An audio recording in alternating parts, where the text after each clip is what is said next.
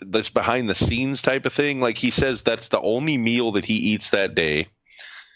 And he also is like huge into bodybuilding. I mean, he's a pretty big dude. Like, you know what I mean? He's not fat, and he's pretty. Well, a lot like the top 20, the top 15 and 20 fucking competitive eaters in the International Federation of Competitive Eating, they are in mad shape. Really? Yeah.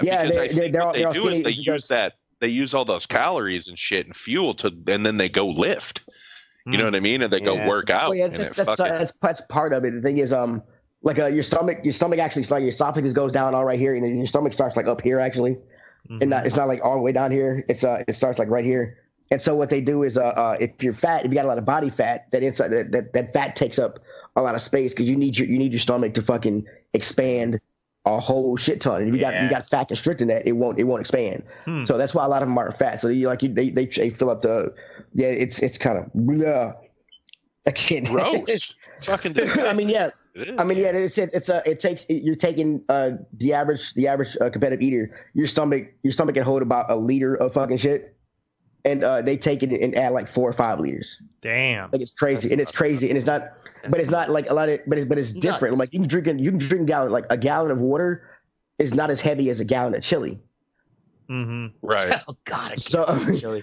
So I mean, I already got heartburn now. Don't tell me. So the volume is the same, but the density and shit is not. Yeah, it's not there. It's competitive eating, like you shouldn't. Nobody should eat that much fucking food that much.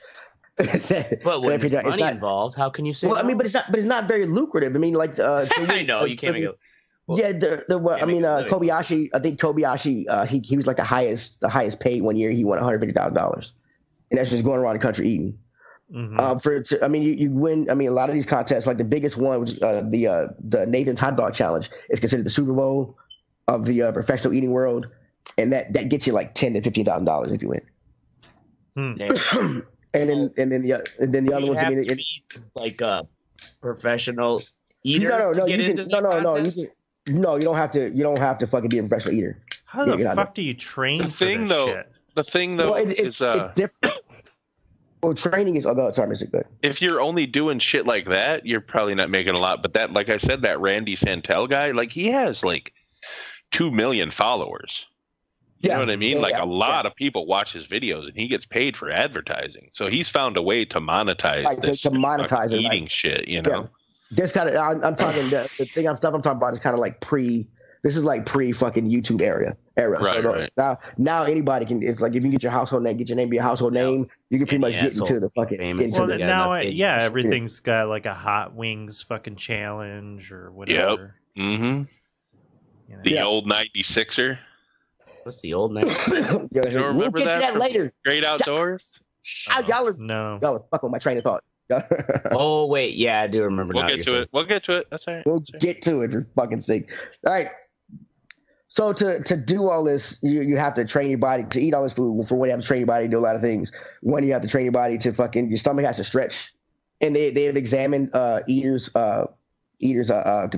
eaters things like your stomach stretches and contracts, but competitive eater stomachs they don't contract back. Like they train because they stretch it out so much they train it not to contract back. So it's all bigger and saggier. But the thing about that is it can twist up on itself, and then you have to have like some kind of twisted bowel. That'll kill you. It twists up on itself. That doesn't sound good. No one likes their stomach twisted. Sounds like you should almost not be a competitive eater. Right? That's not it. Here's some celery. Now calm down. Just calm the fuck down. So you never see competitive. It's always chicken wings or something True. big. So vegetarians should or vegans they should make their own. Yeah, do a competitive eating challenge with celery or some shit. You know what I'm saying? Yeah, they should have like somebody eat carrots. Celery. Can you imagine? Like a bunch of rabbits, like crazy rabbits eating carrots, and you're eating carrots. Yeah, right. That shit. I mean, imagine, eat 5 pounds of celery. Like, just imagine what kind of you're gonna be shitting like full logs, like trees, right out your ass. So much fiber. It's so strange. Man, you could press that shit and make a TV stand out of it. Right. That's some firm stool. What's that smell? It's just TV stand. TV stand, bitch. Calm down. My shit one time, and I shit you not, held up the side of a house. That's how firm it is. Yeah. Why is your TV at an angle? Oh, that someone that has that early shit, not enough fiber in that. Yeah. Anyway, another thing, if y'all see the context, you know how they're pretty much shoving. They do ways to get. Don't they put it in water or something? Some of them do because they say it helps them swallow easier or get it down easier. Some do, some don't. Some dunk it in water, some fucking swig it, whatever. But when you're doing that, you have to breathe right because you can get hypoxia because you're stuffing your shit and the brain loses oxygen. Damn, you can pass out. Like you get down the wrong pipe. Yeah, a lot of what do you call them? Choking. Amateur. Ladies, a lot of the amateur fucking. Yeah, we call that choking. Yeah, a lot of amateur eaters they die in chokings because one they're eating all this food and they're shoving it down and they didn't train. They didn't train. I mean, like these guys they got a day job, swallow big things of food to stretch out their esophagus. Like it's they actually do train for this shit. And that can cause choking. Like a lot of people, like when I looked up the fucking cases of people dying from what's the name, from competitive eating competitions, it was all fucking all chokings. One guy had a heart attack. One guy had a heart attack from the spiciness of the chicken wings. Right. Wow. Yeah. There's an asterisk, like these. Yeah, they said he ate one wing. He said he ate two wings. This one is a heart attack. Yeah, he ate some wings, hit the ground, said, "Man, that's hot." Then had a heart attack. These three killed by a giant TV screen. Died from cayenne pepper. It can also put stress on the liver. The liver also fucking clean. It takes the shit out of your blood. But what it also does is it takes care of the liver. It takes care of all the fat that goes in your body.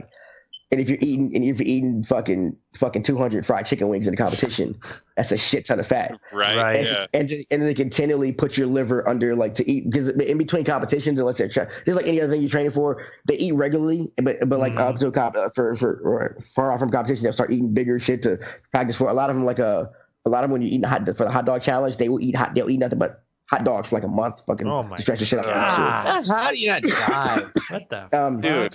And the guys. Yeah, apparently some Hooters thing comes up after the fucking Hooters wing challenge comes up after the fucking that's next on the major league. Yeah, after Nathan's thing. So after the Nathan's hot dog challenge, a lot of them are spotted at Hooters ordering a shit ton of wings and eating Hooters wings to get ready for the next one. Wow. Yeah, and it put stresses on the heart and liver and kidneys. Wow. He's got all that food and shit. Yeah. That I keep going back to that dude, but that dude always says that. He always, like Asher was just saying, the vegetables, healthy vegetables. Yeah. He always says that. Like if it's like a cheeseburger or something, he'll be like, "Oh, it's got a bunch of healthy vegetables on it." What? Are you onions? fucking kidding? There's like 4 fucking pounds of meat you're shoving in your fucking mouth. Dude. Yeah, right. But there's a pickle. I don't care about some lettuce and some pickle and tomato that's on the motherfucker. Like that's gonna help. Yeah, but I think some people, honestly, like I was actually sitting and waiting to meet with somebody the other day at the university, and one of the staff or kind of like an intern or whatever working at the front desk, they were chatting to a couple of them, and they were talking about kind of the places that they eat or their favorite food, and it's like, well, Monday I had Domino's pizza, and Tuesday I had, KFC, and Wednesday I had, and it's like, I'm thinking to myself, how the fuck are you just not an absolute wreck? Yeah. Like, just eating this fucking shit. Like, I think some people have just had a shit ass diet their entire lives. And, I wonder that because if I ate like that, I'd feel like fucking asshole. It will catch up to them. Yeah. I guarantee you that. Right? They're saying like another reason why competitive eaters say it's a sport is because like any other sport, not everybody can do it at that level. And some people's body who not let them some people can't do it without vomiting. Because their bodies will not let them ingest that much food so at that given time. Bad. People start puking when you're up there. Yeah, wasn't like that like you have to Stand By Me? Didn't that happen in that movie? The eating contest? Yeah. Oh yeah, that's right. Blew up on everyone. Yeah. All the spectators. That was awesome. But imagine if you're up there eating and somebody pukes and they spray puke on your hot dogs. You're done. You're right next to it. Oh yeah. It'd be a chain reaction. But you've been traded. See you guys next year. Done. Dude, that shit has to happen. I bet it happens. It does happen because in order to be competitive, like your body, once your body or stomach gets that thing, you pretty much they stuff food down, they jump up and down. You see them doing a lot of technique things to do to fucking keep the food going down and stay down. But you have to fucking like. But Oracle was asking how to train for it. A way to train to fucking to forget about your gag reflex apparently is every night, every morning, every night when they brush their teeth, they go as far back as they can down their throat. It works too. Yeah, and fight off that gag reflex. And after a while of doing that, you have no gag reflex. Ladies, listen up. Well, yeah, and that one dude was saying too that he takes fucking basically the equivalent of X-Lax every night. Really? To clean himself out. Yeah. Oh, yeah. Yeah, some people do that. Some people, a lot of them, they have a like this one guy here. He has a diet of before competition. He eats a diet of pureed juices and soups and stuff and coffee because it helps clear them out. And he wants to make sure you want to make sure you want to make sure your colon is as empty as possible so you can start. So like you can start because you want as look much up space. In there. Yep, doesn't look like you want as much space. She's clean as a whistle. I mean, yeah, you want as much space as possible. And if your colon is full of shit because you're having shit, that's a lot of space taken up. I guess that could be pureed, whatever, for your competition. So yeah, I mean, you want. Well, they're not actually putting it in the colon. It's not like it's going through their digestive system. I get that, but if you have a full colon, your stomach pressure against a full colon, it's a lot easier. Probably just makes it uncomfortable for you. Yeah, uncomfortable. Yeah. You don't know to shit their pants during an eating contest. Did you find? So they put all this food in. They got to evacuate that shit. I mean, I would think soon. After they finish. Do they normally go throw it up or what? Some people throw it up. Some people let it go by itself. Some people use a mixture. It depends on the person. It honestly depends on the person. Man, I bet if you look, you can tell the people who do it because have you ever looked at? Never seen it. Look at Kobayashi's teeth. The Asian Kobayashi guy, like his teeth look like he pukes every fucking day. Yeah, like you can tell he's bulimic. Like it's crazy. Oh, fucking nasty. I'll bet you the maids that work at the hotels that these people stay at. My God. Probably when they come into town, they're like, "Motherfucker!" Right? They better want their rooms. Right? Can you imagine somebody taking a shit after eating 100 hot dogs? No, because imagine the shit. Imagine the shit of somebody after they ate 107 jalapeno poppers in 2 minutes. Okay. Yeah, oh my God, that would hurt. You have to flush the toilet 3-4 times. Right? Like 3 courtesy flushes at least for that. At least for that. They should just bring like a jacuzzi or something and just have everybody just shit in that. Like a trough. Shit over, just hang over the side. What is wrong with y'all? Dude, fuck is wrong? Why would you just have people shitting in a jacuzzi? They just have a garden hose instead of toilet paper. What's wrong with you, bro? Why spray your asshole? Just sandblast your asshole out after you're done. I mean, it'd be comfortable, dude. If you think about it, if that many people are eating that much food. You need like some fucking industrial fucking solutions in order to get rid of that. Yeah. You know, we're talking like a farm operation or some shit. Right? Got like a trough, or not a trough, but like the shit, the shit conveyors that used to come through the farms. Yeah, right. Oh, yeah. Clear out the shit. Manure spreader. That's what. No, that spreads the manure.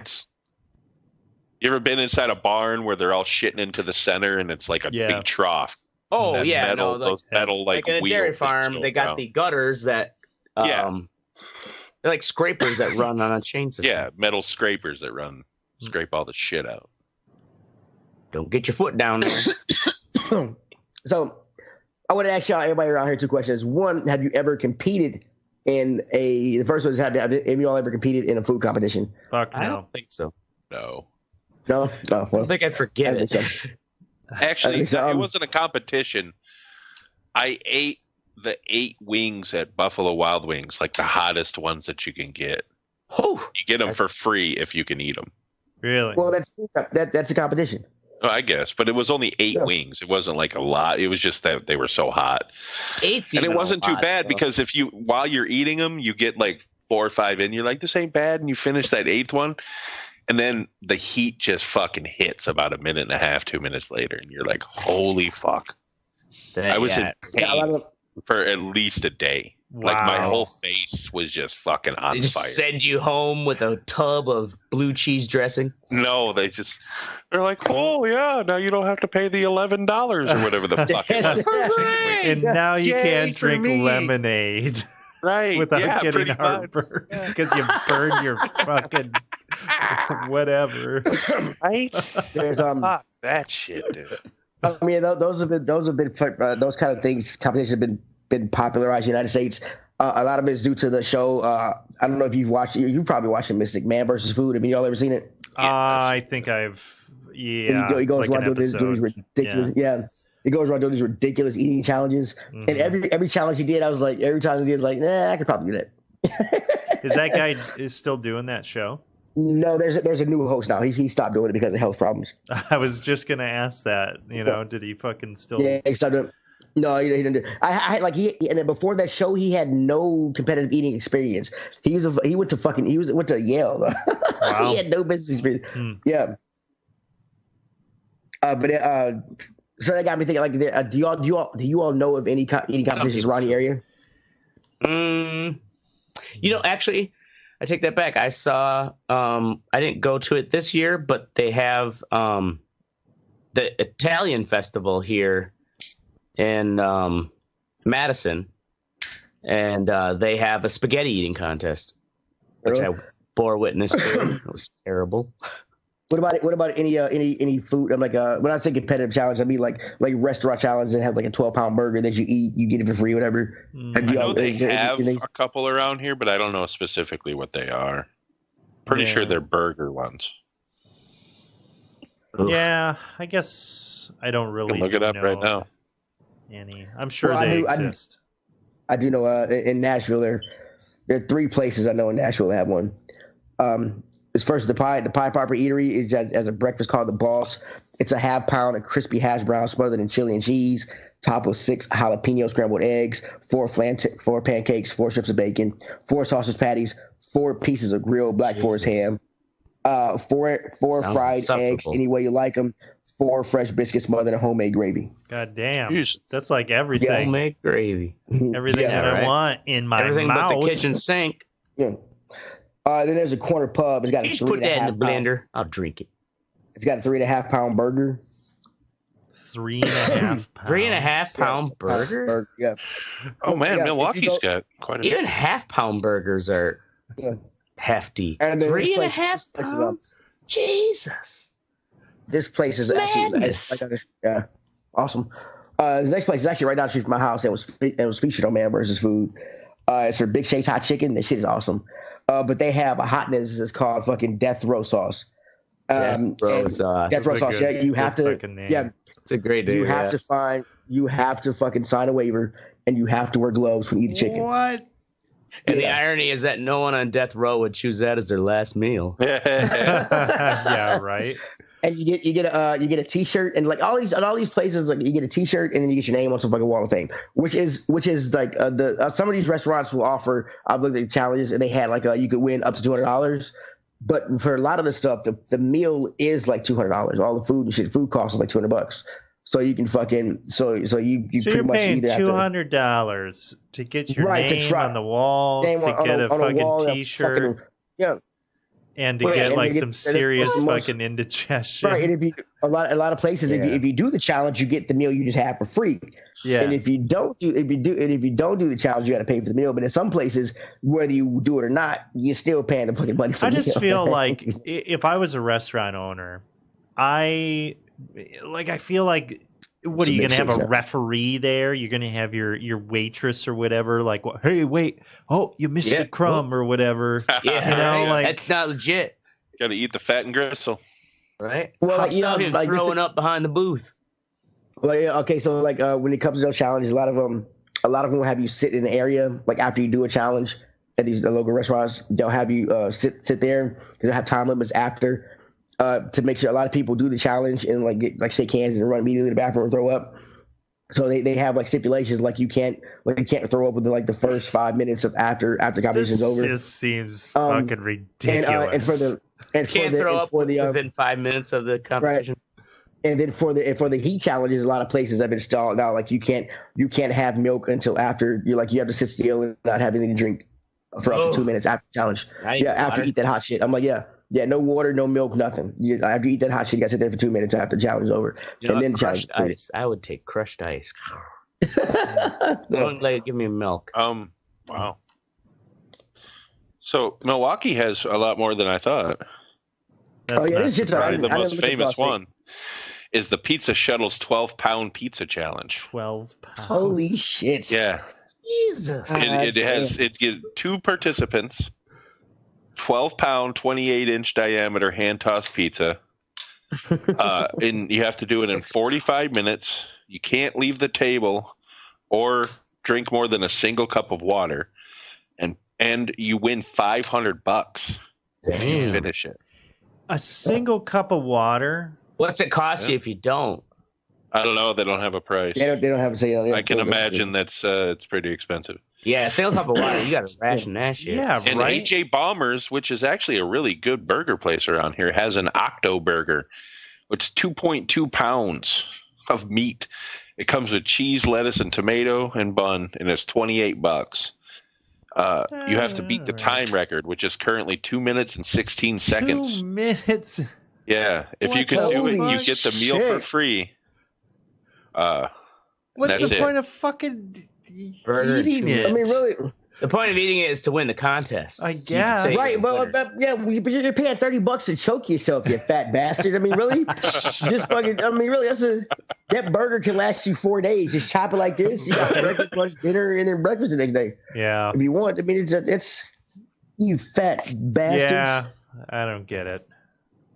I've never seen anybody take on the fucking. Every time I go to Big Shakes, which I'm going tomorrow because I want some Big Shakes. Now talking about the chicken.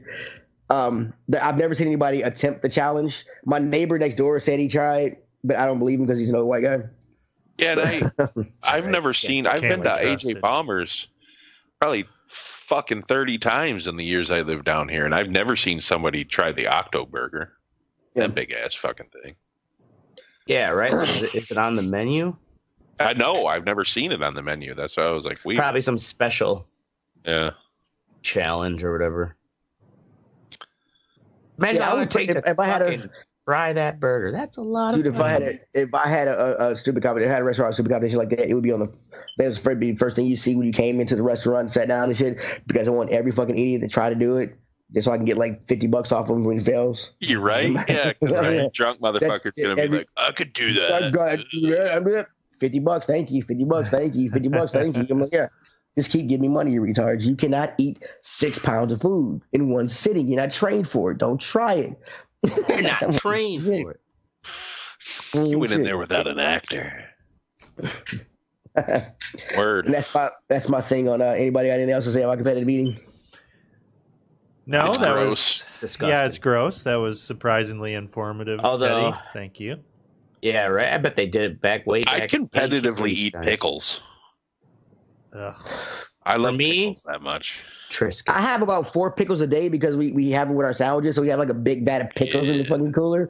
So I go in when I get to work in the morning, I go in the cooler, fucking check the beer and shit. I grab a pickle, and then through the day I go back there just like grab. I have like pickles are fucking awesome. I hate cucumbers, but I love pickles. So good. I competitively eat cheese. Yeah, I know. We said this before. You'd be stopped up. Oh man, I've been training.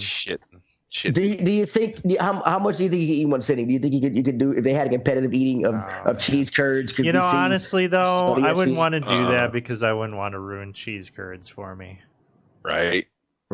Don't do that to the curd. It's like tequila, you know. Like I can't drink tequila straight up because you drank too much of it. When I had that that with vodka. Bad experience. I don't want to do that for cheese. It's not worth it. Right. Ain't worth it. Well, any food you'd get all fucking. Right. Yeah. Like, I swear to God, some people do.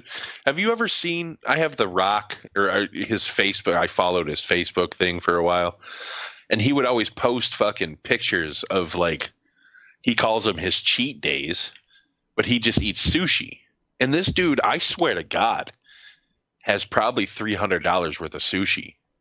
Like in one sitting. Yeah. It's just it's a lot. It's like one plate will be 4 fucking rolls, and then another plate is like, 18 pieces of sashimi or some shit, and then like a bunch of fucking other like holy shit, man. I can put down 4 rolls and I think I'm a fucking glutton, but damn. In Portugal, I found out all you can 3. eat. That's it. I got to actually leave a sushi restaurant in Portugal. Asked to leave. You ate too much. It was all you could eat, and like, but right next to that was a fucking weed shop, and everything in Portugal is legal. so like, there's a weed shop next door, so I went there, got suckers, candy, and the guy gave me samples and shit. Because I got like a pocket full, like I got my whole little thing and had my passport shit, and I got all these euros and shit. He's seen it. He's like, yeah, try this. So by the time I left that shop, like my wife and that whole group was all around town doing all this shit. I stayed in that shop like half the day, and then I went to fucking the sushi restaurant next door, and they're like, "You have to leave." No, you have to leave. That is funny. All you can eat, man. Give me some more rolls, son. But yeah, oh, man. American. It was awesome. My wife's like, "What'd you do?" And I was like, "I got candy." Because I didn't want to smoke anything, because we were on the bus and shit. So we used to sit there with lollipops and fucking annihilators all day. It was awesome. It was fucking awesome. And that shit lasted me fucking like a week. It was fucking dope. Yeah, they fucked up can't on that eat that much sushi. That's a lot. Yeah. Yeah, it was. Yeah, they fucked up right there. They never met Teddy. And I was hungry. I think because for breakfast at the we had like a fucked up. They had fucked up breakfast over there, like tomatoes and shit. I don't want tomato for breakfast. There was this comedian. Just, can you guys hear me? Yeah. Yep. Okay, good. I might cut out. I was just wondering. Shut up. There's this fat comedian that I used to watch. I forgot his name way back in the day. Ralphie May. No, it was way Chris Farley. This is in like the mid '90s, early '90s.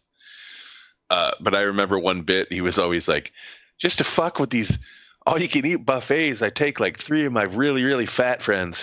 And this dude's already like fat, you know what I mean? He's like, we just fucking, we stroll up in there. Oh, yeah, we're hungry. He's like, oh, no. Look how big you are. You don't eat, no. You should eat more vegetables. Just the way he fucking did their accent. It was so funny. Back in the day when you could make fun of Asian people. Yeah. And now you sound like a racist. Thank you, Mystic, for bringing that kind of. See, and everyone brings up the racist thing. Yeah, especially the black guy. Well, so what? It's like we're all racist. We're all a little racist. Credit card with no limit. Yeah, there's a song. I am very racist. I hate everybody. Children's song. We're all a little bit racist. That's awesome. Anyway, moving on to what section part of the show. Mystic is up first with Give Me Radio. So it's an app called Gimme Radio. It's metal. It's for the metalheads. I don't know that Teddy and Ashtray would really get into it. The metal, but it has cool DJs or DJs that I guess are different. It's got like Dave Mustaine is a DJ on a show. The guy from Lamb of God, the singer, Amon Amarth. And they play shit that they want to play. You know what I mean? It isn't mainstream radio whatsoever. You do have to pay if you want to go back and listen to older episodes, but you could just listen to the radio, just like you would listen to normal radio, which is fine for me because I can't find a station that's heavy enough for me. I listen to like fucking rock station. No, these are heavy enough for a big boy like me. Well, I was saying, I listen to these rock stations, and it's like they're still playing fucking Green Day. Yeah. I can't. From 93. Are you kidding? Right. Right. Or that fucking song they use at every goddamn senior graduation. Time of your life. That Green Day song. Yeah. Oh, yeah. Well, I just downloaded it. So, boom. Give me radio. Check it out. It's cool. Awesome. I was listening to the Dave Mustaine one today, and it was cool because it sounded like he was just sitting on some gaming headset in his garage. He probably was. He lives in Nashville. He was like, we're here in Thrashville, just fucking blah, blah, blah, talking. And then he's telling stories about, touring in the 80s and shit. It's just cool to listen to. It's not some dickhead DJ that's fucking like mispronouncing the band names. Talking all the time. So. Awesome. Go. Check it out. Give me radio. Next up is Oracle in 1865. And this better be this better be because we fucking got free in 1865. Not some bullshit about some white people. I'm just saying, very pivotal year, but right. History. Well, you should fucking listen to the podcast called 1865.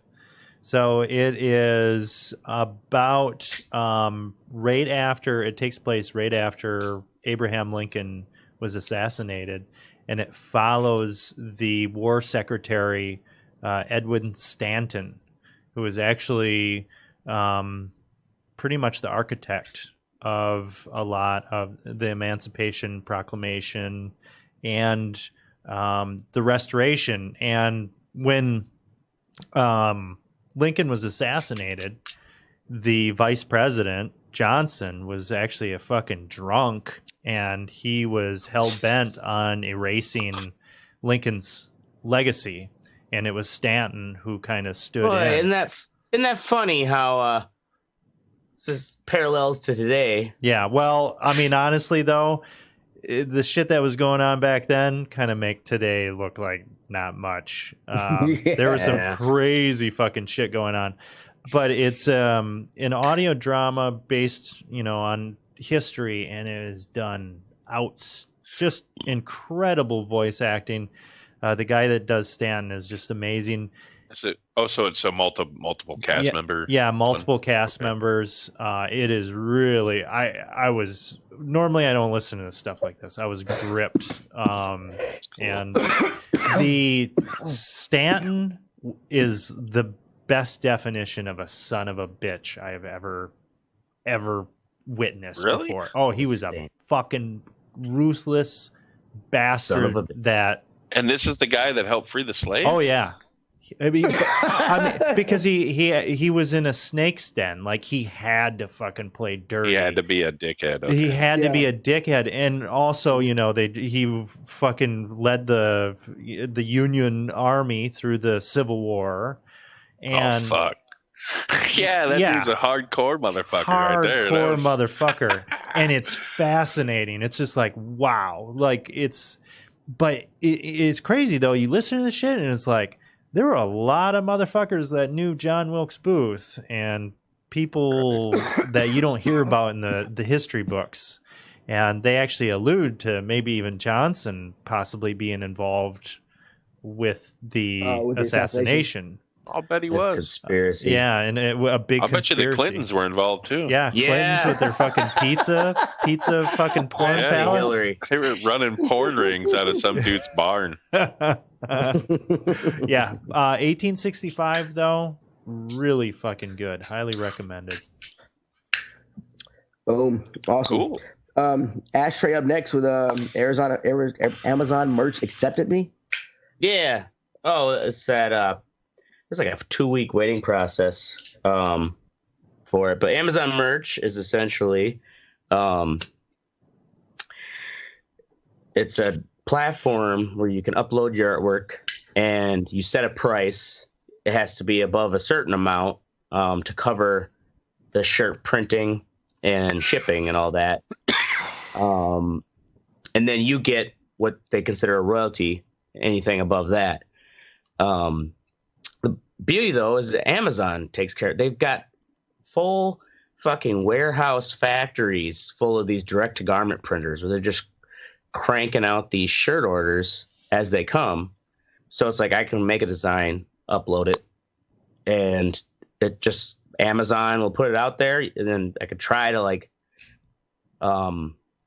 boost it if I want to, advertising. But other than that, I don't have to do anything. You just have to have, I guess, unique enough designs that people are willing to shell out money to buy them. But it'd be a cool little thing to like set it and forget it. It's unique. Yeah, hell yeah. Well, I almost have it. Could you do it almost like tattoos? Like a lot of tattoo artists, when you come in, if you pick anything off their flashboard, they'll take it off of there, so nobody has the same tattoo as you. Oh. You know what I'm saying? So like you could be like, hey, this is a one-off design. I will never ever sell this again. You know what I mean? Like it's $20 or whatever the fucking price is. You know what I mean? Well, for the Amazon merch though, it's I guess you could just, after you get a sale, you could just delete the item. Delete it. Yeah. There. Yeah. Well, then somebody has a unique. What shirt. about one of a kind. Red Eye Report shirts? Right? Like only just one. No, but like actually, cool quotes on the back. Like I told you guys, they also offer, besides shirts, tank tops, hoodies, they also offer those what are they called? Pop-ups or whatever, the circle things that people have in the back of their cell phones. So it's like something for your pop locks. Yeah, I think that might be it, pop lock. But yeah, I'm gonna do Red Eye logos where it's just the eyeball on pop locks. Awesome. I'll buy one. Do it. Let me know. Yeah. I'll fucking buy one. We'll fucking advertise. Yeah, I just gotta accept it. I'll let you know once I get the. We can even put it on our page. Bam. Self promote, bitch. Boom. Who's next? Next is me with Beta, baby. So they the Call of Duty beta is coming out. I'm excited about this Call of Duty game because they're going back to the roots of it. The last big game, in my opinion, it was Call of Duty Modern Warfare 2. This game is going to be a continuation of that, which came out like fucking 12 years ago, 15 years ago. It's been a long fucking time since that game came out. Holy shit. And so they have the open beta tomorrow. You can download it on PC, Xbox, and PS4. This game is going to be cross-platform between all three systems. They've been running like an alpha and beta for the co-op play and shit, but for this, so now we get to test it out. So like everybody hop on, like I'm gonna play tomorrow. So everybody hop on and fucking test out the fucking. I think somebody posted to our page already that the beta was out on PC because that one dude got a 30 kill streak. Oh yeah, I put that up. He got the nuke, the tactical nuke. Yeah, right. Yeah, but that wasn't closed beta, not open beta. Oh, okay. It's only been the closed beta has been up for like a week, I think. So Teddy, for Call of Duty, I haven't played through a Call of Duty since probably Modern Warfare 2, but I have just kind of popped in. I think I played. I got like Infinite Warfare for like $10, and I played it for maybe a couple hours, and it was okay. It was all right. But why do you? And I guess that's common that I hear like, oh yeah, that was the last good one. Like, why was that good compared to what they were pumping out after that? Or what was the difference? For me, I know it's a video game, and Mrs. goes, "It's a fucking video game." But it was more rooted in reality and what I feel like skill to do. I mean, like it's like the quick scoping in the game is retarded. Mm-hmm. There's no way you can click on the sniper scope, just flick it and then pull the trigger and you get somebody to headshot every time. Right. It's just the things they're doing now. They got one of the Call of Duty you can run on walls and shit. Mm-hmm. It's like you going. Oh yeah. You're wearing mech suits or some shit. It's just not. I mean, I get what they're trying to do, but I'm like this. I feel like this game. Ripoff. No, I agree with you on that aspect, Teddy. I'd rather have it more realistic. Mm-hmm. I mean, it's more. I mean, it's more. I enjoyed playing Call of Duty and I enjoyed playing Battlefield, both because they're first-person shooters and both because they play to their strengths. If you want to fucking be more realistic, you have bullet drop and everything else, and have a huge level, you go on fucking and you play Battlefield. But if you want to just run and gun with your friends and capture some flags, you play Call of Duty, but they both required some kind of skill for that game. Mm-hmm. And I feel like after Modern Warfare 2, they took a lot of that shit out and made the shit the kids liked it. The little kids and shit were doing. And well, now Fortnite. That's what made them the money, though. Right. Yeah, that is what made it the money. But it's also started with losing the money because Call of Duty 4 has not done it. Call of Duty 4 got them the money is what they got them losing the money. And so now, like the last 2 Call of Duties didn't have a story mode. Right. Like there was no story. Yeah, there was no story. No campaign. Like there was no campaign. when I bought Modern Warfare 4, I bought it. I didn't want to play the multiplayer. I wanted to play the campaign, and there was no campaign at all. And I'm like, I just spent $60 for this shit. Yeah, right. And yeah, I mean, I did get Modern Warfare 4, Call of Duty 4, Modern Warfare. I got it free with the it was like the what do you call it, remaster one. Yeah, I got that for free when I bought it. But I mean, that was the only thing. But there's no campaign whatsoever. It is all multiplayer. It's either multiplayer or zombies. That's the Battlefield did that with Battlefield 2, but that's right. That makes Battlefield sense is they're fucking right. Well, and that was the whole point of it was they have massively multiplayer. Right. Battlefield had a story. Not Battlefield 2. Yeah, it did. Bad Company, yes, it did. That wasn't bad. The Battlefield 2 was before that. Oh, was it? Okay. Yeah, Bad Company was the one right after it. Oh, okay. Okay, I played I thought Battlefield 2 was just called Bad Company because I played that one and it had a story. It was awesome. But yeah. Word. So everybody log on, try to overload the servers and shit so when it comes out, so they can get all the shit fixed when it comes out, won't be no goddamn problems. I absolutely will not do that. Thank you, though. That's fine. Yeah. I hate those games. I can't take it. First up is me. Oh, sorry. Fuck you. Next up is our fuck you think.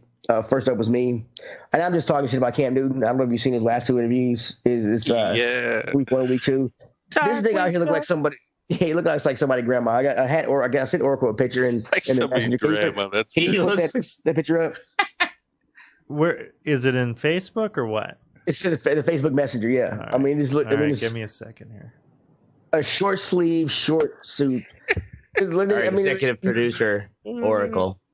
I mean, yeah, he looks like Darkwing Duck, like you were saying. It's like they're trying to figure out what Batman villain looks like. He looked like, he looks like somebody's grandma. Like, you didn't get those scarves from the men's section, okay?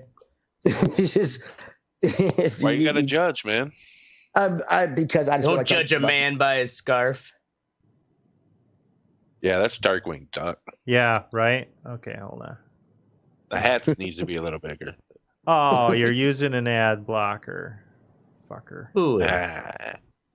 I am. You. Oh my Your God. Mom. Jesus Christ. Here. No, it's fine. It's the mushrooms talking. All right. Did you really take mushrooms? You might take mushrooms? Oh, yeah, I did take mushrooms before. I told you this motherfucker always eats drugs. I told you. Shit. Remember when he snorted his medication on air? Yeah, right. Yeah, that was... Dude, this picture looks like somebody photoshopped that shit onto his head. Like, it doesn't even look real. No, it's real. That was him on Sunday. Oh, it's real. That was him on Sunday. Oh, damn, look, bro, Batman villain is Cam Newton dressed like. I mean, it's a. I mean, it looked like he looked like somebody's grandma, man. It ain't. It was just. I understand. All he needs is a big old brooch. I get that. I get that people that much money want to wear shit like that. But do y'all remember the baseball player who fucking wore a diamond necklace to the game and he ended up getting the guy was gonna tag him out, but he caught his chain and fucking diamonds went all over the diamond. Oh really? Y'all ever remember that? No. The diamond. No shit. I'm like, and so he's out there fucking like halting gameplay because he's out there looking for diamonds and shit to pick up his necklace. Fucking broke. The irony. I mean, it's. I mean, I get that y'all want to. I get that y'all want to do this shit, and he can do it. I'm just talking shit and being a hater, so just life choices. No, bro. You're right. This is ridiculous. He could look better than that. I mean, he looks fucking terrible. Right. Haterade. Next up is ashtray whistleblower complaint about President Trump involves Ukraine. Yeah, have you guys heard this news story that's like, there's a bunch of, it's one of those, another goddamn story where it's a bunch of commotion. Oh. No one can really know what the commotion's about because they, like, cool, can't divulge that. But essentially, what leaks of this anyway that are coming out is it puts it where am I at here? They were basically the Trump campaign with Rudy Giuliani was coercing with the Ukrainian government to try to basically, I guess, make Paul Manafort look better than he is. You know, like try to fucking prop him up. Oh, he's an outstanding citizen. Yeah. He put all that stuff to the children's orphanage. See? And then they're also, where the fuck was it? Okay.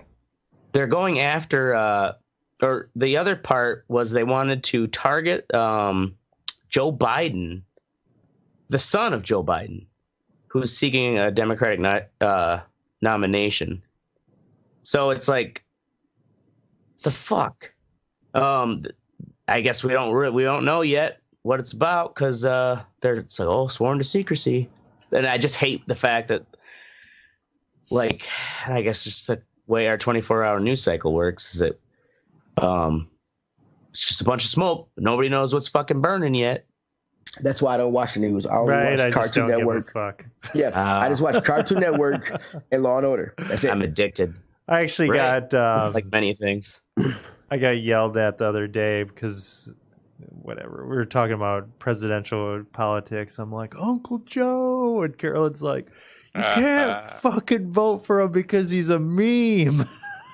And I thought to myself, it's like, you know what?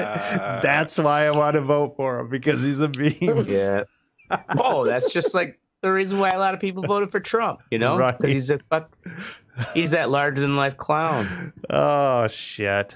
I'm just we shouldn't let them in on. I'm fatigued, man. I don't give a fuck. Biden is seriously, his mind is almost gone. Yeah, Biden, he can't be president. Yeah. That fuck is crazy. he's crazier than Trump. You can't. Oh, he's not crazier than Trump, but he's fucking Trump. Yeah, he's just. Yeah. Well, it's just like he. I agree with him. During the debate where he's like talking about what was it? They were asked the question of something about, how are you going to address the inequalities, the racial inequalities, and he's like, oh well, we need to teach these parents how to, you got to turn on the gramophone, the record player. No, he said what? TV, and then he changed it to record player. Record player, yeah. And then he almost said gramophone. What the fuck? Yeah. Yeah, it's just like, you got to turn off the TV or the record player or like and then he stopped, and then he like changed the subject kind of. Is he going back and like to past lives or something? That fucking retarded. He's just old. He's old, man. He's almost 80 years old. Yeah. God damn it. I mean, I'm sorry. We have viable candidates. Right. And that's true. It's a shame. It doesn't always have to be an old white guy. Put him down. Put him down. Won, in 2008. Or, I mean, not 2008. 2016. Cool. When Trump got it. He would have won. Yeah. Awesome. Anyway, up next is Oracle with Thy Cursed Shirt. Thy Cursed Shirt. So I cannot own a white or nearly white shirt. Because they Why not? Always get dinged. Against your religion? Yes, it's against my religion. And every time, so I had like this light yellow shirt, which was a bit of a risk, but it worked out. Okay. So I had this shirt. Things were going well. I'd make sure that I would take it off when I was eating greasy, like you do. Greasy foods. I would make sure I took care of it, and I put it into the wash, and I take it out, and it is just covered with fucking green fucking splotches and stains and shit. Oh no! And it was. Did you put it in with other shit? Or yeah, you never heard about separating your laundry? I don't fucking separate my laundry. Colors, darks, and lights. You don't separate your laundry? No, I don't separate my laundry. I don't separate mine either, but I don't buy shit that bleeds. Well, so, I mean, that's your problem right there. I haven't had any problems with any of my other shit, but man, that shirt was fucked up. Yeah, and I was just like, oh shit! It shouldn't have been put in with all that other shit, you dumbass. I don't have any. So you other literally just put whites in with fucking colors? Oh yeah, I put it all together. I know that sounds super racist. I only do that for Sam. Like, I usually will do loads of like socks, underwear, towels from the bathroom. Yeah, like. Where it doesn't matter if that gets dingy or not. I thought we were beyond that. It's 2019. No, colors are still fucking bleed. Oh man, you yeah, color is still a thing here in 2019. Right? Fuck. Sometimes they come together. Right? No. But it was like targeted that shit. Like it was just covered in it. Extra small load level. Whatever was green that got on it, has that green thing never bled on anything else? I think it was my workout gloves. I don't know what it was. Workout gloves? You work out what? Yeah. Workout gloves? Yeah. What the fuck? Yeah, wash those with the rest of your shirt because dude. I got all the gross fucking who gives a shit in your workout gloves? Oh my god. Dirty ass leather. What about your fucking underwear with your ball sack? And asshole. Yeah, it can get washed with my underwear, but if I have a nice fancy yellow shirt I'm trying to maintain in pristine quality, I'm not gonna fucking mix it with my gym clothes. Well, fuck that shit. I guess I'm just not gonna get light colored shirts. Ashtray getting worked out about laundry, the mushrooms kicking in, his head is getting all glistening. We gotta move on. All right. Next is Mystic with I don't know what it is because there's nothing in there. Oh yeah, I forgot to put it in there. Yeah. So Tribune Media, which is the company that owns the station I work for, has just sold their stuff to Nexstar, which is a company they're going to come in and I don't know what the fuck they're going to do. I don't know if we're going to lose all of our management, what's going to go on with firings and shit like that. But it really sucks because, I mean, it took me 7 years to find a job after I graduated. You know, I was delivering fucking pizza. Right. And now this fucking company is going to come in and there's only like 2 people behind me in seniority wise, you know? So, I mean, am I going to be one of the first to go? I mean, I don't know. From what I've read, this company has bought a lot of, they're a pretty fast growing media company and they bought a lot of stations recently. Are they trying to beat Sinclair? What? Well, yeah, but they're not Sinclair. That's for sure. They're not. They seem like a pretty fair, decent company. But what I think what they do is, from what I've been reading, is that they come in and they fire all the management. So we're talking general manager, news director, and assistant. That's gotta suck to be them. Yeah, well, that's the thing too, is because they have high salaries. Yeah, that's true. Well, and they're going to bring, they bring in people, and they bring in people they trust and people that they want in the position to run it their way instead of trying to teach somebody to do it their way. Mm-hmm. But that's, I guess it would suck for the news director. He just got that job like a month ago. Oh, damn. The assistant too, actually, like 2 weeks ago for him. So, damn. Wow. I don't think he's going to get fired because he's new enough to where they can maybe just train him in the way that they want him to run the newsroom. But I'm pretty sure the general manager is going to get fired. Damn. Which is fine because he's a fucking douchebag. So yeah, I working there now. I hate uneasiness. Yeah, it gotta be at least 2 years. Yeah, I was like, it gotta be 2 years here. 2 years and a month, something like that. Damn. Yeah. I mean, I'm still only part-time, so I don't think they're going to fire me because, I mean, why would they go through that of hiring another part-timer for the same amount of money? Especially if you've been there for a couple years. Right. Yeah, they're not going to just get some fucking scamp off the street. Yeah. Goddamn scamp. Well, and it's just, you know, those scampy fucking the ones to go. Video editors out there. But it could be like Office Space. Left and right. Because people have been quitting. Oh shit. And you know, never know, man. It could be like Office Space. They call you in and you're like, that guy, Mystic. You want to put him in, he has 4 people underneath you. Yeah. Really? Yeah. That sucks when you start to see the kid's got upper management written all over the him. ship, and it's kind of like, God damn it, like weren't we raised to have loyalty for the job? Well, yeah, and they have a lot of producer positions open, so I think I'm gonna go talk to the GM or to the news director. Oh, and maybe start producing. Producer mixed it. That's a full-time job. I'll take it. I don't give a fuck. Yeah. Boom. That's right. I'll produce. You got to show enthusiasm.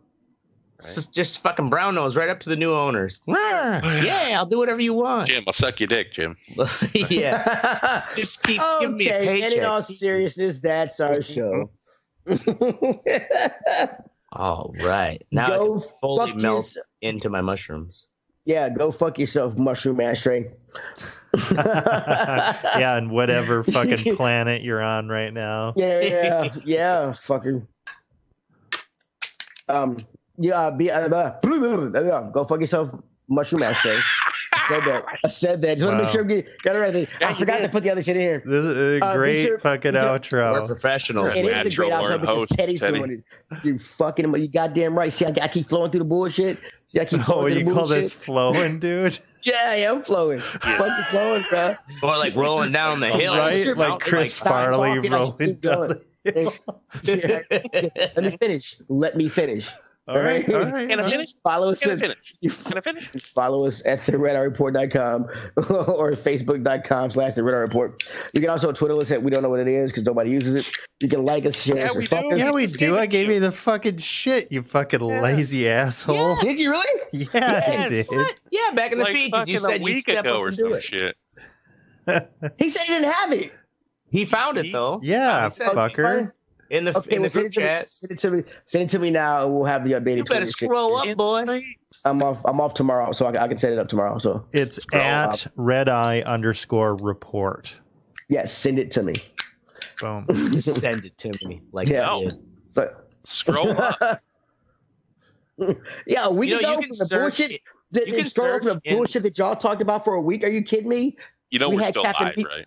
We had Captain Meat over here talking about fucking. Oh my god, dude! But before we go, I got to tell you about something that's great that I love doing. So we have this Facebook fucking message feed that we've been talking on for like I don't know, at least 5 years. We need to put that shit. Yeah, we need to put that shit on Twitter. But it's so fucking great because when I'm driving, I have like a hands-free thing in my car. And I can, when it gets a message on Messenger, I can tell it to read the messages to me, and it reads the whole fucking thing. It is fucking amazing because it's just like this monotone fucking woman, robot's voice. This is through Facebook Messenger. Saying some of the shit we've said. That's gotta be, it's fucking hilarious. I want to do that. Oh my god, we can make a 6-season TV show out of that shit. We could. I'm telling you, the shit we talk about is so interesting, weird, and fucked up that you all would be your tiny little minds would fucking corrode away. Yeah, you don't even need much. We talk about. Yeah, but that look on your face terrifies me. Anyway, that's our show. Blah blah blah. I'm Teddy. I'm Oracle. This is Ashtray. And I'm Mystic. Yeah. Are you? You sounded. Is that a question? Who put the question mark on the teleprompter again? Producer Mystic did. And this is the Red Eye Report. Boom.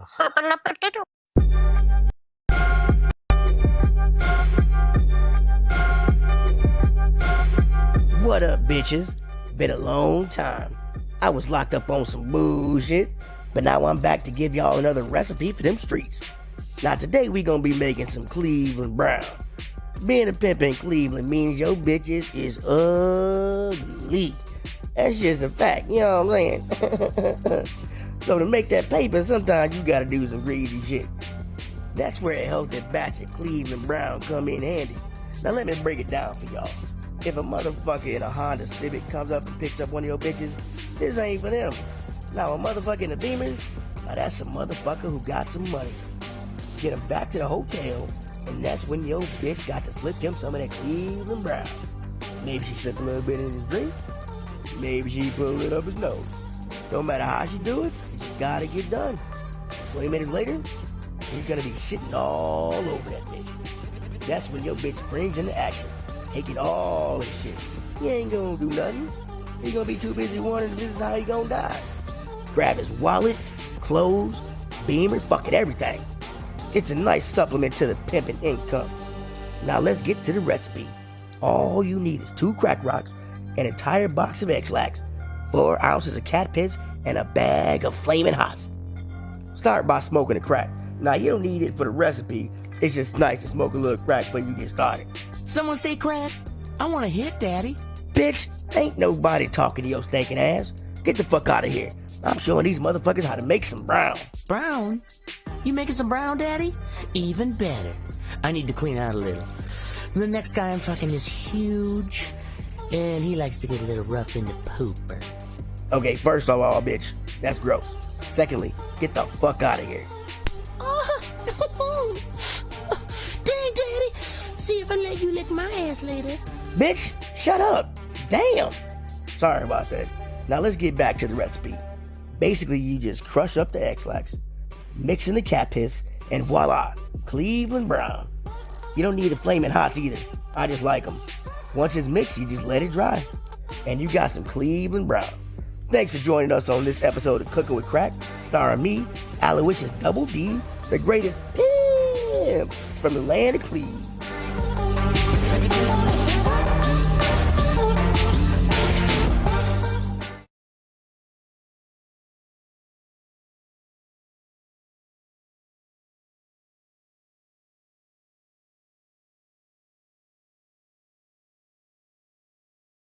Ragweed allergies? Oh, probably not. Probably fucking not. Or maybe it would only happen if you were like a traveler where you go across an ocean and you hit some new land. Yeah. Maybe a new plant might fuck with you. But which is crazy how much people traveled even back then. Fucking 1600s. Like the infant mortality rate was probably 60-70%. I can hear you now. You can hear me, buddy. That shit on mute. I'll get meta and have us play in the background of my background monitor. Don't you dare mute me. I will be heard. I said meta. Motherfucker. You did. So I was pissing when you were talking about Black Wall Street. Is this going to be good?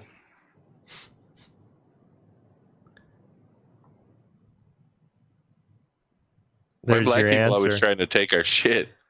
Like they got Black Twitter, Black Entertainment Television. All right. We are live. He's just not going to answer me. Is this going to be a good episode? Yeah, it's going to be a good episode. I'm sorry, I lost my notes. All right, ladies and gentlemen, it's going to be a good episode because otherwise, I was going to talk about economic bubbles. And I'm like, you guys are gonna fucking dork, nerd. So I was thinking about this, and this was a story that was a couple months ago. Someone told me, and they're like, I found out about this crazy thing called Black Wall Street. And I'm like, never heard of that. And he's also this guy who's normally a bullshitter. Because I was kind of like, is he just making this up? Because it sounded ridiculous. They're like, yeah, they fucking were flying planes and bombing them and shit. So, it's going to be a pretty good episode. It turns out it's true. So this week on the Red Eye Report, we're talking about Wall Street, but not Whitey's Wall Street, but the Black Wall Street in Tulsa, Oklahoma. Never heard of it? Well, that's because the Whiteys tried to burn it off the whole damn map. As always, we have Meat Mountain Mystic, Cat Piss Curtains Oracle, Taint Terrorizer Teddy, and me, Ashtray, the asshat of alliteration. And this is the Red Eye Report. Hey, that was short and sweet. Nice and tight. Teddy didn't even hear it. Yeah, right. No, I'm making hot water for tea, and I got my electric kettle right here, and I didn't want y'all to fucking... Taint Terrorizer Teddy. All right. So Black Wall Street. Turns out it was this area in it was in Tulsa, Oklahoma. It was a neighborhood called the Greenwood District. Yep. And this happened in between May 31st and June 1st of 1921. 21. 21, Teddy. Just back up his story. No bad, sorry. So it's considered the single worst incident of racial violence in America. Wow. Like white residents, in the sense of it, they attacked the residents of this Greenwood district. I thought Trump getting elected was. Yeah, right. So the Greenwood district was called, nickname was actually the Negro Wall Street. Jesus, Teddy. And nowadays we probably call it Black Wall Street. Sorry. Sorry. Mute it, damn it. I did mute it. Shut up. Right. What are you doing, man? It usually comes to my audio. Usually comes through my headset, but it didn't this time. Fuck you. Anyways, this was at the time in the 1920 was the most wealthy black community in all of America. Yep. Like they had all kinds of Atlanta of the 20s. Yeah, essentially, 20s, it was organized in 1906, and they had several grocery stores, 2 newspapers, nightclubs, 2 movie theaters, many churches, and plenty of professionals, doctors, lawyers, clergy, dentists. All black owned. Yep. And so like a lot of even the construction and building of businesses there was actually made with black investment. It wasn't like a full Wall Street per se, but the place was wealthy enough that they weren't having to go to white banks. Mm-hmm. Right. To they fund were their neighborhood. Self-sustained community. Yeah. And essentially, it was also supported because Tulsa, Oklahoma at the time was considered the oil capital of America or the world, just because it was the oil boom at the time. Sure. So was there like kind of a source for this stability? Like where did they get the money from? Or was it just the community that banded together? It was the community. Like it said, it was founded in 1906, and this is right after 1905 that was it Fred? I'm Teddy Booker T. Washington. That's who. I was thinking Frederick Douglass, but one of those old famous tiny civil rights colored fellas. Yeah, colored fellas. Booker T. Washington was touring Arkansas and like doing these basically he was finding black communities that were pretty well stable and full of professionals and educated people that they could kind of hold their own.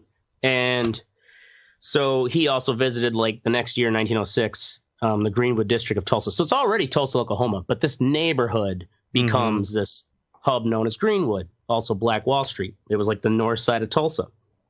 And it wasn't very small. It wasn't small. It was about 35 city blocks. Yeah. I'm not saying it's small or anything like that, but it was, I guess, how it grew into stability was that it was a neighborhood of Tulsa, greater Tulsa.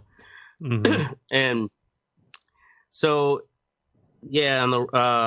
just to give you some of the rough, quick statistics is that there was 35 plus blocks of homes and businesses that ended up being destroyed and burned. 800 plus people were sent to the hospitals. 6,000 of the black residents were arrested, many for days, held in detention centers. 36 dead was the original Oklahoma State statistic. Mm-hmm. The thing is, decades after this happened, there was silence. Both black and white people just didn't talk about it, and the state in general took it out of the history books. Some of the old newspaper microfilms that were actually people went in and destroyed some of these articles that inflamed this riot. There was a commission started in 96, which Oklahoma, basically the state made a commission. They're like, we should fully investigate what really happened here because our state tried to hide it. In 2001 is when they finally came out with their final report. So it's only since 2001 that people have really been educated on what actually happened. So what started it?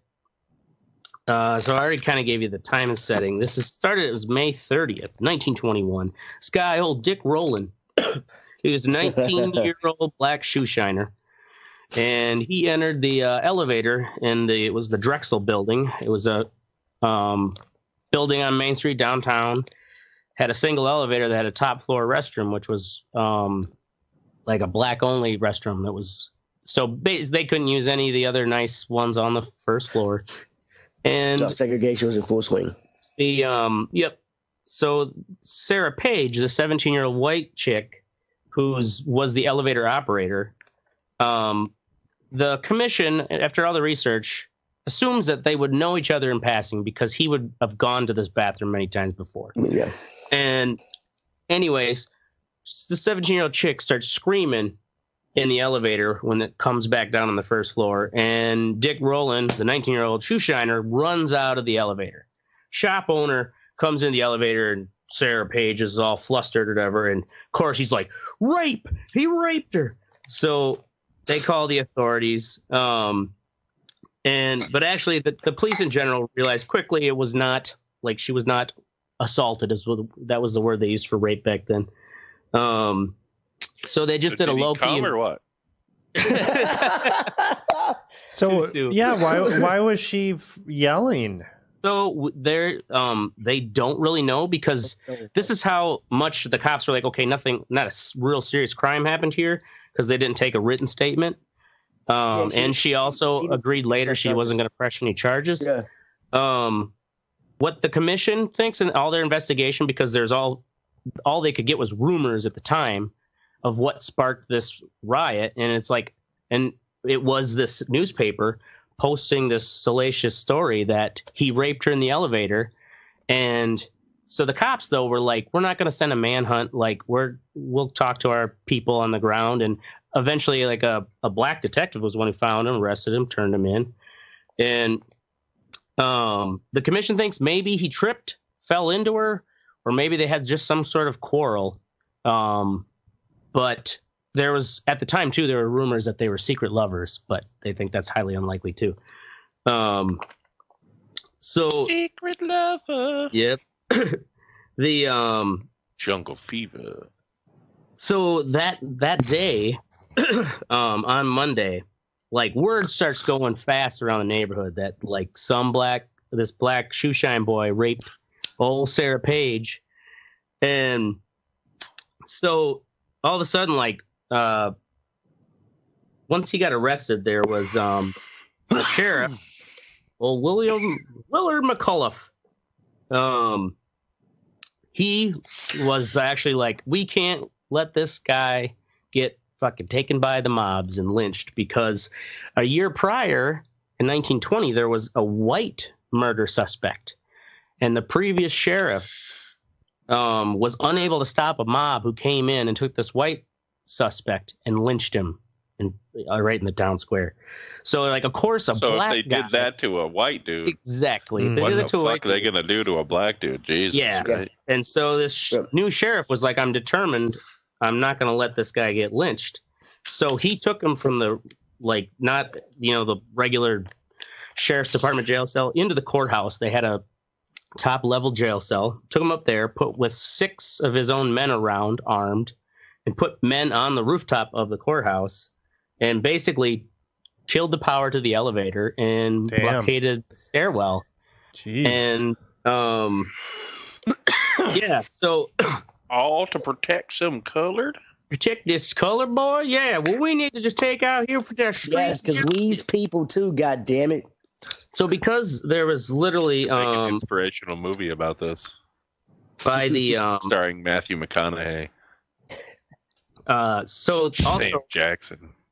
The black people in Greenwood knew as well. They're like, they're gonna lynch him. If they lynched that white guy last year, they're gonna lynch old Dick tonight. So they start getting, apparently these are names of some of the riders who started. You hear about Dick Rowland? Listen to some of these names. This one was Will Robinson, who is a dope peddler and all-around bad Negro. There was also Peg Leg Taylor. What? Peg Leg Taylor. Peg Leg Taylor. Pub Bassett, Henry Van Dyke, Chester Ross, Fatty. Who the fuck are these people? Obie Man, and W.S. Weaver. These were people who ran some of the clubs. They were in the black community, so like they were kind of the black gangsters of Greenwood. So yeah, Peg Leg Taylor. So the at this time as well, it's 1921. So World War I is finished, and all these black soldiers who fought in the war are back. Okay, and so, I didn't think about that. Yeah, they're like, and a lot of these black soldiers were like, I've just fought in the fucking war for this country. Like they, or what the white man at the time would call, they were more uppity and thought like they were getting uppity for sure. Yeah. Right? Oh, you're not a citizen just because you served in the war. So, and being veterans, like they had arms, so they Michael Rooker could be the sheriff. They all went and got their guns. These niggas are getting uppity in here. Yeah. Well, no, the sheriff was for him because he protected. Oh yeah, he'd be the head of the mob. We ride against these uppity niggas at dawn, boys. So the white mob is outside the courthouse, and a group of armed black men come up to the courthouse, and they claim they're there to support the sheriff because the sheriff's trying to protect the prisoners. Sheriff claims, don't need your help. And the mob is like, who the fuck told you that? And they're like, the sheriff told us to do it. Like, whether the sheriff claims he never told them, but that's like what the armed black men said as their reason for showing up. They left, come back with 75 armed black men. Damn. Yeah, right? Guns and shotguns. Got a problem. Show up to the course. But mind you, there's still 1,000 white people plus outside the courthouse. So they still are pretty outnumbered. Got pitchforks and fucking torches, though. Right? Those 75 black people got some balls then. Yeah, exactly. Hey, man, they just came back from fucking World War I. Right. They survived. Fought the Kaiser, you fucking white cunt. So, and they were also the black men in Greenwood, these guys who were, the kind of black mob gangsters. They, and some of these World War I vets, they started getting. You also forget that this is the advent of automobiles being available for anyone with some regular means now. Right. So they were getting in cars and driving around the neighborhood with their guns out the window. Model T chases and coming up, and they were basically, just kind of doing reconnaissance, seeing how big the crowd was getting, and also letting them know that they were ready. In cars, right? What's that? These are black dudes driving around in cars, right? Yeah, they were black dudes driving around in cars with guns. So it's like for white people to see black men with rifles driving around in a nice car. Yeah, it's the end of the world. Yeah, right. So these 75 armed men come up and they are like, we want, they again say that we're here to help the sheriff protect the prisoner. And the sheriff's people are like, we didn't ask for you. And one of these white guys is now here before you get killed. They're saying this is the crowd may have been up to around 2,000 people. Oh, shit. Yeah. They don't really know exactly what happened. They think someone tried to disarm one of the black men or told him to, to drop his gun. Or someone may have even just fired a warning shot in the air. But that initial shot went off, and then it just became this like fucking gunfight. Just fucking the Wild West. And they said it was over in just, a matter of seconds. Like it was just kind of like the crowds just started shooting at each other because the white people had seen them driving around with guns. A lot of white people throughout that day went back home and gunned up and came out. Got there. Yeah. So they had rearmed themselves because they're like, Negroes with rifles and cars? Oh my. Good guys gotta get a gun. So that initial couple second fight, 10 dead white people, 2 dead black people. And I'm sure some got aim, huh? Yeah, right. I'm sure just shoot the scare and these niggas can't shoot. Dozens, wounded by crossfire and stuff. But so the black men retreat back to Greenwood, and the white mobs basically just follow them right into that neighborhood. They start looting stores. They're getting down into like the main drag. So white people were looting black businesses. Oh yes. Yeah. Oh yeah. That's all. looted the shit out of these poor people. They actually tried to keep them out because they set a barricade up by the train tracks because you had to cross over the train tracks to get over there. So they set up a barricade trying to keep them out. But there was a division line of the there was like a division line, yeah. And they so that was kind of the no man's land throughout most of this riot was along these rail tracks. But the white mob goes right into Greenwood, and there's, remember, 2 movie theaters, and I guess the pedestrians who are just coming out of a movie are just like, what the fuck? And the white mob just starts shooting black pedestrians. They even killed one white man on accident, they said in the report. Yeah. Yeah. Because he was accidentally holding a black girl's hand. Yeah. So so throughout the night, they're robbing, basically they're looting into those black businesses. And they were kicking people out of their homes and then just looting their homes. And because they know when they're putting black people out on the street, they were getting basically arrested for the most part if they weren't actually putting up a fight and getting just shot. Because there were black snipers up in the churches. There was a witness report of, like when bunch of white guys in a car decide they're going to drive in with their guns over into Greenwood, and like the armed black men just fucking killed all of them. Wow. But by that night there were gunfights continue up throughout the night, and they had basically gone to the National Guard building and started getting arms from there, the white mob. So by the time into Wednesday early morning on June 1st, at around 1 a.m., the fires start. And the white mob they basically start shooting at any of the firefighters who try to put fires out in the black neighborhood. And so it's kind of this. There's accusations that the city conspired, and that like the white firefighters were like in cahoots with the government to only put out fires in the white buildings or white, properties. But there's also reports from the firefighters themselves of being like, we couldn't even try to go over there. We started getting shot at. It wasn't like we were conspiring with the city to not put these fires out, but we weren't even like able to drive into the neighborhood without getting shot at by the white mob. And so like that's like a core root too to like why the black community has a big distrust in the entire, the city services and the police. They then a bunch, like about a dozen or more airplanes, mind you, this is 1921. So think of World War I airplanes, fucking Red Baron and shit, flying around. And shit. Yeah. And they were dropping these, what they call them? Nitro bombs.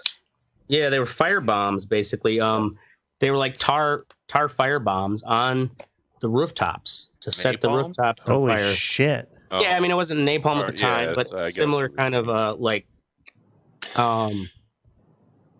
flammable ball of sticky shit. A combustible element. A firebomb of some sort. And they were shooting with rifles out of the planes.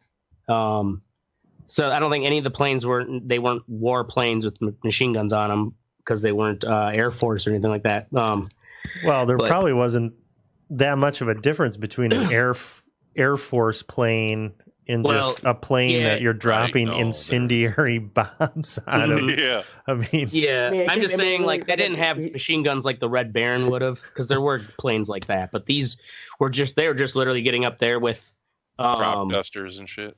Yeah, with their fucking rifles and stuff, and taking shots at anyone out in the street, anyone black. And also machine gun, though, especially at night. How can you tell who you shoot at is black or white? I mean, it's not like they have spotlights on the planes. Came later in the day. Okay. Because the National Guard from Oklahoma City arrived at 9:15 a.m. In the area, and so they finally like kind of quelled down most of the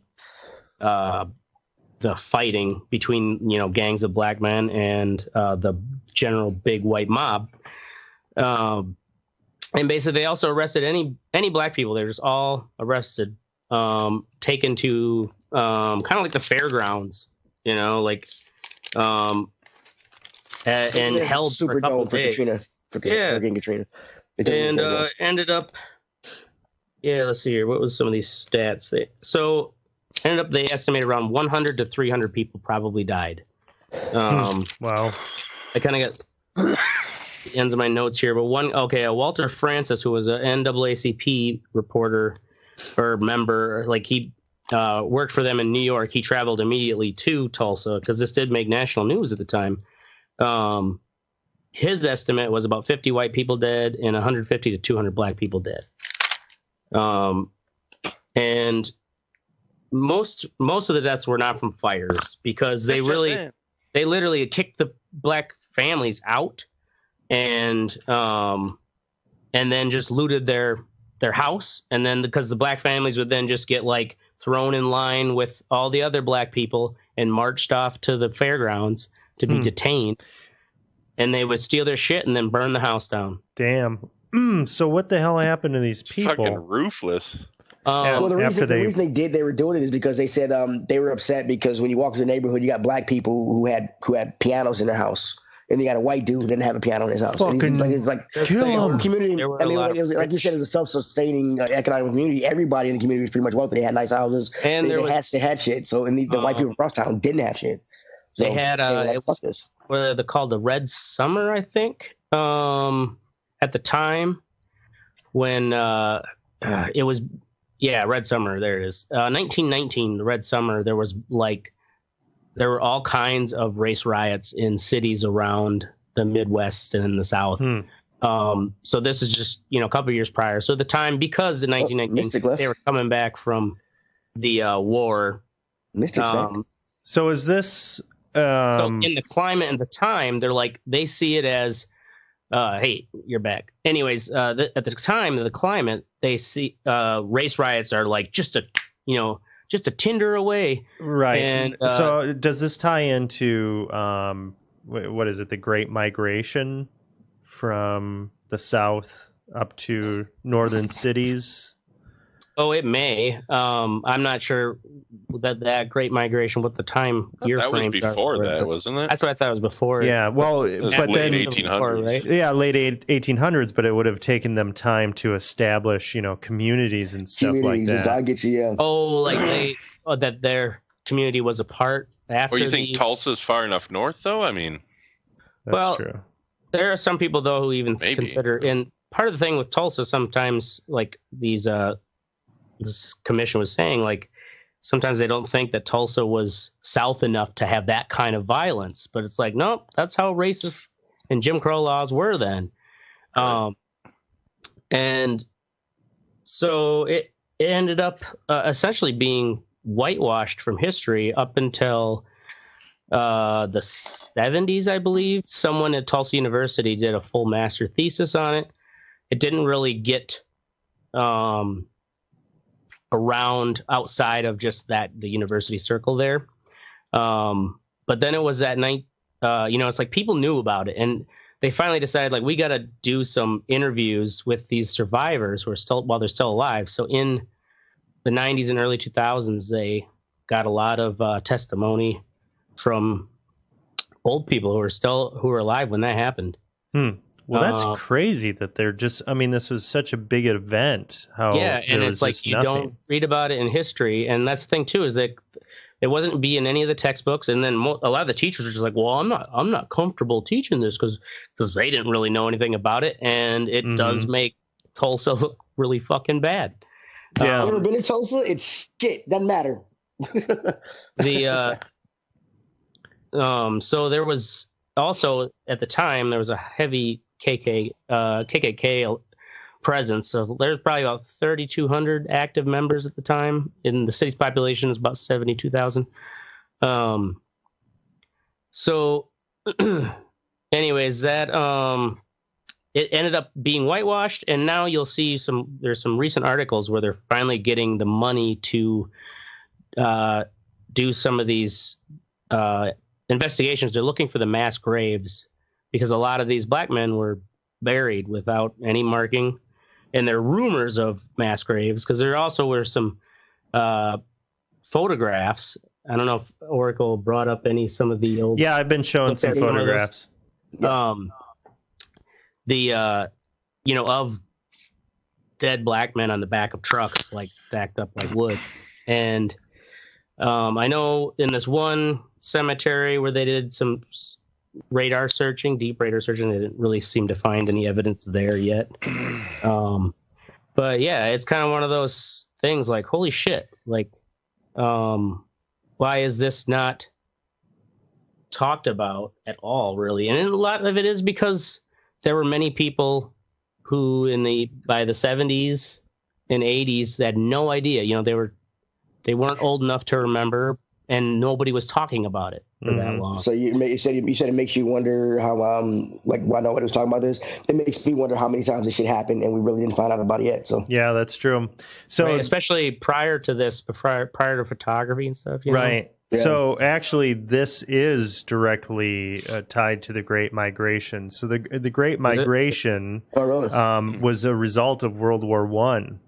I thought it was more of a result of Reconstruction, but actually during World War One, because of industrialized urban areas in the north not having enough labor, black migrants moved into those areas. And that's why you had the Red Summer of 1919. And shit was Tinder. They didn't like the black folks coming. Right. I get you. Yeah. And imagine they were northern. They can have rights, but not in my yard. Right. And these people that went off to World War One, these white men that went off to World War One, they come back. Guess who's in your fucking backyard now? Oh yeah. Shit. So yeah. Interesting. This is all new to me. Right? Yeah. Well, it is kind of disturbing that it's not taught. Mm-hmm. Well, in due part, you have to recognize too that there was no real concise report until 2001, when that commission went through and they found some of the old photos, and that's also when they discovered that this one article that was kind of like this. It was a newspaper that was known to be sensationalist at the time, and it wrote. Apparently there was an op-ed written that the crowd was going to lynch him that night, in the newspaper. It basically an op-ed saying, "Yep, we're going to have a lynching tonight," and that was part of the records that even when the commission went back to try to pull the concise history, that had been actually ripped out of the microfilm and destroyed. Really? Yep. Yeah. God damn. So they try to hide. That's how much they try to hide that shit. So and why? What? This happened? Now, do you think that in trying to hide this, do you think it is motivated by people in, let's just say, Tulsa, Oklahoma government, because they are embarrassed and they don't want that to come up? Or do you think that it's elements? It's actually local and state wide efforts to they muddied the statistics. Right. And because they show in this commission where they find some of these different headlines that were coming from the newspapers the day after. And they'd have these 175 killed, many wounded, and then the next day it'd be 35, right? Dead. That's crazy how much the record was the sheriffs manipulated. or whatever, would tell the newspaper, nope, this is actually the real number now. Right. That's freaking wild. And governments have been, do that all the time. That's the thing. They don't want to be known as the city where that happened. Yeah, you don't want to be known as that. But I wondered, were there elements of the KKK in the government? Oh yeah, no, that's definitely were. Yeah. The KKK was there, and the KKK was a lot of them were they were in their full robes and hoods during the riot. Yeah. Because that was also why a lot of them couldn't be identified in some of these hearings they did, because no one's ever ended up being charged. After there were 80 some indictments, but ended up ultimately no one ever getting charged for this riot. You guys ever watch Mindhunter? I've seen an episode. Netflix. So this last season was about that child killer in Atlanta. I was too young to remember it. It happened in the early 80s, late 70s, early 80s. But it was a black guy who was killing black children. And the Atlanta government basically they weren't covering it up, but they weren't saying that they thought it was a black dude because, like, the optics of having a black serial killer in a fucking predominantly black city was, like, still seen to this day. Like, the dude that they think did it has never been charged for it. He was charged for 2 adult murders, but they think he killed, like, 27 kids. Wow. And he was never charged for it. Huh. Because the government didn't want to be known as the city with the black, child killer. In the 80s? Yeah, wow. In the 80s. Like, the FBI, like, was even... They were helping with the profiling and shit. They were fucking appalled, like... We have but they basically just didn't report it much. Yeah, and they had evidence linking this dude to, like, 9 of the 27. Like, directly linking him with DNA. Not DNA, they didn't really have it then, but... like fibers off his shirt and shit, Yeah, that's really messed up. I think most or more so for the families because they don't get the closure. Right. They're just kind of they're hanging out there. There's a podcast called The Clearing, which was really popular this year, and it was actually about this guy Ed Edwards, who kind of conspiracy theorists or these people that really get into murder fucking shit, like making a murder type stuff, said that he was responsible for basically like all of these unsolved murders throughout the United States. Edwards was? Yeah, Ed Edwards was. Like, he was this super freaking, like the uber serial killer that you had never heard of. And it's fascinating because the podcast is following his daughter, who eventually turned him in, and she's trying to find closure for families and trying to uncover whether he actually did murders or not. And sometimes is he in prison right now? He's dead now. Oh, this isn't the dude that the FBI just came out and said was the most prolific serial killer. Oh no, that's a new one.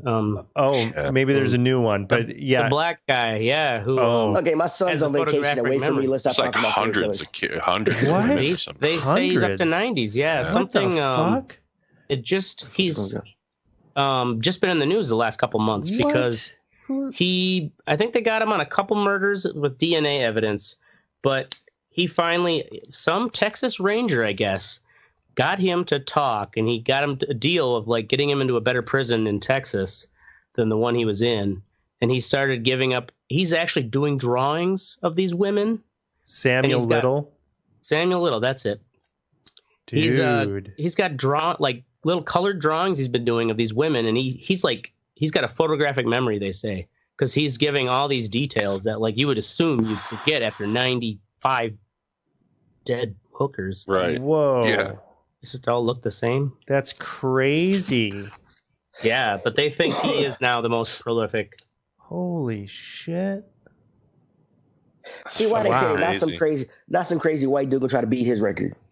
Yeah, right. Just to prove. I mean, shit. Oh, he's the most prolific. I'm at 63, motherfucker. Let's go. Well, the thing is, we may never know the most prolific serial killer. Well, that's the thing. These are only the guys that got caught. They got caught. Yeah. But look at all those drawings he's doing. But I guess that's a pretty good strikeout rate, though. You only got caught for 2 of them. Yeah. You know what I mean? Like, you're hitting fucking, you're hitting 900. Yeah. 980. Right? But I guess in that clearing, it's really fascinating because they kind of go into the families that didn't have the closure, and it fucking destroyed people. They died. Sure. It fucking broke them down. Oh, when they found, do they have interviews with these families when they're finding out about it? With the families, and they're saying, talking about like, because the children would go missing or whatever, and the father would And the mother would just fucking break down mentally over the years. Well, yeah, you would resent if something happened to one of my kids, and you had no idea I'd resent. I wouldn't be able to fucking look at my wife without thinking about him. Yeah, and it's disturbing to think that way, but it just disappeared. Not talk about this anymore. You're all right. All right. Yeah, my son's in Iowa right now. It's easy for us. Right. Yeah, makes me wish I would have put a fucking chip in his neck. Come here. Look. Well, that was a good topic. That's funny. Yeah. It was a very good topic. I'd actually did that for Black History Month, you fucker. Well, thank you. Appreciate it. Right. All right, we're moving on to what's sexy. Teddy, Tyler Perry Studios.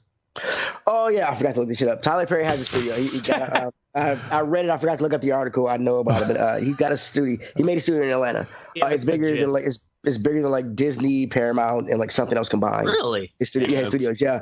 And the thing about it, studio in the nation. Really? In the nation, yep. Damn, dude. And it used to be like a Confederate. The thing about it used to be like a Confederate fort or base or something. And the quote that he said was that this used to be a Confederate base, and here they had Confederates plotting to keep 3.5 million Negroes in chains, and now the land is owned by a Negro. So that was kind of spicy. That's cool. Was he wearing a dress when he said it? Probably. Probably. Like the thing is, I didn't know the nigga had. I didn't know Medea and shit. I didn't know niggas had the Medea movies made that much money. So much money. He's got so much money. Oh, really? Tyler Perry produces so many things. Yeah, he's got TV shows. Worker. He's got fucking. Yeah, BET is like. Is a shit. And my thing is like, you're talking about Black Wall Street, and black people have so much money. And if we had a self-sustaining community like that, it would. I mean, like you have little Italy, little fucking Tokyo, little China, little and communities of, but we don't have a little Africa or a little Nigeria, or a little ghetto. I mean, it's nothing self-sustaining. And I'm like, I didn't know this nigga had that much money. I was really happy for him. Sure. I mean, and if he, you want to cross dress for Christ, you know what I'm saying? will.i.am started doing that. He started a car company, and it's built in fucking Compton. He's like employing fucking people from where he grew up. He makes cars. Huh, that's badass. Yeah, cars. It's like a fucking sports car. Yeah. Crazy. Huh. Yeah. Anyway, yeah. Sorry. Go ahead. Yeah, I guess I'm just trying to bring up some of the. They've got it on I've got it on the feed now. Man, that looks like the fucking White House. Tyler Perry's studio? Or was that? Oh, damn, that's big. About it and shit. Yeah, holy shit. That's fucking wild, dude. But yeah, I mean, this nigga going to be making movies, bro. Hell yeah. Like, you want to make a movie, come see Tyler Perry. He got a fucking studio build, sound stages. What's that Jay-Z lyric? What's better than one billionaire? Two, as long as they're the same hue as you. Talking about Beyonce and him. Like, that's a lot of money. Two people right there. A lot of money. Two people right there. Yeah, I mean, it's and he like they could do. You know how much they could do for communities that they grew up. You know what I mean? Like that's if they did shit like that. Instead of buying fucking Ferraris and shit, reinvest it. Reinvest in it. And he was talking about how like he doesn't feel like Hollywood gets him because like the reason he's made so much money is because he grew up like most of pretty much all of his movies are for black people, and he grew up around black people. Like Hollywood doesn't get black people, so that's why he did it. And there's a lot of black movies that aren't being made that are great and everything else. So he's like, yeah, come to. Yeah, well, I say that's I think it's really take all the white leverage out of the game. Out of the game. I mean, I've got studios bigger than all these 3-5 motherfuckers combined. Yeah, and I feel like Hollywood is really kind of going through a crisis right now. You see a lot of the credits and stuff for shows and movies. They're being made in fucking like Atlanta and shit. Mm-hmm. Canada is a big one, right? Because it doesn't pay to fucking do it in Hollywood anymore. Well, and there's states like Georgia, it gives huge tax breaks. Huh? Yeah, that's pretty badass. All right, moving on to. Bless you. Gesundheit. Thank you. But you didn't say God bless you. Oracle, what's sexy? Make me bleed. Make me bleed. Sounds like one of your weird jizz biscuits. Jizz bagels or whatever. Jizz biscuits. I went to the dentist today for a cleaning, and I'm not like, I still have my fucking teeth. but maybe I don't floss as much as I should. I have a water pick. I use it sometimes. I brush my teeth, but when I go get a cleaning, I fucking bleed. That's just the way it goes. But I have been to cleanings before where they kind of got them sensitive gums. They don't get into that shit enough. I want, when you're cleaning my teeth, I want to fucking see blood on your fucking gloves. That's the whole point. Exactly. Like that. I don't floss because you're gonna just do it right every 6 months. Right. Like that makes me. Holy shit. Yeah. No, the thing is, if you floss on regular, you won't bleed. Floss? Shut up. Every fucking night with my son. You do. Attaboy. I do. Because if I don't watch him, he'll sit there and bite his toothbrush. I brush my teeth, Daddy. I'm like, nah, nigga. See, I've got an electric toothbrush. You know, dude, you want to get my floss right now? I'll go get it and show you. Show us how to floss. I went to the grocery store today and got a brand new bag downstairs. Some little pick flossers. I like those pick flossers. Yeah, that's what I use. You got to get the strings out of the thing, push it down. I know the dentist tells me, no, they're not as effective as the proper. Yeah, it's like you're doing something, motherfucker. So shut up. Yeah, but I don't know. Like to me, it's like, hey, at least I know you're doing something, and that kind of pain pales to real dental pain. Where you got like you need a root canal. You've had root canals. Yeah, root canals and shit. Yeah, so terrible. How did you get that root canal? Probably from all that flossing. you know who you sound like? You remember Little Shop of Horrors? Yeah. Bill Murray when we went to go see what was the dentist? Dean Martin. Yeah, Steve Martin, and he's fucking. You hurt me, Dad. Yes. Be a success. That's what you remind me of. All right, go ahead. Yeah, it was good though. It was good. I was like, you know what? I feel like you put in a good day's work on my fucking mouth. It might look like a phrasing. It might look like a murder scene, but I feel nice and clean now. So thank you, dental hygienist. I paid my deductible. They do that. See some blood. They do that thing where they see how your gum depth is. Like they give you numbers on it. Oh yeah, that's like the first thing that she did. Yeah. How'd you do in that? Fail? I don't know. She didn't fucking tell me. She just started cracking jokes about like flossing and shit. It was an open conversation. Yeah. I'm one of those people where like I want to get a good approval like report card that I'm taking care of my fucking teeth. Oh, Jesus Christ. Well, once you start falling apart, you had one chip that scared the shit out of me. I had to get a crown.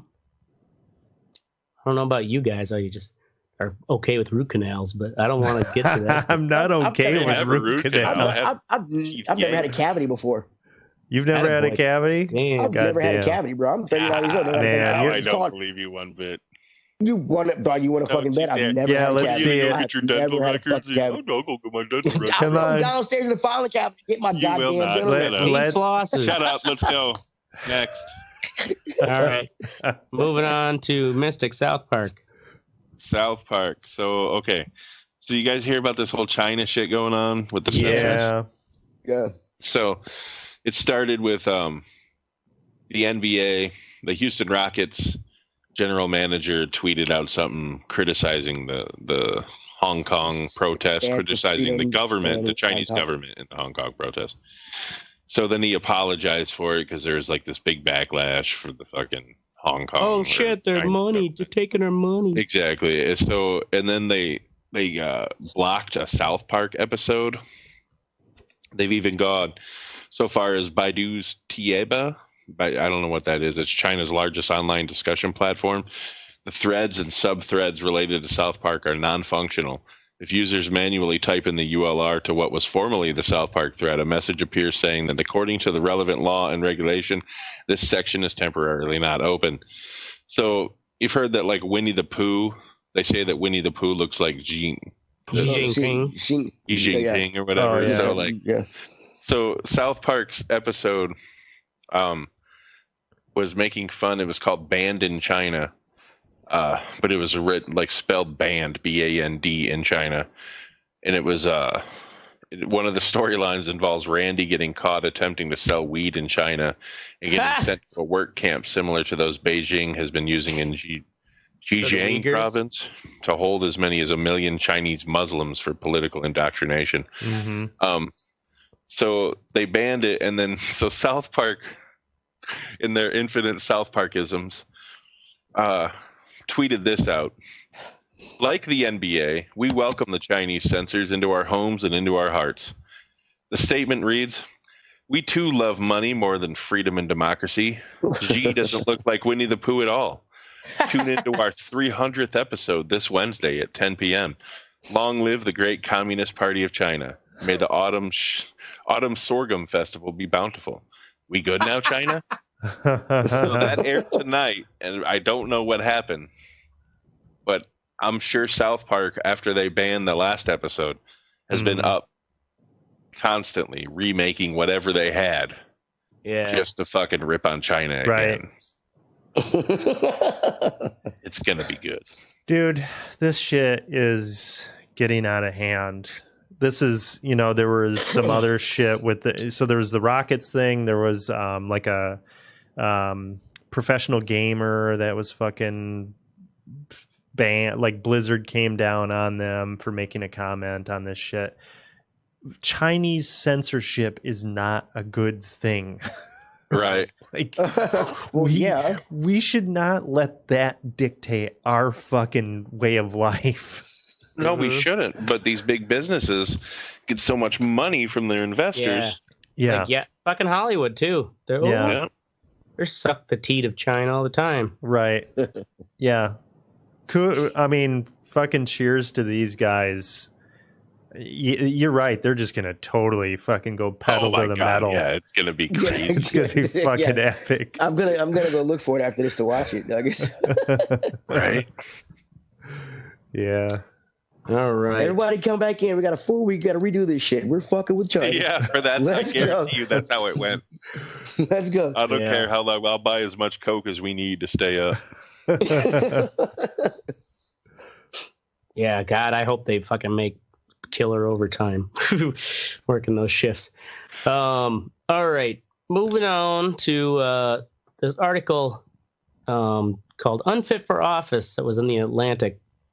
Turns out it's actually written by George Conway, the husband of Kellyanne Conway, and it's kind of this great, like a greatest hits of Trumpisms and how they compare with the DSM and a pathological narcissism. And they have it because it's a long form article. They actually have a narrator who reads it like an audiobook. Yeah, it's fucking long. Yeah. So, but it's a good listen if you're at work or whatever. Than trying to just scroll and read that whole thing that way. But he's talking about how this one. Let's see here. It says, okay. The psychologist Dan P. McAdams wrote in The Atlantic that to many health professionals, Donald Trump provides the perfect example of such extreme pathological narcissism. One clinical psychologist told Vanity Fair that he considers Trump such a classic pathological narcissist that he is actually archiving video clips of him to use in workshops because there's no better example of the characteristics of the disorder he displays. He says, otherwise, this clinician said he would have to hire actors and write vignettes to like make these examples to share, in his when he's teaching. And so, yeah, he's like, Donald Trump is like a dream come true when you're trying to make like share textbook narcissistic personality disorder. Yeah. He's Dennis from It's Always Sunny in Philadelphia. If Dennis was 75 years old and the president. Yep. Like and that's a show. You know what I mean? That's right. That's a created character. That isn't like really him. I mean, this is Trump. That's how narcissistic this fucking Trump really that's is. What I say. Like he really doesn't have any sort of facade. Oh. Yeah. And one of the things they were saying was just all piece of shit all the time. Yep. When he had so I can't remember her name, but she was that woman who won, I think, might have been last year, the Nobel Peace Prize. She was like an Iraqi woman who was kidnapped by ISIS. Oh, wasn't that the one where? Slave. she said that her family was killed by them like 3 times, and he just kept asking where are they now? Oh wow. Yeah, and then after she explained that they were, taken out, raped, and murdered. Yeah, violently. And then they said he had a hard time even like kind of looking at her in the eyes. And the only time he really engaged with her was when he started to ask her about how she won the Nobel Peace Prize. Wow. Like, how did it work? Did they call, he wanted to know the process of how winning the Nobel Peace Prize worked. Because there's been reports that I think it was the president of Japan, wasn't it, that he was leaning on to be like, put in a word for me so I get the Nobel Peace Prize. Yeah, it was. Wow. That's fucking great. Yeah, check it out. If you're working on something you want to just listen to in the background, it's about an hour and 25 minutes or so.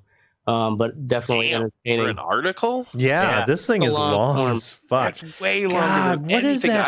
I read like a 35-minute one time, and I thought that was crazy.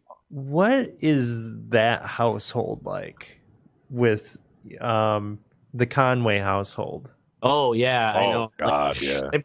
They probably barely spend time together anymore. God, that's got to be so weird, sex is man. angry and good. Yeah, I'll bet that sex. That sex is angry. Oh, I'm sure. Good. Yeah, like that's how they probably get through their days. They work that stress out in the bedroom. Good for them. Your boss is an idiot. You're a fat kid. All right, we're moving on.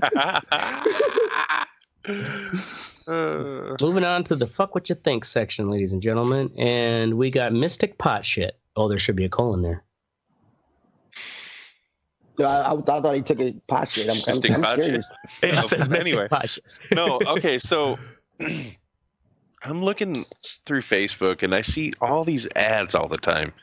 I recently bought a few things to make butter, so like what'd you buy? Facebook is just like a cheesecloth, a fucking, a sifter thing, or not sifter, a fucking strainer, a grinder.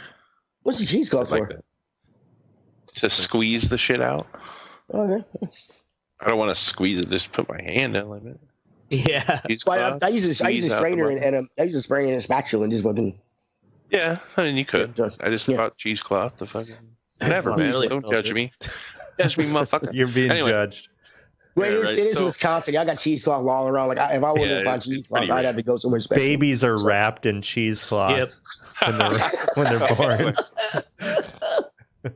So Facebook is gonna suggest shit to me, and it's just all this ridiculous pot paraphernalia shit.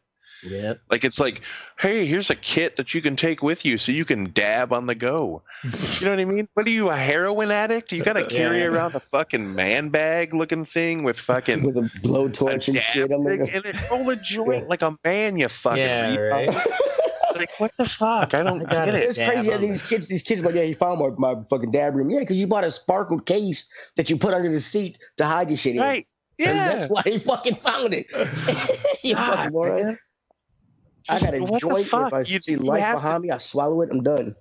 Yeah, exactly. It's easily you can get rid of it quickly. Hide it under your nuts. They'll never find that shit unless they bring in the dogs.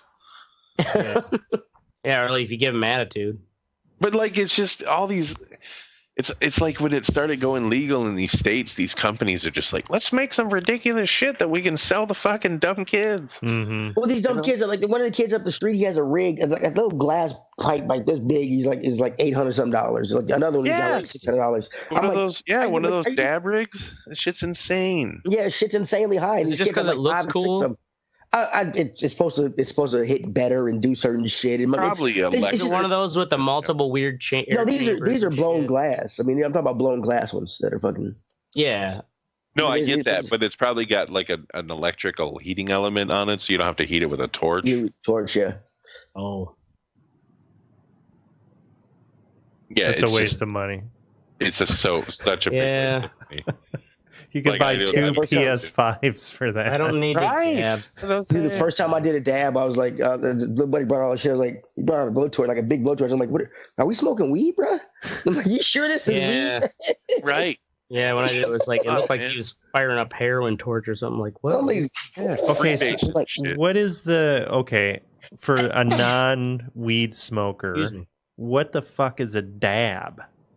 A dab is like extracted like the pure extracted THC in like a wax form. THC concentrate. Yeah, concentrate. Yeah, and so it's stronger when you fucking like smoke it. Hash oil. Way stronger.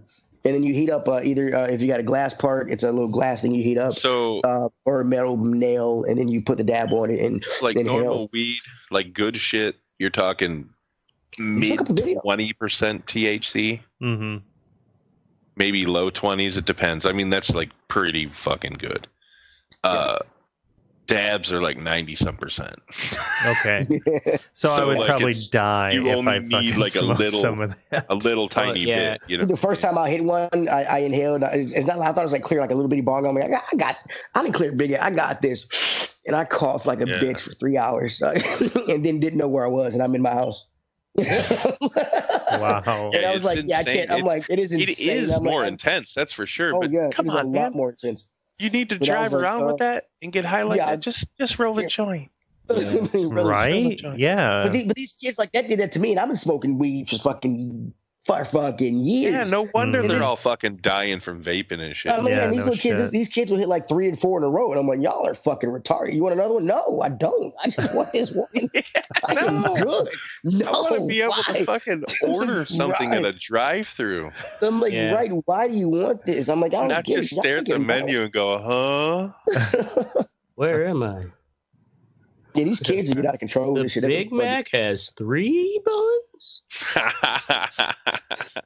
That's weird. I've never noticed that. All right.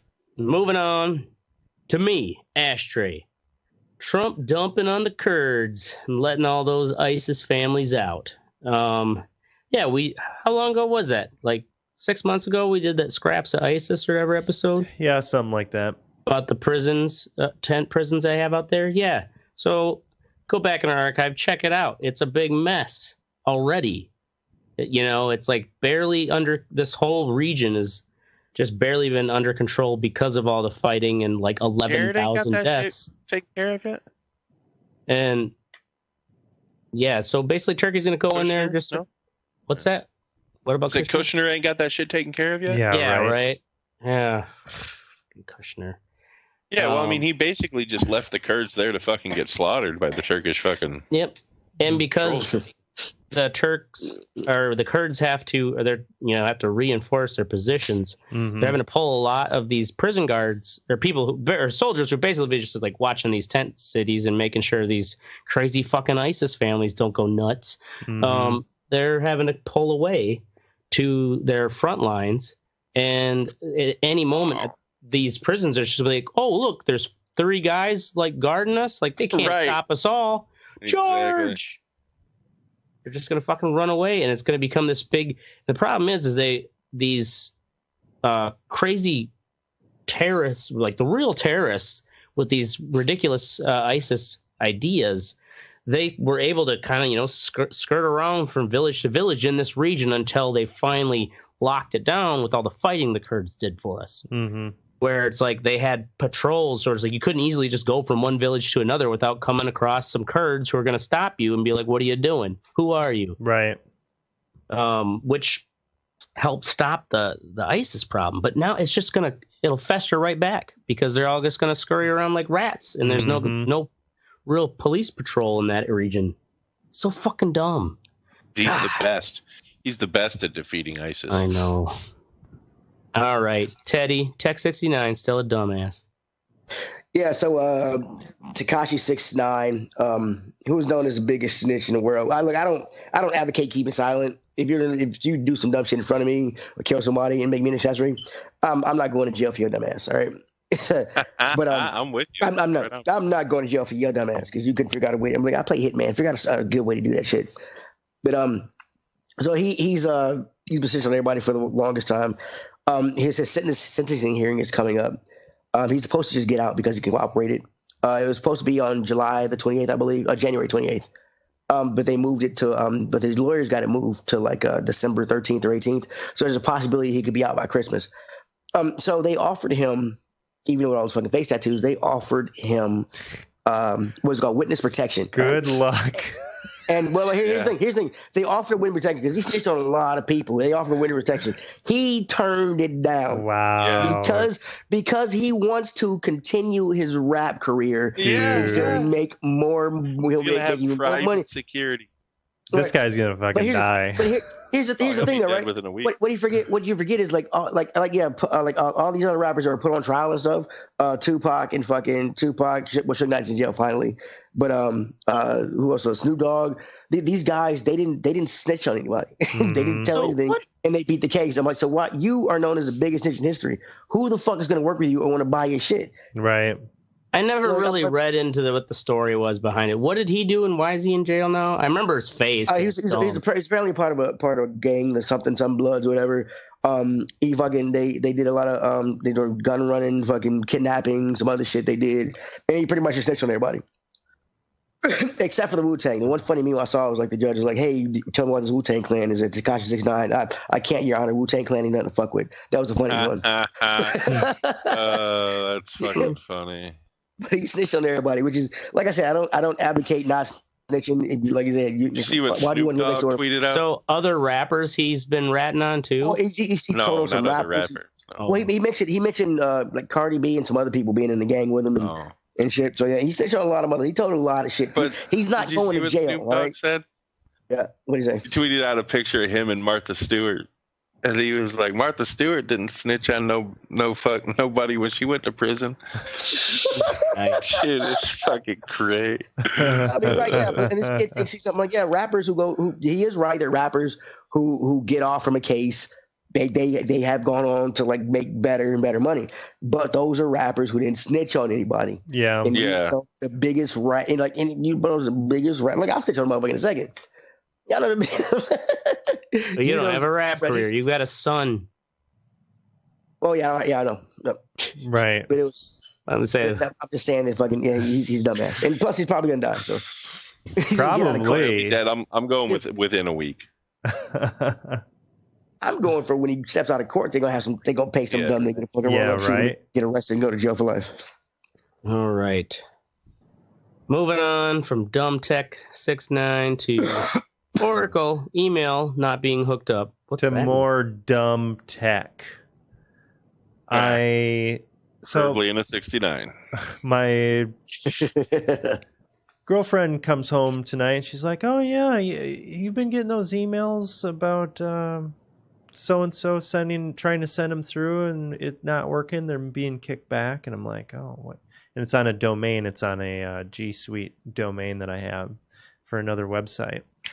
And I'm like, "Oh fuck." Wait a second. So I go back into my thing and I never switched the shit over from when I did remember when I took like the Red Eye report and I put it on a new server and shit? So that was like 2.5 months ago. So you never switched it back? Yeah. So I just checked my email before I got on it. I haven't been receiving emails on that for 2.5 months. Wow. I didn't know because I have all my shit.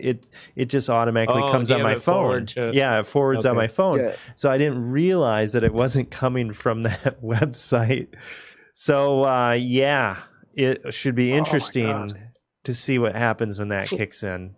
Hopefully I didn't get in, somebody didn't offer me like $1 billion. Yeah. Right. You missed out on some inheritance. Yeah. From Uganda. They're like, I am a Nigerian princess. I want to send you. I don't know if you guys have ever had that where something has I'm going to piss my pants. Okay. Yeah. I'm just saying, I got to go. Go. All right. Yeah. All right. So fuck Oracle's email. Wait for him to come back. Oh, no. All right. No. In all seriousness, go fuck yourself, Tulsa, Oklahoma.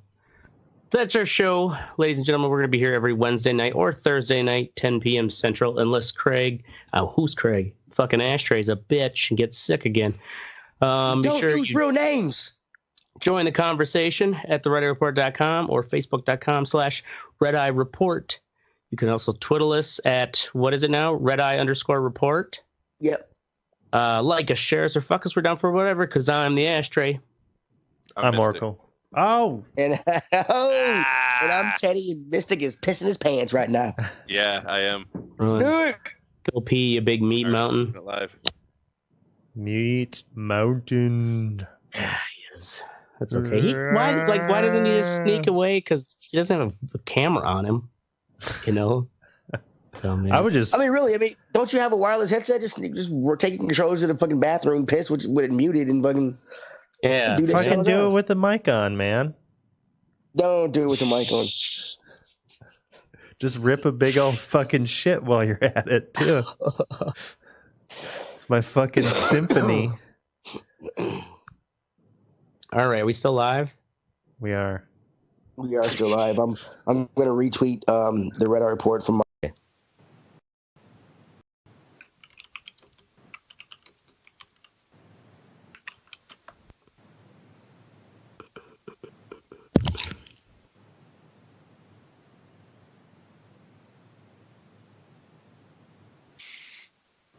Boom.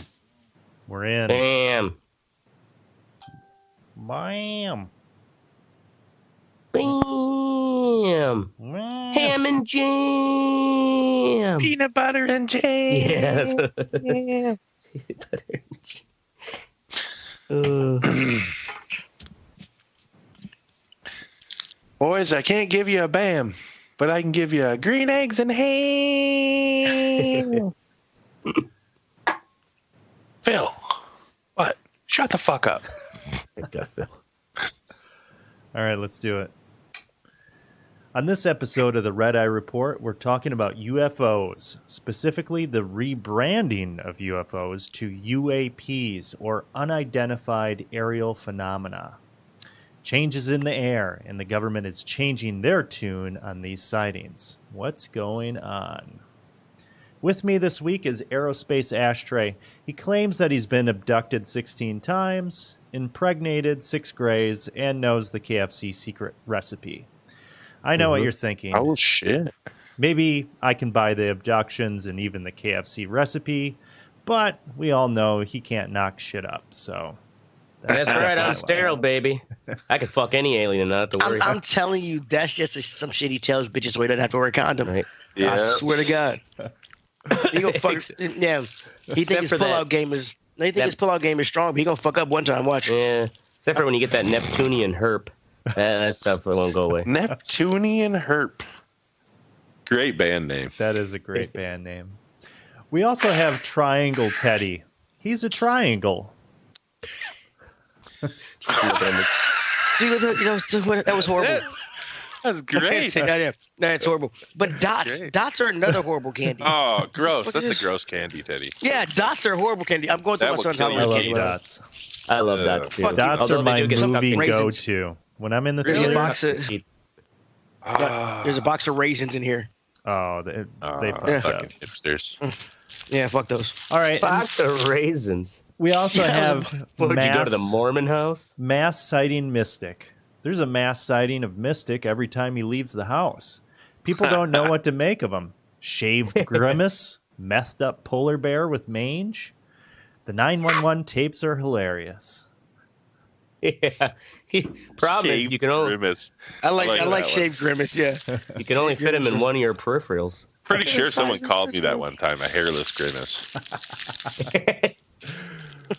Finally, we have me, official position oracle.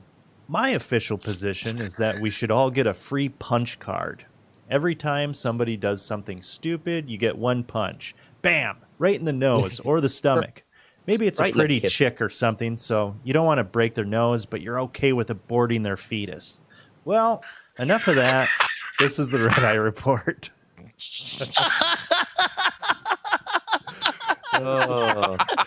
Oh my God! I was waiting the whole time for you to get done to say that your official position was grabbing your ankles, but then you finished off strong, and it just took me. That was real good. I am okay with that, to be honest with you. Ooh, candy corn jackpot! Ooh. All right.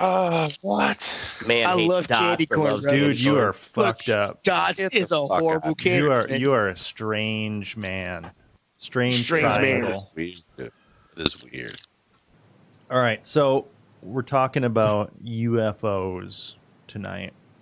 And UFOs have been in the news recently, definitely over the past couple years. We had that weirdo storm Area 51 meme thing.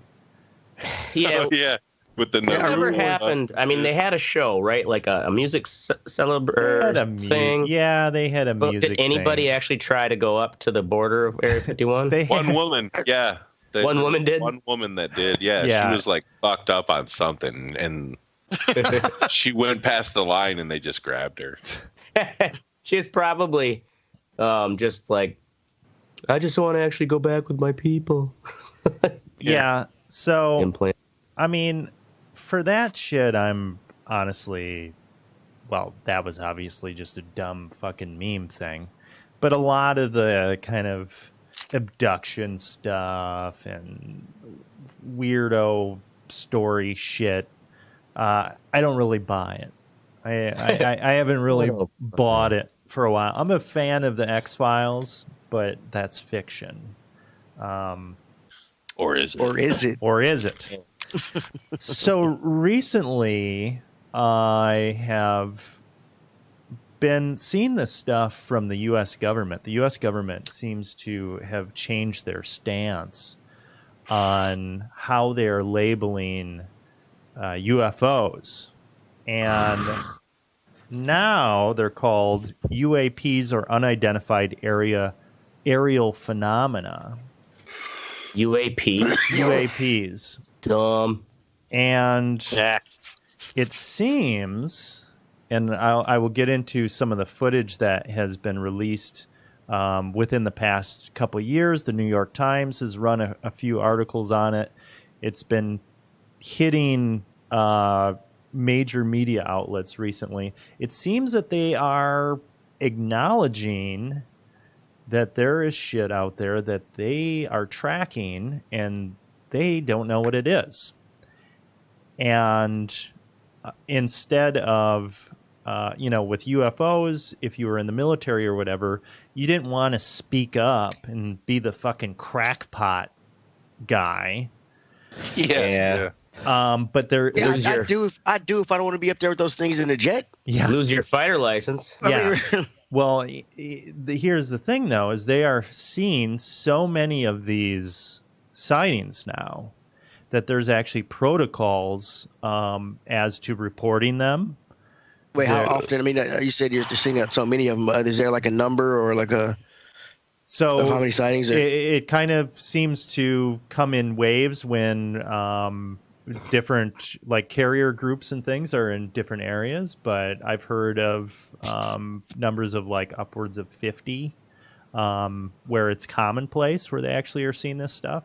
But I'm going to get into that. Let's kind of go back to kind of the history of some of the more credible UFO sightings. So this all started in 1947, and I didn't realize this, but the flying saucer was actually derived from the initial sighting where he was describing a disc or whatever, like skipping a saucer across water, and that's how it was moving. It was bouncing. Was describing this, the pilot? Yeah. So that he was describing what he was seeing, and that's where flying saucer actually kind of the movement of it, kind of the erratic kind of movement. Actually, they were delta shaped. So delta shaped is kind of like a boomerang, and I think there was like 3 of them or something like that. But anyway, so the U.S. that was called a delta shape. So the U.S. government actually has had programs that track these things. So they had one big one, Project Blue Book. I don't know if you guys have heard of Project Blue Book. I watch Ancient Aliens. I am very familiar with Project Blue Book. Okay, so you're on the Project Blue Book. And they supposedly pulled the plug on Blue Book in 1969. They said they didn't have conclusive evidence. Yeah, all fucking lies, man. That's what they say when they just put it on the Black Book. But ancient astronaut theorists believe. Now, some of this stuff, okay, so when it's just like an isolated case or whatever, one person is just saying it, honestly, I don't buy that shit. But But when it's significant enough where they're actually scrambling fighter jets to go after these things in the sky, like what happened in 1951 off the coast of Jersey, there were multiple sightings from the police, and they were trying to intercept something. In 1958, actually, I'm going to bring this photo up of Brazilian Navy actually had this. Now, when I see stuff like this, I'm kind of like, I don't know. I mean, you could fucking doctor a photo or whatever. I don't buy it, but this was supposedly from the Brazilian Navy, you know? So, I mean, unless if you want to seem like a bunch of fucking crackpots. Right. Like you do. 1971, the Costa Rican government had a photo with one from a survey that they were doing. And so these are kind of like the times of the flying saucers. And then we get into looks like an old Ed Wood movie. Yeah, right. Then we get to the 80s, and the shape of the ships actually changes. And you're starting to see a lot of these black triangles. Ooh. And these things are fucking huge. Well, you know, those aliens could just, the black triangles could be in style now, you know? Right? So like, look at the way cars have changed. Have you guys heard of the Phoenix Lights from 1997? Yeah. That one's spooky. Spooky, right? So many motherfuckers saw it, and it sounds like it was ginormous. Not familiar. Okay, so I'm gonna put a video up, and this was in 1997. Like Ashtray is saying, a fuck ton of people saw this. Even the mayor of Phoenix, I believe, even the mayor tried to get the Air Force to be like, what the hell, like, give us a public report. Right. But interestingly, he kind of made a bit of a mockery of it when it initially happened. And then years later, after he retired, he was like, yeah, I saw it too. I didn't know what the fuck it was. I was just trying to quell, like, you know, hysteria. So yeah, this huge series of lights. It looks like it could be the same craft. That's what people are saying, and that's kind of what a lot of these different things were. Like you can see them turning on. All right, I live in the rural country. You're freaking me the fuck out right now. Well, yeah, and if you look at that, it's like multiple city blocks in size. Right, it was huge, and the military, they're like, oh well, it was flares. Those aren't flares, dude.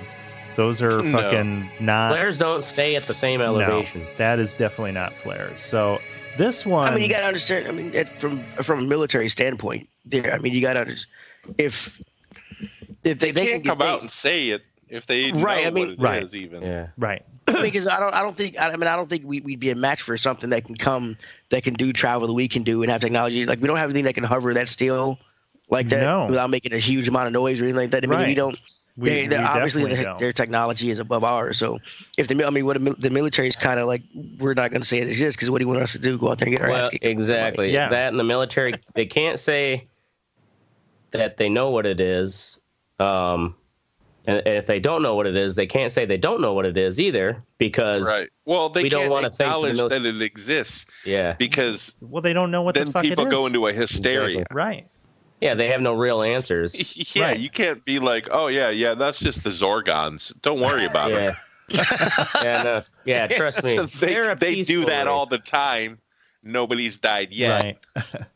So that was in 97. Only a few cows. Another really notable incident, and actually, Mystic, you talked about this before, 1980 Rendlesham, which was the Air Force base in England that was U.S. run. It was actually in these woods in between these two bases, and it's really kind of interesting how that one took place. So there were these the first sighting that happened.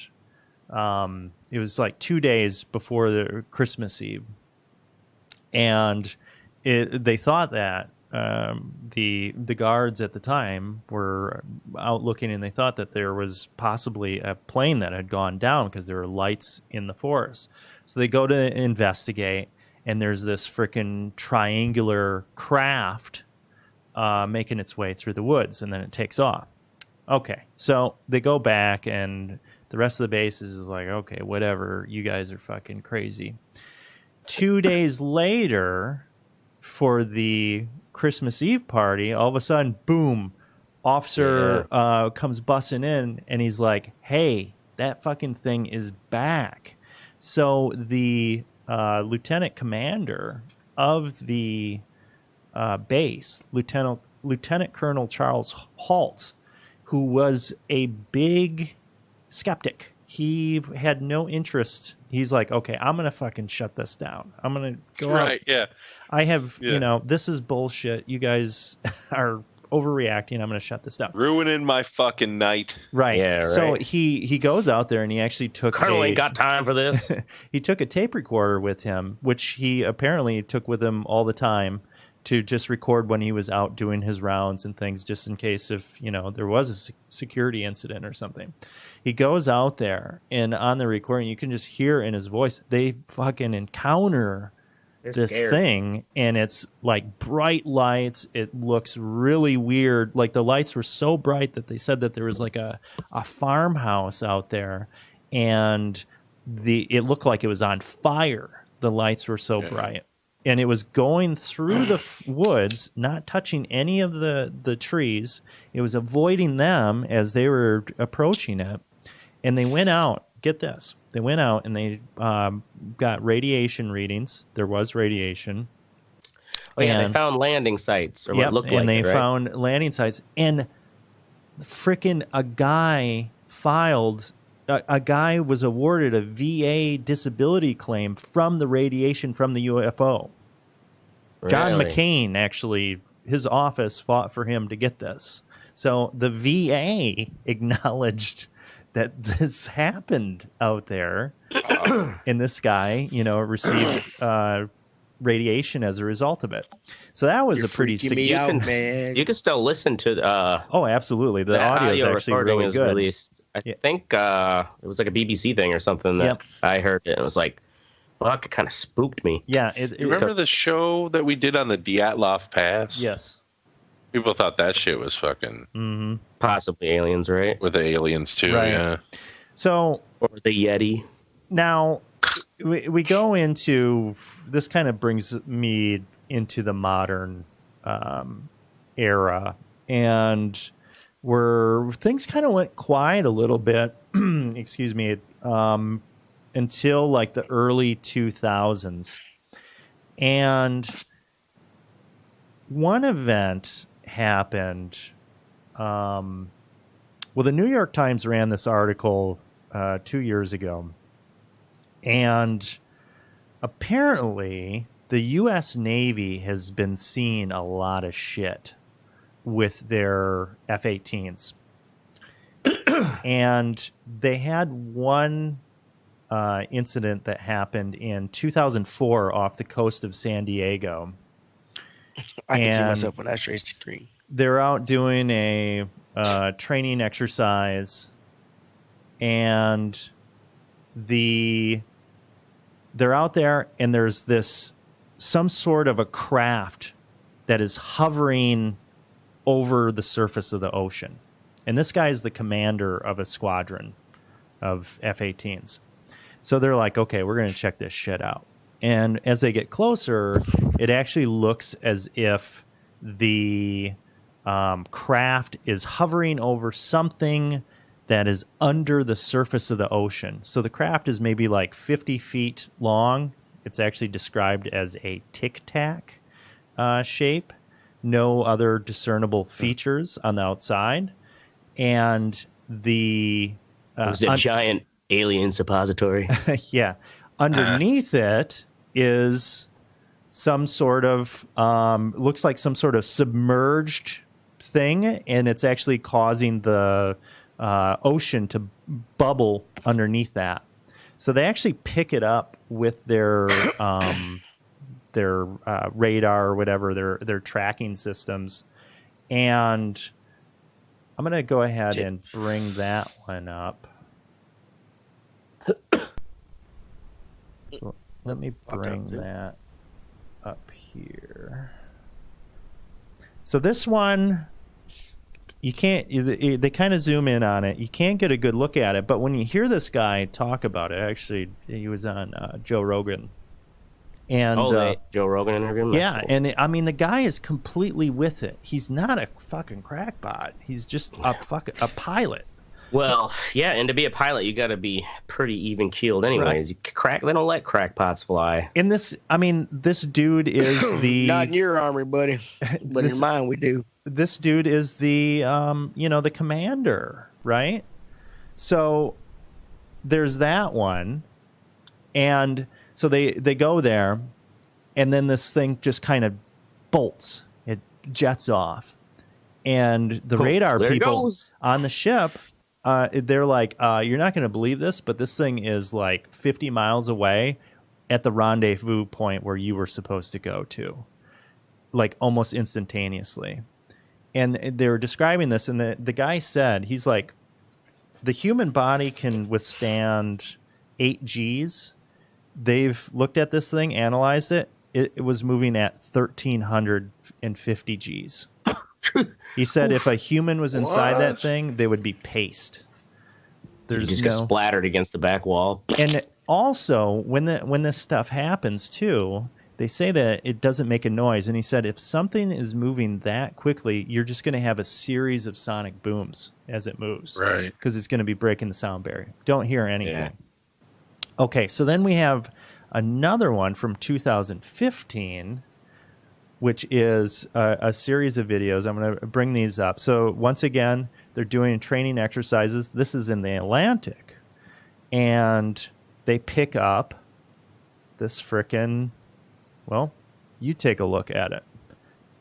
These are official Navy videos from their jets.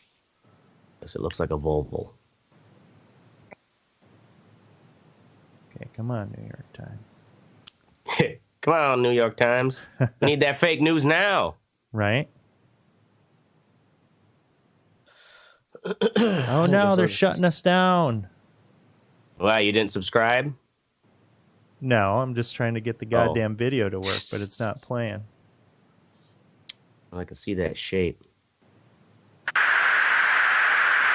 Yeah, that's a fucking drone, bro. Oh. And I wonder, those thermal cameras? Yeah. Probably. Yep. Yeah, they're probably, yeah. So that means that's cold as ice if it's just a black dot. Yeah, so there's no signature. It's not emitting anything. It's just this object that is... And it's out of like, yeah, somehow... and I mean, it does look like it's moving so smooth that it's like... It's almost like it's got to break free from all external physical forces. Now, check this one out. This is called the Go Fast. So he was actually able to pick this thing up with his sensors.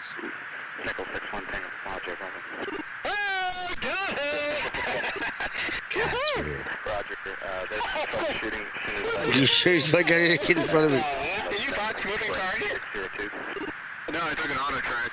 Oh, okay. Oh my god. Ooh, look at that fucker go! Look at it fly! That reminds you of like how hard it must be for the cameraman to keep track of the golf ball. So these guys are obviously completely at a loss as to what these things are. They're just trying to track them with their sensors. They don't know what's up. And these videos were actually released. There's this To the Stars thing, the Blink 182 singer. Oh, is Alien Research Tom Company DeLonge, or whatever? Yeah. So actually they released these videos and they've been working with the Navy. It wasn't supposed to go out to the public, but it did. So after that, the Navy's just like, all right, well, I guess we need to acknowledge that we are trying to figure this stuff out. They'll let the guy from Blink 182 know, but they won't let us know. What's going to happen? I never trust a punk rocker with top secret information. That sounds like a horrible plot to like a sci-fi movie. Yeah. Like the singer from a punk band, like outs aliens. Right, and then society has to come to terms with the Stars Academy these are the people that are on To the Stars Academy. So the co-founder, Jim Semivan, 25 years as operations officer for CIA. Steve Justice, Skunk Works. So Lockheed Martin Skunk Works. What Skunk Works? That's division all their top secret shit, making all like the SR-71 and shit like that. Great name for a top secret the ray thing. guns, Ashtray, the ray guns. Yeah, those ray guns they keep talking about, we never get. Yeah. So like I said, got mine last week, bro. They have all these people from the CIA, all these people from intelligence, and actually, this To the Stars Academy, the Army actually inked a deal with them, $750,000 commitment with them, because they claim to have exotic extraterrestrial materials from crashed vehicles, and the Army wants to study them to potentially make fucking armors and weapons. Say that again. They got how much 750 million? No, 750,000 pieces. No, money. No, dollars. Oh, it doesn't money. seem like a lot for any defense contract. It's not. Okay, so they spent that much trying to make a pen right upside down. Right. So the Army has joined the extraterrestrial fray in a big way, inking a contract with DeLong's TTSA to collaborate in the study of exotic metals that both parties hope will lead to the development of advanced technologies. To the Stars claims to have acquired, designed, or produced these materials, which can offer an array of futuristic modifications like active camouflage, beamed energy propulsion, inertia mass reduction, and quantum communication. Bullshit. This is from the Army Times. I'm reading this from the Army Times. Oh, it's from the Army Times, huh? Oh, yeah. That's propaganda. Okay, so that's where I'm coming at from this. This looks like absolute bullshit. This seriously looks like complete bullshit. But the videos from the pilots, there's no. Yeah, that's not. Yeah, you're right. That's not bullshit. So I'm really kind of trying to figure out what the fuck is going on. Like, it almost seems like, I mean, this just totally smells like bullshit here. Is this like some sort of fucking smoke screen I don't or think something? The Army is the bullshit part of it. I think it's his business saying. I think the Army is like 750,000. We spend that in 4 hours. Sure, give it to him. Right. We'll see what he has. Right. A year of get our a good top laugh generals out of it pay if it fucking doesn't work. Right. So I don't know. That's what's going on there. Now, to go back to the Rendlesham incident, to kind of bring this back around. When they were out there, remember there were the two guys that saw the small triangle vehicle initially. And one thing that I didn't say is actually one of the guys, let's see here, Jim Peniston, who was a staff sergeant in the Air Force, he actually came up to the triangle and claims to have touched the triangle. And he said that it didn't have any markings on it, or it had like the one spot with like hieroglyphic type things on it. And he touched the outside of it, and he felt this huge flash of light and totally disoriented. And he's fucked up from this. And he just started like writing in his notebook. I don't know if it was a few days later or whatever. And he ends up writing a bunch of binary code in his notebook. And there's actually pictures of this notebook pages with the binary code. Well, 30 years later, somebody sees that and they're like, hey, what the fuck is that? So he tells them what happens. He's like, okay, well, let's try to decode this shit. So they decode the binary code. And what they get from this, now, hey, this is fucking conspiracy shit. They decode the binary code. Right. So this is what it said. Exploration what does it say? of humanity, continuous for planetary advan. They didn't have any more. Fourth coordinate, continuous. And then they have these coordinates. And the coordinates are of a place in Belize, which is a temple, like a Aztec temple. Sedona, Arizona. They said they're not really sure, just kind of out in the forest.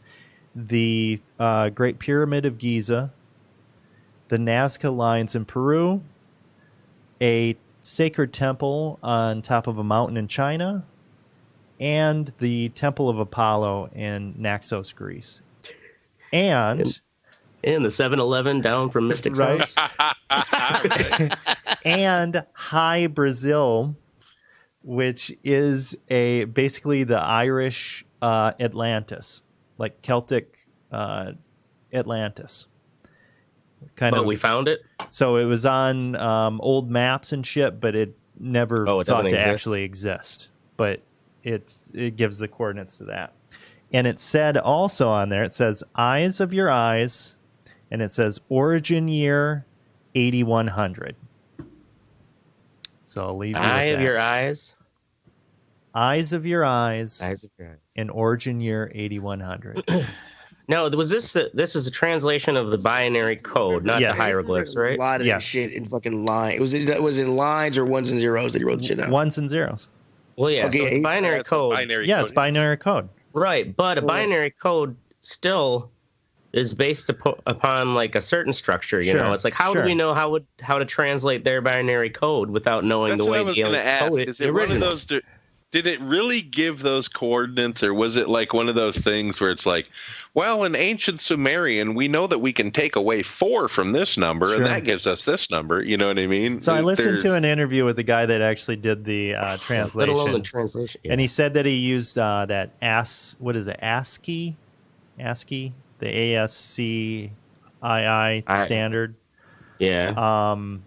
But he also said that you need to like find the key, and then that's how everything is interpreted. So I don't know. The key. I don't fucking know. Right, but the key is his subjectiveness, because like I can't imagine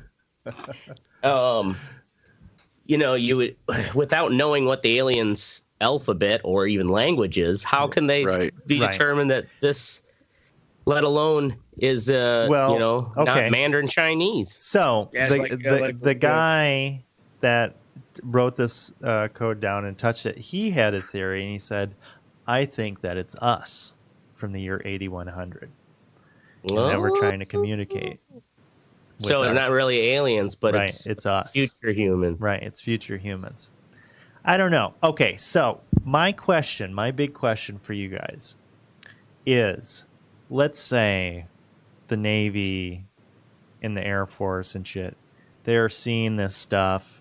They're having all these sightings and shit. Let's say some event happens, kind of like the Phoenix Lights or whatever, where it's just like fucking shit ton of people see it, and there's obviously some sort of shit going on. Can't fake it. Right. Some massive event. It can't be hidden. What do you think happens? It's a good question, because it's going to happen soon one of these. Because imagine the Phoenix Lights would happen today. Oh man, everybody have a fucking cell phone. Yeah, and also how good the cameras are getting on our cell phones, that they can record in that kind of low light.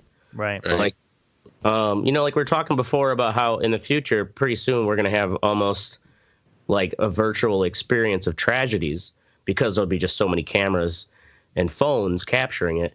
We'll have that same thing if we have an alien encounter on a large enough scale. Right. I think in a certain way that it would almost, just like in The Watchmen, unite the world for a common cause. You know what I mean? Yeah, I think it would. That common cause would be blow that fucker out of the sky. Yeah, probably. So it's Independence but Day. It would still be a common cause. So yeah, I mean, well, that's like even if you take the scenario of Arrival, you know, like you think we would have all countries would have been that like restrained before deciding, well, let's shoot the fucker. Yeah. Well, I think China would way too much stand for that shit. China would think it was something made by us or something and just blow it up. Well, that is the fear, or a potential thing. Teddy. All right, so I think you all have way too much faith in humanity. If something like that were to happen, if something like that were to happen, there are a shit ton of videos already on YouTube of people with cell phones claiming they see shit over Russia and everything else.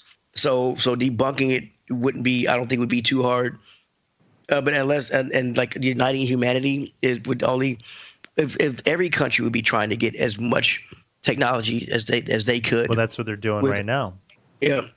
Without sharing that what's the movie where the disc appears and shit? Arrival. There's like a couple of them across the world, and they talk to them. They talk to them and with coffee stains. Once in the movie, once they mention anything about weapons, the thing said you have the weapon or something. They translate it like everybody went dark because they said that all of them had a weapon. They're like, oh, we got a weapon, and like everybody went dark. Yeah. I mean, it's every country is in it for themselves, and even if we got attacked, I don't think it would be some Independence Day shit. I think it'd be fucking. It'd be horrible. Think it would give the mouth breathing fucktards that live in Tennessee a reason to hate something other than a Middle Eastern race. Dude. Yeah. Honestly, we could all unite in the hatred of another species. Right. It'd be like a temporary thing where we all hate the Greys or whatever, and then hopefully we get rid of the Greys, but we would then go back to fighting over like who gets to use this technology to build with stuff like that. Now, what makes you think? I mean, these things they possibly could have been around for tens of thousands of years. We just have the technology now to really, see them, observe them. And to ancient astronaut theorists believe those they have been here. Do the ancient alien theorists believe that ancient astronaut? Dick. Yeah, they're ancient. You gotta say the astronaut. Yeah, the ancient astronauts. Do they believe that? Disrespect my show. That God and Jesus could have been a manifestation of, like, religion started actually as a manifestation of. No, they pretty much say he was an alien. Any kind of religious figure, they pretty much just say he's an alien. Any person. Yeah, it's on Benjamin Franklin, fucking alien. Fucking alien. Yeah. Who else ties a fucking key to a kite to get electrocuted and survives? Right. Alien, bruh. Alien, bruh. Yeah. Well, they interesting if Jesus came have back. to tie everything to being an alien, though, don't they? Because isn't that the whole point of the show? Right. Mm-hmm. And just watching that crazy guy with the crazy hair. That's really they don't want to let their audience. Facebook bullied him into cutting his hair. Oh, come on! Did he really? I know. Yeah, he doesn't have the weird fucking. He's got the same sort of kind of hairstyle, but it is a lot smaller. He's great. Yeah. Well, there you have it, fucker. Tasha says. Tasha LePage said that Project Blue Book resurfaced. Yeah, I mean, Project Blue Book. What's that, Ashtray? Oh, if Jesus comes back, how would we not know Jesus wasn't just an alien?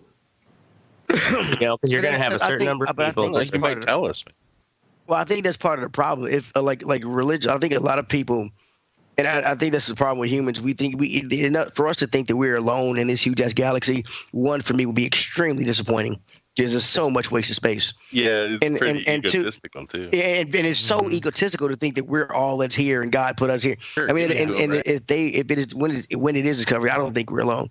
But when it is discovered, I think it will fuck up a lot of religious shit. And it'll cause.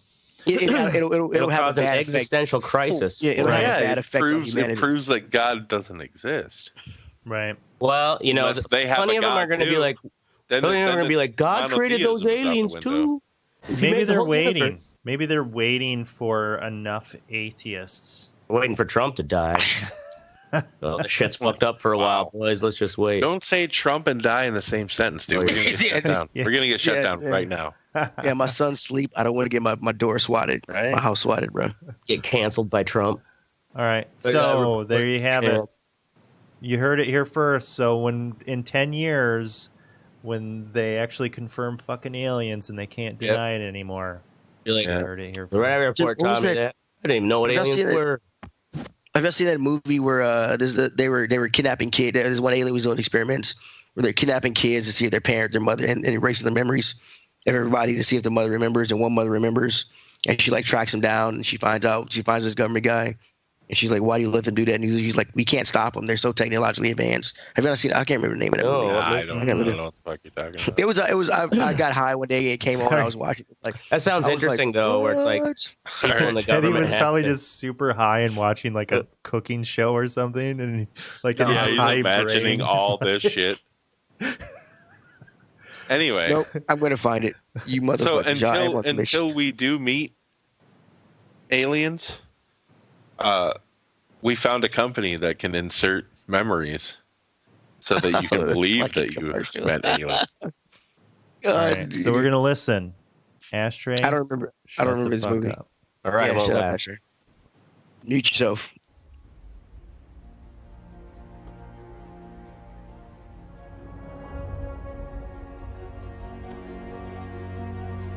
Abduct Inc., your personal alien abduction memory implantation service. Have you ever wanted to know what it was like to have a Klingon battle rifle shoved up your ass? Oh God, it hurts so bad. We can make that happen. Bride says that you can't go to the strip club? Well, we can arrange to have the future hubby abducted by the women of Amazonia, where sexual assault against men is just a misdemeanor. No! No! And you thought Ronda Rousey was tough. Have you ever wanted to know what it would be like to be the pivot man in a Wookiee circle jerk? There's so much cum. Oh my God, it stinks. Jesus Christ, his hair in it. It's like somebody ground up a cat. Make sure you bring a towel. These are just a taste of the myriad pleasures awaiting you across the universe. Abduct Inc. Forget yourself. Get fucked in the ass by E.T.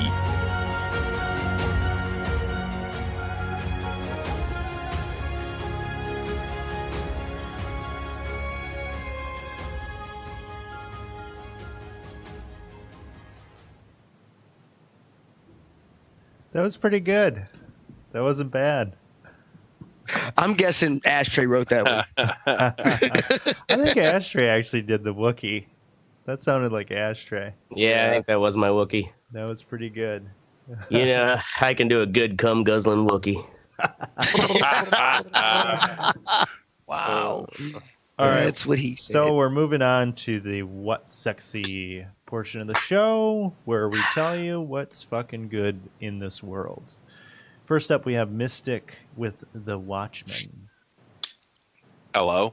Are you there? Yep. Yes. All right, cool. So The Watchmen is a comic book, obviously, if everyone doesn't know. Obviously. I think everyone does know. But, I mean, whatever. It started as a comic. Never read it. I saw the movie when it came out. But the show on HBO that they just came out with is good. Dude, thank you for that. Check it out. Dude, yeah. Dude, first off, thank you for that honesty, because that's awesome. Boom. Yeah, I mean, whatever. I'm not going to judge people who have read it. I don't give a fuck. Yeah.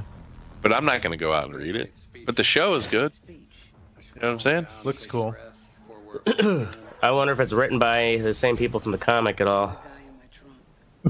Scoozy. No, I'm pretty sure it's written by Damon Lindelof. I have no idea who that is. All right. Well, keep going, and I'll look him up, and I'll tell you.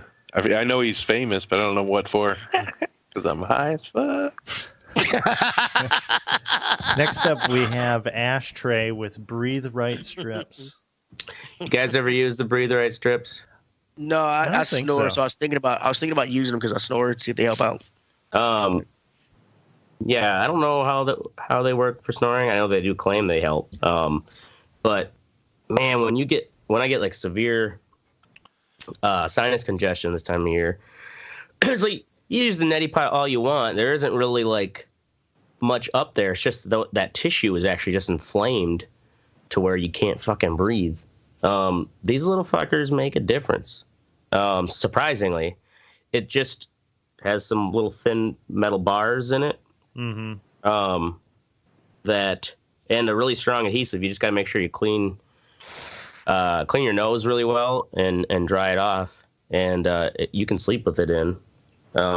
It feels like it literally just helps pull some of that tissue apart, and it seems minor, but it's noticeable improvement, especially if you got allergy issues. So, and this one is Scratch and Sniff with menthol flavor.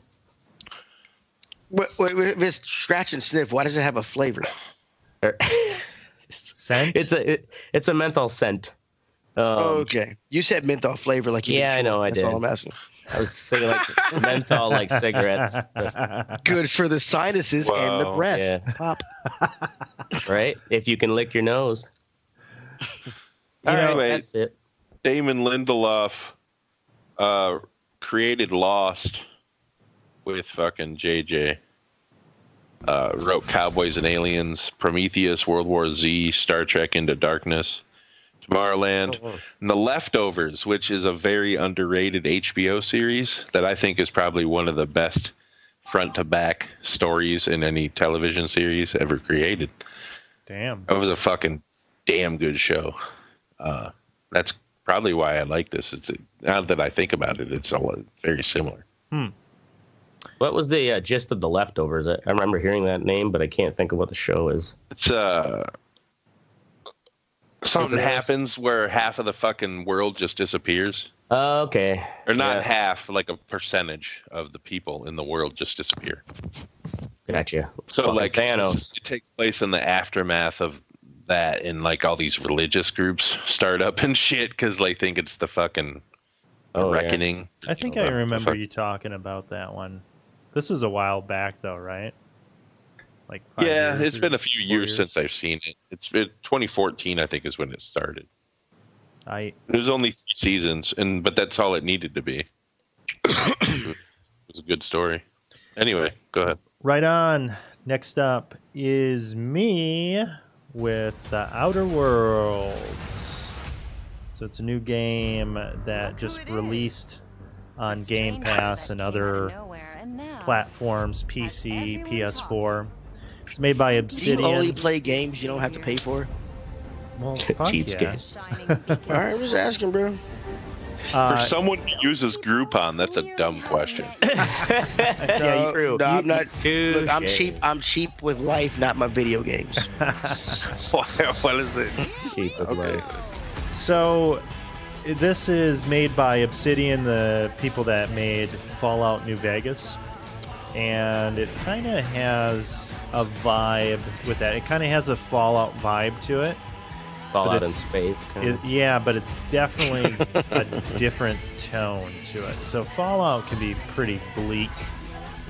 You're just, in the fucking aftermath of fucking,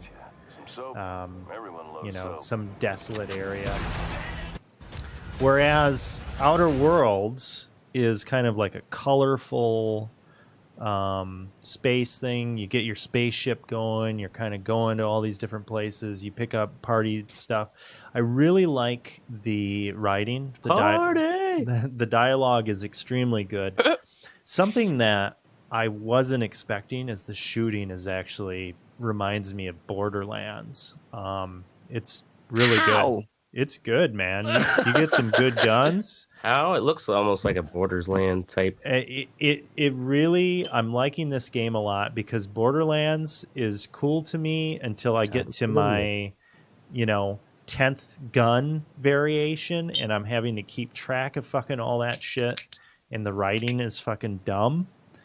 Whereas this has clever writing, and you have some of that loot stuff and you have some of the shooting, but it's not like complete. It's not a loot shooter, so it's kind of like somewhere in between. It's accessible. Yeah, that always kind of dragged me down with like Borderlands. I couldn't play much longer. I was like, there's just so much shit you got to pick up and keep track of and combine. And, Like, God. I can do that. You really don't have to do all that in Borderlands. Yeah, that's why you have so many gun choices. You can just throw so much shit away. You'll still be fine. Right. If you want to nitpick every little fucking thing, then yeah. Yeah, I guess I just don't want to deal with that. Nitpicker.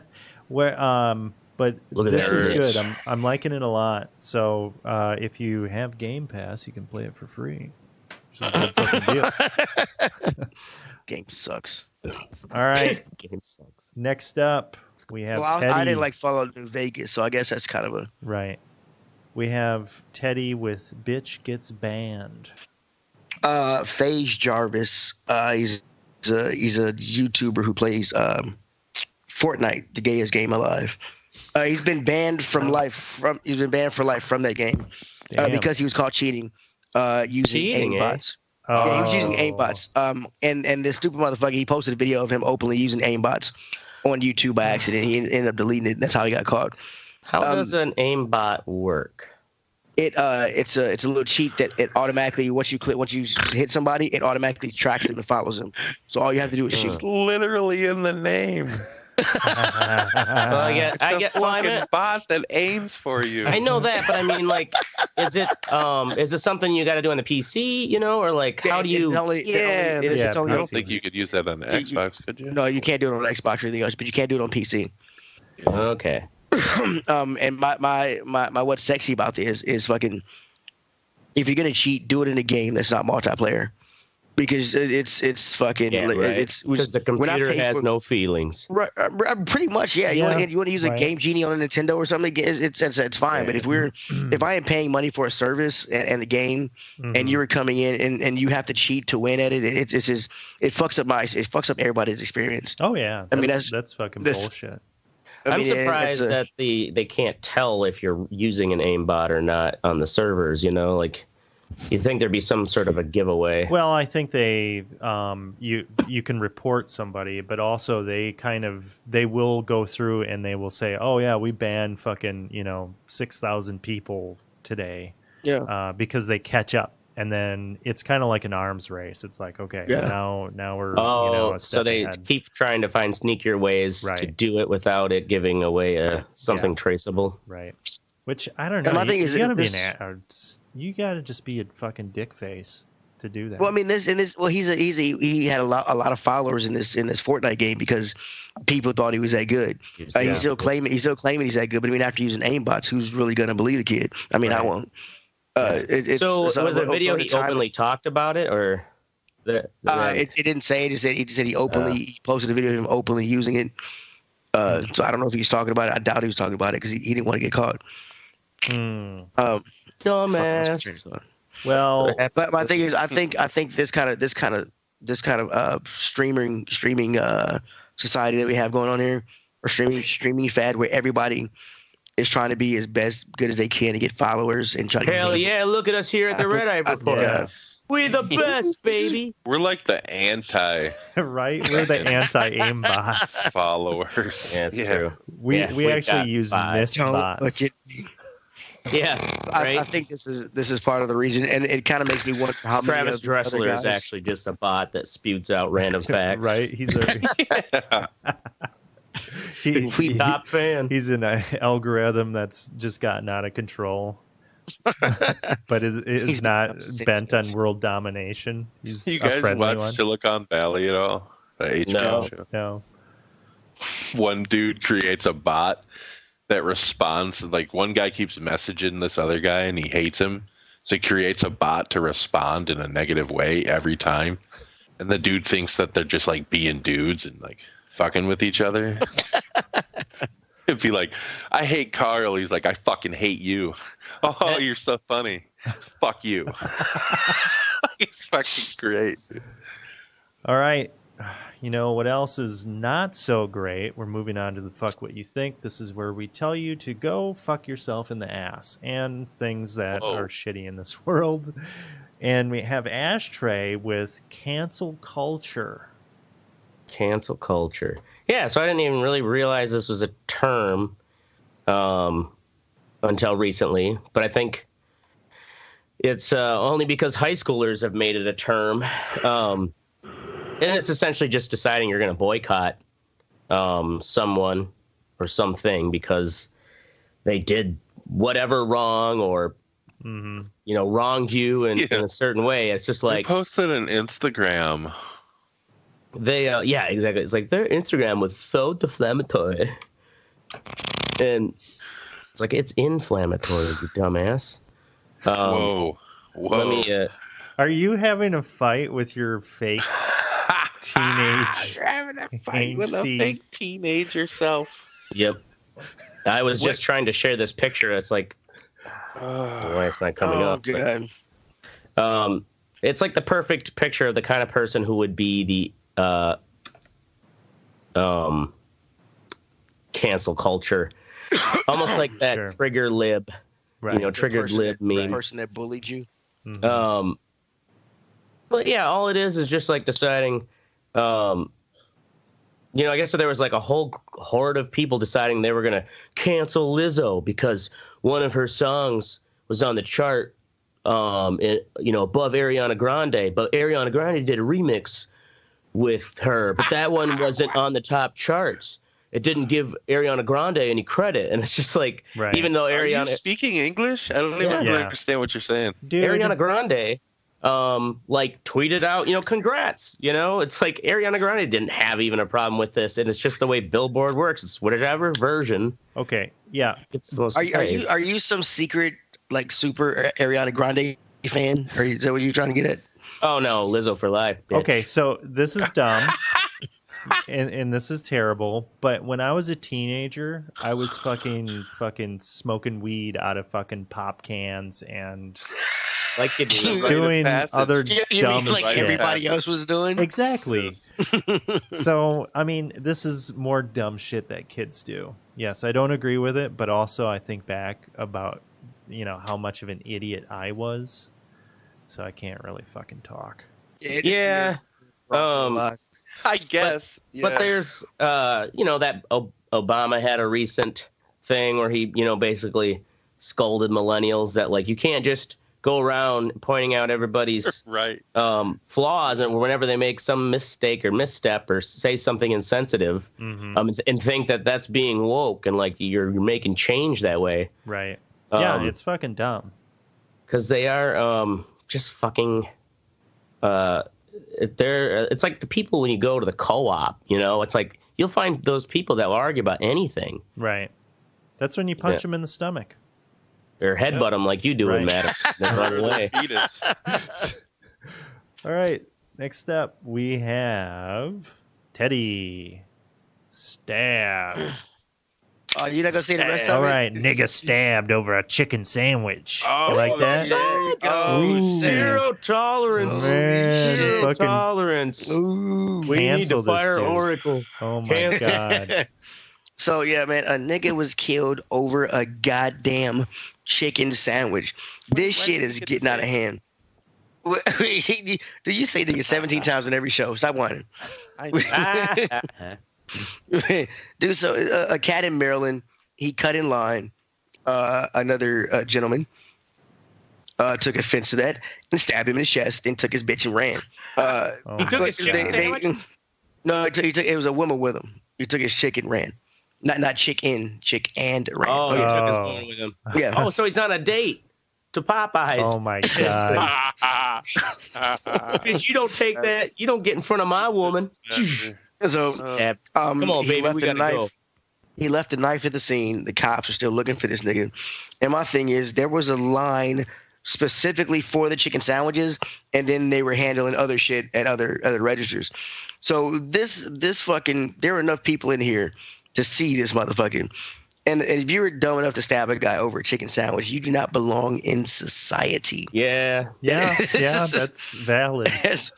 And most Popeyes are in the one Popeyes that I go to, it's in the two I know of in Nashville are in very urban areas. So I mean they're kind of like everybody knows everybody. I mean, why would you want, if this guy stabs somebody over a chicken sandwich, why would you want him in your neighborhood? I mean, he could stab you because you cut him off. Or I mean, like a child molester. We don't want no chicken sandwich stabbers in here. Whenever Halloween comes around, tell them, don't you turn your porch lights on and stab someone for a chicken sandwich. Look, I find out my neighbor killing people, I'm either taking him out before you take me out, or I'm calling the cops. One or two. Well, I would hope if you stab a motherfucker over a chicken sandwich, you go to jail. You're probably not mentally These are just stable. not problems that white people have to deal with. Like I said, You don't go to a Popeyes after 9 p.m. if you're white. I don't give a fuck. Dude, you'll get stabbed. It won't be over a chicken sandwich. It'll just be because you're white. Go to a White Castle at 1 a.m. in St. Louis. Boy, that's a romp. Jesus. I went to White Castles by my girlfriend's house like 2 weeks ago, and there was a tranny working the fucking window. I was like, awesome. Nice. So, nice. That's fine, man. Why you gotta judge? It was weird. I was high as fuck. Caught me off guard. I was like, whoa, because she had they do exist. Oh. It was. I'll take a selfie with nuts. No, actually, it's like, wait, a tranny in Tennessee? Get out of here. That's what I was just kind of. I was like, you meant a transmission. It was a transmission from a 1967 Dodge Dart. Right? Yes. Why aren't you taking my orders? Not taking orders. Just rusted and leaning up against the till. Right. Anyway, go. Sorry. All right. Next up, we have me with Season of the Disease. So, what did you catch this time? That's a good band name. I didn't fucking catch anything because I have a solid fucking system, Teddy. I fucking, whenever I feel... Whoa.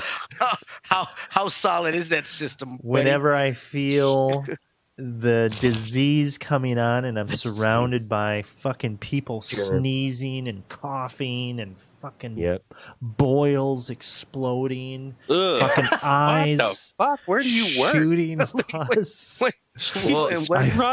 Well, these people that you're helping probably are not. They probably don't have the best hygiene, do they? Well, okay, I might be exaggerating a little bit, but if somebody comes in with a cold, I have my vitamin C packets. Fucking dump one of those motherfuckers in a cup. Fucking ingest that. If I feel anything beyond that, is it emergency? It's the knockoff emergency because I'm not going to be spending that money. Yeah, because that shit doesn't work. It fucking works for me every time. It does not, bro. Dude, it works. Teddy, if he doesn't your body get sick, it works. I don't give a fuck how it works. No, your body can only absorb so much of a vitamin at a time. Just get you're fucking loading it with thousands. This is a placebo fucking force field. Yeah. Yeah, right. Whatever, as long as it works. He's got a point. Even if it works for him, it's gonna work. Right. It works. If you believe, Teddy. I can't say. Motherfuckers are dropping like flies around me, and I'm running strong. So just want to put that out there. But Season of the Disease, don't fucking come in if you're like dying and you're obviously people you help. They're kind of on that lower pole of like keeping their shit together, right? So they're probably like really sickly, maybe a little unkempt. Well, still. Dude, it also depends on the job, man. I've worked in restaurants where... Well, that just means I'm using that as a stereotype that they're going to get sick more often. Yeah, but we know how, diseases work. We know how viruses work and shit. Fucking don't go somewhere and cough all over the place or fucking sneeze all over the place. Well, I mean, sometimes, like I said, some jobs won't let you do that. I mean, I've worked at restaurants where if you had a cold and you shouldn't be handling people's food, they would still like you still got to come in. I mean, like, really? Fuck that. Like if you don't have a fever, they'll then take the risk of you getting someone sick. Yeah, over the like loss of a hand. Wow. Well, that's the thing. It was like that when I worked at magazines.com. If you didn't have a fever, you came in. Damn. It's like you don't. Yeah. And I grew up that way too. Like I'm guilty of going in when I shouldn't. I am that motherfucker. All right. I think everybody in the Midwest has. The Midwestern German, like, well, just walk it off. Go back to right. Fucking. Well, I got one leg left. Yeah. Might as well go in. All right. Next up, we have Mystic with commercials. So, I've bitched about this before, but radio commercials are just outrageously bad nowadays. Yeah, it's like I heard one yesterday that was just a lawyer talking into his cell phone, and you can clearly tell that it was him talking into his cell phone. So he had a voiceover dude do the intro and the outro, and then it was just him in the middle, like fucking, hey, I'm the best fucking, blah, blah, blah lawyer. But you could totally tell he's just recording it in a conference room on his cell phone. Like, dude, if you're going to advertise and pay that much money to advertise on the biggest station in Milwaukee, you should probably put some fucking time into it. Well, right? and usually they will, usually the station will bring you in. It's like, and use, because for the most part, you got to pay for it. Well, yeah, I mean, you're obviously you know what I mean? You could just buy the airtime and do it yourself, and that's what he's doing. He's trying to fucking save a buck, but I see. Yeah, your first you need to spend a little more. Is listen to the radio. I still listen to the radio a lot. Yeah, listen to that gimme radio. Yeah, I don't listen to the radio. I use Spotify in my car or some other kind of music media. I don't listen to radio. Yeah, I do the old find out what the hell's going on in the world NPR in the morning. On the drive to work. While you're what should I be enraged about today? You're the fucking cat fucking shepherd. Cat shepherd. With NPR. No cats It'll anymore. be okay. All right. So that's Hey man, don't knock TED Talks, okay? TED Yeah, Talks. right. Some of those are fucking stupid. You there? Oh yeah. God damn it. Right. We're dumb as hell. Hello? Yes. Yes. If you I die. hear you. Yes, All I'm your jokes were retarded. lost. 0% financing. You know what I'm saying? Did you even hear that part? No. Nope. No. Okay. No. Never That's why mind. we didn't laugh. There's a dude that says it like 7 or 8 times in a row in a fucking commercial. Ugh. I hate that shit. Anyway, sorry, go In ahead. the words of Mystic, we didn't hear you because maybe you should get some better equipment. Ooh. Touche. Touche. Hey, Paid for man. mine. Fucking 0% financing. 0% Don't get mad at me because I got sugar mamas. Plural. Sugar in-laws. All right. Brown sugar mamas. In all seriousness, go fuck yourself, Roswell, New Mexico. That's our show. We're going to be here every Wednesday night at 10 p.m. Central. Make sure you join the conversation at theredeyereport.com or facebook.com/redeyereport. We already gave up on Twitter, so don't worry about that one. No, I've been tweeting. Fuck you. You lying. Have you been tweeting? You need to make the tweet share to our Facebook page then, so we actually know you're doing it. How do I fucking do that? I don't think that's how that shit works. Your review is going to be I think you can make dependent on this shit, Teddy. You need to make sure that we know that you're working. Exactly. Well, and I'm pretty sure with with Instagram, when you make a post, you can set it Facebook to share owns to your Facebook. Instagram. Oh, Twitter and Facebook are Yeah, two fucking separate things. Yeah. I really think we just missed the boat on the Twitter thing. I think we should just... Twitter. Anyways. Fuck it anyway. Twitter's where cancel culture. I am not giving up, you son of a bitch. That's fine. Well, then send us screenshots. Because we know you can't Photoshop. You don't have to send us shit. Nobody really cares. Actually. What the fuck? Like us, share us, or fuck us, we're down for whatever. I'm Oracle. I'm Mystic. This is the ashtray. I'm sending screenshots. Fuck y'all. I'm Teddy. Oh, see? There you go, buddy. And this is the Red Eye Report. Easy. There you go. Bam. Report.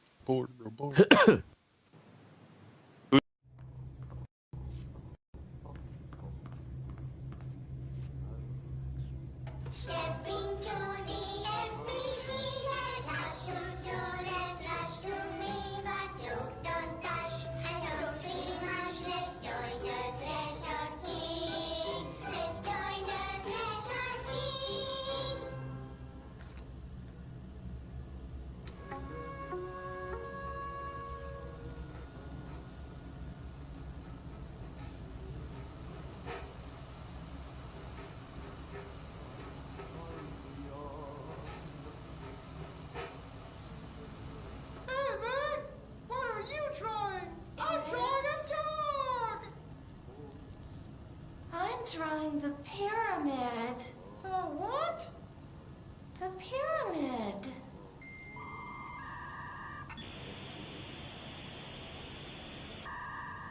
What's a pyramid? The Black Pyramid. It's in the astral plane. Airplane? Astral plane. It's big, white, and empty. Or is it? It's a weird, crazy alien dimension. The white goes on forever. You can get lost in all that white and never find your way back home. I miss my home.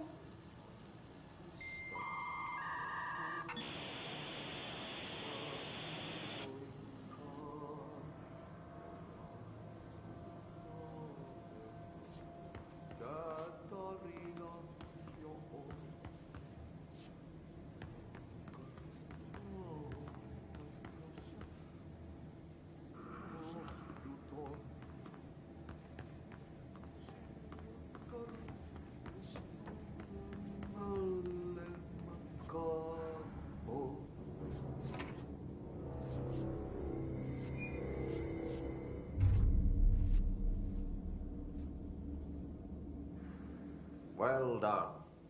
You got the job. It's place for congratulations. Yippee, saatana. It happened in the last drop. I truly need an assistant. Funny thing is, I've been a janitor. I'm more at home in that role than as the director. Only Ati here seems to see that. Yeah, hi, Ati. Look, we need to get the lockdown lifted, otherwise I can't get to the other sectors. Can you help me get to the override? Yes, easy peasy. It's just around the corner. But first, we need to get you working. Very small, couple of hours job. Something tells me it's gonna be more than that. Yeah. You think there's a dog buried in this? I can tell you are not yesterday's Krause's son. That's why you'll make a great assistant. Very well. I'll hit the facts on the table. Mä kyllä sanon perkele suoraan, that this house has a vermin problem. A bad one. They've already messed up the cooling pumps. And the power generators of a power plant, perkele. And the pensioner inside is starting to feel the band around his head tighten. The situation needs to be fixed before the plant blows up. And we all disappear like a fart in Sahara. Trying my best to keep up with this. Fix the coolant pumps and the power generators, otherwise the power plant will blow. But don't you worry. I've left you clear instructions. You'll catch the end of the thread before I go to my vacation. The work's on the task board here. You can do later, when you have time. Vacation? Right. Yes, no one's gonna cancel my holiday or seat's gonna rattle. But don't worry at all. You'll take care of it and soon this crisis gonna be last winter's snow. You better go now, so you don't have to run with your head as your third leg. The door in the back leads to the plant. The door in the back. That's great. Thank you, Ati.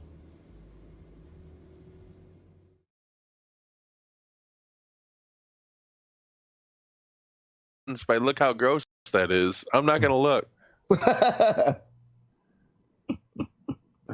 All right, we're doing it live. Doing it live. Fuck it, we're doing it live. Hats. What are you wearing, Mystic? Hats. Nothing. Nothing. God, you couldn't even wear your thinking cap. Oh, literally. That was good. That was a good one. You gotta give it up. That was fucking good. That was fucking good, man. You gotta get it to him. That was good. How was that? That wasn't good. That was fucking good. It's only because you were the butt of it that you're like. Yeah, that's why. Like, yeah, fuck you. Exactly. That wasn't good. Want some ointment for that sick burn, bro? Won't you shut up before I drag my Slimer across your face and leave a wet mark? All right. Dad, you're live. You're in the frame. That is just weird. Fuck it. He's doing it live. Yeah. He's like, oh, I don't want to be in your camera. Yeah, why is he saying, hey, why does he have a knife, dude? What's up? What's he doing?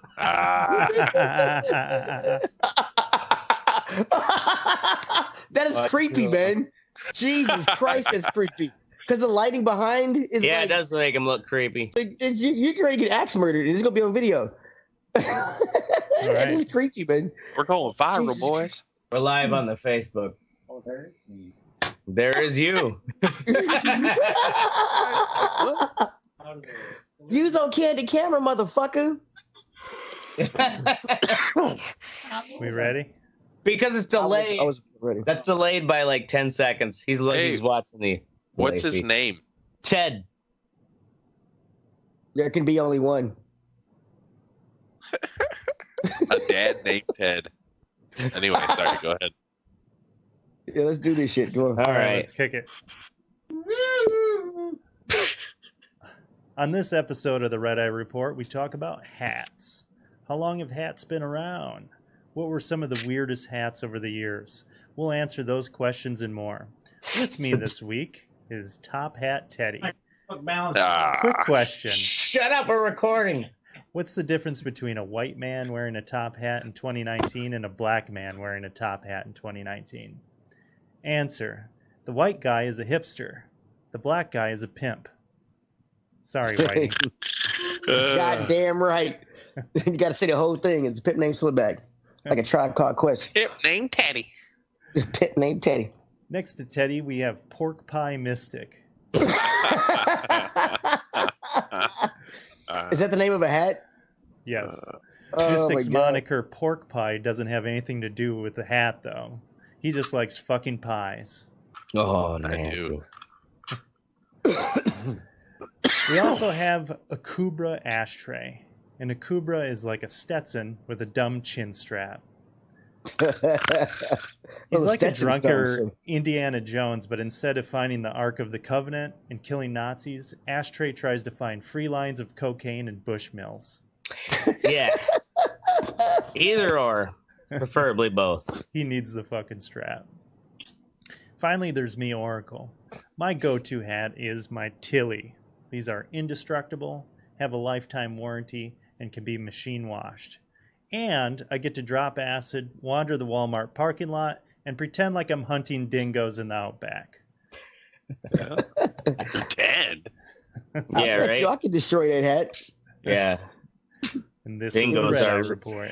Dingoes are actually 12-year-old boys. Right. Oh, you That's are. my code name. Code name. Dingo fucked my body. You got your whole like a parody hunting show that's just hunting dingoes, capturing preteens who are wandering around Walmart. Like so who here is a regular hat wearer? Teddy? I used to wear hats more. Maybe I don't know. In the last 5 years, I don't wear them as much. But yeah, I have a collection. Not even Jimmy hats. No, you don't wear no Jimmy hats. Hot fire blanks. How about you, Teddy? Blanks. How often do you wear a hat? I'd say almost every day. Okay. I mean, generally it's a baseball cap. If I go out, I wear my Kangos. I used to have had a great fucking fedora collection, but it has since been destroyed. So, that's the gayest anyone's ever said. Don't let the fucking dingoes get your fedora. I'm gonna find one of my nerdy white men have ruined the fedora. Gayest shit ever. Man, fuck you. You just mad because you can't wear a hat. Right. Yeah. No matter what hat Mystic wears, she looks like Dom DeLuise. And that is the bane of his existence. That's why he's angry at this episode. He prefer we do hair because I have none, but you changed it, so way to go. Let's get the show going. All right. So Teddy got flowing locks. Teddy, you are in the 11% of respondents that said that they wear hats every day. 11. Yep, 11%. Eights don't care if you're shooting blanks, Ashtray. Thanks, Travis. That's true. So I'll try. That's right. Get tested. Try 33% once. said that they rarely ever wear hats. 26% say that they never do. What do you think's the most popular hat today in 2019? Baseball cap. Oh, baseball cap. Yep. Baseball cap. Baseball cap at 51%. 42% is like a knit or winter type hat. Yeah, I definitely wear that. Or the gay ass beanies with the fucking shit hanging off the back. Well, it doesn't have to have shit hanging No, off. just I a used to wear a regular beanie at work all the time. That was like in the winter. They had those I'm those always wearing, beanies over there, like a cones, like those Ed Netty beanies that fucking shit hanging off.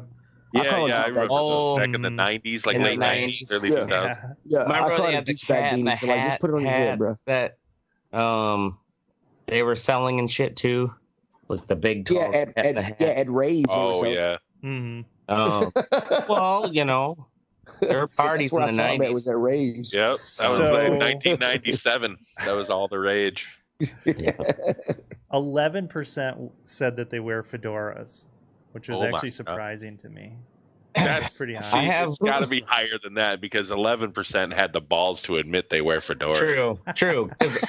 The other 47%. What do you have against fedoras? I have one. They don't look good on anybody. They do look good on black people.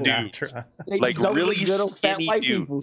Skinny No, they yeah, look you good got on to black Teddy, people, man. I guarantee you they don't look good on you. I'm sorry. I guarantee. Okay. Stick to the Kangles and Guess the what? baseball caps, bro. Guess what? I'm gonna get me a fedora and I'm gonna rock that bitch in front of you. All right, you rock it all you want. Doesn't mean you look good in it. I don't know what to tell Just you. watch. I'm gonna rock that bitch. So hats have been around for a long fucking time. And they have recorded like cave paintings that show something that looks like a hat from like 30,000 years ago. The first civilization that really adopted a lot of hat stuff, and I was looking into some hair things. A lot of hair stuff and wigs were actually the ancient Egyptians. Of course. Yeah. I was just thinking, you know what?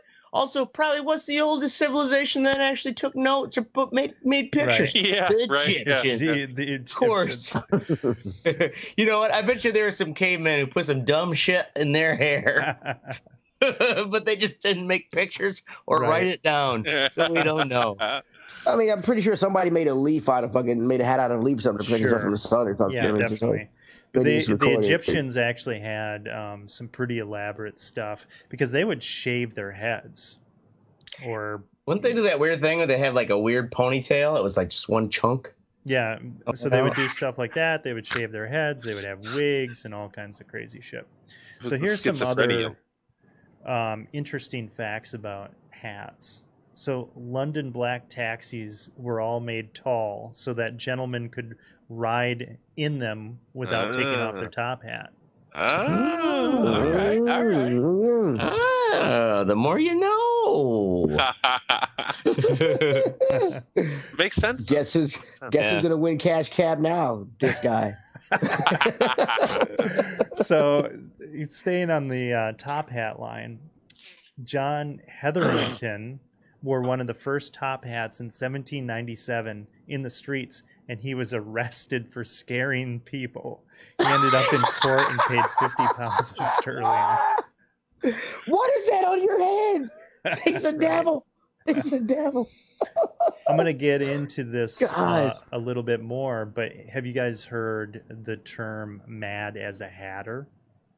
Yeah. I've heard of Mad Hatter. Right. I've heard from Alice in Wonderland. Right. So that's actually taken from real life. So when they made felt for hats, it involved using mercury, which is toxic, and prolonged exposure can cause damage in the nervous system, tremors, and dementia. And so people that made hats, a lot of them had like all these mental, neurological fucking disorders because of it. Haberdasheries ain't nothing to fuck with. Right? Vikings never It's like wore Wu-Tang. horned helmets. I know that might be a Like, little how do they know disappointing. that? No, really. Were they there? Maybe it was In written 11 down. It was like part of their 1144. lore. No Look, orange. Hans sent out a memo. What was the Everybody said reason? they did not wear or fucking. What was the reason why they didn't wear horned helmets? Well, I heard in my head. I heard orange helmets. I'm like, how do they know that? Yeah, they're wearing hard hats. They probably didn't know what the color orange was. But you're saying they did not wear. They did not. So that was just made up by Hollywood? Mm-hmm. And in Fargo, North Dakota, there is a law that forbids dancing while wearing a hat under the penalty of jail. What happened to make them make that fucking law? Yeah, what kind of a hat massacre happened? What happened? The Union Dance Hall closed down and nobody danced again. I'm saying, what did this motherfucker do? Go ahead, I was sorry. actually surprised when I looked into the baseball cap to find that the baseball cap is actually from baseball. And what we know today as a baseball cap is a variation of a yachting cap. And the first version closest to nowadays was in 1860 when the Brooklyn Excelsiors wore it, and it was later called the Brooklyn style cap. And it really hasn't changed that much. Why fuck with perfection, you know? Right, yeah. in 1940, that's when they put latex rubber inside the cap, and it really hasn't changed from that. Latex rubber, like in the bill? In the bill, I believe, yes. Yeah. So now, Except now people don't fold the brim, which irritates the living fuck out of me. Well, yeah, because as kids, our kids, you know, like it was you cranked it, you put rubber bands on it. Oh yeah. And now it's broke like it in. That was like the key to a good hat, was breaking in that brim perfectly. Yep. And it was kind of like you would show your classmates, like, this is my new hat, you know, still breaking it in, rolling it around, and like you're constantly, and you look, they look stupid. See, I like my little slight. I like my slight brim. Yes. I don't like that big old brim you have. I like my slight thing. Well, that's fine. You can like it how you want, but at least you bend it. It's not like that flat is just fucking dumb. Yeah. No, we had some. I remember as kids, some of us were like seeing how like tight you could keep it. Be like, oh, real. Like, look at it without it being like bent. Right. Ashtray. Ridiculous. Ashtray. So, yeah. Answer the Tony man. Perella is asking if you are drinking a White Claw, whatever the fuck that is. I've been hearing about those. You better not be drinking a fucking White Claw. This is that other one. Yeah, no, basic bitch seltzer. Basic bitch seltzer? They call them basic bitch. Fuck is a White Claw? I don't even know. Well, I'm not up on the cool kid terms. White Claw. It's the seltzer. It's like the seltzer. Hard it's like, seltzers it's like the new Zima is what it is. It's where all of the really is going right now. Yeah, it's like the new Zima in this little fucking game. Yeah. So, I'm sure you guys have seen women in like I'm sure you've seen women. I've seen one woman. Only your wife. You look at any other, she slaps you. So he says it's the new bro drink, by the way. 1800s, late 1800s, huge fucking hats, right? Like massive hats, and that was the style of the day. Occasionally, the brims were so wide that the hat stretched beyond the women's shoulders and caused the women to fall over. They would lose their balance. Yeah. Because they would just keep on adding shit on there. Wouldn't that be something to see at the Kentucky Derby? Yeah, right. Right? It'd make it more interesting than the fucking 10 minutes of the actual races. Has anybody ever actually put a fruit basket on their head, like in pictures? like in the kind of stereotypical Chiquita banana lady thing? No, like our fruit baskets. No, I mean like no. You haven't seen those like chicks at like the Kentucky Derby. Like it looks like they have like cherries and shit in their hats. You know what I mean? That kind of elaborate stuff. No, I've never worn that kind of elaborate of a hat. No. I wouldn't have anywhere to put it in my apartment. And just to let you know, the Kentucky Derby is known as the fastest or as the most intense 2 minutes in sports. It's a 2-minute race. It's really only 2 minutes. Okay. So correct. The fedora that Teddy loves so much. I don't currently have one. I need to find one. I said, I might be lost and destroyed. But yeah. So they lasted until the 1960s. And then fedoras lasted until the 60s. Yep, until the 60s. And then the Cultural Revolution happened during the 60s. And everybody's like, yeah, fuck these fedoras. Crazy hats. Or let's not wear hats at all. Let's knit them ourselves because we're hippies and we live in comedy. Thanks, fucking hippies. So let's talk about the Mad as a Hatter. I wore a bow at a prom, bro. Yeah, the term. It's been traced the felt industry. So they use the mercury in order to break the hair or the fur down in order to make felt. That's the reason why they were using it.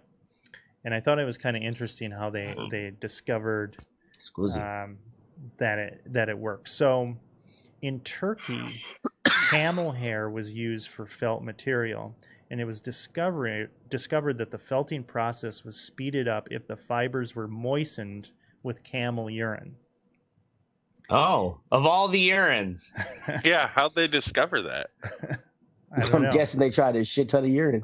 It is said that in France... It's probably because one Muslim told them, this is the secret. And like, it's got to be camel urine. No they didn't bother to try goat or horse or sheep or anything else in America. Well, get this. It is said that in France, workmen use their own urine, but one particular workman seemed consistently to produce a superior felt. Really? This person was being treated with a mercury compound for syphilis. Oh. And an association was made between mercury treatment of the fibers and an improved felt after that. Weird. And that was why they decided mercury is what why they started using weirdest mercury. That's the stumbling upon that I've ever heard of.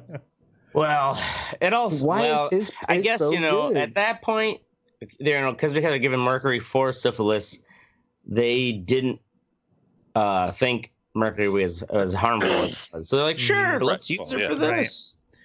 Right. And I mean, this was quite severe. And actually, in the U.S., they had something called the Danbury Shakes. So Danbury, Connecticut has always been known as the Hat City. And it was the hat making capital of the world in the 19th century. So at the peak of the industry, 5 million hats a year were produced in 56 different factories in Danbury. Wow. That's a lot of goddamn hats. When was this? What time of? So 19th century. So 1800s. And they were using a mercury solution, and they had like a bunch of steam and stuff, so it was airborne, so you're inhaling fucking mercury all day. And many hatters with long-term exposure got mercury poisoning. Mercury poisoning attacks the nervous system, causes drooling, hair loss, uncontrollable muscle twitching, a lurching gait. I have almost all those symptoms, but lurching gait? Lurching gait. That's weird. What do they consider lurching? Because I already have that, I think. Yeah. And people are stumbling about in a confused state with slurred speech and trembling hands, and people would think that they were drunks, actually. And they, in the most severe cases, they're actually experiencing hallucinations. Wow. So it wasn't until the 1940s that they actually banned the use of that in the U.S.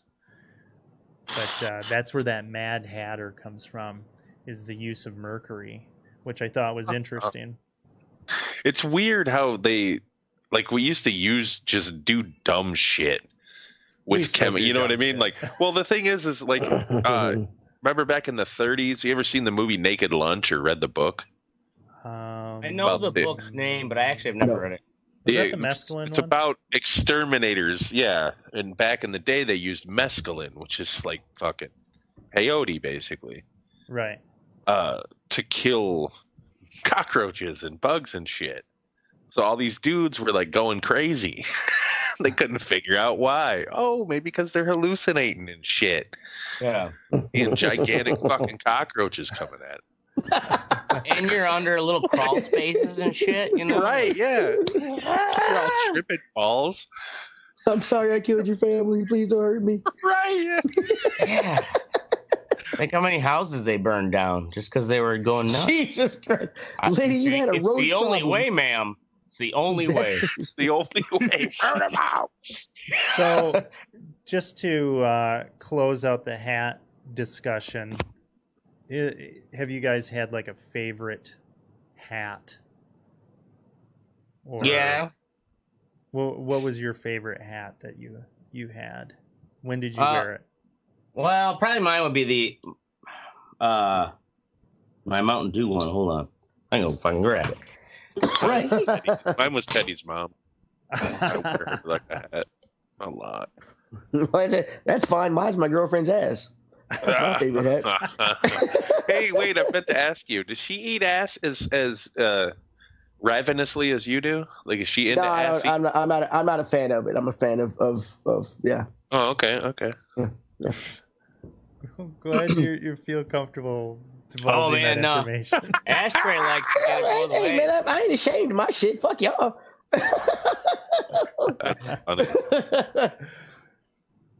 Okay, go ahead. Where's your Mountain Dew? My favorite would be the Mountain Dew. So before I started my life, I thought I was going to make like custom distressed hats. So I found this retro Mountain Dew hat from Target, and I had this collection of old cans. So I basically riveted an old Mountain Dew can into the bill. Trouble was I found I just liked the stuff I made so much I was wearing it all the time. So that business idea failed. I was gonna say you could probably sell that for like $600-700 to some Japanese kid. True. Yeah, I guess. Pair it up with some old Levi's, and you're talking a cool grand. Nice. Next, Teddy? who's favorite hat? Teddy, what's your favorite hat? Can't hear you, Teddy. Come on, Teddy, you're muted, you dumb shit. My bad. I was muted. I was coughing. I was muted. My bad. Fuck y'all. My favorite hat, I guess. I've got a Kango from a buddy of mine that it's got Skyrock on it. That I think that's that and my ball caps. My Detroit ball caps, motherfucker. All right, never forget. 13 years old. What? What? I Did don't you know say you what lived in Detroit till you were 13? Oh, yeah. Never forget. Yeah. Never forget. Never forget. Alamo. All right, what's your favorite hat, Merkel? Is that one? Is it the one you're wearing? Yeah, the one you're wearing. Your crocodile Dundee. Yeah, the Tilly's a good outdoorsy hat, but this is that what it's called? That's the style, the Tilly it's a Tilly. hat? Yeah, it's a Tilly hat, and it actually does have a lifetime warranty on it. Dude, wait, we ever is Tilly hung out the brand together, or the style? It's the brand. Okay. Dude, if we ever hung out together and you wore that hat, I would never stop cracking on you. Ever. Like the whole day would be cracking on you. It'd be fun, you know. No, though, I'm not a bald huge hat guy. As a bald guy, though, like utilitarian wise, that's a solid hat to have when you're roughing it outdoors, like and keeping that sun off. Roughing it outdoors. I see him being dragged through a city by his girlfriend with a camera around his neck wearing that hat. That's his feature.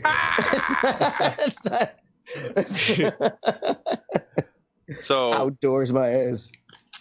I think my favorite hat ever was this beanie. It was a Patriots beanie, but it was like the most comfortable fucking thing that I've ever worn. And when I had long hair, like really long, and it was just nice to keep it down. You know what I mean? Right. It's comfortable. Right on. So that's it for hats, folks. Another riveting episode. Yeah, send us your stupid. Hey, that shit was tight. Plumbing. We'll make fun of. So we're moving on to what's sexy, where we tell you what's sexy. One last hat thing. I tell you a hat I miss wearing. What? I miss wearing the little Jamaican small bill hats that you catch your dreads in. I do miss wearing those hats. That's all I gotta say. I miss my hair. I don't even know what the fuck you're talking about.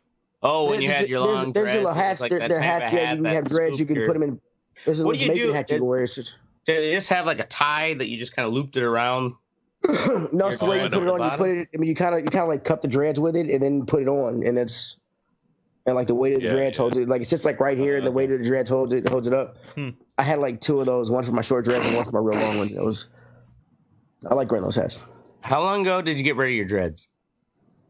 It's been a while. I got the picture on Facebook when I cut them off, but I have to look into. Do you remember what year it was? No, it's been more than 10 years. Too long. All right, moving on. Pubic hair into dreads. Nasty. Okay, Teddy. Just like a matted cat down there. Good, gross. Marvel Ultimate Alliance 3. Oh my lord, they made a third one. Eat a dick. Fuck you. They can't get to the 4th without the 3rd, baby. And I hope it is a 4th. It's a Switch exclusive. If you ever played the first 2, it's basically a shit ton of Marvel guys. It's kind of like a Diablo style Marvel game. It's awesome. It's got like 40 characters more coming DLC. Great game. Pick it up, Oracle. I know you don't play games with people, but are you picking it up? Because it is co-op. I mean, it's got a cool looking style. I mean, it's like a top-down kind of thing. You can switch between the 4 people. Type game. Wait, now didn't they have this for the 360 and shit? Well, they had one for the original Xbox and one for the 360. Yeah. Wait, this is only on Switch? Yeah, it's only on the Switch. It's Switch exclusive. Yeah. What? Oh. And it looks pretty good. I mean, there's a shit ton of characters. There's more characters you can get and unlock, and there's more coming in DLC. And you Ghost choose your Rider. Team. Yeah, you choose your team, and depending on what they have, you get buffs and things, and you can. It's real cool. Electra. All right. Yeah. I don't know. Check it out. So moving on. Oh, you're a bad loser. All right, next we have Mystic with Blown Away. So it's this show on Netflix called Blown Away. It's like one of those reality competition shows, but it's all about glass blowing, right? And first off, I see what they did there. So some of these people are fucking unbelievable artists at glass blowing. I don't understand like the concept even behind it. But what I like about it is that most of those shows are like an hour long. This is 22 minutes or whatever. Oh, really? Just get straight the fuck into the shit. They're like, this is what you're doing. You got fucking 5 hours. Get to it.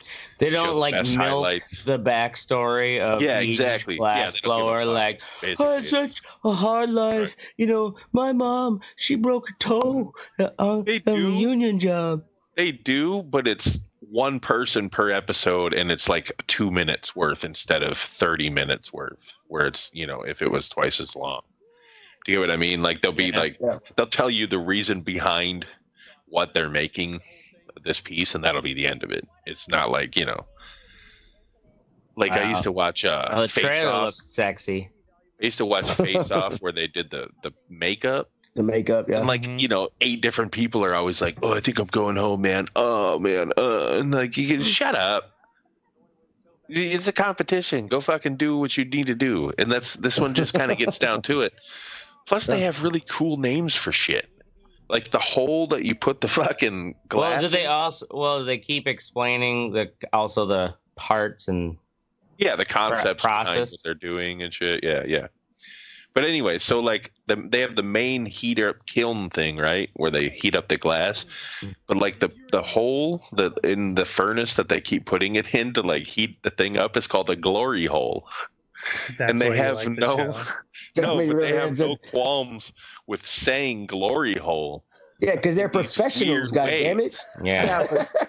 Normal people watching this are just going to go, really? Glory hole again? Well, glass blowing has been around longer than the term glory hole as far as a dick in a hole, I'm sure. For sure. So I wonder how then did glory hole get attuned? Because you're blowing on the dick? Like you're blowing glass? Yes, maybe. Maybe that's the connection. Maybe. Because you got to blow the glass in the glory hole. Wow, this is like ancient aliens. I think somebody needs to get to Googling. All right. That's it. That's funny. Somebody's got to figure it out. I must know the answer to this question now. All right. So next up is me with Forza Horizon 4, Fortune Island. So I've got the Game Pass Ultimate, which includes the PC Game Pass, and part of that you get Forza Horizon 4, which is an outstanding game. I played it on Xbox. I've been really getting into it on PC, and I decided to get the DLC for it. There's Forza or Fortune Island, and there's the Lego one. I've only been doing Fortune Island so far, and you go to a completely different island, and it's a lot more rustic, I guess. There's like mountains and a lot of mud, so a lot of off-road stuff, some really cool like beach shit, and they have some cool modes in there too. And like one of them is Trailblazer, which with the Trailblazer, you start off at a starting point and you do whatever it takes to get to the end point. So it doesn't like define the track for you. You just fucking whatever the capabilities of your vehicle is, you can go through the woods or whatever. And they have like riddles and things like that where there's treasure hidden throughout the island, so you're going around and finding that. And I've played the other Forza Horizons, and none of them have quite stuck with me. And this one, the driving just feels so fucking good. And once you start to acquire like cars that you really like to drive, it becomes better. I definitely have, like go-to cars. There's like, yes, I want to drive this car, in this. And I think they do a good job of keeping it enthusiastic about like mixing things up and cool challenges like the stunt challenges and speed traps and stuff like that add a lot to it. So been enjoying that a lot. Have you guys played the Forza Horizon at all? I haven't played any of the Forzas. I've played 4. Yeah, I've played the Forza Horizon 4, yeah.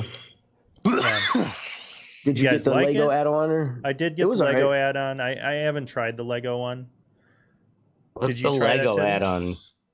I haven't tried it. I haven't re-downloaded it. Yeah, it's pretty much like Lego Track and Lego Cars and shit. Mm-hmm. Yeah, I didn't really like it much, but I'm not into arcade. Yeah, you're more into like that. I'm more into like simulation. Yeah. I mean, it was fun. That's one thing that I had a problem with. It was fun to go online and race in these races, but it got old quick. You know what I mean? Right. Yes, I don't play the game for the story mode. That's right.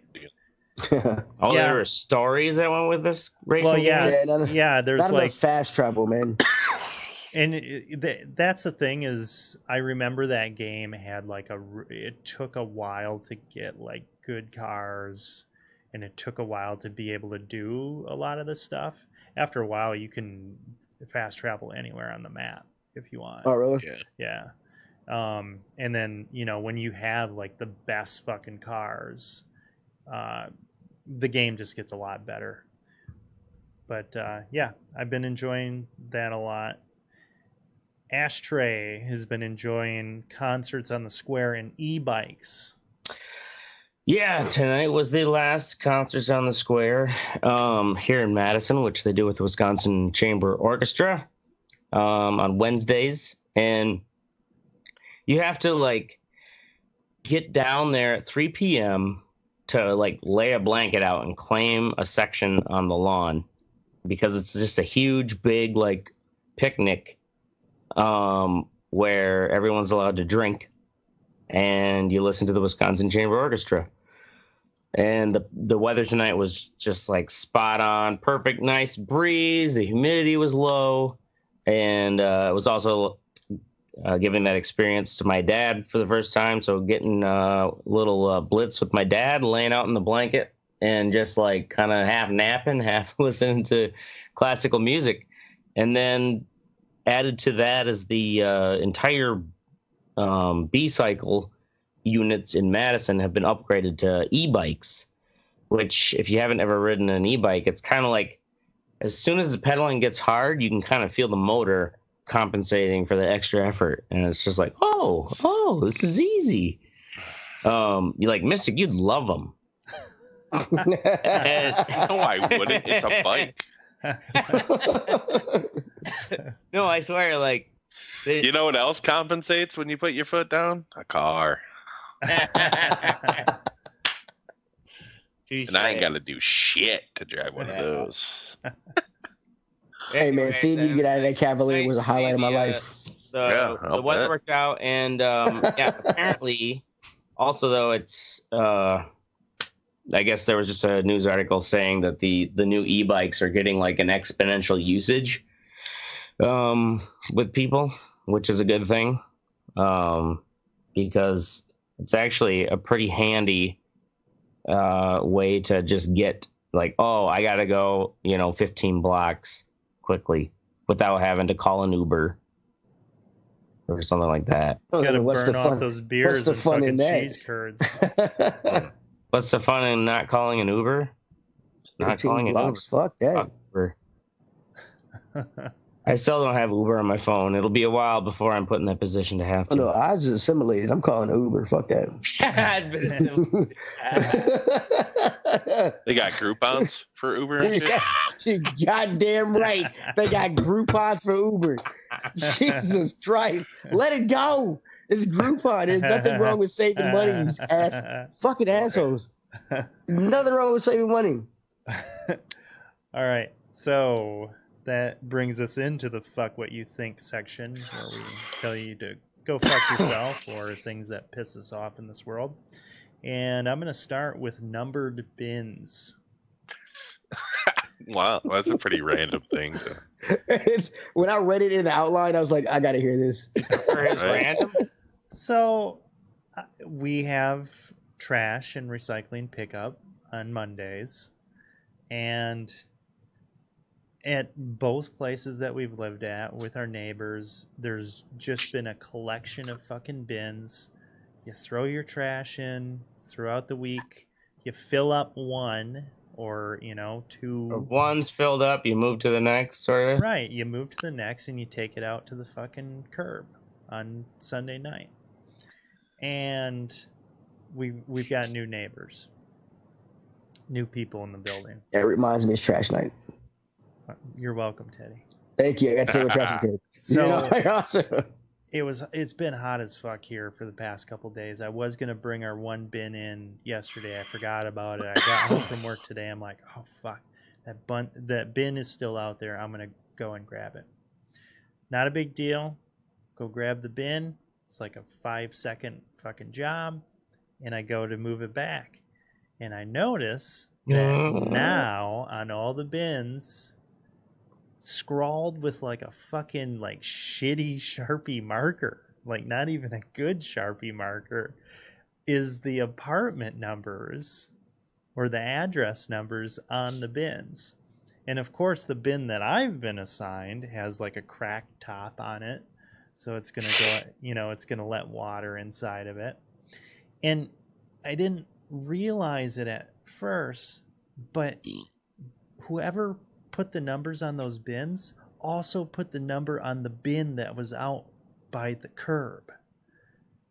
And decided that your apartment was the negligent bin. Exactly. And did not bring the bin in. They took the effort to write the number on the bin.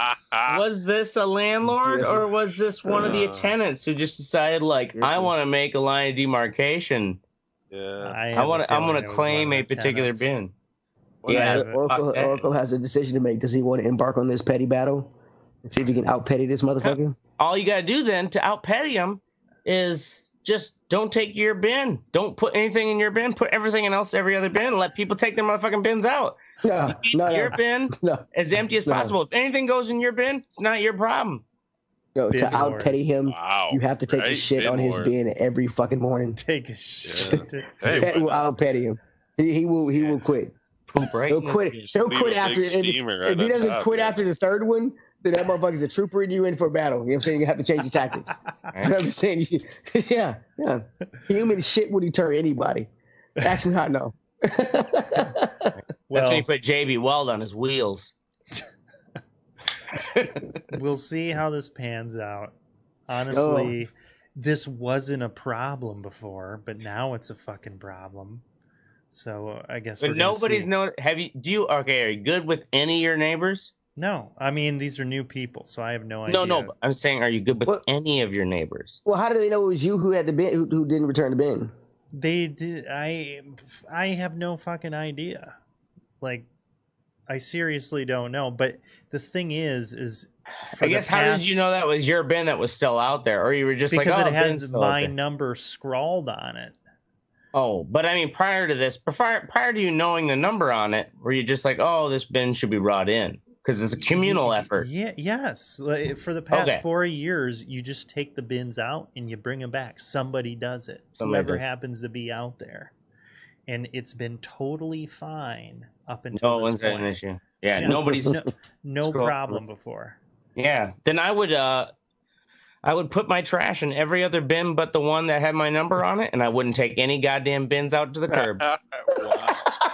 That is how I would do that. Yeah, because as long as your bag's not the last one in, you don't have to take it out to the curb. So I mean, and to top it off, get a rabid raccoon from like the local testing facility and put it in their bin. Oh, I glue the fucking lid on mine shut. Nobody getting shit. Well, this seems jammed. Oh, okay. So I will keep you posted on that ongoing. I would totally. I like your pet stories. They seem long lasting and very entertaining. All right.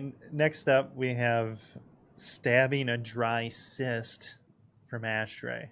Oh, Jesus Christ! You better not have you fucking video up as a fucking reference. Let me bring the video up. No, do it. Share it. God damn it! Share with the world. What is wrong with you two? Nobody wants. Don't encourage this shit. Because I was actually waiting for Tay to say that's some crazy ass white shit right there. Because that is what crazy white people do. I mean, no, people pop cysts. I get it. Apparently, this is record it and show it to people. I only share it with you guys because I know it's really gonna make you guys. I said people, not friends. I said people.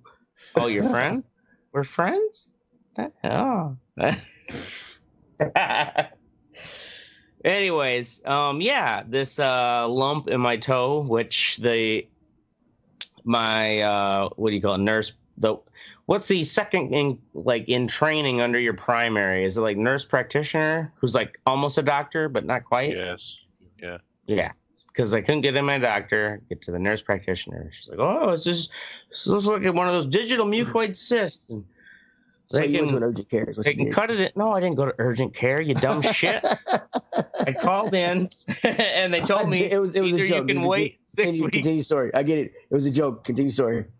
And anyways, they told me this thing should be filled like what a digital mucoid cyst. Anyways, it's a cyst that forms out of your joint, either your finger or your toes, and it's supposed to have like this gel, like the joint fluid in it. Well. And they told me, like, you can come in and they'll drain it, but it's probably going to come back. Sometimes the only way to get rid of it is to fully have it surgically removed. So I thought, well, just to drain it. Like, I know someone who can help me drain it. They have veterinarian supplies, iodine, sterilize it. So, yeah, today we decided to try to drain it, and we could not get any fluid at all out of it. Who tried to drain it? I will not name names, just for their own. Well, I thought you were actually at the doctor. No, he wasn't. He went to the doctor and told him it was wrong. He said, "I'll fix it myself," and then went home and recorded it. That's what happened. What could possibly go wrong? Yeah. So let's just say there was no fluid in there that we could at least get to come out. You know, you're getting like negative pressure. You got doctors. So maybe was it air or something, or empty pocket? I mean, it's got to be something in there to swell it up. Well, there's negative pressure. Like there's, like when you're not getting into a blood vessel and it's just kind of, you get a negative gurgle of like a little bit of blood fluid, but yeah, nothing. And I had her poke it in 3 different spots, but I had it lidocained. So my toe has got poked 6 times today. And we didn't get any juice out of it. So now I have to actually like 3 days. It's gonna be fucking. You're the closest thing to a Jewish person that I've ever met that wasn't a Jewish person. Like, you like, does this look like a cyst? Is it bad? Is this a tick? Is this a tick? Calling into the doctor and shit. Can you pop this? All right. On. Next. Mystic drums. So, not drums in general. So, what pisses me off is, I guess, people that think it's okay to just be loud and just crazy obnoxious. So, I'm watching the Brewers at Oakland Athletics game. Now, the Oakland Athletics don't really get a lot of people there. Their stadiums may be half full.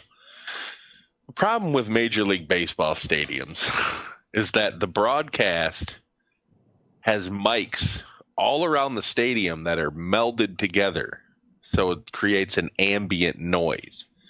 When the stadium is full, you can't really make out any one thing. Yeah. But when the stadium's half full, and some there's sections crazy drunk morons with fucking snare drums and like tom-toms and horns. They brought their noisemakers in?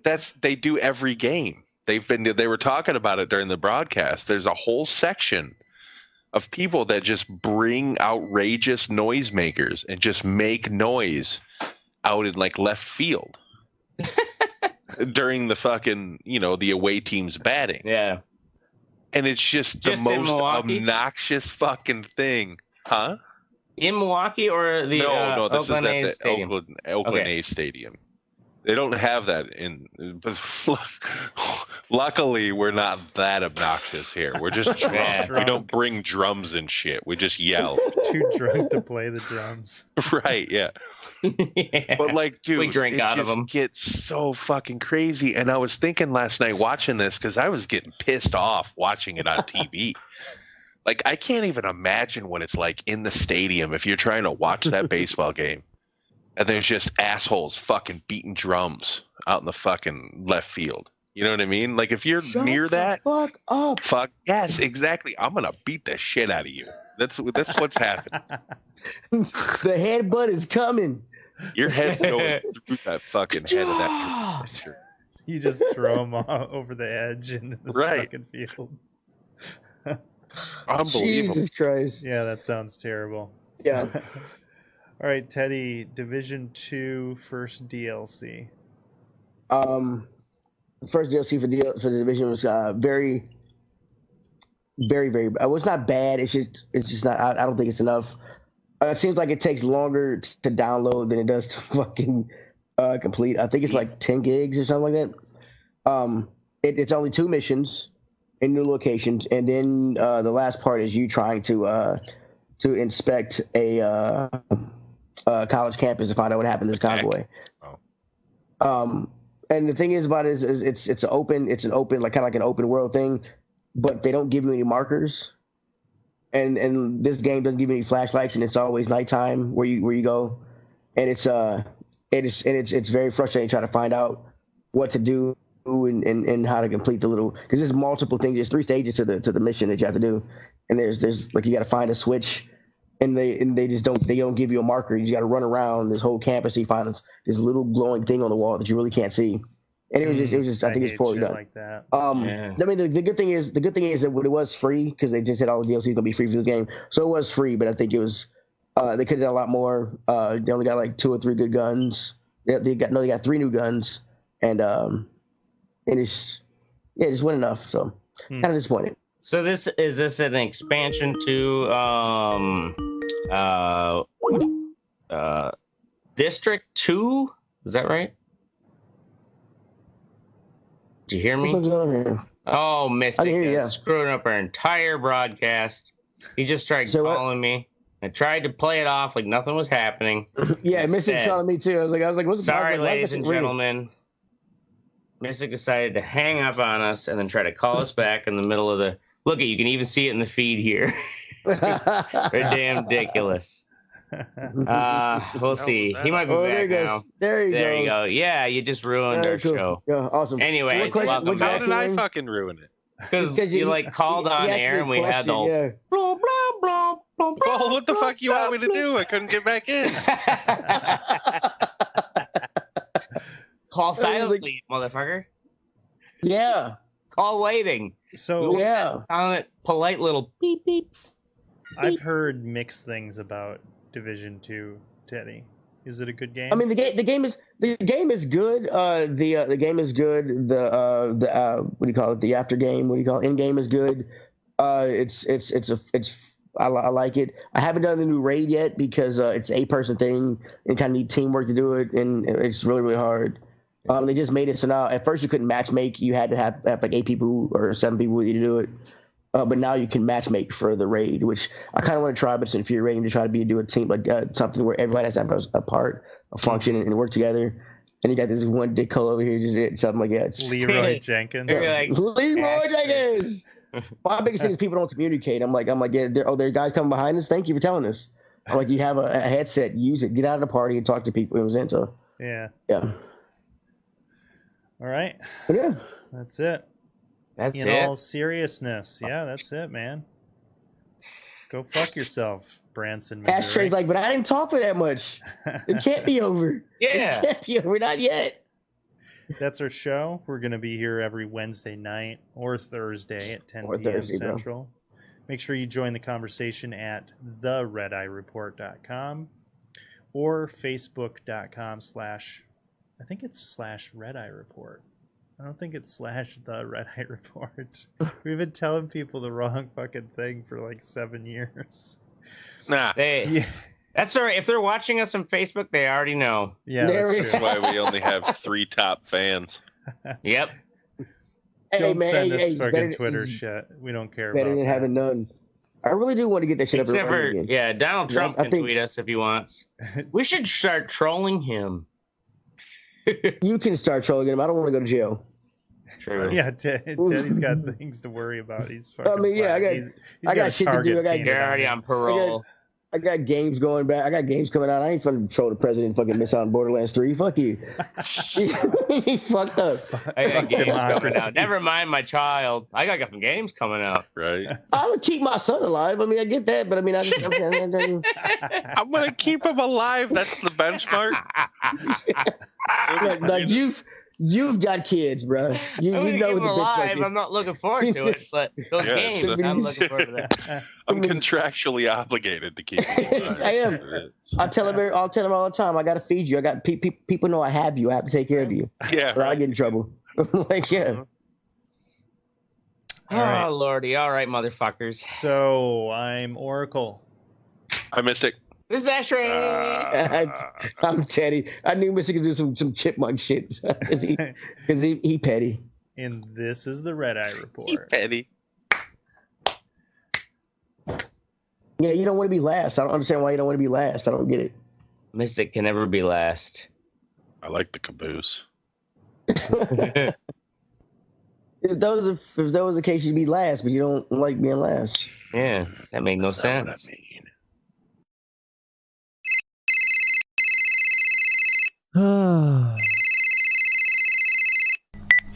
Hello. Hi, yes. Can I speak with Mr. Mr. Oracle? That's me. It's just Oracle. Great, Oracle. can I please talk to you about the amazing cannabis-related products being offered by Cannanut Incorporated? Cannabis-related products, huh? You know what? Go ahead. What you got? Excellent. First, let me ask you a question. How are you coping with your erectile dysfunction?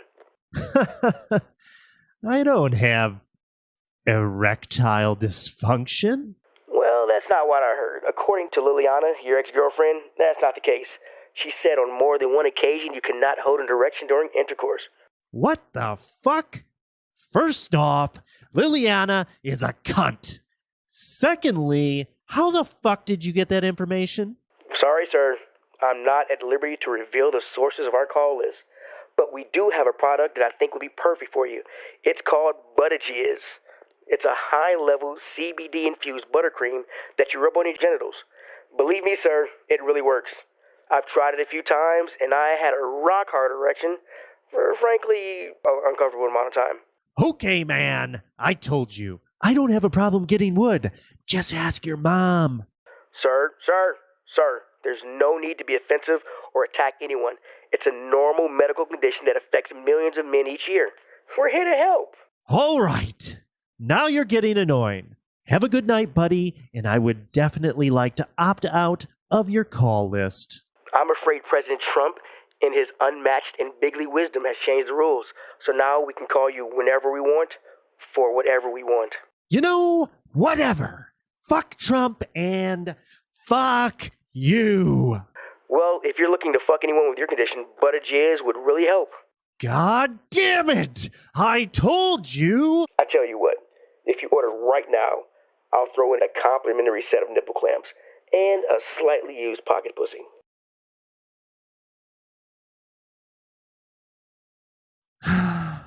I'll take 2.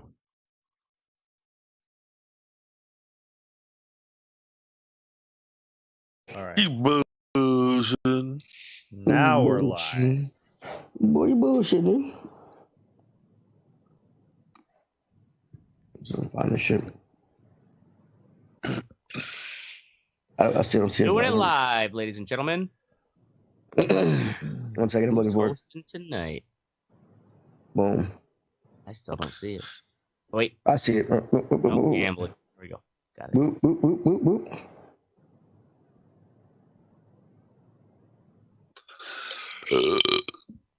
All by myself. No, we're not doing that tonight. Told you no more singing. Told you no more singing. God damn it. All right. Oh, look how weird. I'm trying to get the camera fixed. All right, this is ladies and gentlemen, welcome to the Red Eye Report. Teddy is your host tonight. As you can see, he's hosting it so fluidly. I decided to jump in. Oh, eat it, dick. On this episode of the Red Eye Report, we talk about gambling. We listen to Ashtray ramble on about some more goddamn bullshit. Ramble on. And we worry about the fate of a nigga in the woods. Bam. You don't look like you're in the woods, dude. Yeah. Glamping ass motherfucker. You ain't seen outside yet, right? With us this week is Oracle. A lot of people don't know that Oracle is the dumbest guy in witness protection. Oracle is currently he is currently fucking he's hiding out from Chinese triads over some fucked up gambling debts in Macau. But due to his need to be out in public and a prima donna, he has put his life, his girl's life, and his cat's life in jeopardy. Way to go, dumbass. Hey, anything for the Red Eye Report. Gotta fucking bring it to the people, man. Then there's a Mystic. Mystic is a professional gambler. He gambles with heart failure, 1 Twinkie at a time. Oh, that's so stupid. It's hilarious. Oh, you're gonna kill him with that one. No. Then there's Ashtray. Ashtray's gonna have to kill us. Fucking black cis male. I still don't know what you're talking about. That's a whole nother episode. Jesus Christ. I wanted to change the topic, but Oracle said no, I wanted to learn. And then there's Ashtray. Ashtray's gonna have to kill his cat, so he gets a pass. Sorry, buddy. Thank you. And I'm Teddy. I'm just a nigga in a cabin in the woods. And here's the thing. We usually start off with saying this is the Radar Report. I dictated this to my tablet, and my talk to text apparently is fucked up. And I said, and this is the Radar Report, and it typed, and this is America. So I guess we're going with that. America. I don't know how we got that from that, but that's what it got. And so that's like, Daddy, did you break into the cabin on Surviving the Game? And there's a fucking shelf full of heads. Oh yeah, Surviving the Game with Ice-T and remember Gary Busey, right? Watched that shit. It was Gary fucking Busey. Oh my god, it was terrible, but like enjoyable in a terrible way. Gary Busey's incredible. Actually, it'd be a good riff tracks. We tried, remember? Oh, that's right. Was that the one we did? Yeah, we did that one. Yeah, we did. Yeah, and look where we are now. I think it was taken down for copyright shit. Or something. Probably. How come those algorithms find all that shit? How do they find them? So gambling. So like I thought about this on the boat I was on. I was on a cruise last week, and on the boat they had a casino. It's called the Shogun Casino. Had all the had all this fake Japanese shit in there. But right by the bar where you can smoke at it on that floor, there was a machine. It was a crane machine, and inside it had a bunch of stacks of $100 bills, one marked 250 and like a couple marked 500 and shit. And it's like there was never a time where there were not people around this fucking machine just pouring. It cost $1 to play each play, and there was, and that was the one bar that was inside. So I drank there and smoked there a lot. So it was always at least 10 people around the machine just pumping money into it, and I never saw anybody win. And I was thinking of like the crane look. So it was always like loot slipping out. Right, it was always like slipping out. The crane only had 3 prongs on it, and the dollar, trying to pick up a stack of a rectangle with just 3 prongs and stuff. It was weird, and also I thought it was rigged because I thought the fucking crane wasn't strong enough to hold the money. Hold anything, anyways. Yeah, hold it was got up me. So it was fucking. But that got me thinking about how much money they make off of that fucking machine, and I started thinking about fucking gambling because we did an episode about gambling a long time ago. But I started thinking about, I don't think we talked about gambling episode 111 because I did the research on it. Attaboy, 111. Damn, that's more than half our episodes ago. Yep. We're getting long in the tooth. So I started about thinking about what is gambling's worldwide revenue. It revenues about $460 billion a year. Damn. Which I thought was actually on the low end. I thought it was on the low end actually. I thought it'd be like a lot more, but apparently no. You can break it. They break that down into how much each country actually gambles. And the United States is actually third, even though Las Vegas is one of the 2 top gambling spots in the world. No shit. Yeah, Americans they gamble. I think it was about 300 and shit. Where'd it go? It was like 300 something dollars. 300 and on average. On average per person, the average American gambles only $505 a year per capita. $505 a year. Okay, that could be against pull tabs, money machines. Yeah, that includes. That includes like lottery, all that other stuff. Yeah, the Aussies are the worst. They gamble.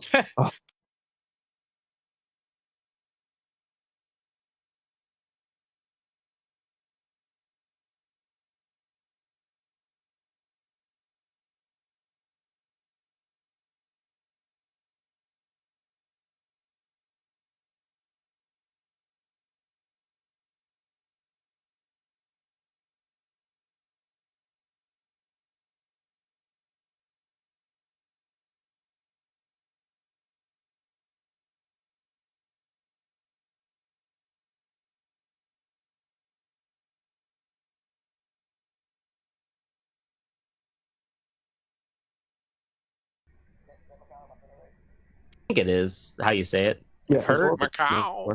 Is Oracle there? Is he just? What is he doing? He's looking. He's lost. I'm here. No, the audio cut out. Oh, did it? Okay, I'm like, what? No, I can hear you, Teddy. You're fine. Yeah, it was on my end. Okay, I was like, what is going on here? Okay, I was gonna actually say it again. Have you been to Macau? Have you been to Macau in China? I've been to Macau. Fuck no. Okay. Where the hell would I have been?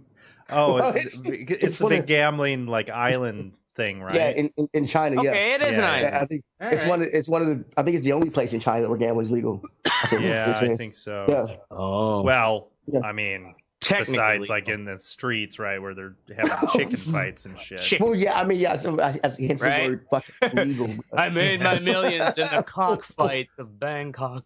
Macau in China. Macau has 7 of the world's top 25 casinos, and Vegas has 15 of them. Those are the top, and those are, but it's I forgot where I was going with this. God damn it, I'm so fucking high. It's goddamn peeing. Okay, so with the top casinos and the U.S. is still 3rd place or whatever, why are the Aussies? I mean, how do they? Because they gamble, they lose the most. They gamble the most per person. Doing what? All types of gambling. Let me see. I'm gonna go back to the webpage. I'm seeing. I'm sure it's all types: lottery, casinos. But apparently, it's actually not a top place to gamble. So they're the ones who spend the most money per capita. It may not be the place where the most gambling happens. If you go to the casino.org, the casino.org link I have. And scroll down to number 4, Australia. Let's see here, distribution of gamblers. Does it have a chart? Okay, poker chart we could put up for the people who are watching this show. That's what, if you scroll down to number 4. This low podcast. I know, right? It breaks down to distributor gamblers by age. Wow.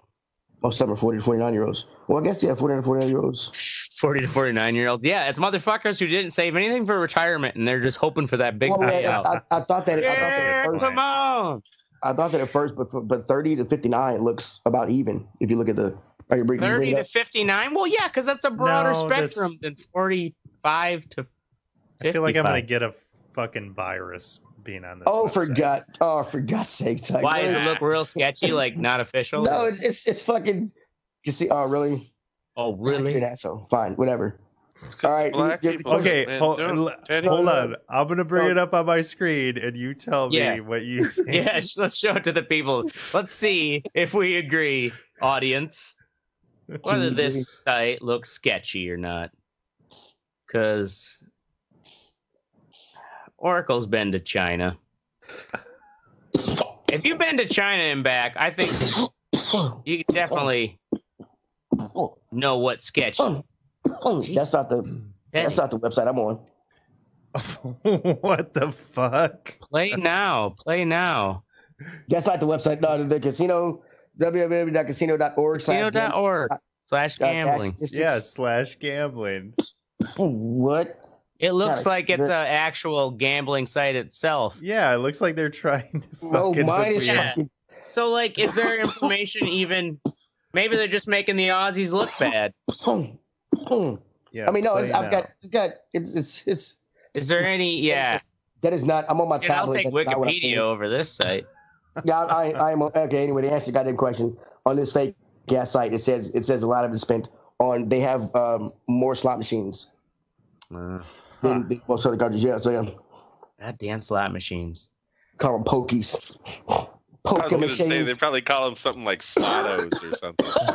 Slottos. Oh. They call them pokies. So, shit. Sorry. So, I'm gonna talk one last thing about one last thing here. Oh, wrong goddamn thing. One goddamn thing. Wow. Oh shit! Like none of my webpage, none of my webpages. It amazes me that we don't have more than 5 top fans. Our episode. Eddie, you've only been talking. I did this in a hurry. I know, right? I told you it was gonna be quick. Don't worry, I'm trying to get on the road, man. Fill in about gambling. Oh God, no, I bet you can. All right. So everybody's seen fucking what's the movie? Ocean's 11, 12, 13, and 8, where they rob the people and shit. I can't believe you remember all the numbers, but yeah. Yeah, right. Wow. You can't remember like basic 11, words, 12, 13. Yeah, the order of the. I remember basic words. greatly. Bigly. I got a bigly vocabulary, man. I got a bigly vocabulary. Fucking told us so. Fucking told us so. Fucking told so. All right, so I looked up. I was curious if there's actually been successful casino robberies, and there actually have. Fucking Biker Bandit in 2010 stole 1.5 million worth of casino chips. Damn, dude. He fucking parked his motorcycle on the fucking. He rode up to the casino agents on a motorcycle, walked to the craps table, pulled out a gun, and demanded chips. He ended up getting away, actually. Damn. So what do you do with those chips then? Honestly, I don't know. I mean, you got to. He stole a wide range of chip denominations, including ones worth 25,000. He tried to peddle them on an internet poker site using the email address cranberrykid25 at Yahoo. He signed the emails Biker Bandit. Metro Police caught up with him 7 weeks after the robbery at the Bellagio, where he was gambling and attempting to sell chips to undercover officers. Wow. So that didn't quite go well.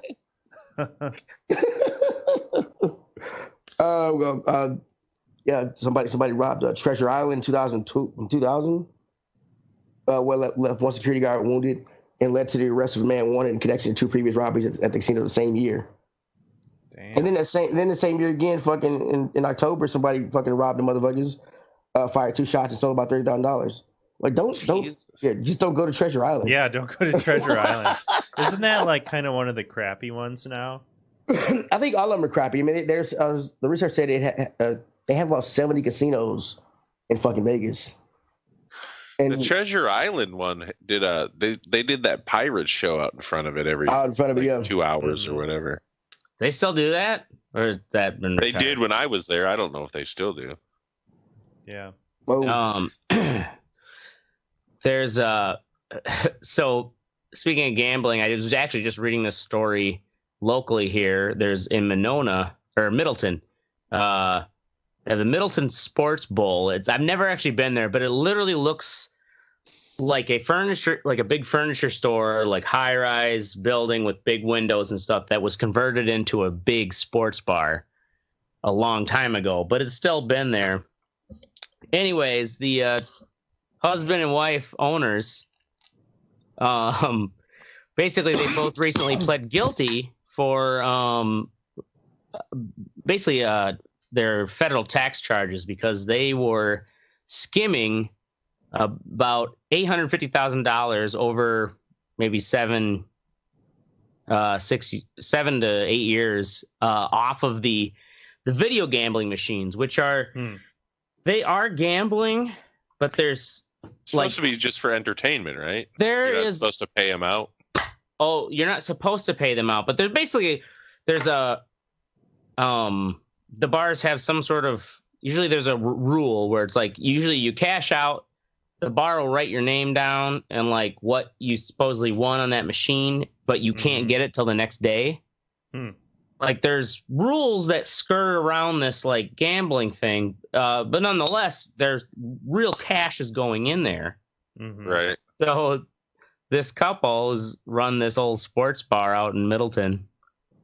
They had an undercover IRS agent actually went in and posed as a potential buyer for this sports bar, and the couples had a agreement with this guy, a local guy who owns this entertainment business that rents out these machines. And basically the two of them were skimming. The guy who supplied the machines got 25%. The bar owners got 75%. And then they also printed fake receipts to back up if they were ever audited. And the thing is, this potential buyer, this IRS secret agent, gets in there and this is just from 2010 to 2017. That's 10 years. That was $268,000.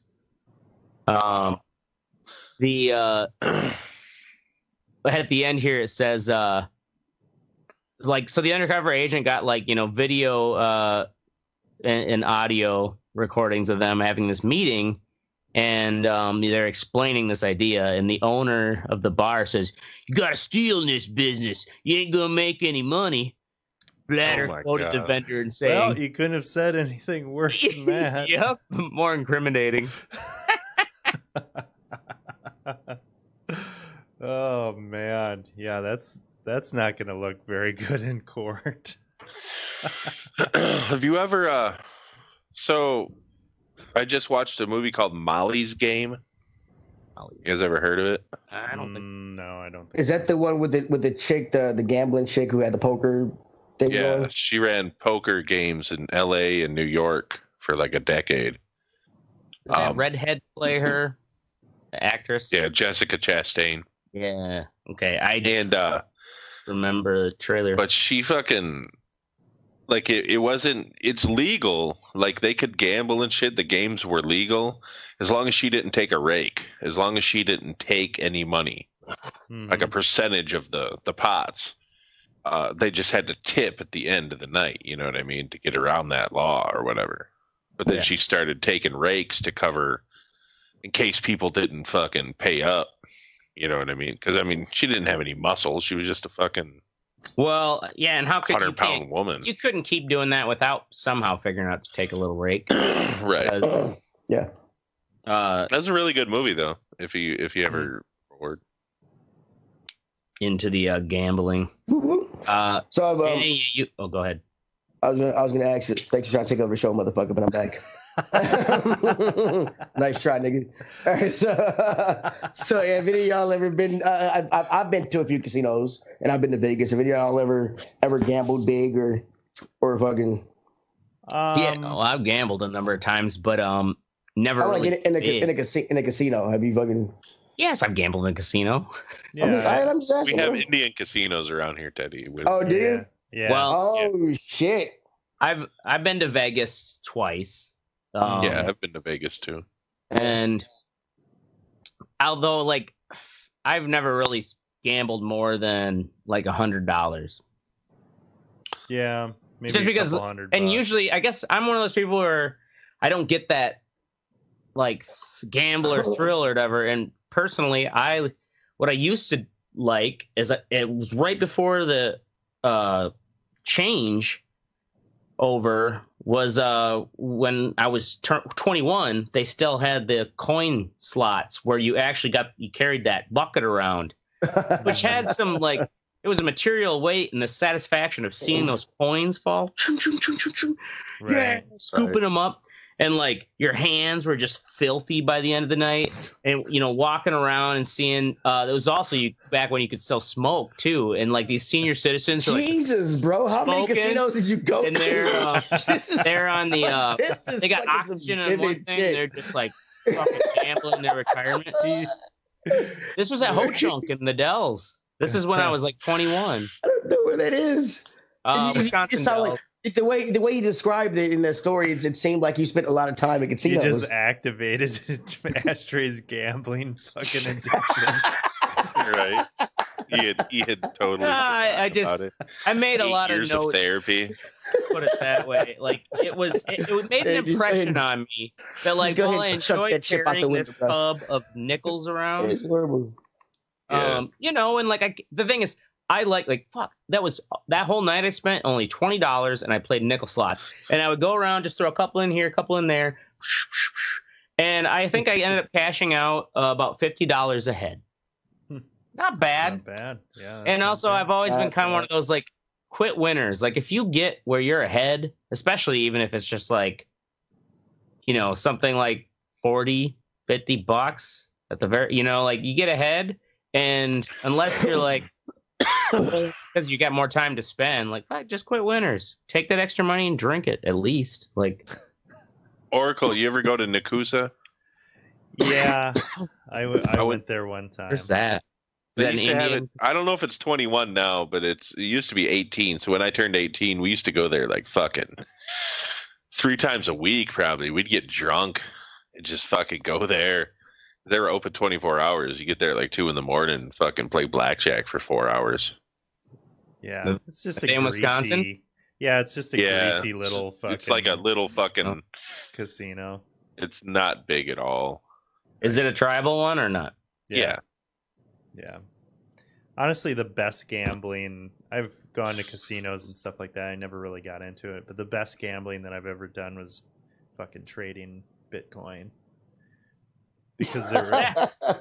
Because there's no regulation on it. So you just trade that shit, and it's just like it's like playing a slot machine. When I was trading it, was that you were trading it with the your other coins, or what were you trading it with?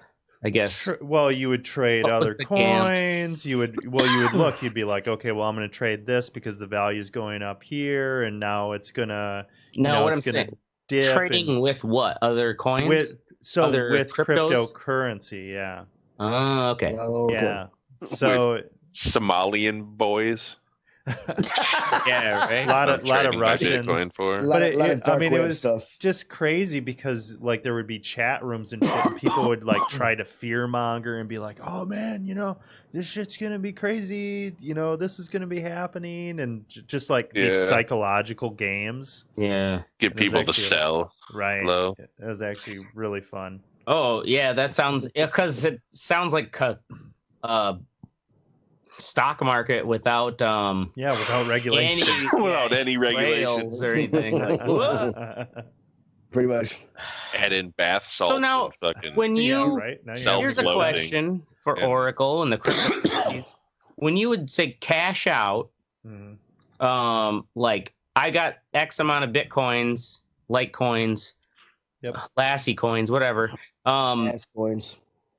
Who these exchanges are the ones who pay you, right? Do they take a certain cut? Yes, I'm sure they take a percentage. So they take a percentage, and the thing that nobody talks about is because the price of these cryptos changes so much. Yeah, they're going to give you a lower price than the actual listed price, right? Because they can't, if it's going to drop, you never get, you never exactly get really what technically the how much of a percentage lower is it? I don't know. I'm not sure how much lower. Also, is it also? Do you shop around to exchanges to see which one's offering? But the thing is, like, especially when I was doing it, all these questions can be answered and asked after the show. Yeah, this is an interesting thing of gambling. It's way riskier. You do coke again? No. Way riskier and less cost effective than, of course, the people that they want you to know about.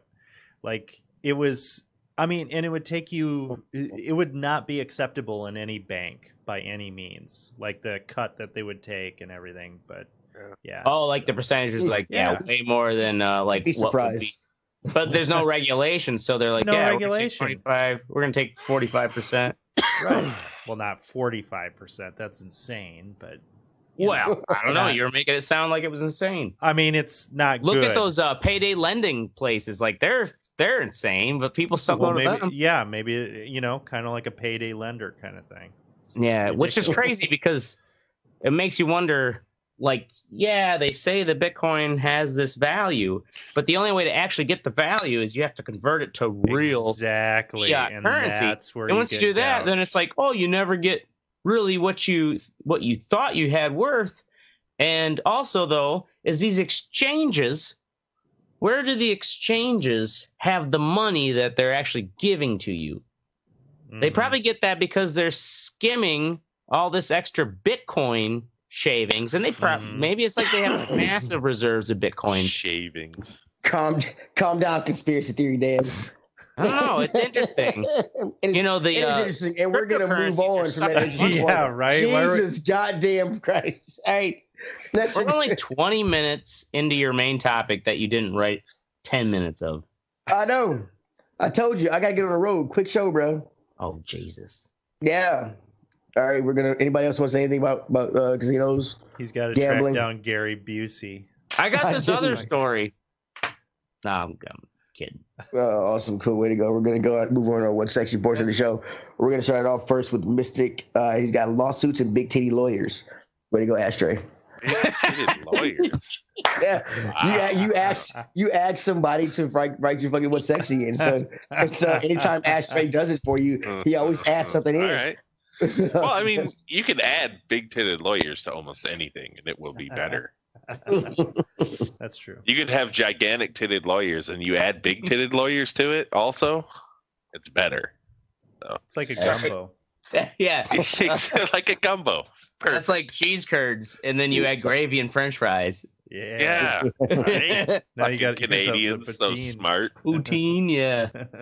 Fucking Canadians. Anyway, so last year, I think it was last year, maybe a year before, I get this letter from this like law firm. And it's like, hey, we're suing fucking Wisconsin Hospitality Group, which is the company that owned the Pizza Hut that I worked for, because it was illegal for them to pay you under minimum wage for 7 years or whatever. Wow. Do you want in? I'm like, sure. I don't work there anymore. Why the fuck not? So then, last year, I get a check for I don't know, it was like $350 or something. I'm like, that's cool. Right, now all we're right, doing fucking something. dealing with it. Yeah, this is cool. So then, they send me another letter at the beginning of this year, and it says, hey, that settlement was way more than we thought. We have to disperse more funds. Are you interested? I'm like, yes. Right. Of So course. then I get a check today for $545. Damn. Wait, what was it for again? What? What was the actual settlement for? Holy shit, dude. The host, you missed the point of the whole goddamn story. They don't tell you what the settlement's for. They just said that. They just sent it to you. All right, well, shit. That's awesome. Yeah. I feel like those things you usually get 10 cents. Yeah, right. And so they said that there's might be more to come too. What? Yeah, dude. Are they laundering money through you? I hope so. You're gonna take I'd like to be part of Donald Trump's network. It'd be funny if that was one of those strange things where they make you take out money. They're like, yes, you can get this awesome thing. No. You know, and all of a sudden, I would be skeptical, but the last one cleared, and I got the money, so I'll take this one. You know what I mean? Well, yeah. So long as they're not. Usually, those scam ones are it's something like you have to cash a check, but then you have to send the money somewhere else. Send the money somewhere to somebody or some shit. Whenever they tell you to get Amazon cards from the grocery store, that's the time to be suspicious. Way to go, bro. It doesn't matter. Cool. Mystic, you don't have a fuck you think, homie. Anyway, go ahead. Sorry. You don't have a fuck you think in the hotline, by the way. I don't? Yeah, you don't. Oh. Okay. Just let you know. Keep going.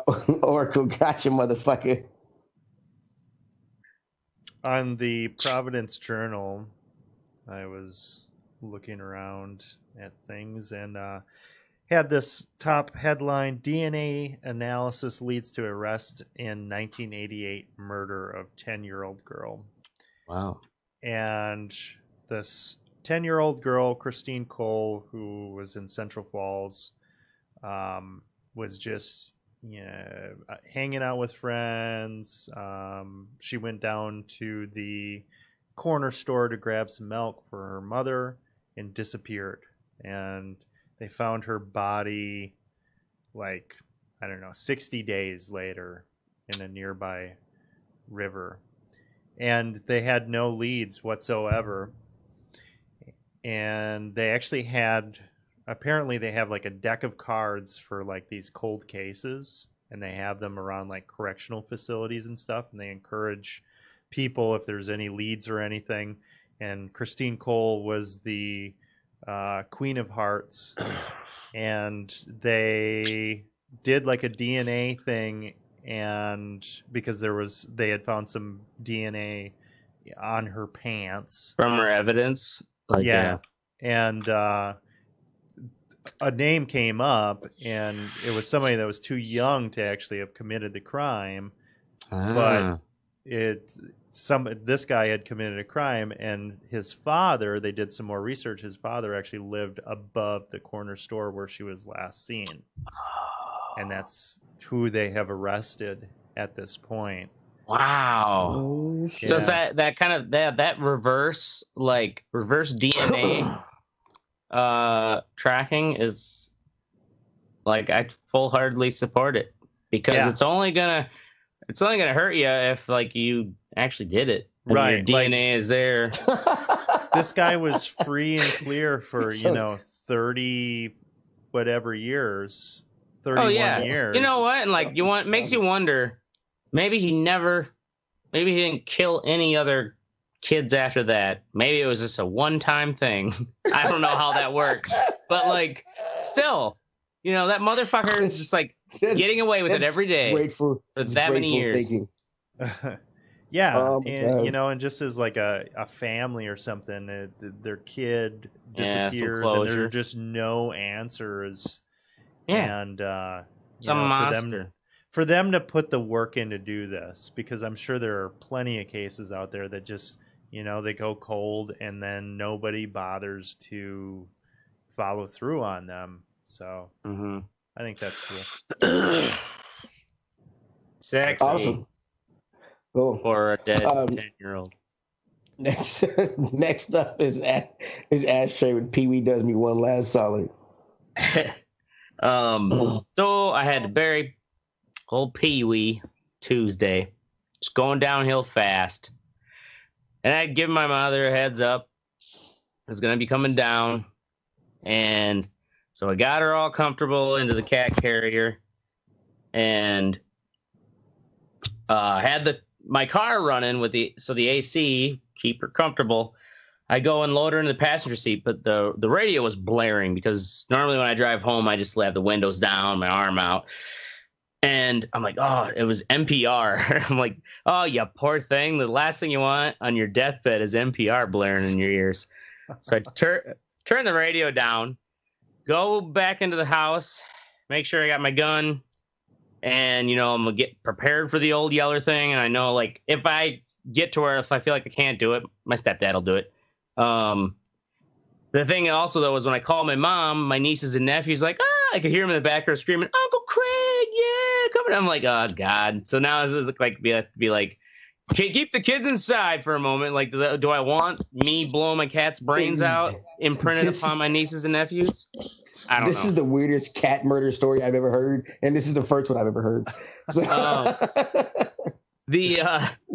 I know my brother wouldn't care, but as I'm just kind of myself thinking, like, do I want to be? So, anyways, I go back in the house, grab my gun. Like, I'm only gone for a minute and a half, and I come back out, get into the car, and I and I'm like, Pee Wee, oh, you look really comfortable. She died. Pee Wee? No shit. She died. Wow. Fucking NPR killed her. Wow, dude, that's a great story. And she did me, I know, like, she did me this solid where, like, it didn't have to do the old Yeller thing. And I'm like, oh, goddamn, I couldn't help but laugh. I'm like, thanks, girl. Like, you just decided, like, I'll just pass right now while you're in there grabbing your shit. And I saw one little kind of fleeting spasm of her body, but yeah, like, for the most, like, she had passed while I was in there for just a minute. Nice. You should send that story into NPR for their donor week or whatever. Actually, I was thinking that could be one for what is that, Moth Radio Hour or something like because I think they air that on NPR. You should adjust that story just a little bit and send it in the Penthouse. I don't think the story is complete because I think with that spasm, I don't think she was dead. I think he buried your cat alive. She just went to sleep. No, because it's a 2-hour drive, and I was like, well, I don't even have to worry about blasting my music because I was like trying to keep her as comfortable as possible. But I'm like, fuck, I have my music blaring, and I'm riding down with a dead cat, riding shotgun, petting Pee Wee. You're like, all right, going to see Tootsie now. You were still petting her? Jesus Christ. But here and there. It wasn't like she was falling apart, you know? I mean, like she just died. Wow, though. You are a weird my niece person. and nephew pet her. While she was dead? You had your niece and nephew pet the carcass of a dead cat? Back up, Teddy. 2 hours later for 10 minutes so that he's better. And people at funerals will sometimes touch the hands of the loved one in the casket. They're dead. Oh my God. I love it when Teddy gets introduced to fucking crazy white person. Crazy white farm culture. Yes. Jesus Christ. is wrong with you? That's my what's sexy. She did me a solid. that took a sharp turn to darkness. Like, Jesus Christ. All right, next up is me with R. Kelly in jail again. And they got this nigga in jail again. They got. That's it. That's no, it's not it. No, Jesus Christ. God damn it, just an asshole. He's this motherfucker. They got him on charges. Oh fucking god damn it! Where'd it go? Give me a minute. Give me a minute. I know. Charges. God damn it. I had to open the pages up. Boom, boom, boom. Boom, boom, boom, boom. Teddy ain't ready. Okay, sorry. He's facing one count. He's facing 1 count of child conspiracy to receive child pornography, 2 counts of receiving child pornography, 4 counts of producing child pornography, 5 counts of enticing a minor to engage in criminal sexual activity, and 1 count of conspiracy to obstruct justice. Because apparently he was making tapes. They got a bunch of tapes now. He was making tapes, and tapes from his collection came missing. So he started paying people off to get them back. To get his tapes back because he can code onto his shit. So yeah, so they I think they officially got this nigga going to jail for a long time because I don't think he can say it's not him anymore. Yeah, right. Yeah, it ain't him. I swear it ain't me. Well, nigga, you on stage at fucking the concert. The judge didn't grant bail because you didn't grant bail. Yeah, he believed he would fly. That's awesome. Yeah. Way to go, Mystic. Way to bring it full circle. I believe you're gonna fly. All right. Next up is our fuck what you think section, and we're gonna start off with Mystic, if he has one. Yeah. So there's this Apple commercial, and it has this song. It's by Tessellated. Was that what his name was? Yeah, I think so. Anyway. And it's called I Learned Jazz Today. Song's really cool. I like it. And it's catchy as fuck. So I was like, oh, I'll check out some other fucking songs by this dude. And they all suck. I hate when that shit happens. I hate when I find an artist, like I'll find some metal fucking song and be like, man, this is fucking badass. And I go listen to the rest of the album, is just shit. Well, sometimes you gotta... I don't know. For me, I gotta listen to. Sometimes they'll grow on me, but I haven't listened to the other stuff. I only listened to the one. Yeah. So anyway, that's it. That's the whole thing. I just hate when that fucking. I don't know. Yeah. Like if you could write a really good song one time, you could do it multiple times. I don't like. It's a great name, Tessellated. Yeah, kind of. It almost sounds like it should be an '80s metal band. Tessellated. Right. Yeah, right. It's just the song is a cool mix of fucking like hip hop, jazz, reggae, fucking reggae, yeah, soul. Oh yeah, she's always in this shit. I think, like I said earlier, a good thing that I like about it when I played the song on Spotify and let it go to radio by that artist and shit. It played stuff comparable to that song, and I found a couple new artists. And one whose album sounds almost pretty cool. So, well, next move on. Almost pretty cool. Not. Well, I've only listened to like 3 or 4 songs. That's why I haven't got to the fucking. The level down. I think it's gonna drop because I think he's got like 26 tracks on there. So I'm like, maybe it's like. so I think he's gonna drop down. All right, next up is me with the goddamn Face app. I got on Facebook the other day and saw this fucking shit where people are making themselves look 80. Like, what the? Who gives a fuck what you're gonna look like when you goddamn 80? I don't get why. We're all gonna be dead by then anyway. You have to admit, it was impressive.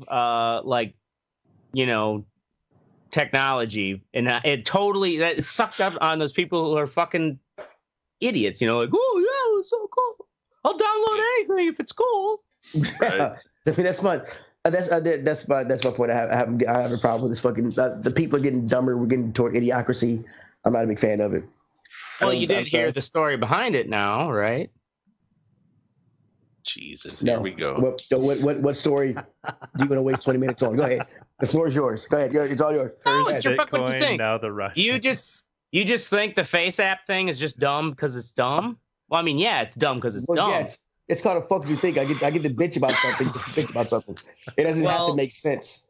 I can bitch about you fucking telling the story right now. And it can be a fuck what you think. You're right. Okay. It's not that we all have to agree on something that somebody doesn't like. Get back on your tablet and look up. Apparently, it's made in Russia, and everybody now is saying don't use it because of the terms and agreements are kind of cloudy. You have to grant access to your photos and videos. Yeah. But you have to do that with fucking Instagram and all those other apps too. Sure. Mm-hmm. And that data gets sold to Russians. So really, they're just cutting out the middleman. They're being savvy business people. So if anyone's ever used fucking any of those apps to begin with, they already got your shit. Don't worry about it. Yeah. That's why I don't fuck with shit like that. You know what I mean? I don't fuck with shit like that either. I think it's retarded. Well, let alone and that's why it's my fuck what you think, Ashtray. I guess I was surprised that you your fuck what you think was just because it was dumb and not because it is dumb. Using a Russian app. Ashtray, did you use the Face app? No. Yeah, he fucking yes, he did. You know he did. I already look old enough. Why would I use that? No. I think if I remember right, my kids at like Snapchat or Instagram, one of them has one of those. Snapchat had that gender thing, and I thought it was an age. They had an age one too. I could have sworn. And they might. Snapchat might, but this, I guess, Face app is a whole separate. The thing is, the term of agreements is very vague, and that they claim the only thing they upload is the image itself of the people. And sure, it may only be, they're just getting facial recognition information of Americans. But still, like, it's a fucking thing, and then to find out that Russia's behind it, fuck. Well, that just makes made me. It reaffirms your fucking how dumb is it? How funny would it be if they made the app that turns you to an 80-year-old person, so they could scam you like an 80-year-old person, make you feel like a dumbass? Mm-hmm. It was pretty funny. Anyway, next is Ashtray with White Woman is Afraid. Oh, the you probably didn't hear this story, Mystic, or any Milwaukee. But there was this news story the other day. This woman, she's out on her morning jog, and she's like, this red van with two males inside was driving slowly on the street and looking at me.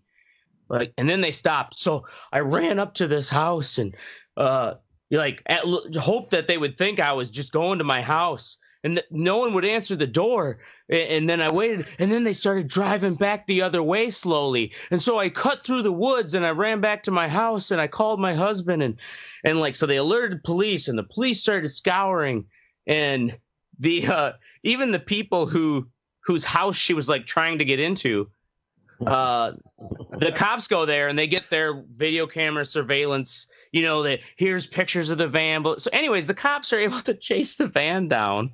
They find these people. Turns out, two men, no criminal record. They were buying a mattress from Craigslist, and they were having a hard time finding the address. That's funny. And so they're slowing down. And this woman out on her jog, they're looking at me.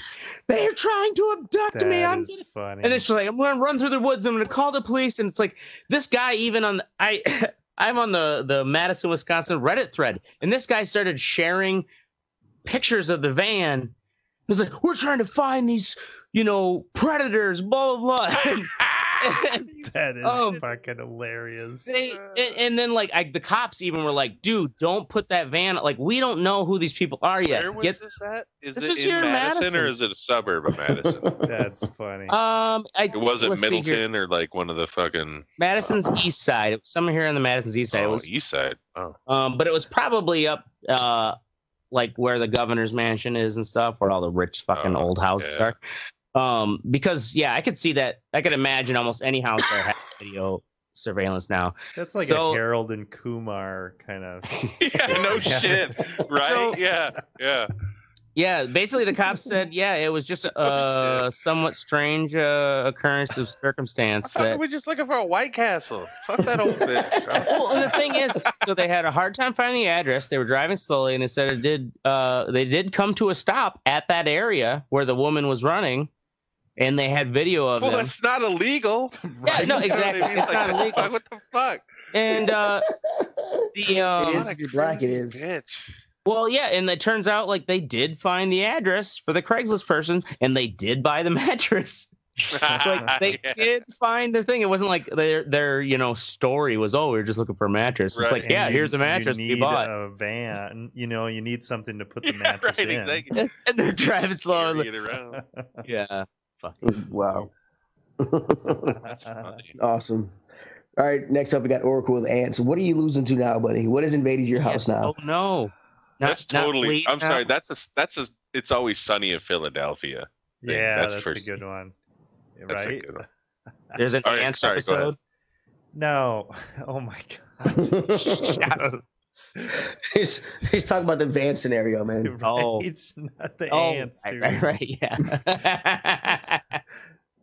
my fucking house, like all the apartments and houses around this area are 100 years old at least, and they're fucking just, you might as well be living outside sometimes. I'm serious. Like a month ago, they were doing some work on the outside, and I go in my kitchen. I'm just like, what is that light that I can see in the corner of the counter? And I realized I was seeing the fucking outside of my house from my kitchen. Like, there's no fucking insulation. I mean, it's just ridiculous. Wow. Yeah, or at least in the my thermal camera. Okay, yeah, Jesus, it's crazy. What are you talking about, man? Thermal camera? Wait, I thought you said eyes. Yeah, no, my eyes. I could see outside of my house through from my kitchen, through the wall. You have a thermal camera in your eyes? Never mind. Anyway. I thought you had a thermal camera app. Anyway, there are fucking bugs. Bugs come in, and right now is the time where we battle the little fucking ants. Mm-hmm. And we're actually doing okay. We're actually doing pretty good against them. But I'm at work today, and I have my TV dinner that I have for lunch, and I have an apple, and I have my little trail mix. Why even have the apple and trail mix if you're having a fucking TV dinner? My little fucking trail mix. And TV dinner, great. Fucking apple, great. I go to eat my fucking trail mix, and I pull it out, and fucking ants come falling out. I'm like, what the in the trail mix? In the trail mix. These little assholes had chewed a little fucking hole in the bag, in the plastic bag. Wow. Yeah. And that's Mother Nature. Yeah, and they got into my shit. I can tolerate it up to a point, and honestly, after that, I was just like, "You little fuckers." That's what you can tolerate it to a point, but that point is your trail mix. When you fuck with my trail mix, you done fucked up. Fuck with my trail. You done fucked up. So yeah, I'll tell you what. What are you doing? We got spiders and shit. I fucking keep those motherfuckers around because they'll kill the ants. Yeah, they're gonna be killing the ants. I'm way more tolerant with that shit than I used to be. When I used to see a spider, I'd be like, "Oh my fucking god!" Now, if it's not like biting me in the face, we're good, dude. Right.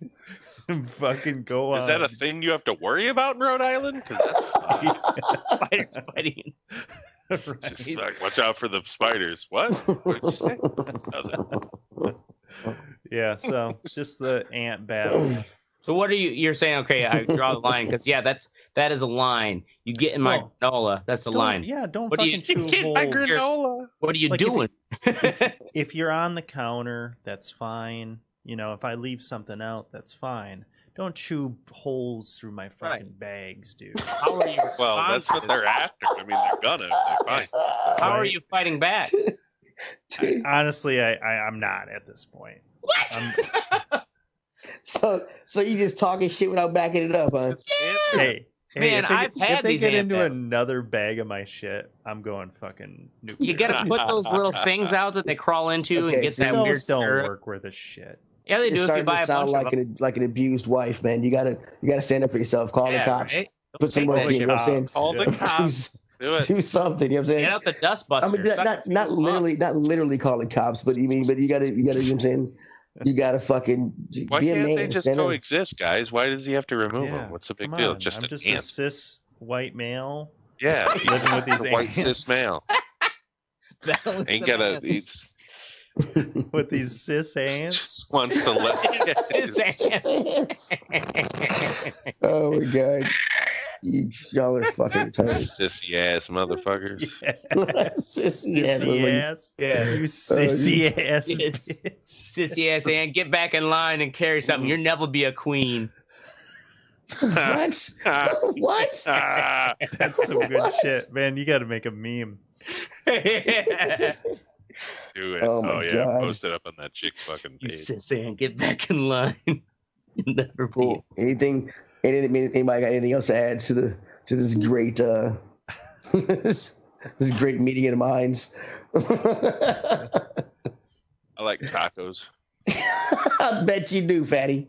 Right. So go fuck yourself. Everybody likes tacos. Don't bring my fatness into tacos. Yeah, tacos are good. If you don't like tacos, you're dumb. Mm-hmm. Yeah. What? Oh, fuck you. My son doesn't like tacos. Well, he'll come around. Have you had him checked? He's only 6, so. He's only 6, yeah. In all seriousness, go fuck yourself, Gatlinburg, Tennessee, and Ashtray for saying my son is dumb because he doesn't like tacos. That's our show. We're going to be here every Wednesday or Thursday night at 10 p.m. Central.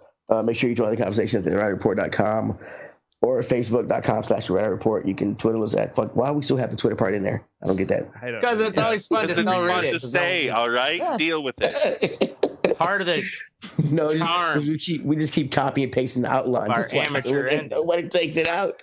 That's what it is. The running joke now. You got to. Oh, you dick. Like and share and fuck us down for whatever. I'm Teddy. I'm Asher. Jesus. I knew you guys were going to fight over it. And there's Mystic. He didn't say. I said I'm Mystic. I didn't hear you say. I thought you said you can go. Yeah, whatever. This is Red Report. I'm Mystic. Oh, we know, Will. We know who you are. Do the Mystic. You're the guy nobody likes. Yeah. Because we can't see you. I wonder, who is this guy? You know what? We should do a GoFundMe for Mystic's camera webcam. Yes, may I help you? Charles Lee, sir. A pleasure to make your acquaintance. I've been asked to introduce you to the city, help you settle in. Oh, no need, sir. I've arranged for your bags to be delivered to the inn. Are you by any chance John and Isabella's son?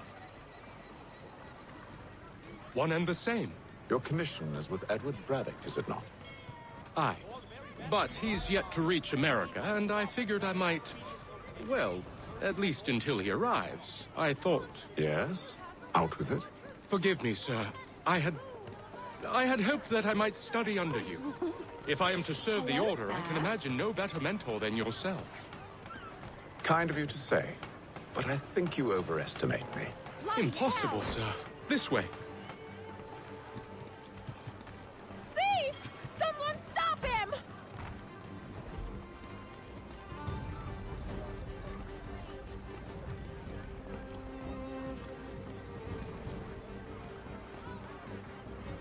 Boston's quite a lively city.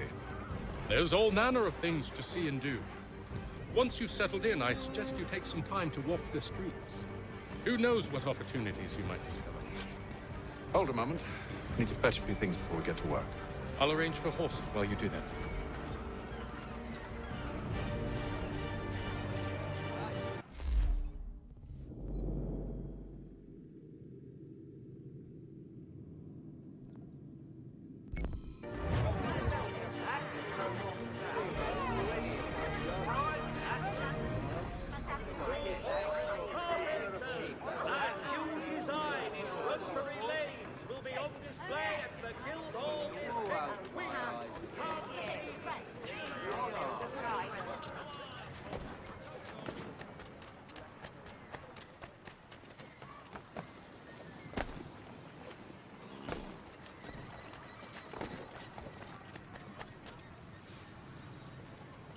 Damn sprigs. This accursed city will be the death of me. You seem troubled, friend. That's because I am. Greatly so, in fact. What's happened? I was robbed. The old Balkan file. Though I've managed to restore what's mine, I fear it's ruined. You mean the book? This is no ordinary book. It's an almanac. The first I ever wrote. Benjamin Franklin, pleased to meet you. Hatham Kenway. You must be new to Boston. Why do you say that? You're still possessed of virtue. To stop and help an old lout like myself. I don't mean to impose, but you seem a spry fellow. Should you happen to find my missing pages, I'll reward you. Look, I'm not sure if I... It's all right, all right. If you have the time, hurrah! If not, no harm done. The thing is useless in its current state anyway.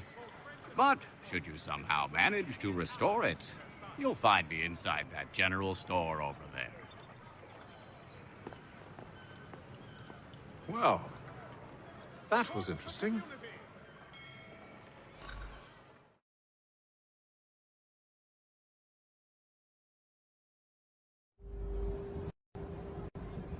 Yeah, Dev, no. The fact that you only ate free-range chicken doesn't change anything. Okay, now that you have all been appointed your personal demons, we can now assign you your torture. Your torture will take place during regular office hours by a certified sadist. Exempting holidays and Medusa's birthday, even though I don't know why we bother that. Office hours? Do people get, like, time off? Hey, Norma Ray, it ain't for the people, it's for the demons. You think getting whipped for 10 hours is hard? Try swinging the cat o' nine tails all the livelong day. You'll pray to trade seats. Abigail Cunningham. Yes? Your bones will be broken every day by a ball-peen hammer for the sin of repeatedly misusing the express lane in grocery stores. But I always have more than 15 things. Oh my god, Milo, she's... Dev Sedana and Marcy Sullivan. No. It's you. We just did this like 2 minutes ago. He knows. Oh my god, Marcy, will you just back me up on something for once? Milo, this is it. Okay, we gotta get out of here. Lola, what the hell do you think we can even... Now, for robbing all those liquor stores, Dev will be suspended from a pole by his genitals. What? While children use your head like a tetherball, weather permitting.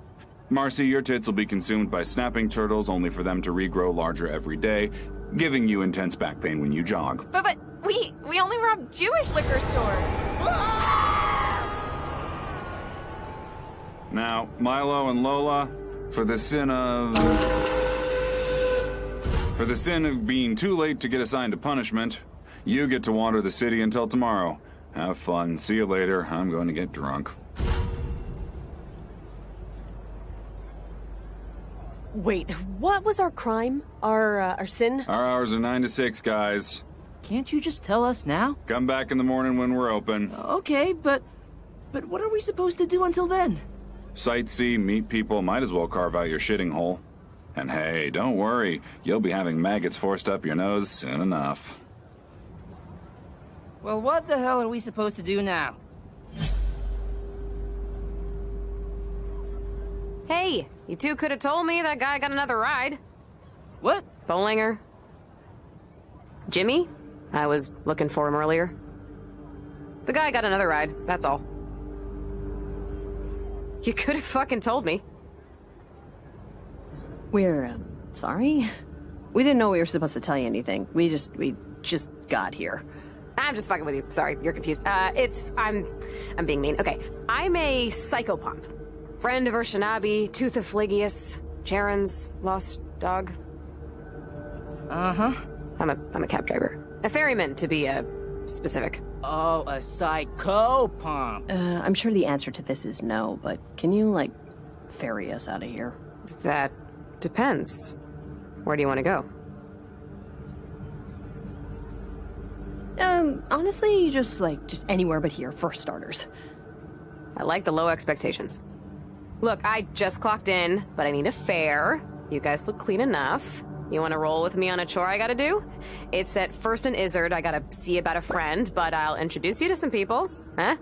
I'm Sam, by the way. Sam Hill. Short for Samantha. Short for Silithial Machidial. Milo. Lola. Mr. Milo, Miss Lola. I'm nicer than I look. What do you say? I promise I won't bite. I'm getting the same feeling I did when that guy in the van tried to sell me a raccoon. I'm choosing to trust this. What the fuck else are you gonna do with your night, right? Come on, my ride's this way. Won't be a long trip. Hell, huh? Yeah, the days have worn away, haven't they?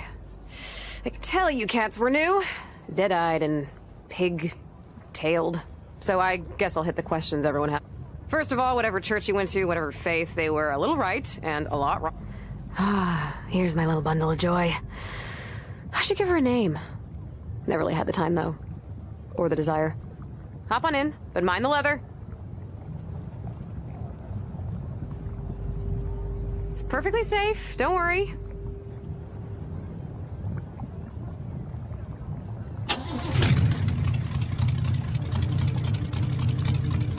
Oh, okay. It's, the seat's wet. Oh, yeah, that's probably your end. Okay, everybody in? Great.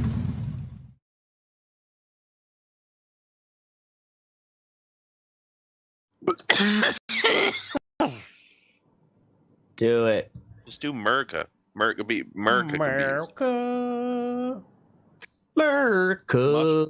Mushrooms at parties. There we go. Fine. And 16-hour smoked pork butt. There we go. That sounds delicious too. It was. Shrooms and pork butt. Yeah, that's a Primus album right there. Shrooms and pork butt. Oh. All right. We're live. Why is my... There we are. We're live. Are we live? Are we Yep. live? I just got my link up. All right. Uh-oh. Get all my other shit here. All my other ducks in a row. All right, ladies and gentlemen. Tonight's episode of the Red Eye Report, we're talking about fireworks. And it's so damn hot out tonight, just everything's hot. There's Mystic, our hot fat dude. There's Teddy, our hot black dude. Oracle, our hot East Coast starving poet dude. And myself, Ashtray, our hot drunk tripping on shrooms dude. Oh, I'm not starving. Ashtray does look hot. Just look at him. Like, yeah, you're melting, man. Sweaty. I got a gleam. Like Eddie's over there just chilling. Like, I got central. I got a fucking AC on, man. Look at that wind blowing in your hair with that flag. Yeah, man. Right? That's ridiculous. My AC's been on for weeks. Oh, yeah, I can only wonder how long this bag of frozen peas under my nutsack is going to stay cold. 15, and is this the Red Eye Report? This is the Red Eye. Is it? I look like I've got heat shock. Fireworks. They've been around for a long fucking time. They, originally made back in the old-timey eras of in China. China's oldest recorded history of really? Okay. Back in 202 BC to 220 What? Holy fuck. AD, during the Han Dynasty. They were basically they're packing bamboo stems with like a black powder substance. There's a, it's kind of one of those things where it's so damn long ago, no one really knows who invented it, but they think it was actually monks who were, there's some rumors that they were looking for an elixir to life. So they were tripping balls. Yeah. Yeah. They took the free shrooms at the party. It's like, you know what? Fuck it. Nothing bad will happen to me. Yeah, right? What do I got to do? Just host a fucking podcast. Yes, stranger, I will take your mushrooms. Nom, nom, nom, nom, nom, nom, nom, nom. So there's another theory that it was, which I think's more plausible, is alchemy. They know if it wasn't an actual alchemist who created black powder, definitely alchemists helped expand pyrotechnics because alchemists were burning and mixing all kinds of shit to try to make gold, out of dirt. Blowing shit up. Yeah, so they're blowing shit up, burning shit, trying whatever they could. So they actually had some experience and knowledge with what types of metals burned with certain colors. So they do believe that the knowledge of alchemy has helped further expand. Now, with the Chinese fireworks, what were they used for? Was it like a weapon, or was it a celebratory? Well, they actually believe it was they're originally, or at least some of the oldest fucking Chinese scroll paintings is that they were used ceremoniously to ward off demons, like those snappers. Mm-hmm. Like they would make these little small, psh, psh, explosions to ward off evil spirits, and then they became they became common enough that people were using for celebrations, weddings, births, stuff like that. And it didn't take long for, of course, Westerners to turn them into guns. See this and be like, we could do some. yeah, sure, that's cool. Give me your sparkler, we'll make a gun. Ashtray, I'm gonna send you a fan, man. You're looking kind of greasy and it's making me hot. Well, I turned my fan off. I got my fan on and shit. I'm like, I'm feeling kind of hot now. Yeah. Go to Walmart and get a $25 fan, bro. No, I do have fans, motherfucker. I just cut it off for the recording. God, I ain't that dumb. Hey, I may be stubborn, but I can at least get a fan. Anyways. Motherfucking Westerners took gunpowder, black powder, and kind of ran with it. But it was actually, a lot of us think of China and Asia for like, who's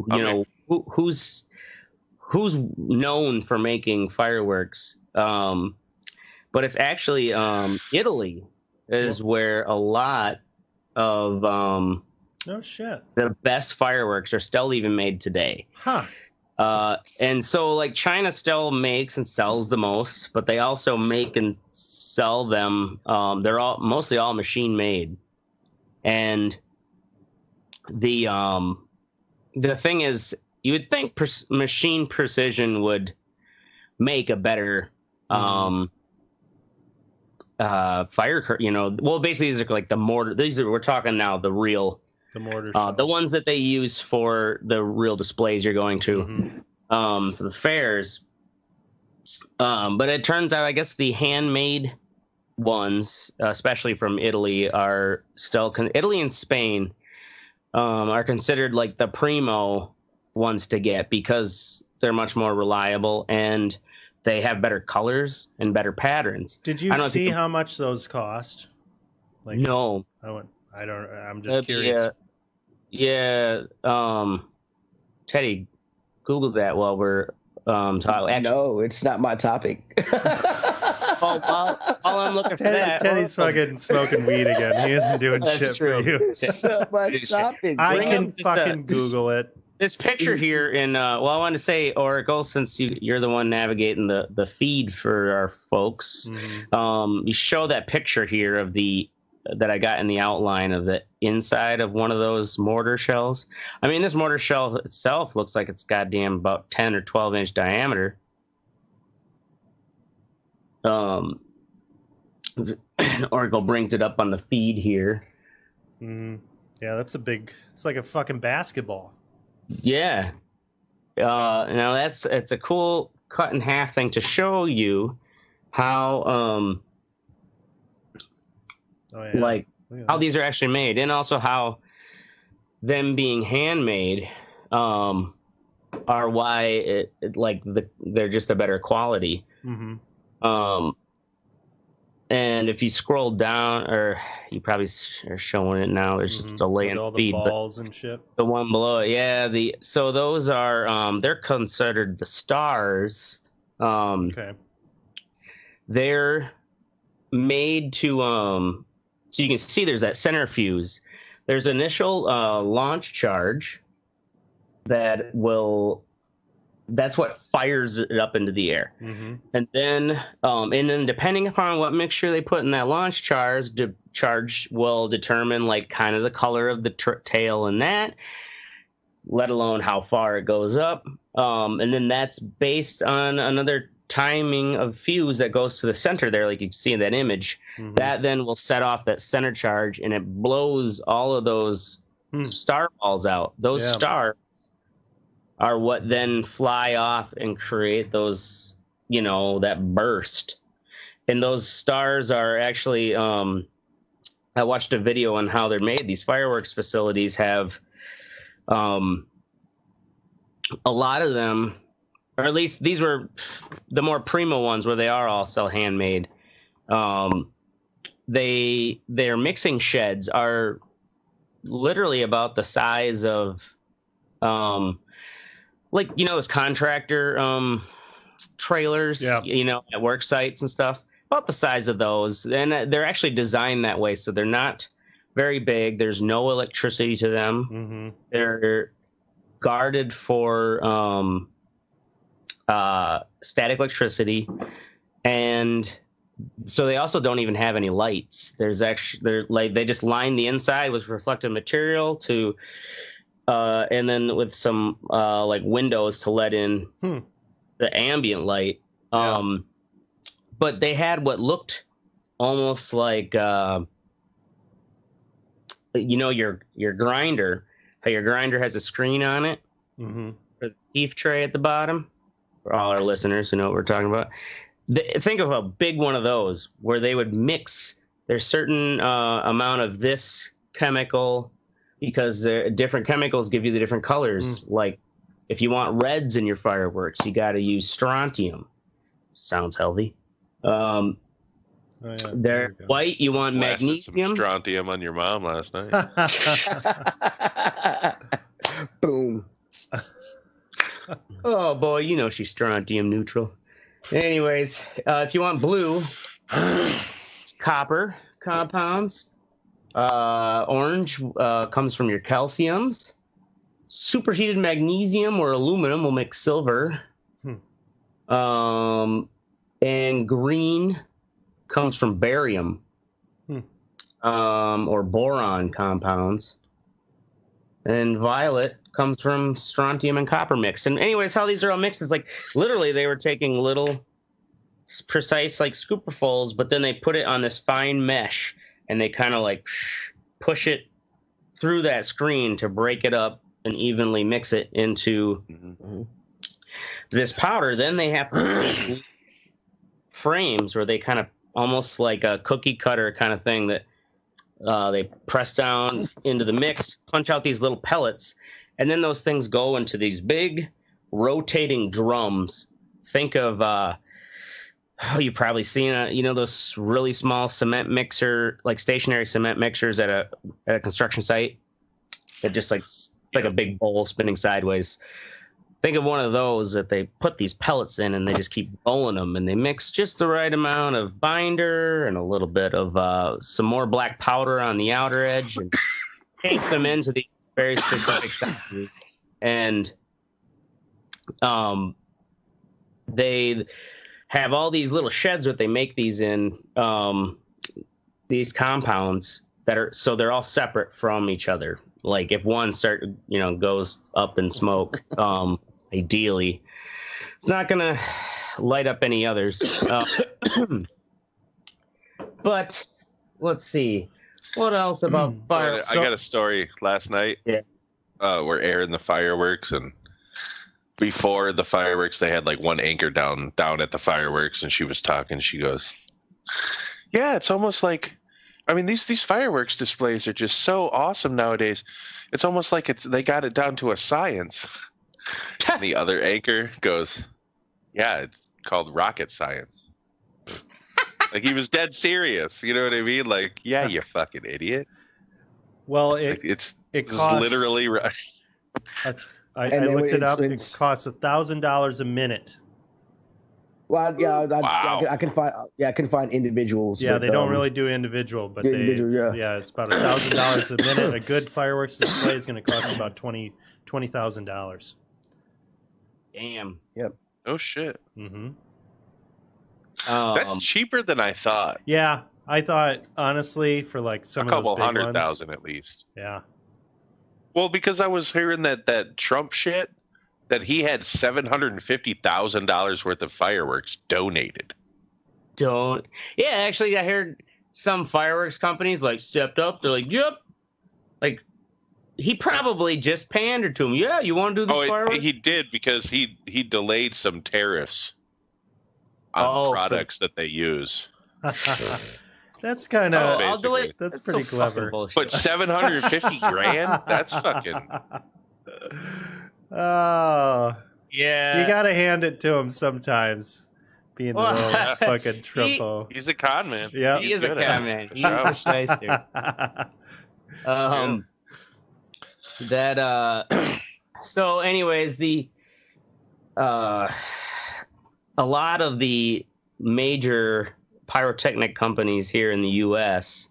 Are families that were originally based in Italy that emigrated over here, and these families, like, they would be like a family business, and they would have a recipe book.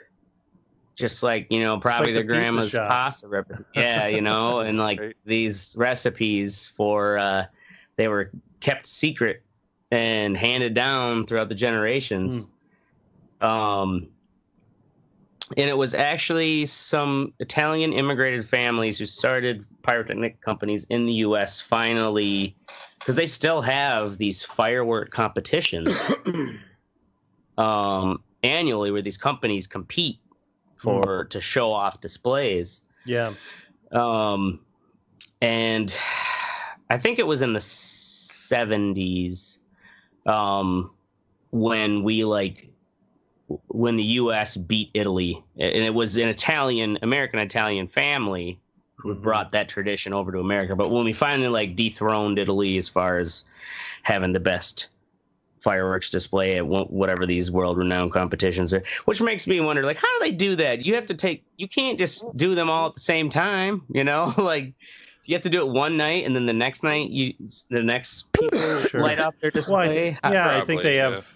That's true. They probably do a couple different, because it's like, okay, you get a 20-minute, 20-minute slot, and then you've got the next 20 minutes or whatever. Yeah. Although the thing is, I'm also thinking depending on how many people are competing, that's a lot of space. You'd be set up in separate areas. Well, they could set up over water, they just put them on barges. So each company would set up their own barge. That's true. True. Just tow it in and out. You have a half an hour break in between or something. You're a barge. Wow. Wow. I don't know where that came from. Shots fired. Right? Damn. That's for the strontium or whatever. The mom mushroom. There's a motherfucking. Oh, what the fuck were we just talking about? Before barges. Oh, the competition between these fucking different companies and Can we call it the Firecracker Mafia? How that's changed, actually. The firework displays that we go to today are not like they would have been 100 years ago. Or anything prior, it was, if anything, it was individual mortar shells and how elaborate you could make each individual shell. Sure, because you had to light them off individually, right? Exactly, manually. Yeah, because it was one at a time. So it was more in how beautiful can you make or big can you make your shells, rather than today it's all now electronic. And they run wiring and connect it through all these boards and then have it basically computer timed. And some dudes who basically, these dudes have super anxiety all the way up until like you get it going, and so long as it's like starting to go and everything going well, then it's like huge relief. Mm-hmm. Otherwise, they're just praying to God there isn't some wire that wasn't properly connected. Man. There was one that went off all at once recently. Mm-hmm. Yeah. Where it was like the whole barge blew up. Went up, yeah. There's been a number of those where the whole, like whether it's an electrical failure or what, but where they just completely all go off and it just looks like this haze of white and fire. Yeah. And then everybody's like, okay, any more? Just gone. Done. But yeah, with electronic firing now, they can do these elaborate shows, and where they're having multiple ones go off at split seconds from each other, shooting in different directions. They even had I was watching these like renowned, I wish I had the list of their names, you know, it was like the Garbonzis and shit like that, these Italian families, you know, who like nailed it. Yeah. How very racist of you. Right. Oh shit. Oh, we've had much more racist stuff than that on this show. Yeah. Thanks, Marco. Way to go, white privilege. No, he could have went the Garbonzis. Real racist.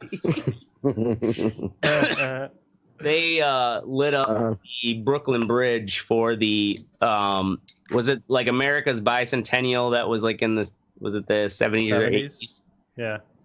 Yeah, where they basically were the ones who got the commission by the government to set off the now actually it was them, and like it was such a big demand that they multiple of these Italian family based firework companies like work together. Of course, you know, it's just one of these like History Channel things which just sounds like, oh, what a great thing, industry came together. Yeah, I'm sure there wasn't some backstabbing and shit, you know. I wonder why Scorsese hasn't made a movie about that. Mm-hmm. When they all came together to get it done for the bicentennial. For the bicentennial, they did have a pretty badass. They called it I think they called it Freedom Falls, where they lined these pyrotechnics up underneath the Brooklyn Bridge. That it looked kind of like a white Niagara Falls coming off of the bridge down into the water. It's pretty badass. Well, let's move on to a little quick talk of some firework disasters. Ooh. Right? That's what we all show up to the radio. That's what we showed up for. Death and Terror Ashtray never picks a topic unless somebody died. That's not true. That nobody died in your plumbing episode. So don't even try that bullshit. Well, I'm sure someone's died on a toilet before. True. Oh, there was actually in my plumbing episode we talked about the old water heaters and how they used to explode and blow up through your house. Somebody probably died then. Anyways, what's considered here, this happened so long ago in Seine, France. Seine. This was in the 16th of May, 1770. Is it Seine? How is it pronounced? I do believe it's Seine. Seine. Touted as the world's worst fireworks disaster ever. I tried to look into this because it's one of those things where it's like over 800 people were left dead and countless were injured. I was like, Jesus Christ. People? What the fuck? Yeah. No, well, what? And granted, this is in 1770, so they couldn't count. Looking it up, yeah. Back then it wasn't like there were photographs. But it almost sounds like these tall tales. They were celebrating the marriage of Marie Antoinette to Louis the 16th, and somehow like a firework went off that started, you know, a trailer full of fireworks or something like. Fireworks started shooting into the crowds. I guess it turns out what it was, not so much that the fireworks themselves were blowing people up, but the fireworks shooting into the crowds caused such a huge stampede. And people said like, saw whole families be literally crushed, and people were like trampling to try to. They're also trampling to try to get down to the river which was nearby where they were being shot off. And I'm sure, like, think of how many people who probably got stomped and then they were underwater and couldn't get up. Dude, yeah. Wow. Because people are just spilling into the river. So there's been argument over, when I looked further into it, the death toll has actually, it's all over the map. I mean, at one point records were saying, because granted, this is how long ago, it was 1770. So at some historical documents were claiming up to 3,000. The actual government or the city records was like 133. And it's one of those things too. It's like, was it, did it just make that much of an impression on people that it was written about and recounted in like an exaggerated, death counts in the sake that, for the sake of the fact that, like, it's not like Snopes is going to get you, like for saying there's 3,000 people died. You should have been there. It was crazy. Like, anyways, the rest of these disasters, that's the only like old. Well, that's pretty brutal. That's the only old they still consider the worst, but it's like, it almost sounds like, is it the worst or is it just the most overhyped disaster? Because all these other ones, modern ones, are from like 2000 on. On your list, do you have Duluth, Minnesota? Duluth, Minnesota? No, not in this like. I was top talking 10. to a woman today who is from Duluth. And she said when she was like 5 years old, all of them went off and they just started shooting off into the crowd. So she had like this, it was a big deal for her to be there at the fireworks show because she was terrified of the fireworks. Oh, wow. Being scarred as a child. Any other good disasters? Well, the other disasters were, a lot of them were just like either factories. There was this one here in Mexico in 2013. It's actually a religious procession. The old honoring Jesus Christ in a rural village outside Mexico City. One of the fireworks shot off right into the back of a fireworks truck. And that's some cartoon name right there, bro. Yep, exactly.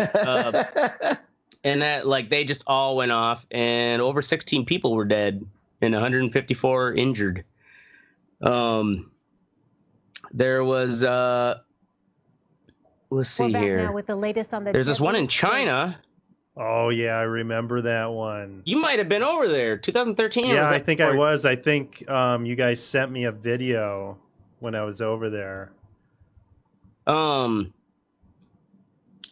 Well, this is, I don't know if this, are you thinking of that factory explosion? That it was the factory explosion. This one is that wasn't fireworks. This one though was in the Henan province. It was actually a truck containing fireworks. That was on a highway bridge. Now I don't know if this shows like just how quick and shoddy the construction is. This truck of fireworks like somehow caught on fire, blew up on the bridge, took the whole bridge down, and multiple vehicles and over 26 people died. Like, holy shit!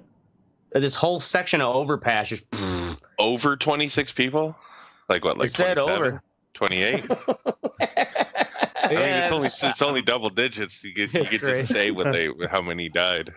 That's kind of weird. That's bad reporting. Over 26 people died, so one dude lost a limb, maybe 26.4. Oh, I forgot. I'm watching this explosion now in the feed. That article. Yeah, that fucking giant one. That was the Tianjin one. Let's see here. There was another one that was. I can't remember. I want to say. We'll say it's in Alabama. Somewhere south. It was like some dude.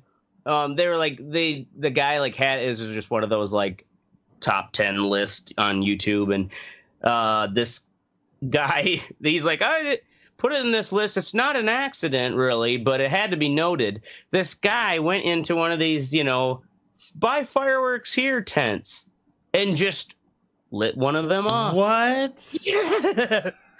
And, really? Yeah. Oh, that's incredible. Some people got some serious burns and like the whole. What? Yeah, I can't remember, like $60,000. Oh my in damage. God. And yeah, he spent 3 years in jail. Holy fuck! Yeah, right. You know, I just never thought of like that kind of level of anarchy, but it was probably just a dare too. Right? Dude, I'm a dog dare you to go in there. His name was probably Kyle. Right? Right, Yeah. Kyle. Sit Kyle the monster Johnson. in the fucking. Give him a monster, he'll do anything. Hey, Kyle, I'll give you a monster if you go in that tent, light off some fireworks. Yeah. Done, bro. Dude spent 3 years in prison for it. That's It was fucked. worth it. Yeah, right. The whole time it was worth it. There was bro. also that one. Do you remember recently there was there are always these anecdotal stories, but it was that dude who decided he was going to launch one of those big mortars off his head. What? He, like, put the mortar tube on his head, and I'm gonna take a wild guess and say he was white. he died. Yep, I'm assuming he was No white. shit. Well, yeah, he put a fucking mortar on his head. What is he expecting? to be Yeah, I guess YouTube neighbors said took famous? his head off. Oh my god! Holy shit!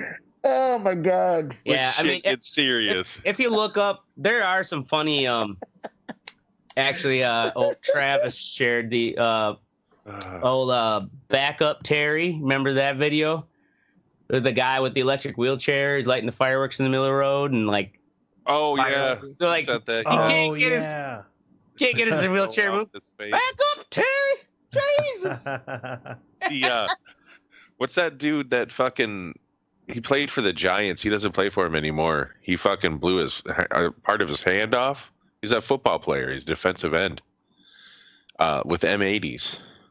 What? A football player blew his hand off with Michael M80s? Strahan or something? No, name's I'll look it up. Just keep going. His hand straight away. So, what is anybody have any crazy fireworks stories? Ask. Not too many. Well, I guess we would. We used to do the bottle rocket wars. You guys ever do that, where you would shoot bottle rockets at each other? No, I mean, that's white mild people tried that when I mannered moved down here. It was not That's a cool. white They learned not to do that people shit. It is a white people game. Let's shoot explosives at each other. Awesome. Fuck is it's. I was just going to insert righteous, dude. No, fuck that, right? No. South Chicago. We don't play those types of games. I'll just bite my tongue. All right, so, no, yeah, I don't have any crazy. Oh, I remember one time actually, Donnie and I did something really fucking stupid, which we did a lot of dumb things. But we were in like this little fucking shed, like a garden shed, and we had one of those smoke bombs. You know, like those little kind of weird, man. One of those fucking they little look just like a round ball. things. Yeah, like a ball. And we lit that off while we were in that fucking shed. And that shit, I mean, it dumped so much smoke.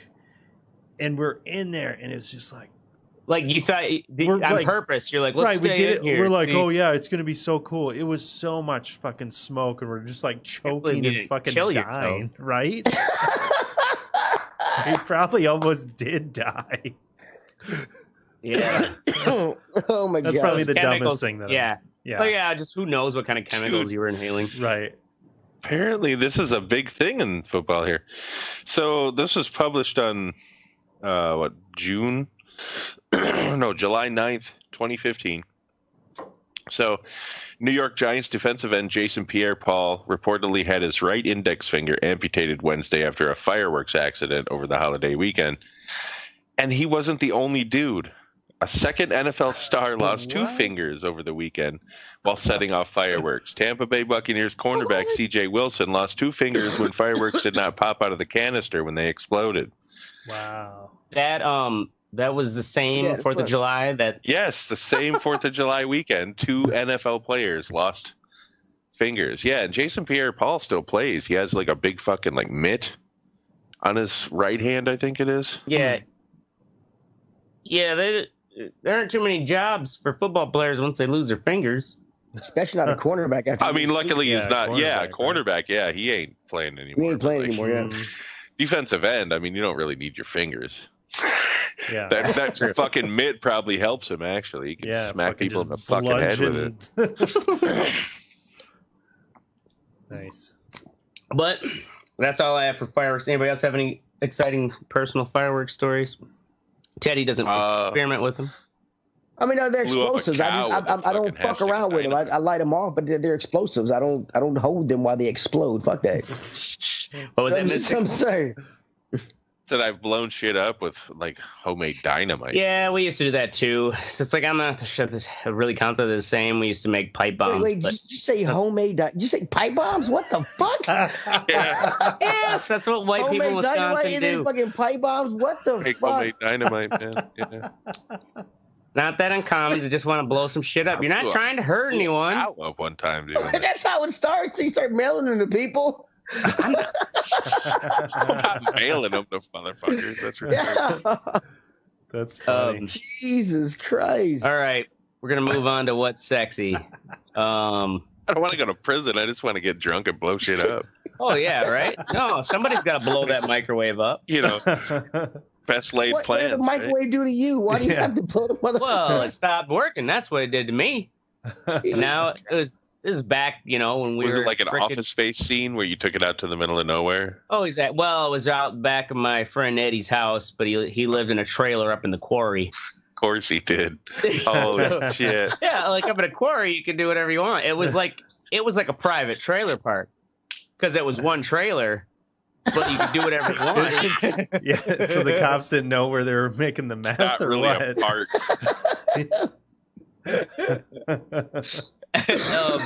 Yeah, we used to blow shit up there all the time because his dad didn't care. He let us do whatever we wanted.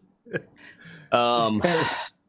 also all right. To the quarries because he always want only blow shit. That's a parent win right there. Yep. Yeah. That's an old Southern Wisconsin boy's rite of heritage. Go to the quarry. Now move around to what's sexy. Mystic. Doing packages. So I've been working in sports, or I've been working at Fox for 2 years, and normal show news editors don't get to fucking do what are called packages. So they're 2.5 to 2.5 minutes, stories that are pre-made that run during the newscast. And I got to do one with fucking Gino, our goddamn movie critic. So it was the movie Stuber. That. Have you seen the previews for that? It's just horrible looking. Yeah. It's with Dave Bautista and Kamal Nungiani, I think his name is. He's in the comedy Silicon Valley. He's like the Indian guy from Silicon Valley. He's also in a bunch of other shit, but I don't really remember what it is. Doesn't matter. This movie looks fucking retarded, but that's not what's sexy. What's sexy is that I got to cut a 2.5 minute package to almost like a trailer. You know what I mean? Mm-hmm. With the interview, because what Gino does, just like every other fucking movie critic on local TV stations, he goes to these junkets around the world and interviews these people. You know what I mean? Just does. Is he interviewing the people in the movies? Yeah, he's interviewing Dave Bautista and. Oh, okay. So he actually is interviewing him. He's not just saying, "Oh, I went to this movie." Right? No, he's interviewing them and shit. Oh, that's what I thought. Those people, they just went and watched the movie. He gets to watch the movie too, but he interviews them afterwards. Okay, all right. So basically, the stars just sit in there, and each movie critic comes in. They have their own SD cards. The SD cards plug into the cameras that they have, and then they record the interview, and our critic brings the cards back to us, and we edit them. So they use a standard Sony. Oh yeah, these are what you hear the actors and actresses bitching about. It's like, I got to do the same over and over again. Junkets, Oh, it's so hard being famous. But yeah, it was kind of cool just being able to be creative on something, because news, you're not creative. You got to write it to the script. You can't fucking, put fucking cool shit in there. That's just. Well, right. Being that it's like a entertainment piece, get a little more leeway. Yeah. Have some fun with it. So, what was the premise of this shitty movie? I mean, other than it's cool, you got to do the editing. The fucking what's it Dave called? Bautista is a cop, and he has to take an Uber. I don't know why he has to take this guy's Uber. And he basically makes this guy like drive him around all these different he's like hunting somebody down. You know what I'm saying? So like, is it a comedy or is it a? Yeah, it's a total comedy. It's okay.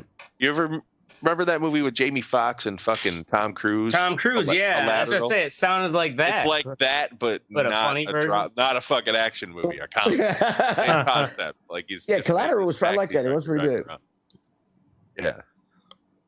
That was a good movie. This does not look good. Oh no, doesn't look. Yeah, don't waste your $20. We're gonna move on next to our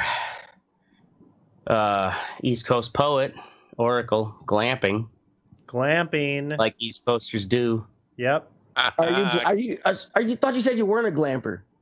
I'm a motherfucking glamper, man. Oh yeah, I'm totally glamper. I'm owning that shit. On the East Coast, that's all they do.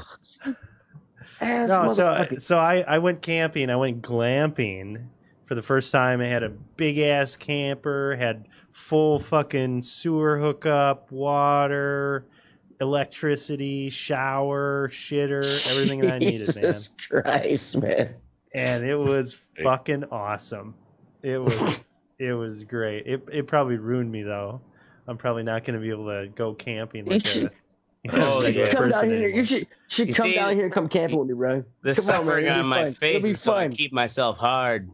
Come on, man. I was playing Nobody PC wants to go games. camping in Tennessee weather, dude. Right? No, I'm not talking about like in the middle of the summer. I'm talking about like in the fall and shit. Not now. No. Not to mention, there's way too many banjos around there. You know what I'm saying? Yeah, that shit was great. Went diving during the day, went hiking, came back, played PC games at night. It was fucking awesome. Jesus Christ. Oh, wow, dude, that's a little too far. I mean, that's a little white privilege right there, bro. That's camping. That's McGaw camping, making camping great again. Making camping maca hat. Yeah, that shit was good. Right on. All right, moving on to Ashtray, shrooms and pork butt. So you see the video too, huh? Yep. Hot mouth. Got myself. I went to a little 4th of July soiree with some friends and did a 16-hour smoked pork butt. Started at 5 a.m. It was delicious. And they also had just they probably had it's probably a whole ounce of shrooms. Just a bag of shrooms out there right next to. That's a good fucking party, man. Yeah. That's a. No, I'm good. I'll hit the joint. But I'm not. Yeah, that sounds fun. It was great. I've never done shrooms, so. Shrooms are fucking great. They're mild. I mean, it's,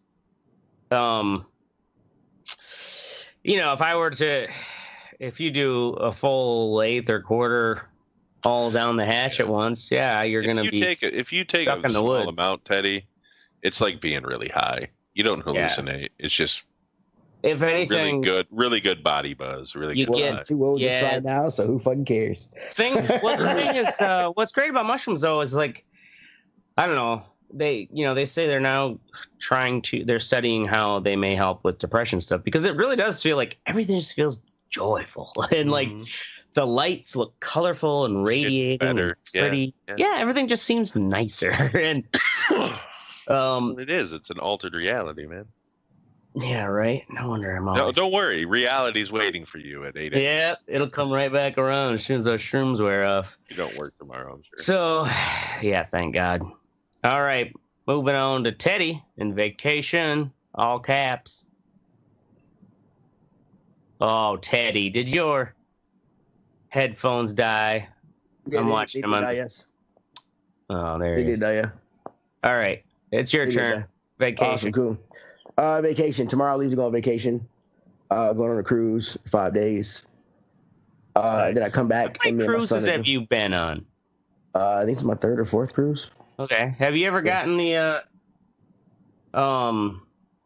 what the hell is the that thing where all of a sudden everybody gets sick? What's that? Norovirus. Yeah, I've never gotten sick. No. I'm very careful when I eat. Everybody fucking gets sick on the I don't cruise? think every cruise gets Not every norovirus. cruise, but I mean, Fucking pretty rare. You always hear about it in the news. I mean, That'd be like, oh, you fly on planes? Have you ever crashed? Jesus. It's the stomach flu is kind of it can be rampant on fucking cruise ships. Because like people do all buffets and shit like that. Like I'm not gonna eat some raw oysters that have been sitting out for like half a day. Oh, what? I mean, I stay away from the shrimp. I stay away from the like in like the shit that's left out the buffet and shit they keep putting out. I stay away from the seafood and shit. You know what I'm saying? Yeah.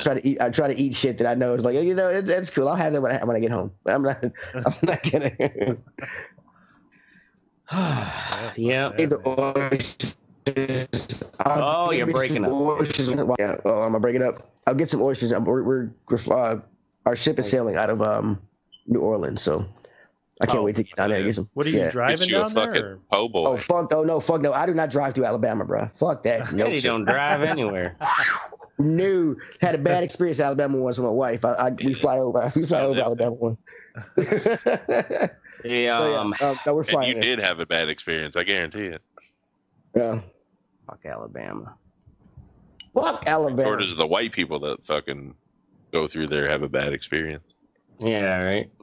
Can't imagine what it's like for a black person. I bet you mine was worse. I'm sure it was. That's what I'm saying. Damn. All right, moving on to fuck what you think.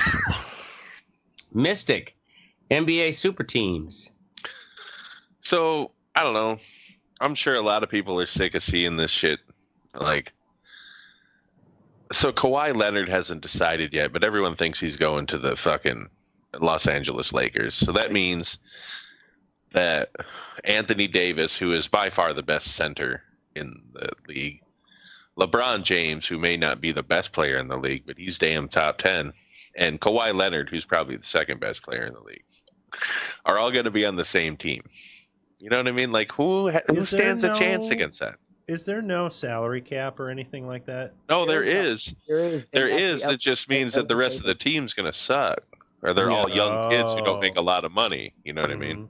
Yeah. But it doesn't matter because LeBron James single-handedly took the Cleveland Cavaliers to the fucking finals 3 years in a row. 4 years in a row. Well, no. I mean, he had Kyrie the first two, but still.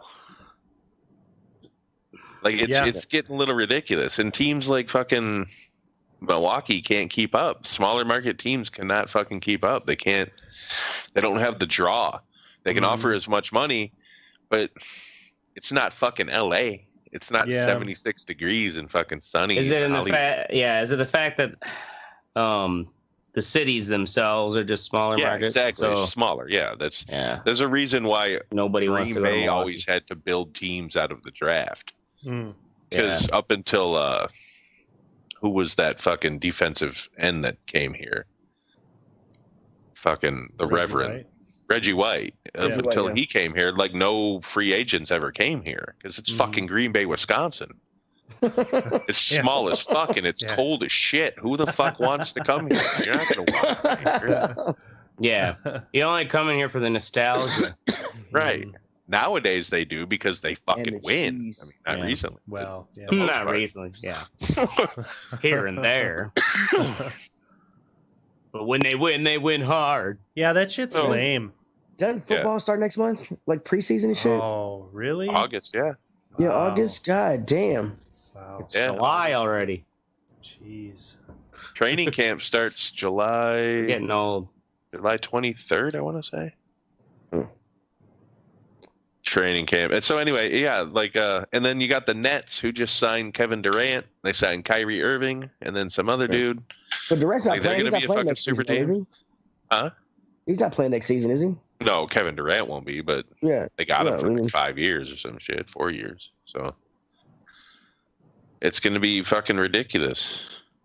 This fucking team. I mean, and the Warriors were the worst. They had 5 starting all-stars at one point. So what happened to the Warriors? I mean, the Pistons were the same way back in the day. They lost Kevin Durant. They lost injuries. Klay Thompson's out. Klay Thompson's out. So, yeah, I don't know, man. They need to like have a limit or something. It's just fucking. They get together. These guys are like, "Oh, I'm friends with this guy. I want to go over here and play." Fucking. Just so happens he's the best. They do have a limit. It's called a salary cap. Well, yeah, but teams can fucking finagle that shit. You know what I mean? What is the difference between the NFL and the NBA? Because the NFL, the teams don't do that. So what's the difference? The teams don't do that, but there's more players too. More players on the field. There's 11 players on the field in football. Okay, I see. Yeah. So you got 22 stars compared to 5. Mm-hmm. Yeah. Okay. So they better add more fucking players. Right. The salary cap, while it is more in football, isn't, you got to divide that shit up to a lot more people. And they do it, though. I mean, look at the fucking Browns. Odell Beckham Jr. went there just because he was college roommates and best friends with Jarvis Landry. Yeah, they do it, but it just doesn't. It's not as dominating. It's not like because 2 players aren't going to dominate like 2 players in the NBA will. Yeah. Best NBA, yeah. Mm-hmm. So yeah. Anyway, that's it. That's my rant. Boom. Word. Moving on to Teddy and Nathan's hot dog contest. Okay, what you got wrong with Nathan? Dude, what? It's a white name. It is fucking Nathan. I saw it came on today and it was fucking. I just thought it was. What is the point of eating that many goddamn hot dogs? I mean, I don't understand it. It's also it is fucking disgusting to see him like shoving them down. Yeah, every year you pick this as your pick. What do you think? Because it's fucking like disgusting. I totally agree. It is fucking disgusting. They're slurping their buns down with like water and shit, dude. That's fucking nasty. I had no. There's like it's like I think it's like an IFC, like IEC or something, International Eating Competition. Whatever. There's like they have like a federation. They're ranked and shit. Like I had no idea until today. This shit was like this shit is a sport, and eating should not be a sport. It's for survival. No, shouldn't it all? What the fuck? I don't. Oh my god! It's fucking disgusting. I hope he's. Have you ever seen these people's teeth? You want to give interviews from the way they have to regurgitate shit back up? Like, look at their teeth. They're all fucked up. Like, they're all yellow and shit and fucked up for having to puke this shit up. It's fucking crazy. Shit's disgusting. You got people starving over the world. You got this one motherfucker trying to see if he can eat 74 hot dogs just for the fuck of it. Right. Jesus Christ. Yeah. I got up to 76, Mom. I made you proud. Silly. That's fucking gross. That's my fucking rant. So gross. She's got this fucking raincoat on so she doesn't get barfed on. Right? Oh my god. Nasty, I don't blame her. I mean, it's what the fuck, man. Yeah, it's funny too is at these events you'll see they're almost like kind of that those car show girls kind of spectacular auto show type thing where you got the ladies who are like, oh yeah, cheer them on with the signs and shit. I'm pretty sure they're groupies. I mean, it's a group for every sport. But I mean, it's still. These guys, he's shoving them down. Fuck that. You know how fucked up your self-esteem has to be a professional eating competition groupie? Yeah. Right? How fucked up? Yeah, right. Shit, even Great White wouldn't take you, baby. I don't know, Tiffany. Tell us how fucked up. I had to quit following the Rockers and go to the eating contest. She just yells, "Daddy, no!" That's how fucked up. The bottom of the barrel is when you're a groupie for the wing eating contest. All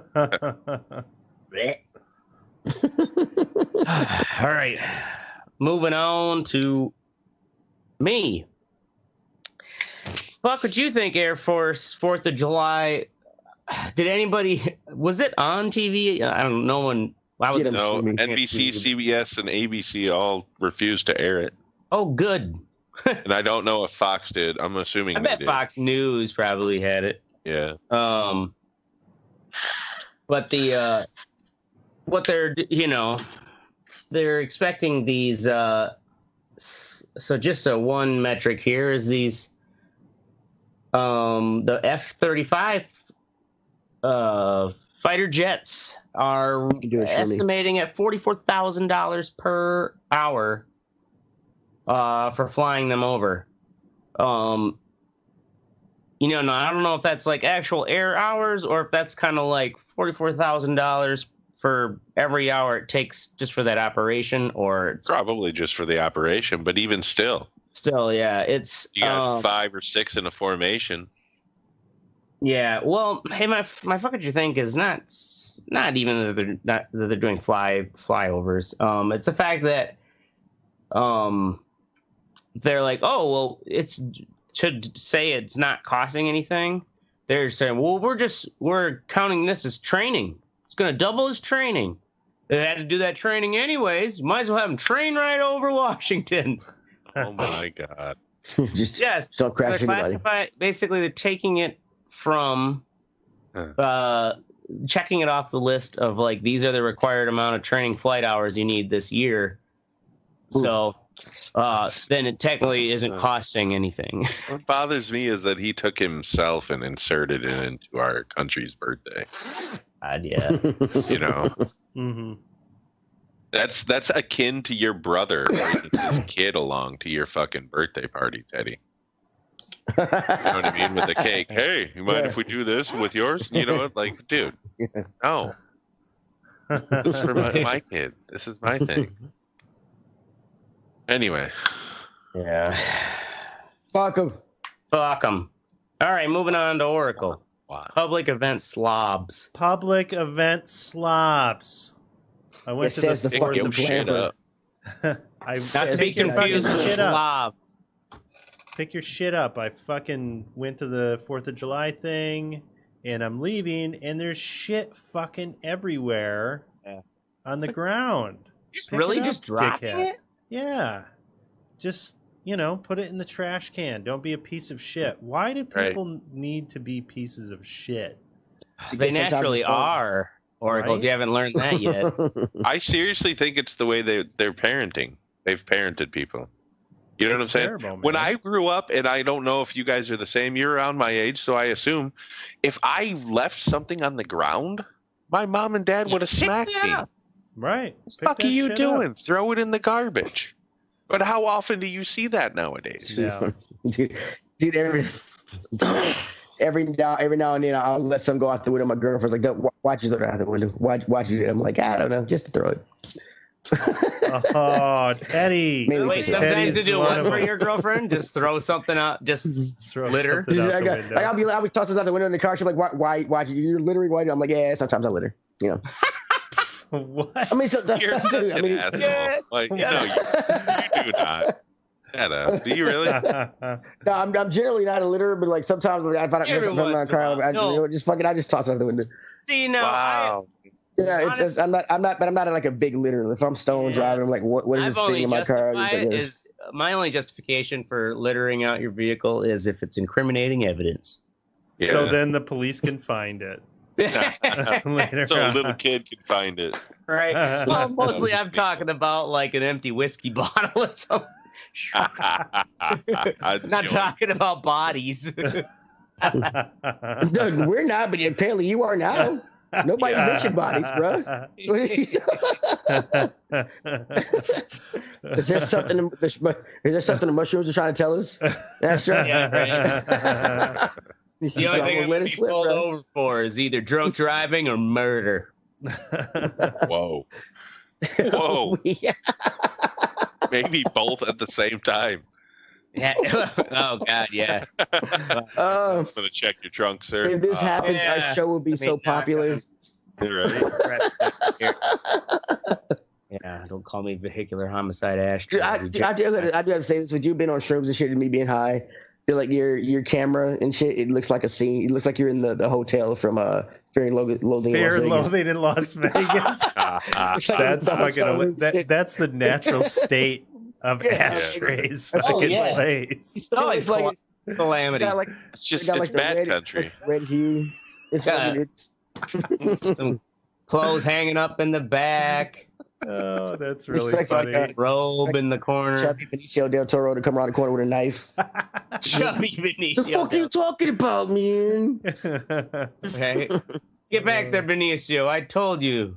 You're not allowed out till I'm done. Yeah, you just need to have like a TV, an old school TV in the corner playing like Vietnam War footage. Yeah, there you go. Black and white Vietnam War shit. Much more like a fucking weird man den.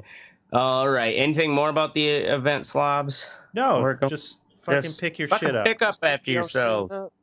Yeah. All right. In all seriousness, go fuck yourself, Harvard, Illinois. That's our show. We're going to be here every Wednesday night or Thursday night, 10 p.m. Central. Make sure you join the conversation at theredeyereport.com or facebook.com/The Red Eye Report. You can also twiddle us on twitter.com, which we don't use anyways. So, like us, share us, fuck us. We're down for whatever. I am the Ashtray. I'm Teddy. Coughing. Yeah. Gotta talk faster, buddy. I missed it. Yeah, here's CPOD Mystic. I still have to do laundry and pack. And this is the Red Eye Report. Boom.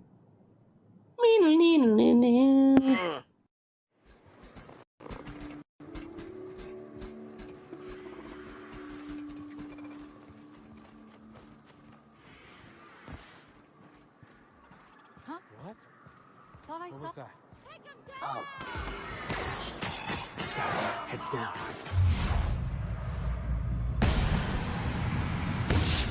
Right, let's dance! How's this? Beginning. I just started fine.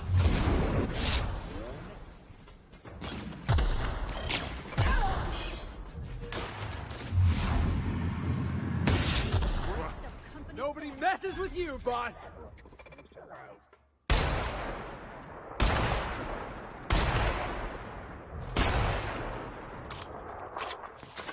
Behind you, boss!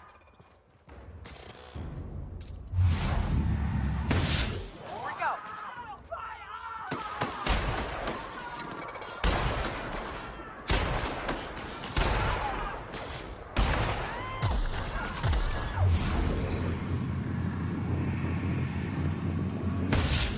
Serves you right, dissident.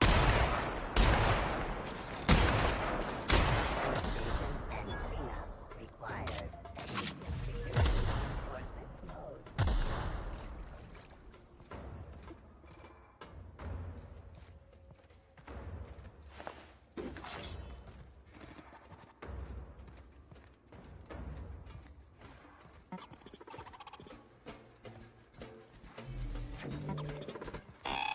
On your right, Captain!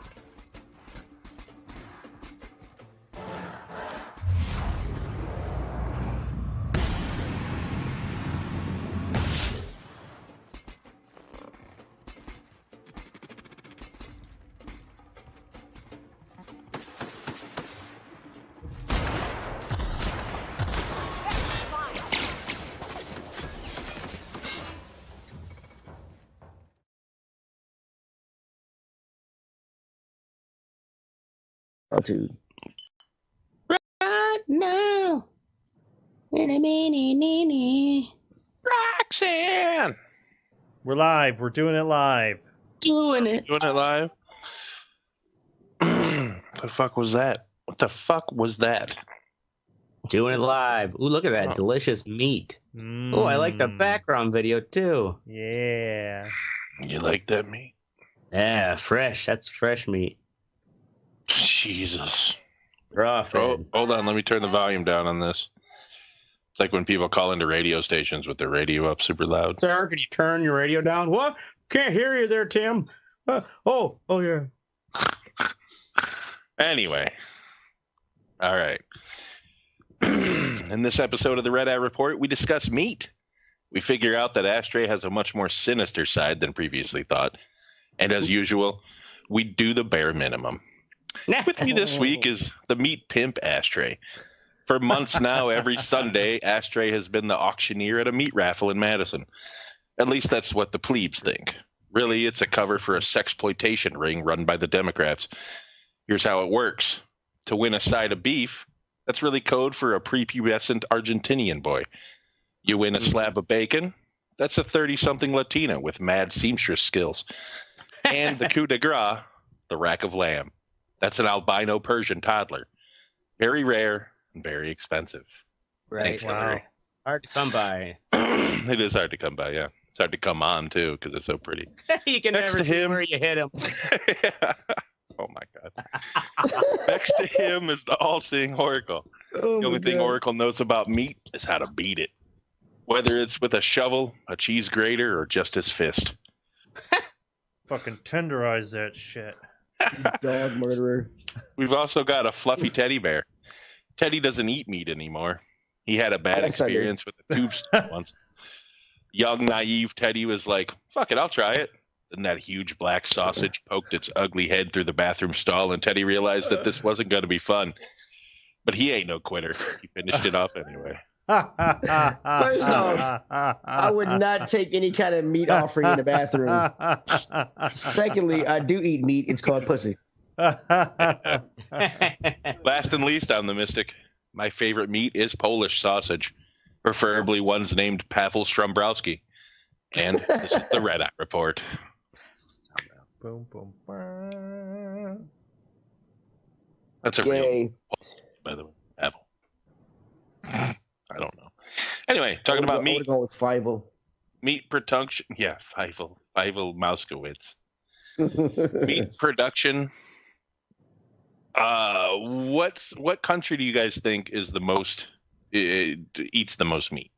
America. Eats the most. I would say. Eats the most meat. Brazil. Yeah, I said Brazil. Really? Yeah. India. Oh. What? Enlighten us.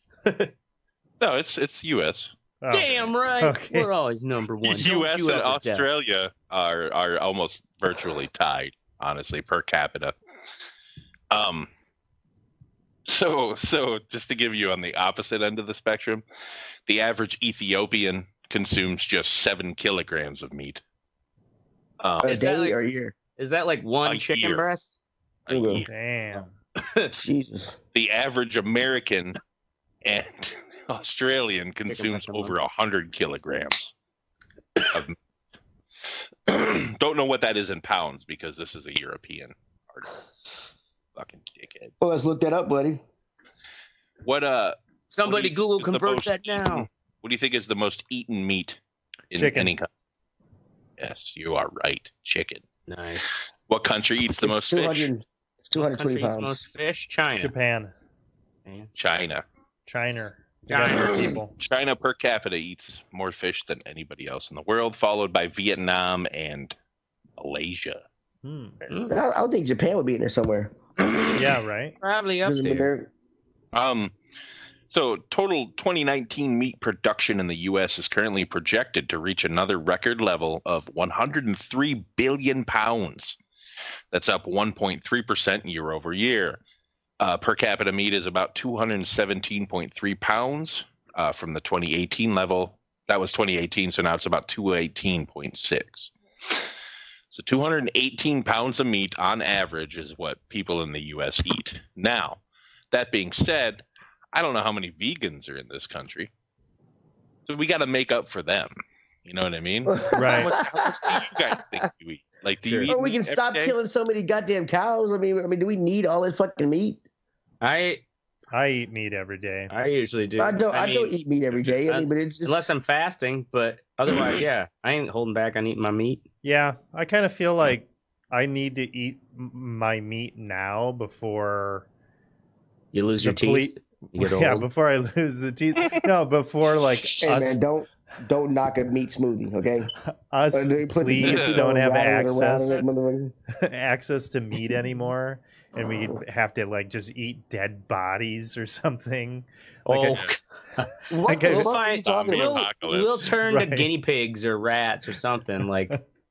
Or these impossible burgers or whatever, We'll get resourceful. Take over. I don't trust those Impossible Burgers. I think they're fucking. What's that shit? Where it was Soylent Green. Soylent Green. Yeah, that's the body. Has anyone tried them yet? I haven't. No, I don't want to try it. They're supposed to be good.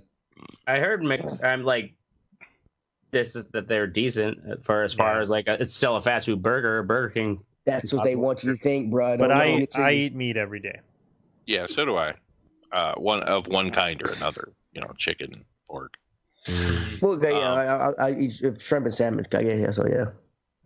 So I guess the richest countries, obviously, the more money you have, the more meat you're gonna eat. I mean, we have the choice in this country for the most part. Most of us do, whether we want to eat meat or what kind of meat we eat. You know what I mean? Now, countries that are just coming up in the world don't really have that choice. We got that cheap meat. So in the 1960s, China consumed less than 5 kilograms a year of meat, every person. By the late 1980s, it had risen to 20, and now it's up over 60. The same thing happened in Brazil and India. Is it just because they've got, the large scale agricultural practices? Well, yeah, and everyone's making more money. Mm-hmm. Yeah. So. And we wonder why the Amazon's getting cut down.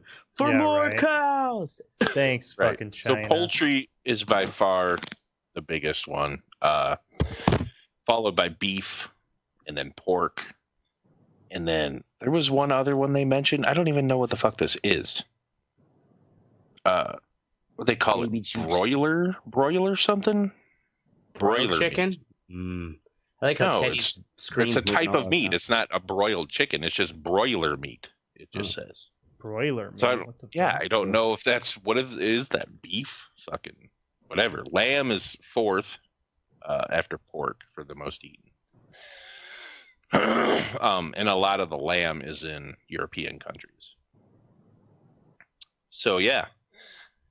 Pork is about 20. So yeah, poultry, we eat about twice as much poultry as we do any other meat in the U.S. anyway. Cheap. We make a shit ton of chickens. Chicken is fucking ridiculously cheap. Yeah, it really is. You could buy like 6 big chicken breasts for like $9 or some shit at the grocery store. Hell yeah. There's a shit ton of them. I mean, we have too much. We're farming too much food, too much meat. I believe. I mean, we don't need. I mean, it's great to get it cheaper and everything else, but we don't need fucking billion pounds of fucking hamburger. Yeah, well, we are apparently producing way more than we need because total 2019 meat imports are projected to decrease to 4.3 billion pounds. The lowest since 2013, and record exports of 17.4 billion pounds.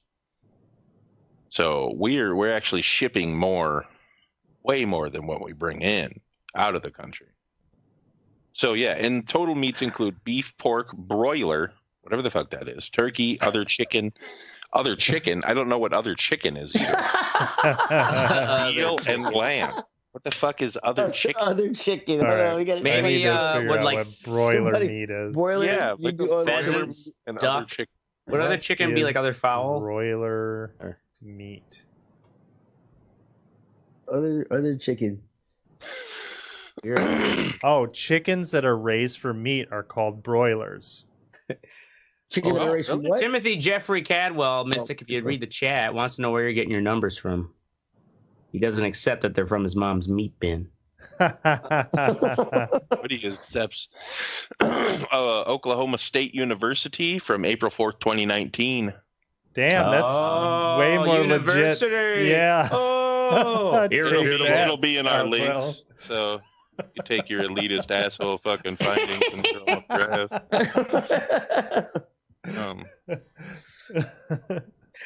Welcome to the Red Eye Report. Yeah, welcome to the Red Eye Report.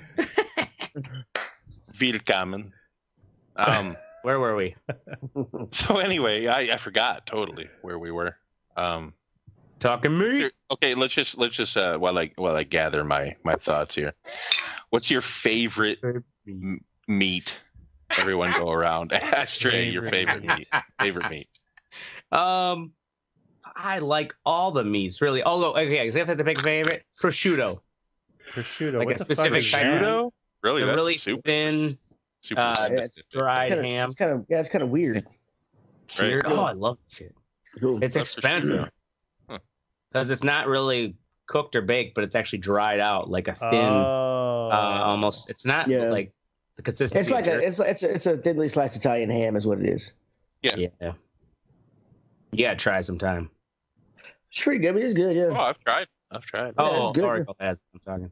Anyways, what's your make, Oracle? I like a good I like a good barbecue ribs. Fucking love that. It's easy to make. Just throw it in the oven. Put some fucking, barbecue sauce on it. It's fucking delicious. Yeah, gay. Whatever. Cool. Okay, Teddy. Teddy's judging your fucking. Yeah, I'm judging you fucking meat. Me just give me nice. You don't talk about rib game around black people, dude. Yeah, give me a nice fucking 16-ounce fucking prime rib, nice thick au jus, and some creamy horseradish, dog. It's over. Boring. It's over. Whatever, man. Anybody could say that. But nobody said it but Teddy. Fuck you. Next. I think just regular ass bacon. Yep. Timothy, the broiler chicken meat is also chicken. So do you like your bacon crispy or do you like your bacon soft crispy and fatty?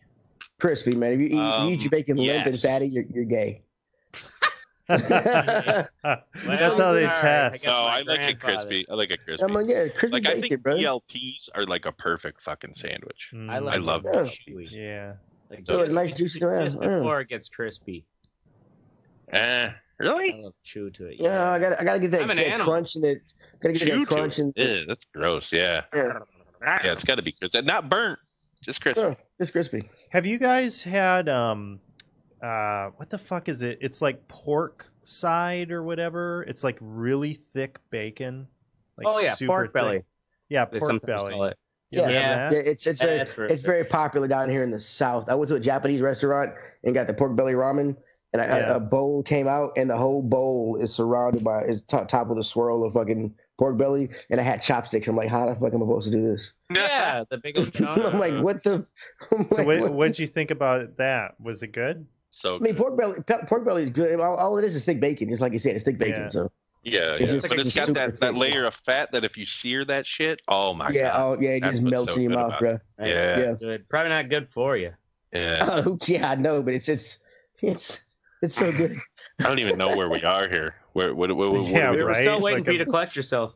Yeah, I don't know. I didn't collect myself. Like I said, I'm cookie. We started talking about bacon. Right. Started drooling, and that was it. So, what about sauce? I heard there was a shortage of pork in China right now because that African swine flu. Oh yeah, that's right. That's I didn't realize it, but that's another reason why they, not only just because they're throwing the middle finger up to Trump, but the reason they've cut back on buying our soybeans is because a good chunk of those soybeans were actually ground up mill. Yes, they were ground up and milled for feed for their pork that they raised. Now all these pigs have died. They aren't. Dun, dun, dun. Economic connection. Oh, I'm going to get some water. Fucking. Oh my god. So I do think though that increased meat production is overall bad for the fucking environment. It is. Well, they say that like that's a huge part of right. Global warming. Well, not just global warming, but you got to make more crops to feed all these fucking animals. It the takes resources way more to raise them. Right. The resources to raise them by far outweigh the benefits of eating them. Mm-hmm. But they taste so good. That's the problem. Like, yeah. That's what I'm saying. So I would say this, though. If God didn't mean for us to eat animals, he wouldn't have made them out of meat. Good God. Like my wife totally she grew up vegetarian. and her sister like fucking has been doing this vegan, not total vegan, but like vegetarian diet, and like posting about it every day. And so she's like, oh, let's try it. So I tried the smoothies. You know what I mean? Like smoothies are good. You put some spinach in there, got some fucking flaxseed meal for the, for the nutrients and shit. It's not bad, Ashtray. Shut up. But then, like, there's like these recipes that we got from this cookbook, like whole bowls, and it's basically just vegetarian, like meals. You know what I mean? Right. Lentils, like, and beans. I don't. Yeah, exactly. I just don't know that I can give up all types of meat. Right. Yeah. Like chicken, I could easily give up, and turkey and shit like that. But red meats, I fucking love red meat. Mm-hmm. So it makes steak, big ass fucking marbled up fucking porterhouse. Oh my god. There's gonna come a time in 20 years, I think that meat is going to be pretty rare that we actually eat it the same way. And we're just gonna be weaned off of it. And we're gonna talk about the glory days. Yeah. Eat one steak a fucking year Not or if the butchers union can say anything about it. Right? Yeah. Rise up, save our meat. I can't run out of meat for my meat raffle. Yeah, right? Shit. Yeah, so tell us how that works, by the way. I've been curious. The meat raffle, which I also learned is technically illegal. Even though it's a Wisconsin tradition, we still all do it. What's technically illegal? You kind of have to have a fucking license to sell that shit, don't you? Yeah, it's like you can't, or I guess the law is that you can't buy meat from a grocery store or a deli and then resell it like on your own. Oh, yeah. I thought you guys were getting it from like a wholesaler. Isn't a meat raffle a pretty common thing, though? It is a common thing, and so it's kind of like I've never heard of look the other way here in Wisconsin. It's a common thing in Wisconsin. Ever. I'm honest with you, Teddy. Here, I've never heard of it either. Like I've never heard of it. I want some fucking meat, baby. Woo! Apparently, no one really knows, but they think the origins come from like during food rationing in wartime, where that like people would pull together their small ration of meat, what was available, and then raffle it off so like one family could have a big meal. Although I'd be like, I ain't giving up my little bit of meat. Yeah, this is my fucking little bit of meat. This is my just ham. so some other else can win. I already ate it, bitch. So, anyways, we get 5 sounds different like something cuts of they meat. do on what's that show? Trailer Park Boys. Trailer Park Boys, yeah. Boy thing. Selling meat in the parking lot of the mall. I go around with a pitcher full of meat sticks, I call them, but they're basically paint paddles with numbers written on them. Yeah. And I sell them for $1 a piece. Go around the entire bar, hustling my meat sticks, pimping my meat sticks. Then you have a big wheel, right? Some places have a big wheel. I have a Crown Royal bag. You do this at a bar? Yep. Of course he does it at a bar. How many He's not going to do it at the public library. I actually saw this the other day. We did a story about it. It was like some Polish fest. They had a meat raffle. Some dude won a whole half of a cow. Holy shit. Damn, that's a lot of meat. It was like you need $20 to buy yourself a chest freezer. So yeah, these take place at bars, taverns, and I guess technically they are legal at VFWs because VFWs can apply for a state raffle license in order to do bingo and other things and such. But they were in wars. Private businesses are not allowed to get raffle licenses. So anyways, I go around, sell these paddles out to everybody, and then I have this big Crown Royal bag full of poker chips with different numbers on them. And I pull them out and yell the number out on the microphone, and then, like, say it's number 32 wins. And finally someone's like, oh, yeah! Like, everybody gets into this big fucking crazy scene where they start waving their paddle, and then on the mic I gotta all right, let's see your meat dance, meat dance, meat dance, meat dance. You could have skipped this the whole crowd. Yeah, that's Wow. And that's how the meat raffle goes. If you read articles about it, they're wild. I'm coming there, and I hope I win because I will not dance. Oh, we'll laugh. I don't give a fuck what you do. I will not dance. I will punch a motherfucker in the face. We'll say, like, look at Mystic doing his meat walk. Meat walk. Meat walk. Then I'll take my side of bacon and get the fuck out. Grab my 30-something Latina chick and get the fuck out. How much meat were you raffling? We do 5 different cuts of meat, and then lately we've been also adding in desserts from Ken's Deli. A little bonus. So, like, what's the cut of meat? What are we talking? Cut of meat would be like. What are the 5 cuts of meat?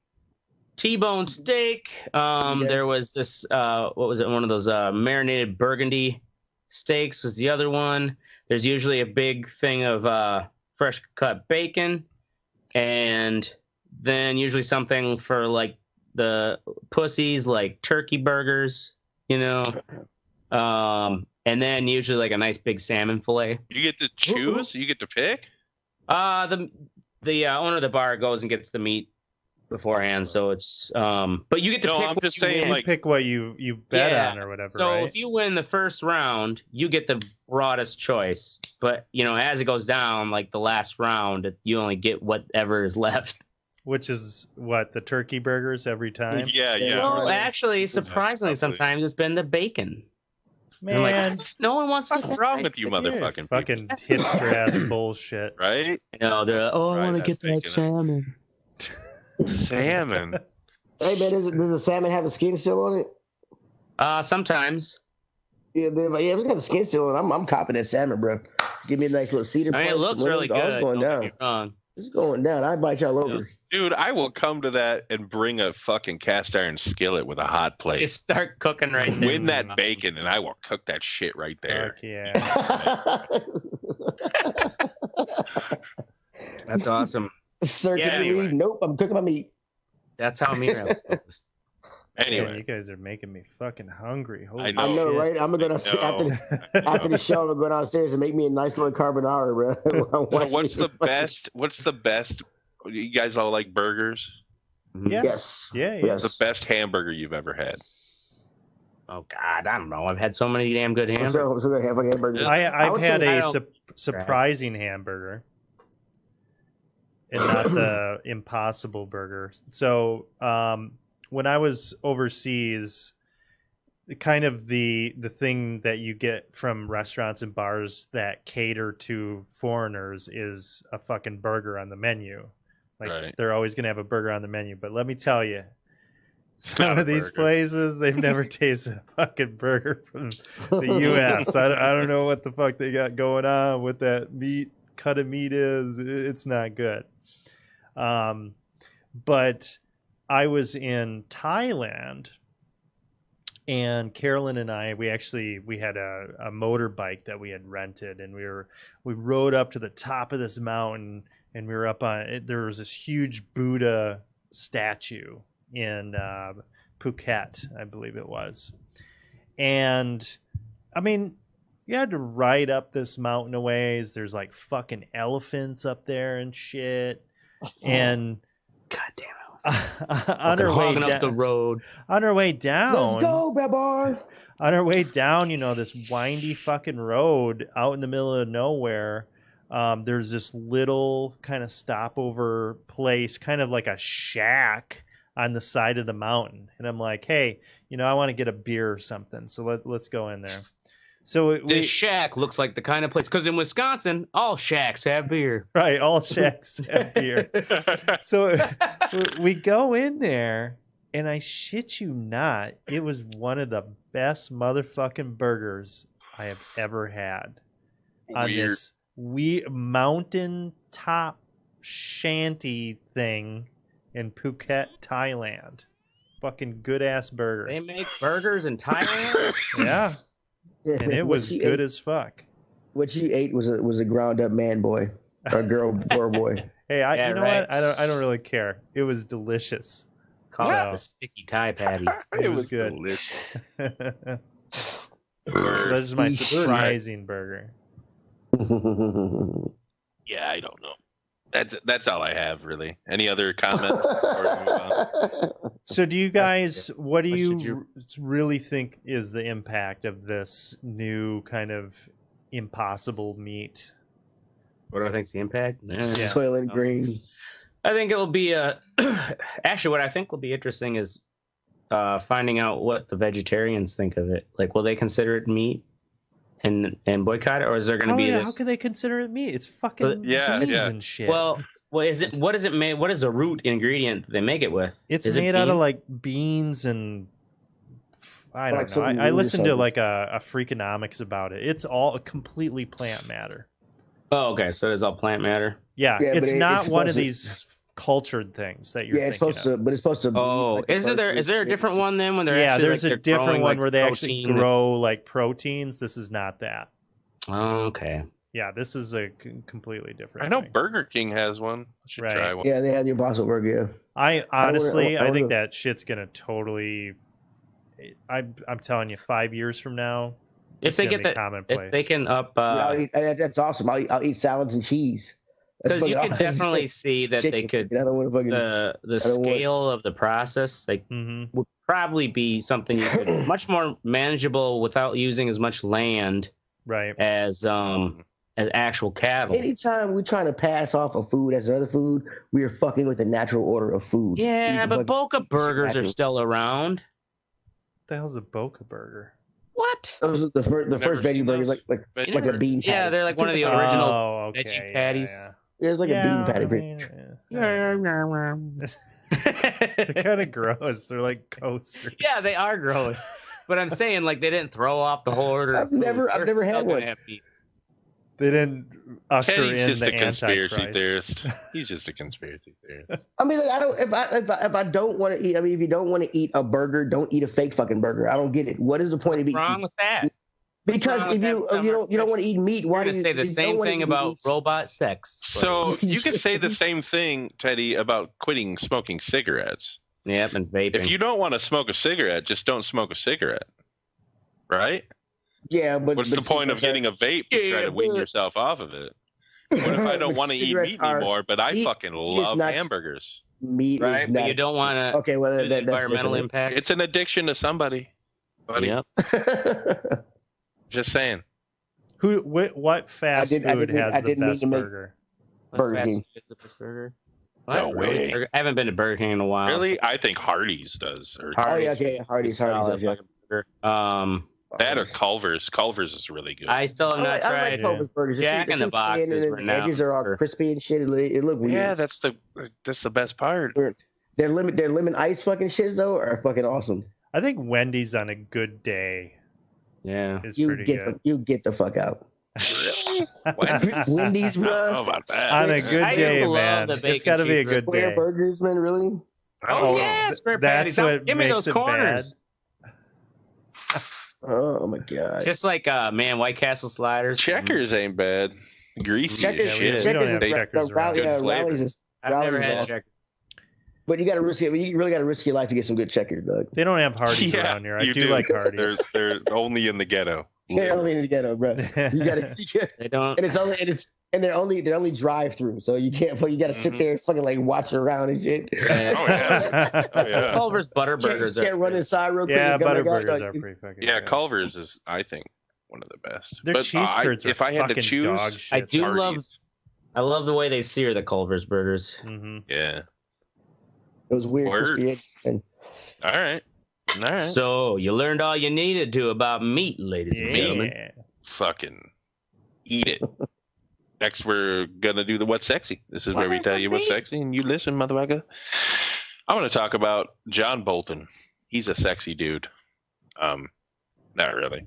No, I think it's sexy that he got fucking sexy caterpillar on his face. I think it's sexy that he got fired. Only for the fact that he seems like a vindictive asshole, and he may come out with some kind of fucking tell-all situation about Trump here, and that'll at least be entertaining. May not, get anywhere, but it'll be fun. Nothing else is stuck, but yeah, it'll be another. Hey, exactly. side show. Fodder for comedians.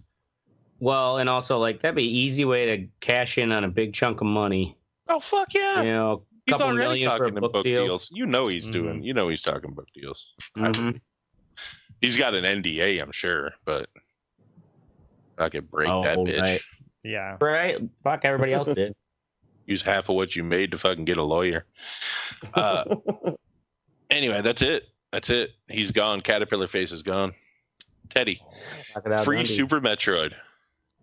So the out of the blue, fucking with the new update 9.0 on the Switch, they came out with fucking a Nintendo SNES Entertainment fucking emulators. Got some cool games. I'm playing Legend of Zelda right now. I can't see that shit. Legend of Zelda, Super Metroid. Super Metroid. When I first started modern systems, I looked for that ROM, and it was so hard to find like a real ROM. It was always something somebody fucked with. You could never find the original. And now I got it for free. Really excited. But it's free. That's nice. Yeah, it's as long as you play for the you got to pay for the I think it is. I think the emulator is free. And then so you just need to have Switch Online. Yeah, Switch Online. Yeah, and it's $20 a year. No. $20 a year. Yeah. $200 a year. $20 a year. Okay. Sorry, I got very that would be a little excessive. I mean, but it started out with some of the first like 10, 12 games on there. Pretty awesome. All the Marios are on there. Yoshi's Island, Pilot Wings, pretty cool. So more shit to play when I wait on my airplane. Word. Yeah, I don't know. I don't give a shit about old games. Dude, these games. I mean, like the old fucking Super Mario World still holds up. I mean, fucking Legend of Zelda: Link to the Past still holds up. Super Metroid still holds up. I mean, the games they started out with are real strong. The thing is, though, man, I've seen it before. I've seen that one. Yeah, I know. You know what I mean? It's kind of like I played those games. I know how they end. It's a nostalgia, right? But it's a nostalgia thing for me. So I got one of these. Just masturbate. Yeah, one of those mini PlayStations as a birthday gift. Oh, you got one of those? Well, it was a gift. It was a gift, but so it's can't say no. I mean, it's a cool idea, but it's only 20 games, and I played like some Destruction Derby. And it brought me back, and then it reminded me of like, man, remember how much analog sticks on your controller are better when you're steering a car? Yeah, it's like, yeah, I'd play this for a little bit, but it's like I played all these. Yeah, I get it. I mean, it is a nostalgia thing. So if you ever want to, like, if you're like me, want to dive back into some old shit, like the Super Nintendo is one of my favorite systems. I loved it. That and the Sega. I love the 16-bit battle. They came out with some good games. Yeah, and, I guess with the 2D systems, too, like with the original PlayStation, those fucking graphics are ugly as fuck. Yeah, they're ugly as fuck. Yeah, the original PlayStation sucks. It doesn't hold up. A lot of those games don't hold up, but the 16-bit games hold up better than those. I mean, they come out with a lot of stuff that looks like that nowadays. Yeah. Well, and it was like, it was kind of its whole era that was the prime time for all the 2D adventure scrollers. Yeah, it was. True. I mean, Star Fox is on here. Kirby's Dream Course, F-Zero. Yeah, those games were cool back in the 90s. Yep. Yeah, they were back cool. when I was 12. And F-Zero stood like, yeah, you hit me. It's I mean, like hearing fucking the theme from Mute City as I'm racing Mute City is awesome. I'm just like a super game nerd. So for me, it's awesome. So fuck the rest of y'all. Don't play Super Mario with me, fucking. Don't do it. All right, Oracle, Prince of Providence. Prince of Providence. I went to Trinity Rep, which is a theater in Providence, and watched The Prince of Providence, which is a play about the mayor, Buddy Cianci, who was actually elected mayor 7 times. Damn. Even after he assaulted somebody with a log from his fireplace and burned his eye with a cigarette. 28 years? Yeah. He was, so that's like that. That's like that dude from Toronto, remember, that died of cancer? Yeah. Or is dying of cancer? So he wasn't that level. Coke, did cocaine and then still got elected. So, I mean, it's good, and it really told like the whole story. So have you guys heard of the Crime Town podcast? Nope. It's pretty popular. But anyway, the first season was about Providence and about Buddy Cianci. But the thing is compared to other corruption cases and shit that you hear about, his shit wasn't that bad. Like, he was just a very like outspoken character. And the thing about him is Providence was a dump before he started making the changes. So all the like really cool, awesome things in the city have a lot to do with him. And he's the one that brought them. And they actually, it was really cool at the end of the play. He's on trial and he breaks the fourth wall and just starts like the guy playing Buddy Cianci. And he's like his spirit, like saying like, look at you motherfuckers. Like, this Trinity rep wouldn't be around if it wasn't for my support. Like, I've bailed out, 3 directors. I'm the reason why. And then he's like, go grab the plaque with my name off the wall. And they actually go out and grab the plaque off the wall, and it's got his name on it. And just kind of change like his legacy and how he's viewed in the city. It was really fucking good. It was 3.5 hours long. So holy shit. Yeah, it was a long play. Did they give you an intermission? They did give an intermission, but it was impressive how much they actually covered, and it was cool. It was really cool. So Prince of Providence. Good Word. Shit. All right, Ashtray. I don't even know what that is, so just go ahead. The other people drama. Like, yeah, sure. Hearing stories from friends of friends where it's like you don't know the people at all, but they tell you this ridiculous story, and it's like you just can picture it in your head and laugh at it because it's also like not someone you have to then be around. Because old Fat Mary, who was like a character in one of my coworkers' lives. Fat Mary. Fat Mary, yeah. She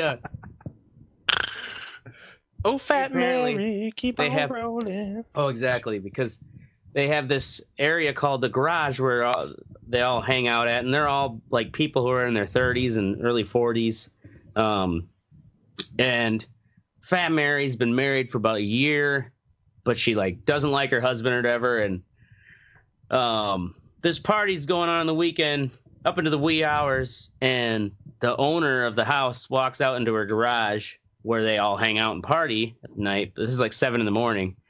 And there's old Fat Mary rolling on the ground with one of the like neighbor kids, which is like a bunch of people in their early 20s, like some dudes in their early 20s who've rented a house, just down next to them is fucking old Fat Mary. And they're rolling around on the old dog bed. Oh my God. It wasn't even, they have, she's like, my friend's telling me this story. So she's like, there's couches, there's cars outside. Like, there's plenty of places, and I'm like, shit. When I get Randy in someone's basement, I at least lean him up against the wash machine. Like, you don't need to lay down in the dirty old dog bed. And so then we started singing the song of Fat Mary keeps on rolling, rolling, rolling on the dog bed. Oh my God. So the owner fucking Trailer Park Boys? It sounds just like Trailer Park Boys. The owner said she stood there till they noticed, like, for a while, because she's like, I'm going to shame them. Like, you don't fucking do this in my garage, because they know her husband. And it's kind of like, if you're going to have an affair, like, don't do that shit here. Especially like fucking Fat Mary sleeping with the 21-year-old doofus next door. Wow. So that's the story about Fat Mary. So we just heard a story about a friend of a friend of a friend. Yep. Cool. Hilarious. I kind of want to know what Fat Mary looks like now. I know, me too. Now I'm like, you gotta get a picture of Fat Mary. Mary. Now that I know what she's done, turn her into a meme. Fat Mary, I know. What you anyway, now we're moving on to the fuck what you think, and I'm gonna go with Oracle first because Asher doesn't have anything written in here. Eat your fucking veggies, Oracle. You motherfuckers are slackers. I showed up 3 minutes before we went on. I know. And I somehow got shit in the outline. I've got my shit in the outline. Fuck you. All right. Yeah, I got it in there.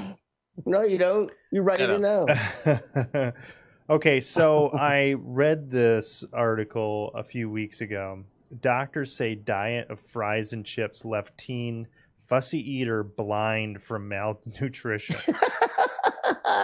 That's what you get, you fat bastard. So this kid in the UK wouldn't eat his fucking vegetables or anything else. And it says here, this is CBS News. His diet was essentially a portion of fries from the local fish and chip shop every day. He also used to snack on chips like Pringles and sometimes slices of white bread and occasional slices of ham and not really any fruit and vegetables. So the boy started showing some problems at age 14. And then by the time he was like 18 years old, he was fucking blind, like irreversibly blind. And what gets me with this is, where the fuck are this kid's parents? Yeah. Tell your goddamn kid to eat their fucking, fruits and vegetables. Yep. It's one of these snowflakes. Jesus Christ. I mean, you're just going to let the kid fucking eat Pringles until they go blind? I mean, that's ludicrous. I thought he'd die of a heart Apparently attack. that's what they did, yeah. I didn't think he'd go blind. I think it's just insane, and I think parents need to fucking, you're the goddamn parent. You got to set an example, and you need to tell your kids, because they're fucking kids. They don't know any better. Fucking like some little parents are scared of their retards. kids, man. Yeah, they'd eat cake. Kids would eat cake every fucking meal if they could. Right. So, I don't know. I just saw this, and it's like, you got to be kidding me. This kid is fucking blind because you let them just eat chips every day. Yeah. I hope you feel ashamed of yourself. Yeah, shame, fat Mary. Crying. Fat Mary and her fat kid who went blind. Fat blind kid rolling around in the dog bed. What the fuck? I mean, that was a little harsh. a little intense. A little bit, yeah. Fat Mary earned it. Fat Mary. Keep on rolling. All right, Ashtray. Underground bait factory closed. Oh, that was probably written in there the whole time, huh? Yeah, right there it was. Yeah, I guess my fuck what you think is these two brothers, 20-year-old Tyler Huffins and 23-year-old Jacob Huffins, were running this operation where I guess they were making something like 500 of them a day. They were paying 10 employees to basically fill these cartridges, and it's right. Like, I'm pretty sure, because there's pictures of them, but there's also pictures of other brands. But the old the dank cartridges, which I found conveniently, like two different completely separated people had connections to get these. Well, you try to find this company online, and you can't, because these are the ones that they're printed in China. China just makes the packaging and the cartridge empty, and it's a do-it-yourself kit. Fill it with whatever you want. Fucking fill it up with motor oil. So these guys are the ones that are causing the well, deaths? these guys could be, but the fact is that these problems are coming because of this widespread counterfeiting of vape cartridges on the black market, and because other states have it legal, it's easy for it's got a spot varnish on here, like, that's a really sexy little package, that's cool, of course it's got to be legit, it's got graphics, like you assume it came from a dispensary in a legal state and just smuggled into yours. But no, they're coming in empty from China, and people are filling them up with whatever. So that's why they think most of these problems are coming from people who use the counterfeit shit. 98,000 cartridges that were unfilled. Wow. 57 mason jars filled with THC oil, or whatever it may have been. Each jar is roughly valued at $6,000. They estimate a street level of THC of $1.5 million. Damn. And they've got totes just full of the bundles of Pre-prepared packaging from China. Oh, look, Sour Patch Kids. It's a rip-off of the Sour Patch logo. How it's all fucking them. Chinese. So are we just going to gloss over the irony that these guys' last names is Huffins? Yes. They're selling vape cartridges? Anyway. All right. Teddy, goddamn cross button. Okay, so apparently PlayStation, after the 20 years they've been making this console, have come out and had to respond because apparently they're tired of people calling their X button the wrong name. Apparently it's the cross button. It really is called the cross button? It's really called the cross button. Which I'm like, who the fuck cares? It looks like an X. I think they call it cross to be different or just to be It really looks like a fucking X. Yeah, I know. Yeah, cross to me. I think of well, I guess because I'm Christian. Yeah, but shapes. PlayStation has shapes. Right, yeah, triangle, probably circle, just trying square. to differentiate themselves from the Xbox. It's not a letter. Oh, yeah, I guess. I mean, I does didn't it think really about matter Xbox. that much? No, Well, it doesn't. But, what you're talking about. Yeah, but the responses from the internet motherfuckers are just stupid. As people are using definition of a cross, apparently a cross or an X has equal parts. Is away equal. These things are equally apart. I'm high as shit right now. Apologize. And I forgot what I was talking about. Let's move on. X cross. Okay, X so cross you're saying that the cross needs to have a longer. One side needs to be longer. Right, one side longer, right, than the other side, right. But that's what people are saying, and like PlayStation's You know like, what? we're not changing this across. I will not accept this until Sony releases the Jesus dying on the cross special edition Xbox controller. Nice. It's like fucking mash the crucifixion button. Crucify him. I don't even know where you're going. All right.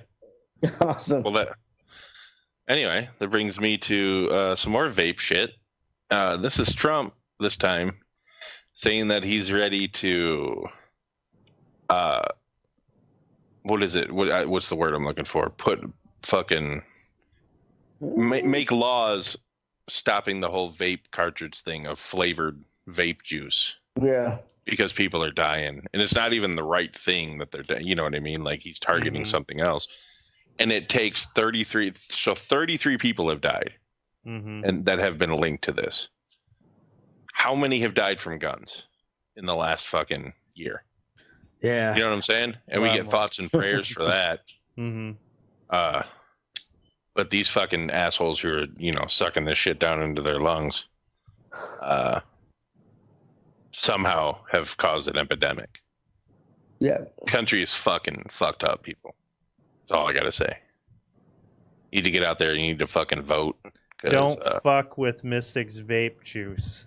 Yeah. Oh, I don't care. I don't vape. You fuck your ass up. I don't vape. Does anybody vape here? Teddy, are you a vapor? I've stopped I am a vapor, since, yes. Are you since this shit's been afraid, going on. or how do you feel about this? Whatever the fuck's going on with the it terrifies me. It makes me want to stop. I mean, I don't use it. I don't use it fucking 24 hours a day. You know what I'm saying? But yeah. And once I get home, I smoke the real stuff. So yeah. But it's well, and the thing is, we still don't know. There could be black market cartridges that are filled with, like legit THC stuff that doesn't have, because you don't know what kind of recipe they're making this stuff with. Right. I mean, look at this picture of these mason jars. They're all kind of different I'm colors sure and stuff. FDA. Yeah, they were probably cutting that shit with butane. Right. You know what I mean? Like that's a popular way, or used to be a popular way of making that oil. It's actually really dark, so it probably was. That shit, yeah, that's gonna fuck you up. Yeah, I'm pretty sure these guys, they didn't look like they had chemical engineering degrees. Right. No. Yeah. And I mean that's just two guys that got caught. Imagine think of how many of these operations are out there, Yeah. in Florida alone. It's probably like thousands. Yeah, that's probably all the That's a shit ton of these entire little trailer cartridges. parks in Florida that make nothing but meth and THC cartridges. Anyway, in all seriousness, go fuck yourself, Palm Springs, California. That's our show. We're going to be here every Wednesday or Thursday at 10 p.m. Central. Make sure you join the conversation at theredeyereport.com or facebook.com/theredeyereport. You can also twiddle us, but nobody gives a fuck. Like us, share us, or fuck us. We're down for whatever. I'm Mystic. I'm Oracle. This is the Ashtray. And I'm Teddy playing Super Mario World because the game is still awesome, you dicks. And this is the Red Eye Report. Keep on holding on to that nostalgia, Teddy. Yeah, right? It'll get you through the day. Lord knows I need it. Did you guys see that? I drink. I've lost my nostalgia. Those dudes that had that. I heard about that shit. You tell me about these pins that catch like 60 at a time or some shit. It's like, I was like, okay. Dude, it's a big fucking deal. Apparently, it's a bigger problem. I'd never heard of it, but yeah, these motherfuckers had feral pigs. Feral motherfucking pigs. We just impeached one of them tonight. Yeah. I can't believe how many people like don't understand that. Like, he's not getting kicked out yet. Like, he's not because he's been officially impeached doesn't mean that he's going to be kicked out. Yeah, but like, oh my God, seriously, you got impeached? I thought it was only the 50th. You're not even paying any fucking attention. It's not gonna be a fair. Like the Republicans have already said that it's not gonna be a fair trial. Yeah, pretty much. Pretty much, it's not gonna be a fair. It's not gonna be a fair trial. Yeah, that's not surprising. They have all joined the line to suck the cock that is Trump. The mushroom. That's how politicking works, man. All righty, you ready? I thought we're live already. We are fucking live. We doing this? Okay. Yeah. On this episode of the Red Eye Report, we're talking about feral pigs. With me is Ashtray, the biggest smut peddling hog of them all. Just look at him, his fucking pig glory. Next to him is Teddy, our resident feral human. He's been on the run from the testing facility for about 9 years now. We were supposed to keep track of him, but we're lazy as fuck and just ended up adopting him into our crew and playing Xbox. So that's a goddamn lie because y'all don't play Xbox with me, you bastards. It's a goddamn lie. Quiet or we're going to turn you in. It's a dirty fucking lie. Feral motherfucker. We also have the king of bacon, Mystic. Let's just say he's looking forward to the pig apocalypse. And finally, there's me, Oracle. Grab your American machine guns and your helicopter pass. We're going hog hunting. Yeah. Yeehaw. Hog hunting live. I feel like I should wear a bright yellow vest and tell everybody I'm with the white people. It's orange, man. It's orange. We're good. Whatever, man. You're not fixing a road. I'm still gonna get shot. You're hunting. Doesn't matter. All right. So we're talking about feral pigs or feral swine. Now, these Ashtray, what are you looking at the camera like that for? I swear to God, he said swine, and you were like, you looked into my soul or some shit. You like stared right at me. I gotta see them at replay. The grin. I think the gummy's starting to kick in. Gummies, you stingy bastards. Hey man, if we could digitally send drugs, we'd all be stoned. No, you can physically send drugs. You can put them in the mail. Well, you're right. I'm seeing it now on instant replay, and I do look like I'm staring into your soul, and then I'm caught off guard when you call me on it. Mail a brother some gummies. Shit, that's all it takes. Go ahead, Mister. Go ahead, Oracle. All right. So get the show on the road. Feral swine are descendants of escaped or released pigs. So they were originally brought to the U.S.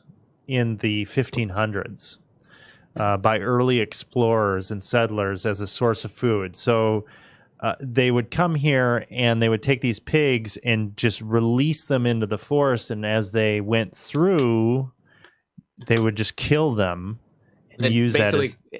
introduce the species to cull. Yeah. No, these are different species than any other hogs. They're just wild, right? So they're wild, but the thing is the feral pigs actually have mated with domestic pigs, kind of creating this super fucking adaptable super smart kind of ultra grow hog. really fast Yeah, too, because grow domestic super fast. What you're saying is it's the T180 of pigs. Pretty much. just fucking wait until I tell you some of this. But I don't get it. Shit. But I don't get it because they're the same species, though. Well, right. I mean, so why is it matter? But if wild ones are breeding the domesticated? They're pigs, but like boars are not really the same as the domestic pig. Right. And the thing is, like different breeds of dogs. When you take a pig or a hog or one of these things and you put it out into the wild, it adapts to that wild environment very quickly.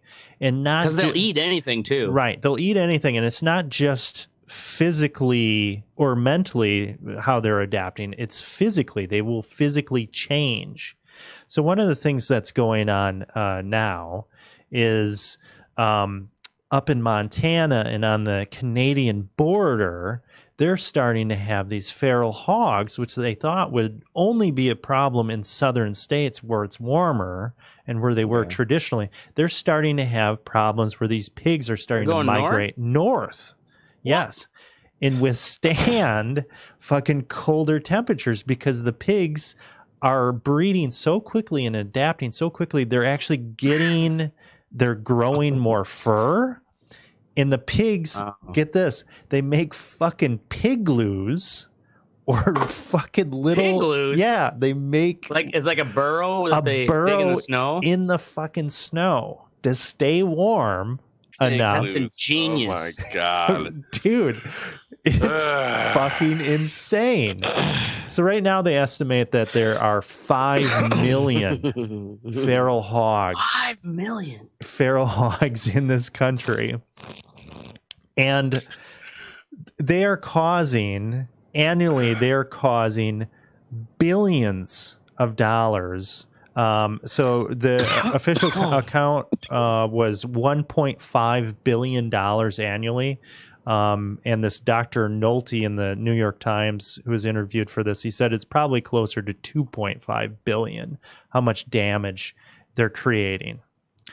And some of these things can get massive. A Georgia pig called Hogzilla is believed to have weighed at least I've heard of that one. You got a picture of that, motherfucker? 800 pounds. Jesus. Yeah.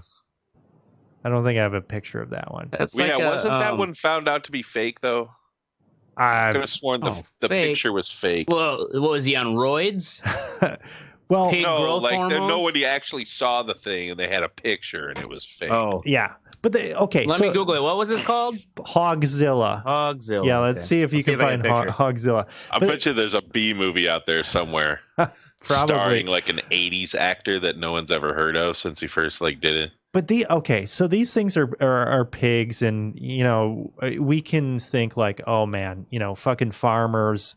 Obviously a big problem for them because like Ashtray said, they fucking eat everything, just tear everything up.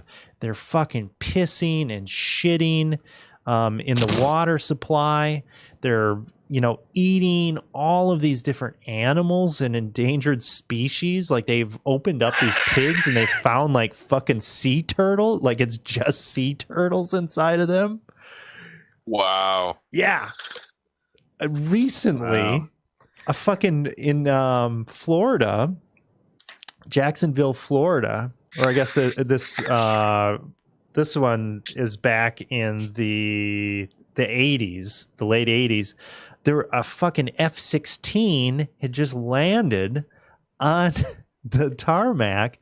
And the guy who was flying it, who just landed it, saw this blur. A feral hog ran into the side of the F-16, caused him to veer off. He had to eject out, and the F-16 was destroyed. He was just still coming down the runway at full speed. A feral hog did that. $16 million gone.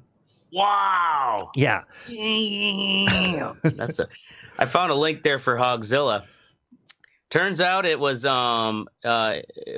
killed by Chris Griffin in Georgia, June 17th, 2004. And a lot of people, originally it was claimed to be 12 feet long and weighed over 1,000 pounds. And a lot of people thought it was a hoax, but I guess National Geographic Channel did a special in 2005 or early 2005, they exhumed it and had scientists study it, and they confirmed that it actually weighed about 800 pounds and was between 6.9 and 8.6 feet long. That is fucking insane. Yeah, and it was. But if you kill a pig that bad, I mean, are you really going to let the ribs go to waste? The ribs? Teddy's worried about the ribs. I mean, really, what's the point of killing it if you're not going? What's the point if you're going to go through the trouble of? I'm right. You're going to go through the trouble of killing. Fucking, well, okay. So why not fucking make some? I want some of them Flintstone. They might be tougher than domestic pigs. All right, so this is wild. This is a hybrid of wild boar and domestic pig. You say that, Teddy, but the swine are reservoirs for at least 32 diseases. Never mind, fuck them ribs. Including bovine tuberculosis, brucellosis. That shit'll burn off at 165. Ain't no thing. No, you gotta cook that shit at like 350 to make it burn off. Them the ribs. There are reports that people have contracted hepatitis. Oh yeah, from eating it? No. Yeah, from eating it. I'm good. Yeah. Listen to this stat here. Hogzilla's tusk measured 19 inches, and the other one measured nearly 28 inches long. So he was snaggletooth. What are you trying to say? Okay, so that'll fucking rip you up. Oh yeah. Well, I mean, dangerous. so there was the case where that woman was killed recently in Texas a few months ago. But really, the bigger concern here. So there's the big agricultural impact and environmental impact of these things just destroying all wildlife around them. But right now, around the world, countries are battling and trying to contain African swine fever. Mm-hmm. And if you have these things that are rampaging around this country and they can't control how big these things are, and they get one of these devastating diseases, imagine what kind of a problem that is when you've got 300-pound hogs fucking carrying around some sort of plague that has made the jump to humans. The one in China has jumped to humans? It hasn't yet. Oh, okay. Because I believe it's just the main problem is it's decimated their pork industry. Right. So, I mean, it could decimate our pork industry too. Right. We should be selling them more pork, but no, we got this fucking trade war. And so these things can procreate very quickly. I'm trying to find the stat. It's insane. Yeah. How many piglets can they knock out? They can knock out probably 8, 10. They become. I don't know. I've seen some video. I never was a hog farmer myself, but man, you see a lot of fucking piglets on those poor sows. Open up hog season. You just have massive hog hunting parties. And there are, but that is a problem. It's not enough to keep up with. It's not a problem to keep up with them. And the thing is people in areas where the hogs haven't reached yet, because it is like a big hunting thing. In Texas, you can go in a helicopter and fucking shoot pigs out of the helicopter with assault weapons. Like, let's fucking go. Right.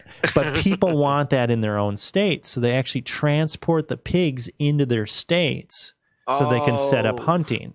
That's just retarded. That's retarded. That seems dangerous. That's very dangerous. If you have the money to move the pigs to that state, why not just go to pay to go to that state and shoot in that helicopter? Yeah. So each female is capable of birthing at least 2 litters a year of 6 or more piglets. Damn. Yeah, that's... Yeah. And I think it takes them 9 months to become sexually mature enough. They have 1.5 litters per year. That's it? Yeah, it's insane. It's fucking insane. Like when you think about how quickly these things can actually spread. So it's like every 9 months, like a human, they just keep popping out fucking piglets. Right. So I'm gonna just play this popular video. This is of a hunter or a farmer who, there are all these farmers where they have to combat these hordes of pigs at night just to try to stave off, total destruction of their crops during the day. So they're using like NVGs, thermal scopes, using all kinds of weapons and shit. So let me bring this up. Hey, by the way, there is a B movie called Hogzilla, came out in 2014. Awesome. Nice. Starring a guy whose biggest claim to fame was being a second-tier actor on the movie Casino. I was completely right. Just wanted to throw that. Well, there's a lot of actors in Casino. What second tier actor was he? I don't know. All right. Nobody remembers any of the second tiers. He's the guy who got his head put in the vice. I mean, you just see this endless stream of pigs. Oh my God! I just see a still frame of hogs fucking right now. Pigs fucking in the mud. Yeah, pretty much. Yeah. Hogs fucking in the. Look at them. Just fucking. It was like, look at it. It's a goddamn hog orgy out here. No wonder they reproduce so fast. This is their night vision camera. Yeah. In a gun, you'll see the I was scope. gonna say that looks like a night vision gun. Right. Boom. Got him. Oh, this one's got a crosshair. Right. What this is nice and fun and everything until you have to do it night after night after night after night. So this is their farm. They have to go out here and just fucking murk these motherfuckers because they have to do it in order to protect their crops. This is where I could totally understand the legal, like actual pragmatic use of suppressor. Mm-hmm. Yeah, I was gonna say, put a silencer on that bitch, dude. They wouldn't even know. Well, it's hard to get a silencer in almost most states. It's like only a few states you can get a license. Right. Good shot right there. Right. Pretty sure you get one off Amazon. So this kind of reminds me. Have y'all seen that movie Love, Death, and Robots on? Yeah. There's one of the scenes is the farmers on a planet fighting that horde of. Yep. Oh yeah. Yeah. Yep. This brings that to mind. Right. Yeah. So it's a big problem, and there isn't a good solution at this point. There's firebomb them, butterbomb them, firebomb them. Oh, firebomb them. Napalm. Right. Smelling napalm in the morning sun. Napalm doesn't affect crops, does it? No. And then one thing, I heard one guy, he was proposing poison them. Well, how is that going to be, when other shit eats that? And it turned out like the person, it sounds like a really bad idea.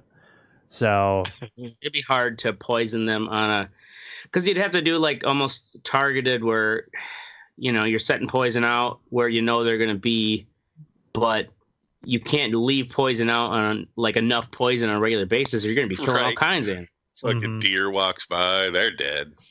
Yeah. Yeah, right? Yeah, and I mean, these things don't have any natural predators, and actually, they have been known to go after deer, too.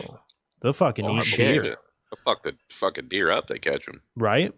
Oh, I bet. Especially deer season, there's probably some deer that get lamed up, they get winged by a bullet, but a little too bad where they start to get weak and they're laying down, a feral hog comes. Like a zombie movie. You don't have to worry about this. I mean, it really is. So once the pigs taste blood, it's over.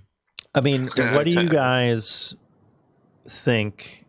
I mean, do we just like have some sort of fucking? I live in a city, so I don't have to worry about it. But maybe for right now until they fuck up your entire food supply. Well, it's one of those things too. Like I don't think feral hogs are going to entirely fuck up our food supply because we make such a huge amount of fucking food. I don't want to go camping anymore, you son of a bitch. I mean, really, because we go out to some obscure places. I mean, what are the areas that these pigs are in? What area? I go camping. They're all over. All right. Well, let me bring up a map for you guys. You can kind of see where they're at in this country right now. The concentration zones. As of 2018, this is the USDA's map here. So you can see when that comes up how prolific it is in the southern part of our country. But you know damn well somebody brought those pigs up, like the UP. See how there are counties up in the UP where the pigs are? Somebody brought those motherfuckers up there. Right. You fucking bastard. They are all over. They're all around me. Damn, that is a good chunk of the South. They're not even. Yeah, they're all around me. You got to worry about that. Bastard. That's cool. It must be all over area. California. Holy. Yeah, right. I bet you that area up in the UP, because that's that's probably one of those where they have the fucking pig loos. Mm-hmm. And but that part of the UP, like even just northern Wisconsin, like there's so much wooded land up there, right? Even if it is owned by someone, that like easily they could just find a niche. They probably have a whole fucking acres of fucking pig city. Pig city, man. Pig city. We built Pig City. That's what I call it. That's what I call it. That's what I call it. That's what I call Applebee's bar at 2 a.m. But I mean, looking at that map, looking at that map, I'm afraid to go outside in the dark now. There are very few isolated spots on that map where it's just like one county. Like once they get in an area, they fucking lock that shit down. Is that North Dakota at the very top there? Tennessee, the east part is Nashville the east part of Tennessee, Teddy? Like it's like middle east, whatever. I'm sorry, but middle east. They're surrounding your ass then. Yeah, pretty much surrounded by. They're coming for you, dude. Right? It'd mix with country music. Like coming for you, Barbara. Guess who's buying a smoker? Teddy. Like, let's talk firearms for a second. Like, what's taken down an average sized feral pig? Would a handgun take it down? Like AR round, a shotgun. Skin too thick. Shotgun. So, I mean, you're definitely going to need. You're not going to want to hunt them with like a 9mm. You're going to want something more powerful than that. But a 45 would fucking. Oh yeah, 45 absolutely would. Or a slug. Right now, and actually, this kind of got brought into the conversation a little bit more because a guy from, I think he was from Alabama, he was. There was some sort of gun fucking thing, and he made a comment. Well, what am I supposed to do about all the fucking pack of feral hogs that shows up in my yard, occasionally? I need a firearm that can hold X amount of rounds, and I can fucking lay these motherfuckers out.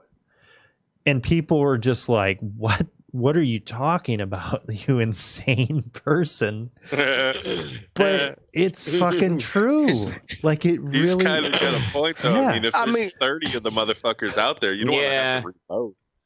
Yeah, but at the same time, you don't know if that feral pig thing is code for school cafeteria in this day and age. It's not even like fucking coyotes. It's like they're all over the place. Yeah. Yeah. I mean, they're all over the place. There's like more than a dozen in this area just hanging out, eating fucking shit and fucking like an orgy. Right. And so you just want to watch the pig fucking? No, I don't want to watch the fucking. But like, I was just surprised that there was 3 pigs having sex at the same time in that one video clip that he showed us. You are just really hung up on that. Well, the pig sex. I mean, really, who gives a fuck about the pig sex? Well, it always reminds me of pigs fucking in the mud. Fucking in the mud. Pigs fucking in the mud. But I really do think that there is a. I think those guys that are dealing with that shit should be able to get a permit and get whatever the fuck they need. Get assault rifles, get fucking silencers, because it's a big problem, and there are like hordes of these motherfuckers out there. So I don't know. That's where I stand on this. Like I'm all for it. Man. Like get a fucking feral pig hunting permit.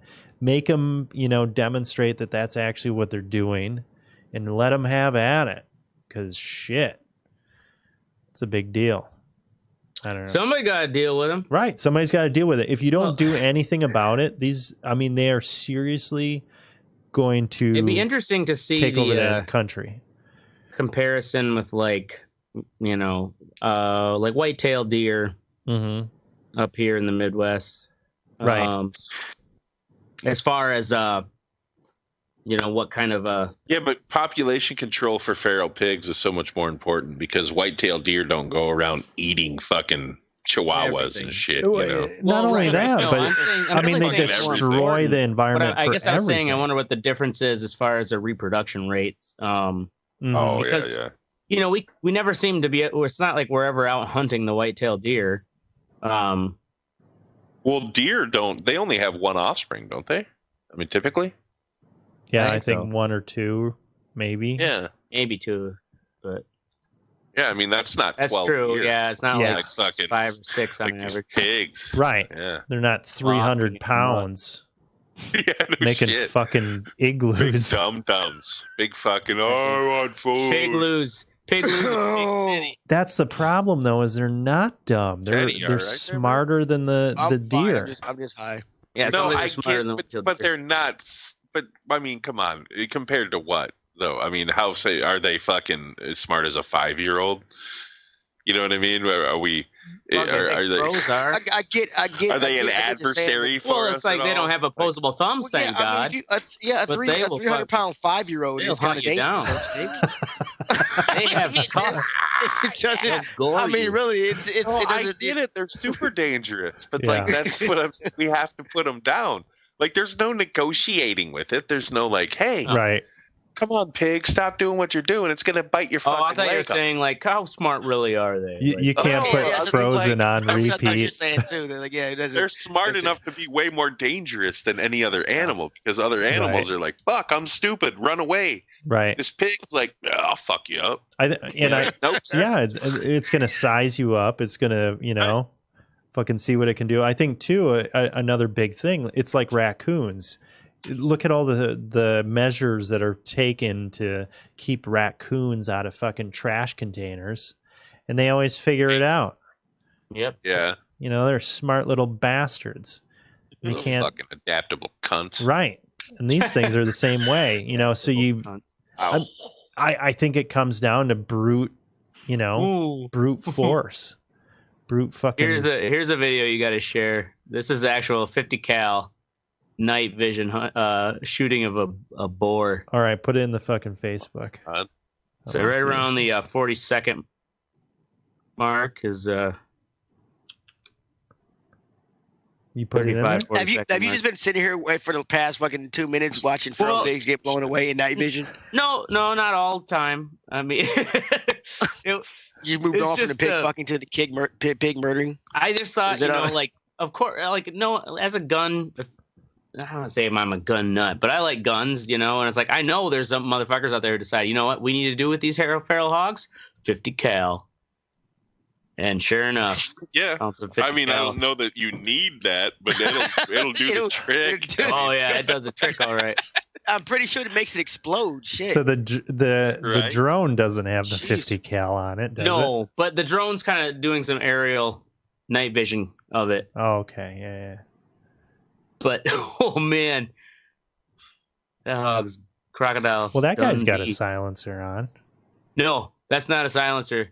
That's because it's a 50 cal. Like you got. Oh. I highly doubt that's silencing. Holy shit! 50 cal, but do you see? Yeah, just saw like a huge chunk. It's a thing explodes.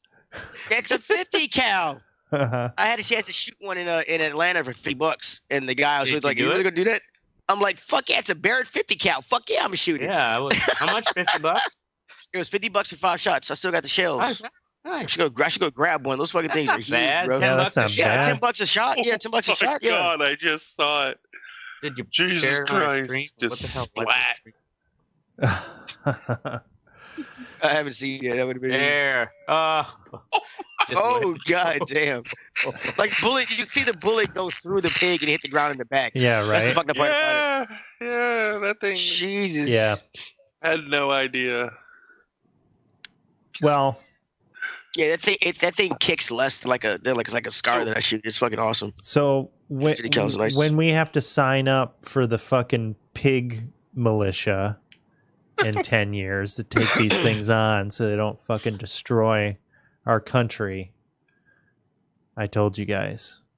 I told you so. You'll be on the front lines. Yeah, wouldn't that be ironic if it's not? It wouldn't be it's not a zombie apocalypse, but it's kind of like a hybrid. Yeah, right. Genetically modified hog apocalypse. Yeah. Yeah. Oh yeah. Well, you know, Apocalypse. it reminds me actually. Margaret Atwood. Stop with the pig puns. Margaret Atwood. So she easy. had in her book, the Oryx and Crake series. They had these pigoons, which were they were genetically modified pigs that we had genetically modified to harvest body parts from. And they were super intelligent, and they went feral, and there was a big fucking disease, and these things were kind of ruling the roost, and you didn't want to fuck around with the pigoons. And that's what this reminds me of. And Margaret Atwood kind of has a tendency to be right on things, so I don't know. Yeah, she wrote The Handmaid's Tale, wasn't it? Yep. Isn't that her? Yep. Yeah. God damn it. God damn, that's a lot of fucking hogs. I kept watching this video. There's literally like 3 dozen hogs. 3 dozen just walking through this field. Yeah. I mean, it's got to be so frustrating as a farmer, you know, as a hunter. It's like, oh yeah, I'm going to shoot this thing with a 50 cal. Yeah, I'm going to have a good time. That's the thing. You're lucky if you take out 2, maybe 3 before they all scatter, you know? Mm-hmm. Yeah. And when you're dealing with that many, Jesus. So there you have it. Feral pigs. Travis said a 338 Lapau. What the fuck is that? That's a rifle, I assume. I guess. I don't know. He can tell us. Tell us. Assuming 338 is the caliber size. Yeah. All right, we're moving on to the what's sexy. Moving on. Definitely not pigs fucking in the mud. Ashtray says gymnastics, open gym, back in session. Yeah, my gymnastics gym where the classes got canceled because the fucking insurance company decided we're no longer going to insure adults. Wait, you do gymnastics? Yes, I've been doing gymnastics for years. Oh man, that was great. Because I want to see a tape of you doing a backflip or something, Rob. I just don't picture you putting your beard down and say, "Watch this." Wait, that is the best fucking response I've ever. It's just this. Wait. Gymnastics? Yeah. What do you do in gymnastics? What I do in gymnastics? I work on my handstands. I mean, that's really why I started taking them. Yeah, I can do handstands. Oh, okay. Yeah, handstands are hard to do. In capoeira, they wanted you to be as comfortable on your hands as your feet. Handstands, so like it took me. I mean, I've been going for over 4 years, and I just starting to get like it's more mental even than it is strength, and posture. But then their new insurer. This gym has been around since the 70s, and they're the only ones in the entire Dane County area that offer an adult class. And then the new insurance underwriter was like, oh, no, we're not going to insure adults. What the fuck? Which is stupid because you can sign a waiver and ski down a hill and run into a tree and die. But why can't I just sign a waiver so I can tumble on this padded floor? Yeah, it's not like you're doing anything that intense. I can roll around like a big dumb adult. And 40-year-old man did not need to be doing handstands and shit. You can bust a knee up. So busted knee doing a anyways, we in the summer semester we kind of had our class all just some of my classmates have been going for 8-9 years, and so we haven't had class until recently. We just got an update 2 weeks ago that they've got a new insurance provider, and now they're Wanakee gym, which I've never been to, but they now have the adult open gym. So got to go with 3 of my other former classmates and do gymnastics and stuff, which was great because I can't do handstands in my apartment. And it's a really nice newer gym too. Against the rules or what? Well, no, I'll hit the fucking fluorescent bulb in my ceiling. Is it that low? Or are you living in the basement? What is? Yeah, like I can touch in my kitchen, anyways. I can touch the. But yeah, just find a wall and do it against a wall and like walk off the wall and try to hold it. Just go outside and do it, dude. Neighbors won't care. Well, in the summertime, yeah, I've done that a little bit in my driveway. I look weird, but I just put music and. Mommy, the man next door is doing handstands. This is the thing why people are like think because I don't put like I'm not bragging about it on fucking Facebook. So people are like, "What? You do gymnastics?" No, you're bragging about it on the show. Yeah, I'm bragging about it right now. The thing is, though, what was weird is they're like kind of busy, and there are all these fucking like young guys. Where it's like they look like they're just out of high school, if that, because it's like you motherfuckers can't even be like 20 yet. But they were there for the adult open gym, and they were like parkour. They were like parkour kids. They're all doing these like fucking crazy flips and shit and flexibility shit though, right? Oh yeah, no, don't get me wrong. Like they were really fucking good at what they were doing. So this is what aging hipsters bitch about, huh? Oh yeah, gymnastics kids. And the thing is, the parkour kids, man. Oh yeah, bitching about the parkour kids because me and my day we just tumbled on a mat. Me and my friends are all in our 30s, and we're like, boy, I can barely do a bridge. Oh fuck, it hurts, bitching about our bodies and whatnot. And then the fucking parkour kids, like they're kind of in one section of the gym, and all of a sudden they're kind of horsing around, like play fighting, and then like, literally there's I shit you not, there's at least like 8 to 10 of them, and they're all look like they're maybe 18, 19 years old, and 5 of them just they take their tank tops off and they're like, oh yeah, like fucking around, and it's just like Jesus Christ. Like I tell my friend, I'm like, man, there's just too many inappropriate jokes I could say right now about that. And she's like, whoa, what do you mean? And I was just like, no, I just was in my mind. I'm like, man, that's some Teenage Mutant Homo Ninja shit right there. Like, who's like horsing around and stuff with their fucking ripped bodies, and they're all like 18-year-old boys. Like, ninjas. Teenage Mutant Heroes in a Half Shell. All right. Homo. Well, thanks for sharing your gay gymnastic porno fantasy. This is how bad it was. Is that actually at one point? This is how bad Homo Ninja got. Is that at one point they're horsing around and like 2 guys, they're all got the shirts off, and they're chasing around another guy, and he's like, oh, like running away, and he jumps over this divider and stuff. In this fucking, like, dude, the big old adult coach has to come out, and he's like, hey, this is the adult class, there's no horse around. Like, he had to scold them, and as kids are like, oh, it's like, Jesus fucking Christ, like, what are we at the pool, like their first day in high school? Oh my God. Kid school. So I was like, that is some serious. How dare you, junior high? See, that's the thing. That's the problem with kids not just being blackout drunk all the time these days. Because they run around, they're trying to apply themselves and doing fucking shit like adult gymnastics. Hey guys, let's have some kale and go do gymnastics. Right. Yeah. Oh. Just let the burnouts. Back in the day, me and Oracle were fucking. By now, we'd have a fucking case down. Right. Snorted fucking 14 Adderalls and smoked some weed. Just let the burnouts fucking go to their fucking. Me and my classmate were both just joking about how, because this is it's later in the night. It's 8 to 9:15. It's like, yeah, we both had 3 beers in us before we went to class. It's like, who drinks and they go to do handstands? What is wrong? Adults. Oh man, this is great. Not a smart adult. You don't go to that class to do handstands. Oh man, I feel like when you can do handstands and you've had 3 beers in you, that's when you know you're good. This is like a Seinfeld episode, right? Right? Like I'm Kramer. I don't like doing handstands after I drink Gatorade. You had 3 beers in it. He's like, yep, here we go. Oh man. All right, Mystic. What's sexy? The Expanse. The what? The Expanse is a show that's sci-fi show. Created.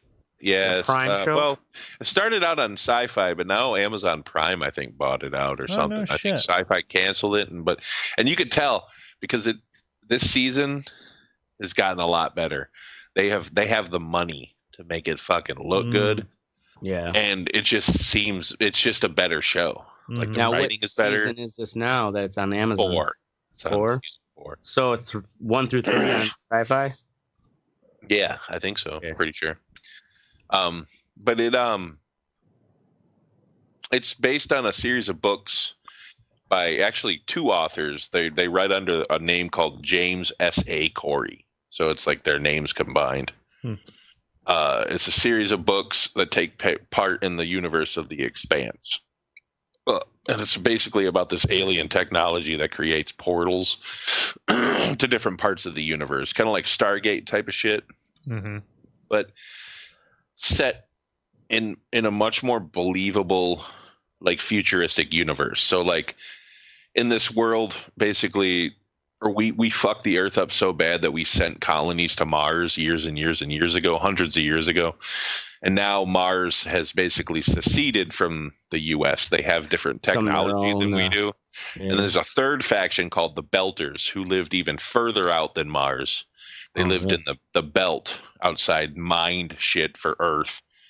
And now they're rising up and they want to be fucking known as a power too. So like these 3 factions are kind of fighting each other. Mm-hmm. And this alien technology emerges and they kind of all have to like work together to like fucking. So now the alien technology, is the alien technology a threat, or are they? They don't really know. That's the problem. Like it's very kind of mysterious at this point. So is it now? I guess is there an alien race attacking them, or it's just kind of like this alien ship showed up? So far, they know the rings. These rings have shown up that are the portals. And all they know is that this ancient civilization built them, but then got destroyed by something. They don't know what destroyed the ancient civilization, so they're trying to figure that shit out. Which could very well be a better civilization when they open the fucking portal. But like the technology they have is super fucking. That's why I don't open portals. Like so yeah, there's like Martian Marines. They have these technologically advanced suits that nobody can fuck with. Basically, they're like the biggest fucking powerhouse in the universe. Just cool shit. So could a person just drop in on season 4 and be able to not watch the other ones and be okay? No, probably not. You don't understand the factions. Actually, but like, you know I guess what? Seasons 1 through 3, are they still pretty good, even though they're sci-fi? They are really good. Yes, they are really good. It's just when they get to like the effects, you can tell it's a sci-fi show. Yeah, right. As opposed to Amazon, and you could tell Amazon put some fucking money in it. And actually, now that you say that, there's a really good thing. It's like 10 minutes long. If you go on Amazon and you go to season 4 of The Expanse, it's the first thing on there. It's Kevin Smith Explains The Expanse. And he takes you through each season and explains it for like 10 minutes. And it gives you a really good idea of like what happened up to this point. So, so you could watch that before. Yeah. So if you didn't want to watch the first 3 seasons, this kind of like gets you up to speed, and then it jumps you into fucking what they're doing. Okay. But you have watched all 3 already. Yeah, I've seen all 3. It's worth the watch. They're good enough. This comes on Sci-Fi. Worth watching the Kevin Smith Explains it's on it, Amazon and then Prime watching and then watching the first couple of episodes of The Expanse. I think you'd get into it once you had an idea what was going on. Cool. All right, next up we have Safe Stations. I recently found out that are these phones with a blue light on top? It's not that. So I don't know how widespread this is, but in the city that I work in Woonsocket, Rhode Island, they have a thing where you can walk into any fire station in the city, and if you are having some sort of mental crisis, or if you are have like a drug addiction problem and you're looking for help, they have people there to help you out, and they're not going to just arrest your ass. They're going to fucking try to actually help you. And I think that is such a more constructive way of fucking tackling this problem with, fentanyl and all this bullshit that's going on out there. Because the numbers for fentanyl deaths are like it's insane. It's like 95% of opioid fucking overdoses or some shit. Everything's getting cut with it. And I think the only way to tackle this is just not, fucking persecute people and make them afraid to get help, where they can walk in and actually, get help without worrying about being thrown into jail and fucking their lives up, fucking their family up, whatever. So they have people actually on call in these stations. They run shifts and they're, professionals to deal with the situation. So I just heard about that today and I thought that was a really good and constructive way of doing this. Have you heard of the term reverse opium war? No.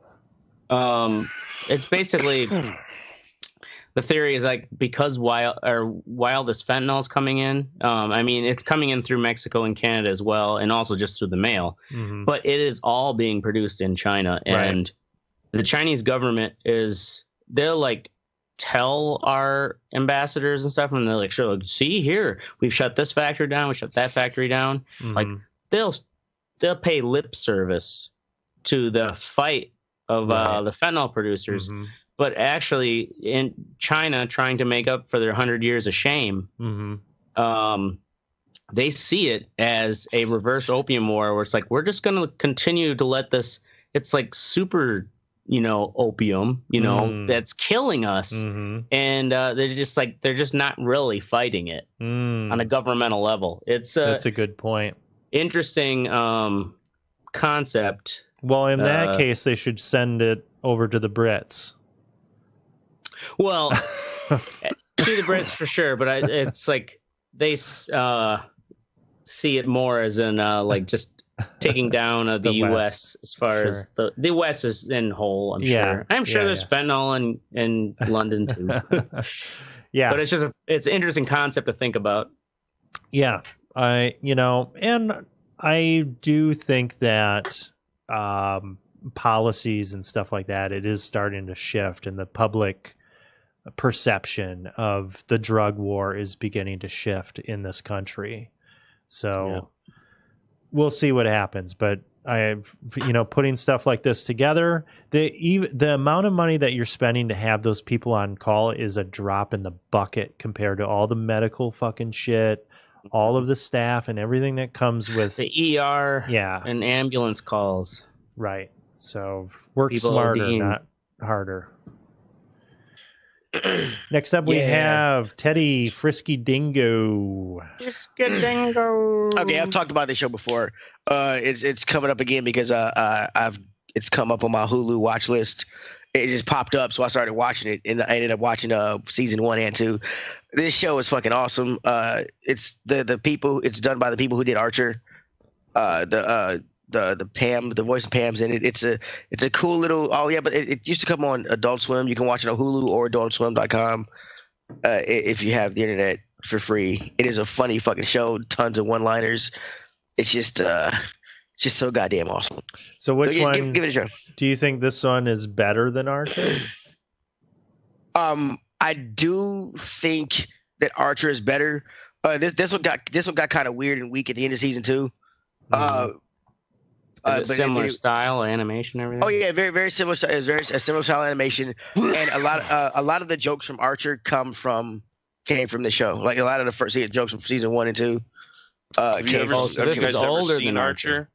Yeah, I've seen Archer, some of Archer, but I haven't watched it. Do you know the character Ray, the gay spy? No, he's the one that created Archer. He also created Frisky Dingo. Oh, okay. He's like the main writer too. So did Frisky Dingo that predated Archer? Yeah, it was before. Yes, it did. Yeah, before. So that's kind of like the proto Archer. Okay. Yeah. I think the jokes are about the same. The voice acting and the acting in Archer is better, I think. Like it's just the story. Yeah, it is. Because it is a little. They kind of go all over the place in Frisky Dingo, but it's the episodes are only 11 minutes. It's pretty. it's for what they did with it. I think it's pretty fucking awesome. Right. It's a good show. All right. Check it next out. up, we have migraines. That's me. Fucking Mr. Migraine. You are a migraine. You are a fucking migraine, so, bro. for whatever reason, around this time of the year, I will start to get migraines. Is it because you hate Christmas? It might be. Fuck. It might be that Christmas music actually triggers migraines. And I mean, yeah. Why do they play the same songs from 1950? It's like nobody else did Christmas music ever. What the fuck? So well, first off, do you guys fucking have experience with migraines? Do you get migraines? Or have had migraines? I think I've had one in my whole life. I think I've had only a few, but my younger sister had a serious migraine problem ever since she was a little kid, and I think it ended up really being related to that like TMJ problem. What's a TMJ? It's some sort of like weird tension with your jaw. Lock jaw kind of. Yeah. She actually had to go get she had special therapy. It's not really braces. Chick in Marshfield that had that. Yeah. It really apparently is like really helped. Really? Okay. Yeah. That might be helpful for me because I feel like my teeth fucking hurt sometimes. Yeah. It might be that. Okay. TMJ. Yeah. It's kind of crazy though. Your vision gets like super tunnel vision. It's kind of like somebody flashed you in the face with a camera. Too much junk. And then you're just, oh fuck, your brain's all fucked up. It hurts. You feel nauseous. Well, yeah, like with bright lights. Bright lights are terrible. Nausea, yeah, and it's like you're incapacitated. Right. You're pretty much fucked up. Although I was a gremlin? Possibly. I need to be fed after midnight. So I was proud of myself because I had one of these yesterday where I started my day. All of a sudden I'm like, I'm like before class, I'm just like, oh, son of a bitch, here we go. All right, so I just started pounding water, pounding ibuprofen and fucking Tylenol. And I was able to weather it and not be like a total full-blown retard. I could actually, still run the class. Yeah. So that was good. That was a victory because normally, I just get totally incapacitated. I can't do fucking shit. When's the last time you had one before this one? Like 3 weeks ago. That's frequent enough. Yeah, because my sister, her frequency was like she'd get one or two a month. Yeah, and it fucking blows. So I might have to look into this TMJ thing. You use Excedrin migraine at all? I can't use Excedrin. I tried using that, but it makes me like all sweaty and weird. Oh, really? Yeah. Dude. Because of the caffeine in it, maybe? I have no idea. Well, all it is caffeine, ibuprofen, and aspirin. Well, Excedrin usually take headaches that's this big and make them that big. So. Thanks, Daddy. I did get some blue light. That's the scientific experience. Right. Dude, that's remember the commercials? I had a headache. Yes. I don't remember. I brought to you by marijuana. God, I am. Hey, bro. Hey. I do get high off my own supply. So I did buy some fucking blue light glasses because I realized that I look at the computer screens all the time. So I thought maybe that might be not helping the situation. But yeah, I'll look into this fucking tooth thing. Maybe I got to stop sucking so much dick. We'll see. That's a good way to start. Yeah. Create a lot of tension right up in there in the old jaw muscles. And go with that. All right, next up we have Ashtray with marijuana shame for a murdered college. For a murdered college. Oh, should we say college student? Oh. This is that you probably heard about this fucking girl in New York, Tessa Majors. She's going to Barnard College, fucking swank. Or I'm not sure if it's swank, but anyway, expensive college in Manhattan, and she looks just like my ex-wife when I first met her, except for she must be way cooler because she's like plays in a band and whatnot. And apparently, anyways, my fuck what you think is like not just that she got murdered, because apparently that she the suspect they've arrested is a 13-year-old. Yep. What? And apparently the second suspect who was supposed to show up to turn himself in, like, hopped out of a car and took off, and he's on the run right now, and he's 14. What? So did he drive himself away, or did his mom take him? I mean, what the? No, it sounds like at an intersection or something, he just opened the door and bailed. I have no idea. The one 13-year-old who's already been arrested, you know, of course his family's saying, "Oh, he's got no record." Blah, blah, blah. It's like, well, yeah, he's 13. You know, like that's when you start maybe making a record if you're, robbing people. Apparently, from his testimony, him and friends were like, "Let's go rob people in the park." Wow, man. And yeah, so she got. Are they both white? 13? Are they both white? The teenagers? Yeah. No, I think they're two black kids, I think. Goddamn stupid niggas. Obviously, they're not white, Teddy. Yeah. I mean, in Manhattan, if you're knifing people in the park at 13, are you white? Probably not. Well, when you think Manhattan, you think upper class. That was a good one, though. You said that with enough conviction that I believe you. That was good. Yeah, I realized my what time was she in the fucking park? It was the thing is this park borders the Barnard campus. Like, it's right next to the university. But let's see if it says when.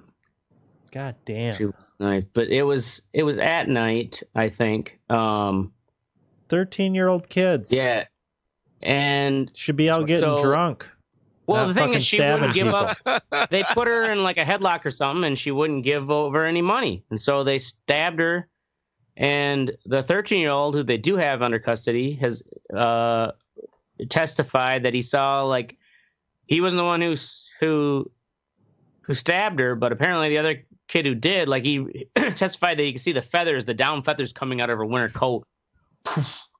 Like, boy, if that doesn't make a good fucking headline. Fallen angel.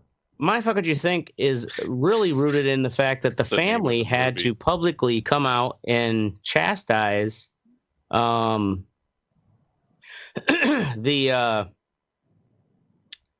see here. It was a president of one of the local police unions, Ed Mullins, basically got on a radio talk show. So he's not a detective. He's not even like working the case. Granted, he has inside contacts to get more information than the average person, but he basically on a radio show said, "Well, what we have here is an 18-year-old college student who's at one of the most prestigious universities in the country. He's like murdered in the park. And from what I'm understanding, she was in there to buy marijuana." It's like, really? Like, you telling me a rich white girl at a prestigious university is going to a dark park to buy marijuana? Mm-hmm. No. Maybe. That's pretty weird. I've seen people leave clubs with strangers they don't know to get in the cars to buy X from people. Wait a second. Sure, isn't weed like, legal in fucking New York? Marijuana's a hell of a drug. Marijuana at or in the university level of a rich university, you know, there's people like. Yeah, I thought marijuana was legal in New York. Marijuana's legal in fucking New York. Is it? Yeah. Yeah, I thought it was legal. Well, then that's even more of a right. That's a outrageous... fucking dumb fucking story. Well, yeah, the thing is the family had to... It's legal in New York? I didn't know it was legal in New York. Maybe medical is, but I don't know if recreational is. Yeah, let's go to Google. Though, if medical is legal in that state, you know damn well a rich white college student doesn't have to go sit in the fucking dark park. She could have gotten it from anyone in her dorm. Exactly. My point being. And, like, so these motherfuckers are like, oh, you know, because she plays in a band. It's like, oh, she's on there to buy marijuana. You're not even one of the investigators. Like, the family had to publicly make a statement saying that, like, you know, this is we're heeding the advice of the investigators that we shouldn't make any public comments until the investigation is finished, and so should you, dumb motherfucker, cunt, fucking dumb. Ed Mullins, It's not Sergeant Benevolent. Not legal. It's not legal. It's decriminalized. Yeah. Okay. But a rich white girl in university, which means that's even more evidence that they would have it in their dorm rooms because I mean they're rich fucking right. Everybody's gonna have that shit. Right. At a rich college, exactly. All right. So okay. Now she might have been there buying cocaine. Yeah, I was like, maybe she's going for cocaine or you always go to the 13-year-old black kids for your cocaine. Right? Hey, yeah. All right. Got some of that white baby? Some little kid in a playground or something. Swinging on the jungle gym. Fucking 13 is not that old. No, it isn't. It's kind of like, damn. Small kid. All right, next up. And also, like, are you too young to realize like how like stabbing people is for real? Fucking Fortnite, dude. Yeah, it's not Fortnite. Yeah, it's not Call of Duty. Oh, just do the melee. All right. Next up, Mystic. Okay, so I don't know what even to call this. Complacency, I guess. So like I work as an editor at a news station.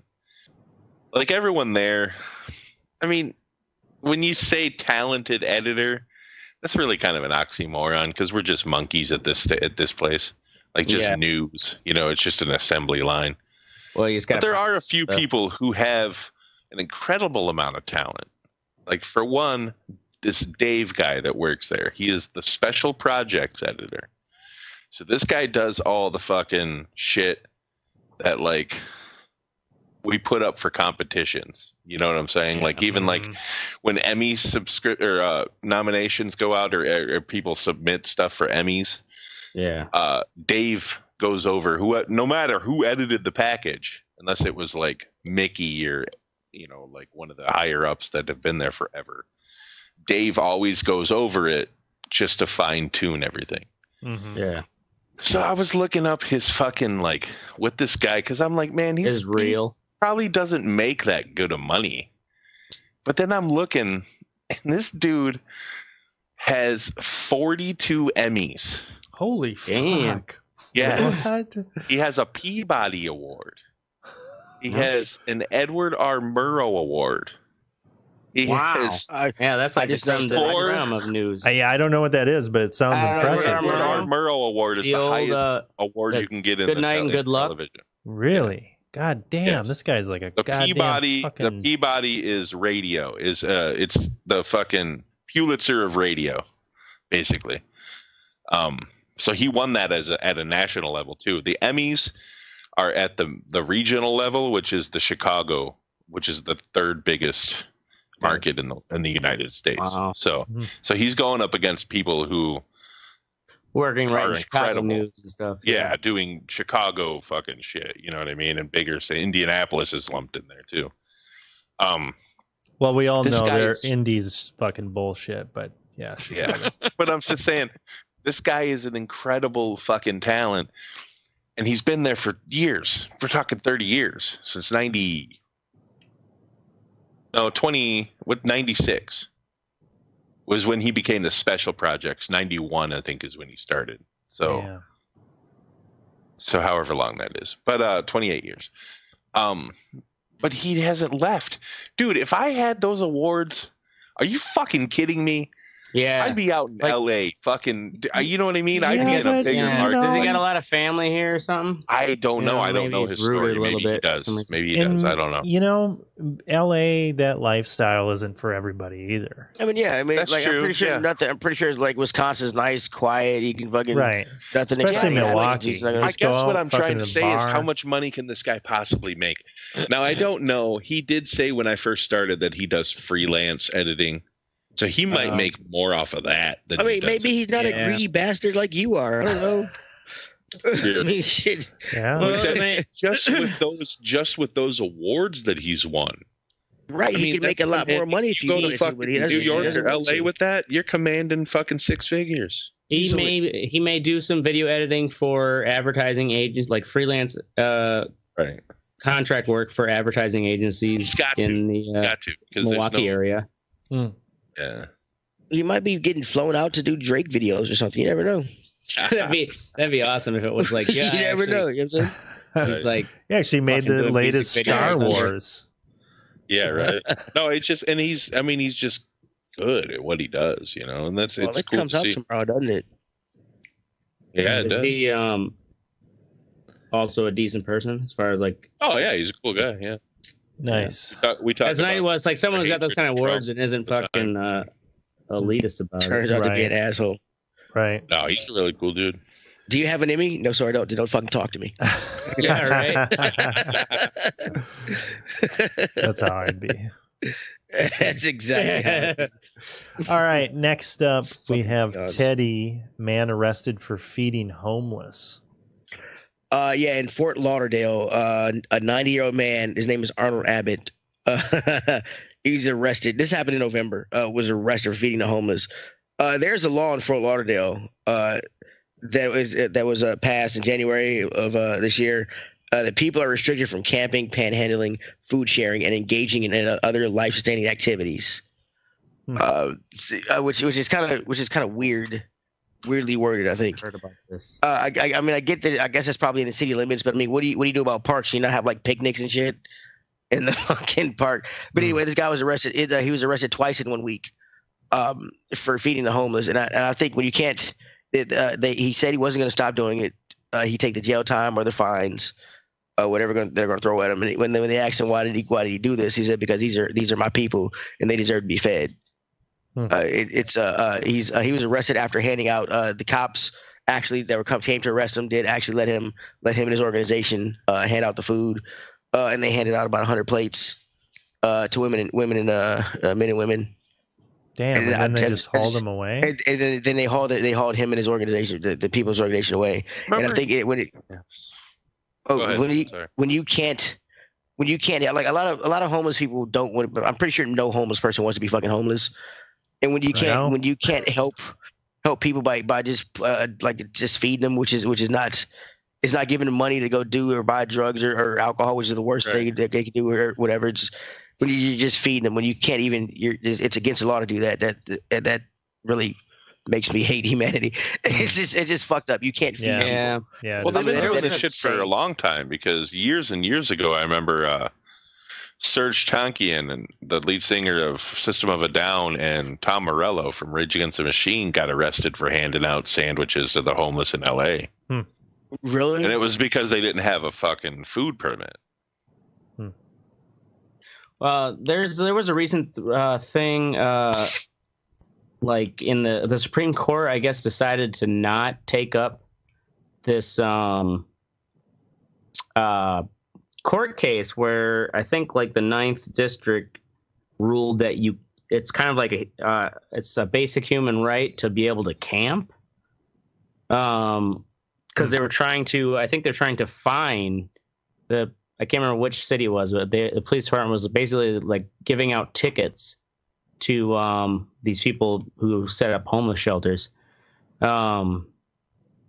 Anyways, think about how bad that's going to get. This is my grim prediction, is that, Trump's impeached. We all knew that, and we all know in the Senate it's going to get kicked out. That gummy's really kicked in. Right? We're talking about feeding the homeless. We're talking about feeding the homeless. Yeah, let me finish my fucking prediction. Why did you start off with Trump being impeached though? That's my thing. I don't understand let him do it. And listen, Teddy. Okay. Trump he's impeached. He's gonna get through in the Senate. They're gonna give it away, and he's gonna get reelected. And then when he gets reelected, that's when the economy is gonna fucking finally fall out, because there's so many debt bubbles right now. Corporate debt is bigger than it was before the crash in 2008. Like, there are so many of these factors that something's gonna give. And otherwise, like, the Fed can only keep pumping money in for so long, and the interest rates are so low already. There isn't much that can be done. And it's going to be on his watch. And those homeless camps are going to explode. Like Great Depression era. Mm-hmm. Homeless camps. Feral hogs. Hoover camps will be Trump camps. Yeah. Feral hogs. They're going to ride in on their feral hogs. They're all going to have to move to Pig City. Move to Pig City. Fucking mate with the pigs. I got a fucking tent. Fucking. See how I brought that around, Teddy? All you had to do was wait. Yeah, for a minute and a fucking half. No, it took. He could have just said, it took a minute to tell you. Just said, hey, because Trump's gonna fuck the economy up, and it's gonna be Trump. We're already over time. God damn it! Oh, but I just can't stop watching. Like a Tennessee and just taking all goddamn day. Yeah, I said it. Oh, Jesus. Yeah, all I said right, it. that's it. In all seriousness, go fuck yourself, Houston, Texas. That's our show. We're going to be here every Wednesday night at 10 p.m. Central, maybe Thursday. Make sure you join the conversation at theredeyereport.com or facebook.com/redeyereport. Supposedly, we have a Twitter and an Instagram. You can try to find us on that. Yeah, we fucking do. Yeah, tweet the Red Eye all the Report. time. Go to our Mixer. We sometimes chat on there. We have our reruns playing. And like us, share us, or fuck us. We're down with whatever. I'm Oracle. I'm Ashtray. I'm Teddy. You fucking high motherfuckers. Did Mystic get in there? I did. Yeah, he did the same time as Ashtray. I cut him off. It was the same time. And this is the Red Eye Report. No, fucking retarded. Yeah. We don't want to. Bella, stop being an asshole. Come on, Bella. Come on, Bella. Bella, don't be a bitch. I gotta call her a bitch, bro. Because she's female. All right, we're doing it live. Doing it live. Awesome. On this week of the Red Eye Report, we talk about cooking. We go on a voyage for self-enlightenment. And as always, we listen to Mystic salty ass be a bastard about everything. Speaking of Mystic, he's here with us tonight. Mystic is the only person on the show that I think enjoys cooking as much as I do. But the major difference between his cooking and my cooking is that he uses a whole bag of dicks in his. And I got pretty. Not just a couple sprinkles. He uses the whole bag of dicks. Right? He really needs to cut back on the dick. Big dick in there. Awesome. Then there's the Ashtray. Ashtray once showed us something that he cooked, and we ridiculed the fuck out of him for it. Yes, we did. That's because it looked like hot dog shit. And since then, Ashtray has given up on cooking. Shit. Yeah, whatever. Anyway, since then, Ashtray is giving up on cooking and going back to his original passion, which is murdering hookers. Oh, I thought you were gonna say bar food, which is the truth. Okay. You do eat a lot of bar food. Yes. Yeah, I do. Jesus Christ. You can get some good salads at the bars here in Madison. What? Yeah. No, I bet you could, but you don't. I guarantee that. I have never known a bar. You don't even know. You don't even know. That's because we don't know because we don't spend that much time in bars. Eating food. You got to spend a lot of time at bars to get to the fucking salad section. like, that's some fucking level fucking 57 shit. Oh yeah. I hear that much. I have to eat healthy. Cool. Anyway, and then there's Oracle. I've never heard of Oracle cooking anything, but I have heard of him drinking a lot and then beating his girlfriend. Right. What? It's a fucking culinary art. That's not even funny. Harvest the tears. Fucking for the salt. Right.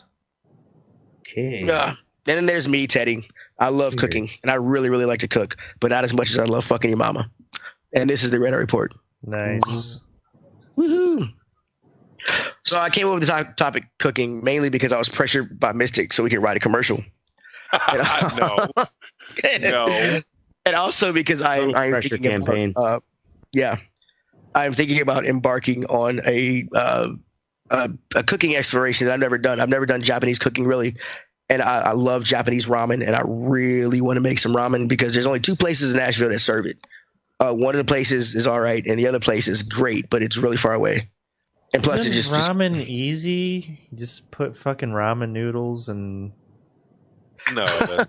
broth or water or something. Ramen. No, yeah, I'm talking about Japanese ramen, not the fucking shit that's got sprigs of all kinds of different herbs. Genuine ramen is pieces of considered an art. Boiled in the water, shit. Yeah, the egg is half boiled and fucking weird colors soaked in stuff. Got the weird colors. It's got the juices of other things in it, and they are pretty tasty. Weird shit.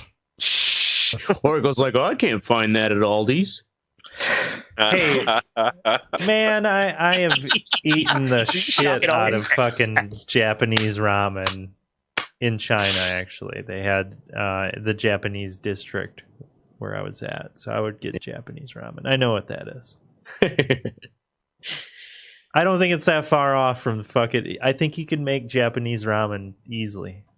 No, I think you would have made. Yeah, I don't see it. But I like to cook, so I want to get my own. The foodies though would think otherwise. Okay, all right. I mean, I want to get my own bones, make my own broth and stuff. I mean, that kind of get into that's it. way too much work. Fuck that. I mean, right. Give me a bouillon cube and some dried noodles.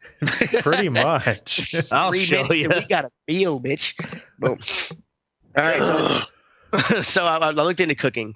And this shit is broader than I should have known that because every region has its own. I was going to ask you all kinds of questions you wouldn't answer. Yeah, I know, right? So, first thing I did was I looked up the history of it, and of course, to cook, you have to learn how to harness fire. But when searching for like signs of early man of learning how to harness fire, you have to search in caves because if it's outside, you can't tell if they were able to start it themselves or if it was like lightning or something like that or a wildfire or something like that. So the earliest known signs of controlled flames are found in Wonderwork Cave in South Africa, and this suggested that hominids were controlling fire at least 1 million years ago. Damn. Million years ago. Yeah, and hominids are the direct. Homo erectus was the direct ancestor of the hominids. But however, the oldest remain of hearths where people actually like had stones around fires to control them and burn them was just about 400,000 years ago. And so yeah, the earliest form of cooking on actual besides like throwing meat on the fire or putting it over in skewers, the Chinese were actually some of the first known people to use pots and shit. They found pots with char marks of cooking. Yeah, well, woks and shit. Yeah. And they say Oracle talked about this in his I think was it Evolution you did or something like that? Yeah, Human Evolution. Yeah, Human Evolution. Yeah, he talked about this how cooking it helped us grow and everything else because it's actually I didn't know that cooked food is actually easier to digest than raw food, and a lot of times it like takes half the energy to do that shit. Which is awesome, fucking awesome. I think it's pretty cool. I learned something. So I decided to look up 4 forms of cooking, but I only found 3 because the third was American cooking, which turned out to be a shit show. So because nobody American cooking. Italian cooking was mainly like French and Italian stuff. A region usually takes off the people that are there take off of what they have in the region, and then as they're conquered or people leave and then come back, they bring shit and things like that. But America was not like that. It was just fucking people who just came and brought all this shit with them. So it's kind of like a hodgepodge. So anyway, am I just rambling? Y'all getting anything? Yeah, no, we're listening. Carry on. Okay, so the first kind of thing I kind of looked up was the history of French cooking, and in 1789, 70% of French citizens' main staple food was bread. Actually, a lot of fucking past motherfuckers mainly ate bread and vegetables, and meat was kind of like what do you call it? I'm looking at the word I'm looking for. Luxury. Yeah, but apparently the grain crops failed in 88 and 89, and bread came so expensive that aristocrats could only fucking get it. Which kind of caused, which is a part of the revolution. I don't even know why I had it up to that part. I was supposed to be down here. Sorry. George Augustus Escoffier is considered to be the founder of French cuisine, a gourmet French food. He came up with the brigade system. Have y'all ever seen Hell's Kitchen or something like that to that effect? Yeah. Show cooking show. Mystic, you've worked in restaurants. Have you ever been in the brigade system, or was it? No. What system? No. Yeah, brigade system. What the hell is that? It's a brigade system. Oh, where they separate each part, right? Separate. You have your own station. Is separated into 5 stations. Oh. You have your own station. All you do. It's kind of, think of it as like a bigger McDonald's. Like, yeah, you like, this motherfucker makes fries all the time. This motherfucker makes burgers. This guy fucking lettuces up shit. And it was 5 stations in there. The guard manager was the chef responsible for preparing cold dishes. The entremeteur, who does starches and vegetables.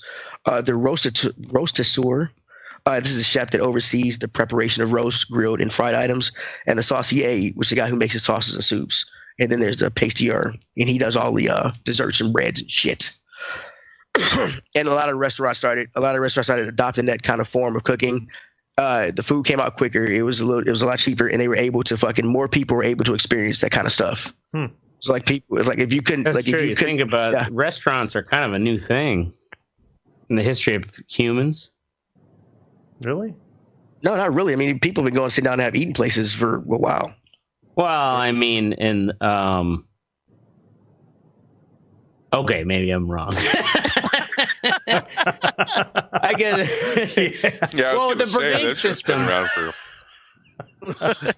thousands of years, probably. The mushrooms kicking in yet, bro? Yep. Oh, that was kind of an amazing for you trying to find the thread of truth and just falling on your face. Yeah. Oh my god. Yeah, no.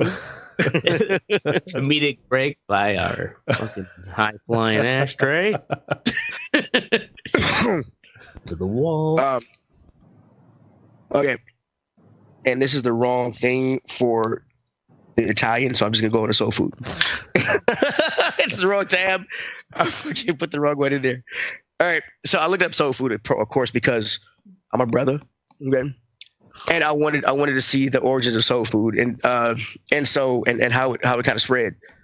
And of course, soul food came from it came from the rural South. And it did start with slaves fucking taking what they could get and cooking with it. But after slavery, a lot of the slaves during the Great Migration, they fucking brought a lot of that stuff with them, and that's how it got passed along. And a lot of them started getting jobs in restaurants and cooking for white people, and they started adding and mixing up those kind of things into soul food. So I thought that was pretty cool. I looked up the United States, but it was so much shit that people brought over. That you can't. The U.S. is just a conglomeration. Just a conglomeration of shit. And that's how we are, though. We're the melting pot, you know. Yeah, right. And that's but. What about the Native Americans? What kind of cooking techniques did they already have? Yeah, right. They had the kind that got conquered. That's the kind they had fire ashtray. They had cornbread. All right. That's good. Right. Didn't they make cornbread? Oh, they knew how to grow corn. That's what they taught us in grade school. They actually had quite a bit of a wide variety of cuisine. I mean, yeah, a lot of grains, corns, breads, meats. Mm-hmm. I mean, they weren't fucking, making souffles. They didn't have restaurants. Restaurants didn't be forever. What a goddamn Indians didn't have no restaurants. You have no idea. I mean, they kind of did, because a lot of those villages would cook gigantic meals for dinner. You know what I mean? Well, so then everyone's pitching in and shit. Yeah. They're not paying for it, but it's the same concept. I'm thinking more in the restaurant, where you can actually expand a restaurant to more than one location with that brigade system. It's very structured, and you have enough people coming in like that. McDonald's pretty much pioneered that. Right. All restaurants kind of do a small version of it. I mean, there's a grill guy, there's a fry guy, there's a salad guy. Right. Yeah. Even at Hardee's, we had different stations, and during busy times, it's much faster, definitely much faster and easier to just stay at your station. Yeah. That's when shit gets out of hand, when people start running around being like, "Oh, I help this guy." No, man, sit the fuck right there. Back in your station. Get away from my grill, smack. Exactly. So about the Indians. I'm kidding. They're not called Indians; they're called Native Americans. You're right. Yeah, way to go. Yeah, Indians are way different cuisine. The kind of make you shit your pants. I love me a good curry. Curries are good. So then I started thinking about things like French fries aren't really French, like kind of foods like that. So I looked up found this little culture show website. They come up with 12 foods that aren't actually what term? From what I think. Of course, French fries. It's those actually came. Do you know where French fries came from? Anybody? U.S. right? No, they're actually Belgian. Really? Yeah. Damn Belgians. Fucking Belgian. Oh, the Belgian frites. That's right. Yeah, that's what now the hipster restaurants call them the frites. Hipsters. Yep. They call them frites? Yep. Oh, yeah. With the really fancy pubs and stuff. Belgian frites. I've seen that on the menu. It's basically just fancy French fries with big crunchy salt. Yeah, it's claimed that Belgian villagers who didn't have a lot prepare potatoes in the winter the same way they prepare fish when the rivers weren't frozen. The method was frying. Yeah, it's actually argued because the French say that they were making fries before the Belgians, but what the fuck did the French ever do? Right. Gave us democracy. What about what about croissants?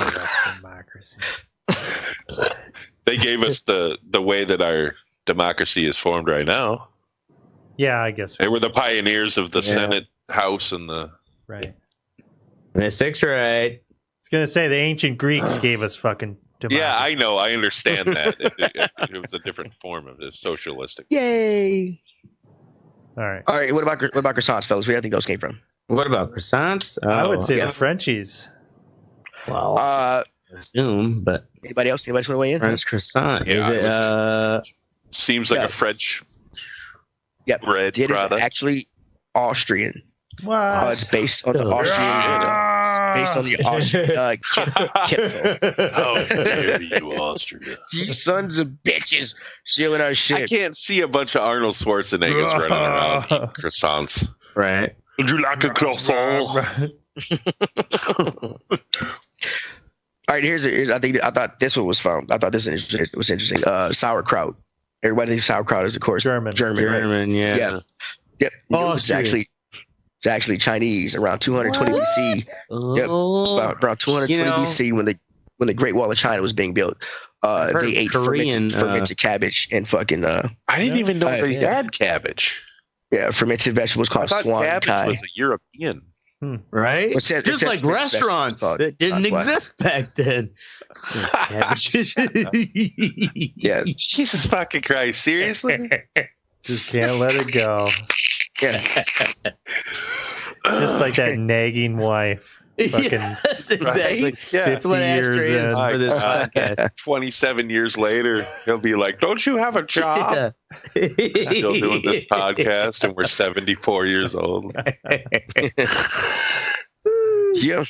God, this would be a blast from the nursing home, wouldn't it? Put on a live show once a week. Imagine, yeah. But the technology will be there by that time. For sure. After, I don't know, man. After 3 months, I get tired of some old white dude yelling, "Why is that nigger on stage?" All the old oldies will be gone by then. Yeah, that's true. Yeah, that kind of be. No, then all the geezers will be drinking fucking kombucha and. Well, the thing is, like the ones who are racist, they'll do it subtly. Fucking White Claw. Yeah, microaggressions. Exactly, it'll be all microaggressions. White Claw mixed with fucking Ensure or something. Oh my God, that's terrible. That's gonna make a mess in them pans. That's what that's gonna do. Geriatric Red Bull. All right, so I wanted to ask everybody, what is your favorite thing to cook, or what is your, what do you like about it? Do you cook, and what is your favorite thing about cooking? Like a little round table thing. Let's not all speak at the same time. I mean, I'm having to think about it. Really? So I mean, Ashtray and Oracle, do y'all really cook? I know Mystic does. I actually cook, but I'm not very artful with my cooking. I'm pretty. Oh, really? Yeah, I just have like my staple things that I cook that don't taste too bad. And yeah, that's about as far as I go. Are you the type of cat that adds fucking like and living on my own, like I just ramen noodles? I only cook simple things, or it's just like, oh, well, look, I got this fucking big pound of bacon I won from the meat raffle. I'm gonna fuck just fry this up and have BLTs for days. Your heart is gonna explode. I know. That is delicious, though. But it is a so nice good. BLT on toasted fucking like sourdough bread. Oh man. That is delicious. I don't know about 4 days, but yeah, that's good. It lasts you 2. What about you, Mystic? What do you like about what's your favorite thing to cook? What do you like about cooking? I don't know. I don't really like cooking. I do it out of necessity. Yeah. Really? My wife doesn't cook, so it's either I cook or we eat chicken nuggets every night. Oh yeah. When I was married, that my wife couldn't cook to save her life. She thought that you just cook the chicken faster by turning the burner up to high. It's like, what is wrong with you? My daughter started trying to do that shit. I was like, I'm gonna smack you. Get out of the way. Yeah, it's not how this works. Not how any of this works. I don't mind making like sauces. That's probably my favorite thing to make. I will say the most challenging and sauces and shit. Yeah, the most challenging thing I've cooked and this is back, around when I was married or afterwards, maybe even, was angel food cake. Have you ever tried to make that? No, I don't bake. My father bakes shit that comes in a box. That's the most complicated. Yeah, no. Make it from scratch. Like, you gotta beat that thing for literally 45 minutes until it gets to that right consistency. You want to get as much air as you can in there. So. Exactly. You just that's why you don't do it with your hands. You think it's like, no, it takes no, that cookbook ain't lying. It's gonna take that fucking long. Wow, that sounds like a bunch of bullshit to me. Yeah. It tastes great when it comes out, but you realize how much the box versions are like. Right. Yeah, fuck that shit. All right, so Mystic, you said you like making sauces and gravies. Yeah. I like doing that too. I was curious if your reason was the same as mine. Is because when you make a roux, if you don't cook it right, you can taste the flour throughout the whole kind of thing. And I feel like it's kind of a skill to have to watch it to get it the color you wanted to get it, whether it be a light blonde roux. It really is because you want it to get. Because even with a light blonde roux, you still got to do it enough to where it doesn't turn brown, but you got to get that.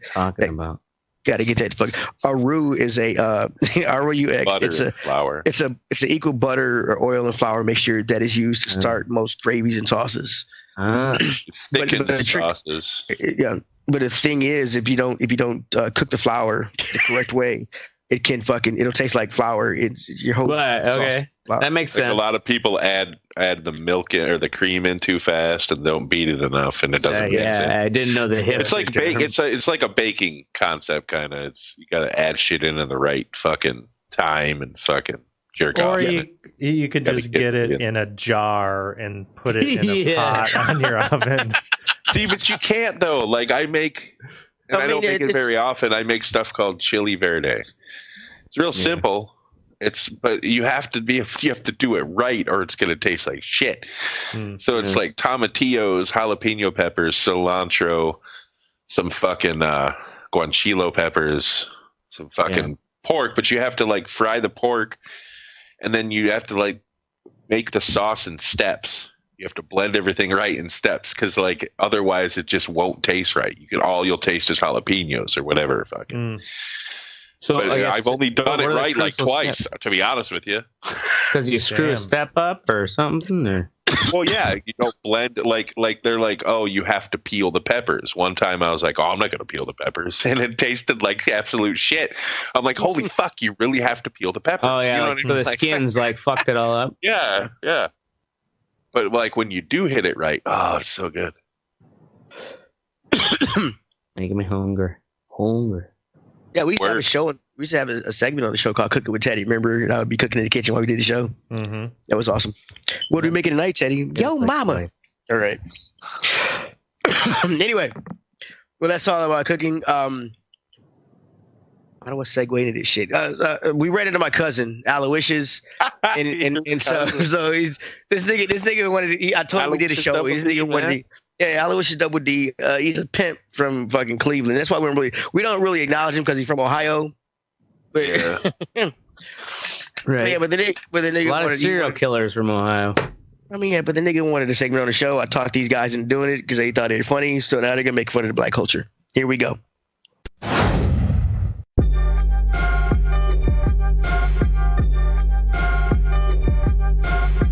What up, bitches? Been a long time. I was locked up on some bullshit, but now I'm back to give y'all another recipe for them streets. Now today we gonna be making some Cleveland brown. Being a pimp in Cleveland means your bitches is ugly. That's just a fact, you know what I'm saying? So to make that paper, sometimes you gotta do some greasy shit. That's where a healthy batch of Cleveland brown come in handy. Now let me break it down for y'all. If a motherfucker in a Honda Civic comes up and picks up one of your bitches, this ain't for them. Now a motherfucker in a Beamer, now that's a motherfucker who got some money. Get him back to the hotel, and that's when your bitch got to slip him some of that Cleveland brown. Maybe she slipped a little bit in his drink. Maybe she pulled it up his nose. Don't matter how she do it, it just gotta get done. 20 minutes later, he's gonna be shitting all over that bitch. That's when your bitch springs into action. Take it all and shit. He ain't gonna do nothing. He gonna be too busy wondering if this is how he gonna die. Grab his wallet, clothes, Beamer, fucking everything. It's a nice supplement to the pimping income. Now let's get to the recipe. All you need is 2 crack rocks, an entire box of X-Lax, 4 ounces of cat piss, and a bag of flaming hots. Start by smoking the crack. Now you don't need it for the recipe. It's just nice to smoke a little crack before you get started. Someone say crack? I want to hit, Daddy. Bitch, ain't nobody talking to your stinking ass. Get the fuck out of here. I'm showing these motherfuckers how to make some brown. Brown? You making some brown, Daddy? Even better. I need to clean out a little. The next guy I'm fucking is huge, and he likes to get a little rough in the pooper. Okay, first of all, bitch, that's gross. Secondly, get the fuck out of here. Dang, Daddy. See if I let you lick my ass later. Bitch, shut up. Damn. Sorry about that. Now let's get back to the recipe. Basically, you just crush up the X-Lax, mix in the cat piss, and voila, Cleveland brown. You don't need the flaming hots either. I just like them. Once it's mixed, you just let it dry. And you got some Cleveland brown. Thanks for joining us on this episode of Cooking with Crack, starring me, Aloysius Double D, the greatest pimp from the land of Cleve.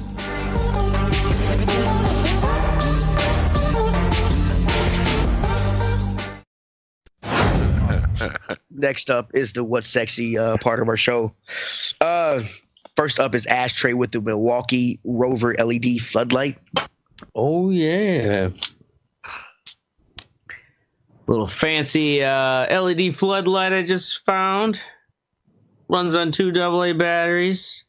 Got a nice big old belt clip. Do you use that for trying to find bitches that hide under the cars as they run from you? What do you exactly. Because it's hard to see down there, especially when you're parked in an area without any street lights. No, seriously, this is for work when I have to climb under the printer, or say like when I'm running the panel saw, you have to poke your head back and make sure the blade's lining up with your mark. So it's something I can clip on my side if you're someone who works in the trades. It's a pretty awesome little light and super powerful. And also, I am suspecting that I can take this clip, put some holes in it, and use this as a light mount in my lighter boxes, because you probably saw the pictures where I line those up with a spiral of LED lights. The problem with the LED lights is like it almost blinds you because it's coming from all angles. I think it makes the lighters just as hard to see as when the light's low. So I might try this. Anyways, that's my quick little review. So that's going to be shining people in the face? No. It looks bright as fuck.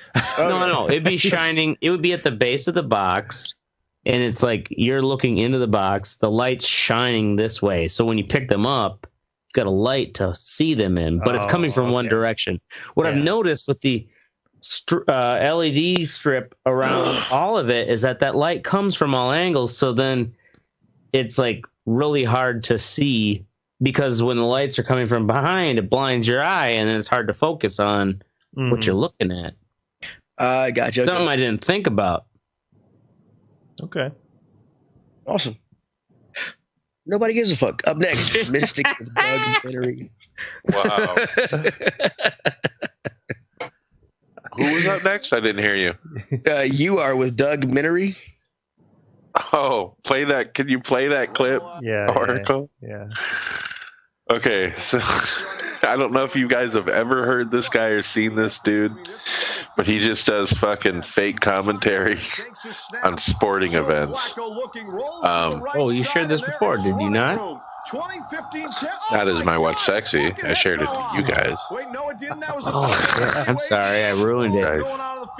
Yeah, you did. Shut up. It's the mushrooms. Oh, that's pretty funny. Piece of shit, Alonzo. Hear it. Oh my God. Wow. Yeah, that's pretty good. Meanwhile, Joe Flacco has gone, in the words of Tropic Thunder, he's gone full retard. Macklin and Alonso are talking. He's got a cool sound. He sounds like a legit announcer. He really does. That's pretty good. But he has a podcast too called the Shitbag Titty Fuck Podcast. Like that's one of the awards. Like every week he does these commentaries, and then like the guy who fucked up the most gets the Shitbag Titty Fuck of the Week award. It's fucking great, man. Nice. That's that one. Did I send you guys that one of the dude golfing? Yeah. So the PGA sucking off another PGA banned him from doing videos. Like they said, they'll sue him and shit if he tries to do videos. So he just finds like local golfers or people like that filmed it on their phone or some shit and does like commentary to that. That one with the deer sucking off the other deer was fucking. Oh my God.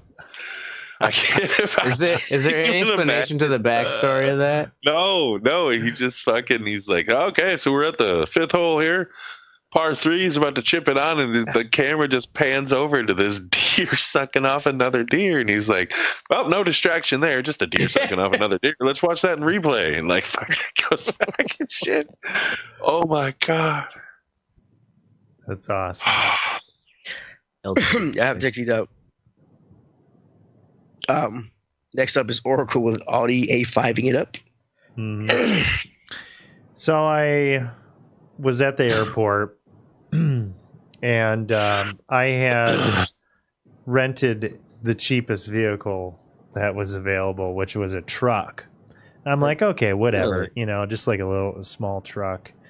Well, I get there and I'm looking at the trucks and they're like fucking huge Dodge 1500s. I'm like, God damn, I don't need this thing. I'm gonna spend so much money on gas for this fucking thing. And then I get in another smaller truck. It was like a Toyota. The fucking thing wouldn't even start. So I'm like, okay. So the guy at the counter, he's like, hey, dude, it's the end of the night. Where were you renting them from? What was the rental price? Alamo in Minneapolis. Oh, okay. And so the guy at the counter, he's like, hey, dude, because it was like 12:30.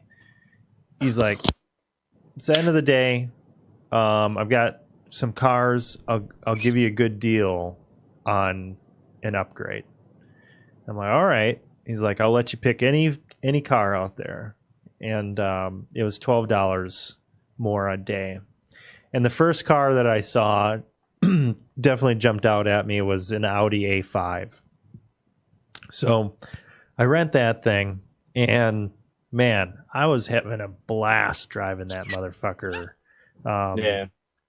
Thing was fast as fuck. Like when cars would pass me, like at a stop sign, I'd be at a dead stop. By the time I was hitting like second gear, I was already overtaking the car at like 60 miles an hour. The speedometer went up to 160 on it. Nice. And it was, I mean, just the interior of the car was beautiful. It'll do it all too. Like it was fucking really nice. Beautiful also because it's rarely rented. Yeah. Well, rarely rented, and brand new Audi, just the lights and everything, it really made me realize is like, wow, when you spend that money, you're spending the money on a driving experience. It's not just a car No, it's engineering is what it is. Yeah, when you actually get in that car and you feel that shit and you just see, you know, it's like, man, this is meant for me to have a good fucking time while I'm driving it. It's not, you know, just to get from point A to point B. So and that's a lot of what American cars are. It's just utilitarian. Yeah, right.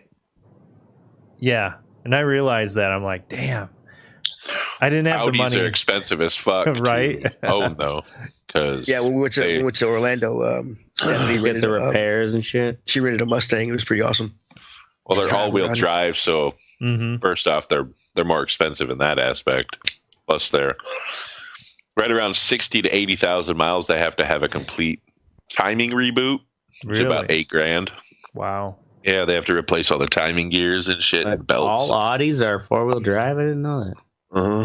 All-wheel drive. Yeah. Yeah, and it was so nice too because like you just step on the gas, like floor it. Your wheels don't spin or anything. You're taking turns at like 80 miles an hour, like these 50-mile-an-hour fucking turns. Yeah, it's fucking sick. Yeah, the feel A5 the cars decent built size too. for those kind of forces. Talking like high 200 horsepower. That's quick. Yeah. So that's my A5. Noise. Noise. All right, next up is me with Call of Duty Modern Warfare. Of course, I got the new Call of Duty. It is a soft reboot of the franchise because Activision Sledgehammer, because Treyarch been fucking shit up the last shit they done. This one is awesome. It's as frustrating as the original, without all the stupid quick scoping, quick fucking things, and like you can't just. It's more Battlefield-ish. You can't fucking just whip your gun around and pop it out. You gotta. Everything's slower. The mantling over stuff. Even the like getting drop shotted where a guy will go from standing up to prone instantly, and fucking end up killing you. They've fixed a lot of things. You can't prestige in this one. Apparently, they're doing this season shit. I don't know how it works yet because I haven't reached the highest level. Can't do what? To get to it. It's called prestiging. Every Call of Duty has a max level you can get to. Once you get to that max level, you have the option to restart and go back to level 1, but you get a little symbol. And in the first one, you can do that 10 times, and you got a golden cross. That was the last thing you got for doing it 10 times. And it's been a staple in other Call of Duties. Get to work. Well, I've got top prestiges in the first 2, Modern Warfare and Modern Warfare 2, because those were the good ones. It's a lot of hours. Yeah, it is a lot of hours. I played a lot of Call of Duty. It was an awesome game. And until they started fucking it up with the ones that came out after. I mean, running on walls and shit, fucking calling in super drones. I mean, it got kind of crazy. One you were wearing exoskeletons and you could jump up on roofs. It got real weird. And this one is back to the essence. It's got it. I like it. It's a fun game to check out. You played only the multiplayer, or have you played the? I played the story mode. I have played some. I think about halfway through the campaign. This one is boy, it looks really sexy. Yeah, it does. The last few ones didn't have. It looks awesome in 4K. It runs so fucking smooth. The last ones did not have a multiplayer. This one does, and the last multiplayer I've fully played through was Modern Warfare 2, and it had a disclaimer. There's a lot of shit you can do there. There's people have been shooting babies because there's a part where you come into a room and like Activision, they're like, stop killing the fucking baby. I mean, wait, what? There's a part where you're trying to get this terrorist cell out of a 4-story house, and you walk into a room with a little chick with a baby, and you end up having to shoot her, but you have the option of fucking shooting the baby or walking away. People shooting the baby. So there's an actual choice. Well, it's not really an actual choice. Or people just deciding to shoot the baby. You have to walk by the baby. You have to walk by and shit. And it's like, baby, the guy said shut the baby up or whatever. And I didn't pay attention. I went upstairs and killed more people. But apparently people shot the baby, shut him up.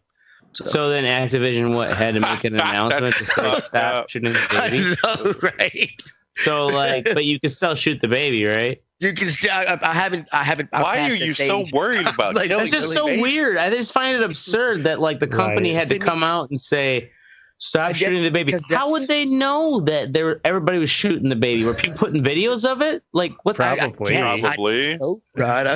Probably. I don't know. Of course they were. I mean, to become a news story that you heard about, any idiot knows that you cannot trust gamers with fucking babies. You shouldn't even give the option of. Yeah, it should just like the bullets don't make it do anything. There's no satisfaction that you shot a baby. I'll tell you this, Ashtray. What you need to do is play a Telltale game, and they give you choices in the chapter, and some of the choices are good, and some of the choices are bad, and you can go from bad to worse. And at the end of that chapter, they show you like amongst your friends, and you can even look amongst the world of who chose the choices you chose. Yeah. Of what percentage. So you can see how much of an asshole you were compared to the rest of the world, and you might feel at home. It is kind of funny seeing those when they show you that shit, because there's always like just a small percentage of complete cocksuckers who did like all the most asshole things you can imagine. Yeah, there's some people that's like, let's just take all the fucking the most assholeish path, because you want to see where the story ends for the asshole, the real dick. Yeah, I guess. Yeah. Awesome. All right, next up is Fuck What You Think. First up is Ashtray with amazing product. Before we do Fuck What You Think, we should make a mention that people can get Red Eye shirts now. Oh, yeah. Oh, yeah. Yeah, that's fucking right. Yeah. We have a fucking... Oh, yeah. Show your support. This will be at Disney World. Red Eye or die, motherfucker. We will post the link on our website and the Facebook, right, Oracle? Yeah, I'll get around to it. I'll get around to it. It doesn't say RedEyeReport.com anywhere on the show. No, actually, that's why it was refused. What? The Amazon merch, part of the policy is that you cannot reference any external, like you can't have a phone number or a website to reference, some other external thing, which I think is what Amazon is trying to make it like, well, you can't like go back to some other website and then buy it from there instead. My assumption, but yeah, that's why they denied my first rendition. Oh wow! So yeah, sorry, we are now a whore to the Amazon. Nice, but we can make shirts on demand without having to have them in like a fucking storage shed and ship them out ourselves. Mm-hmm. We'll make the slaves of the Amazon hive do it. So go check it out, and all you gotta do is pick your size, and there's a couple color options. I think it looks like Oracle has the. Did you get the heather or the ash? I got the gray. Gray, yeah. Yeah, the heather and the ash. They look the same thing. It was two of them that were the same color, weren't they? Yeah, they were similar. Yeah, like they look like the grays look the same. I was like, what the fuck? Those are the same shits. Yeah. I can't be trusted with a classic white shirt. Yeah, I got both. Oh, did you? Nice. Yep. Thanks. Because I like the white one because he matches shoes. Yeah. It's a Nintendo controller in case y'all didn't see him. Right on. Whoa. Because I'm a nerd. All right, next up is Fuck What You Think with Ashtray. Amazing product. Cocksucking fatal flaw. Yep. I don't know if I want to hear this. Well, like you're saying on like the bubbles of the show. Oh, is that your fancy light? Yeah. So my fancy light that I was just bragging about, because it is pretty awesome. Did you light. Just break it or something? No, it's one thing I noticed is that, and also some of the bad reviews is that the battery cap doesn't take much, like twist to pop off. It's about a maybe 1/8 inch, and then poof, and it's spring loaded. So yeah, people were complaining that's like, how did this pass for as durable as everything is? How did this pass quality control? Because it claims it could be dropped from 4 meters multiple times. You can't tell me that battery cap doesn't go flying off. So what I did, I just drilled a hole in here and put one of those little turn hooks there. See, that way you can't unscrew it. Problem solved. Check that out on Ashtray's Fix It Corner. What the fuck are you on besides shrooms, bro? No, I literally just did this right before the episode. I'm like, I'll fix that, motherfucker. I feel like I just. So what you think was something you break in your life before the episode? No, I didn't break it before the episode. I fixed it before the episode because of this flaw. I'm just like, my fuck what you think is that Milwaukee actually like, oh yeah, that's fine. Like how easy it is to take the battery cap off. No, that's bullshit. That was just showing you how I feel.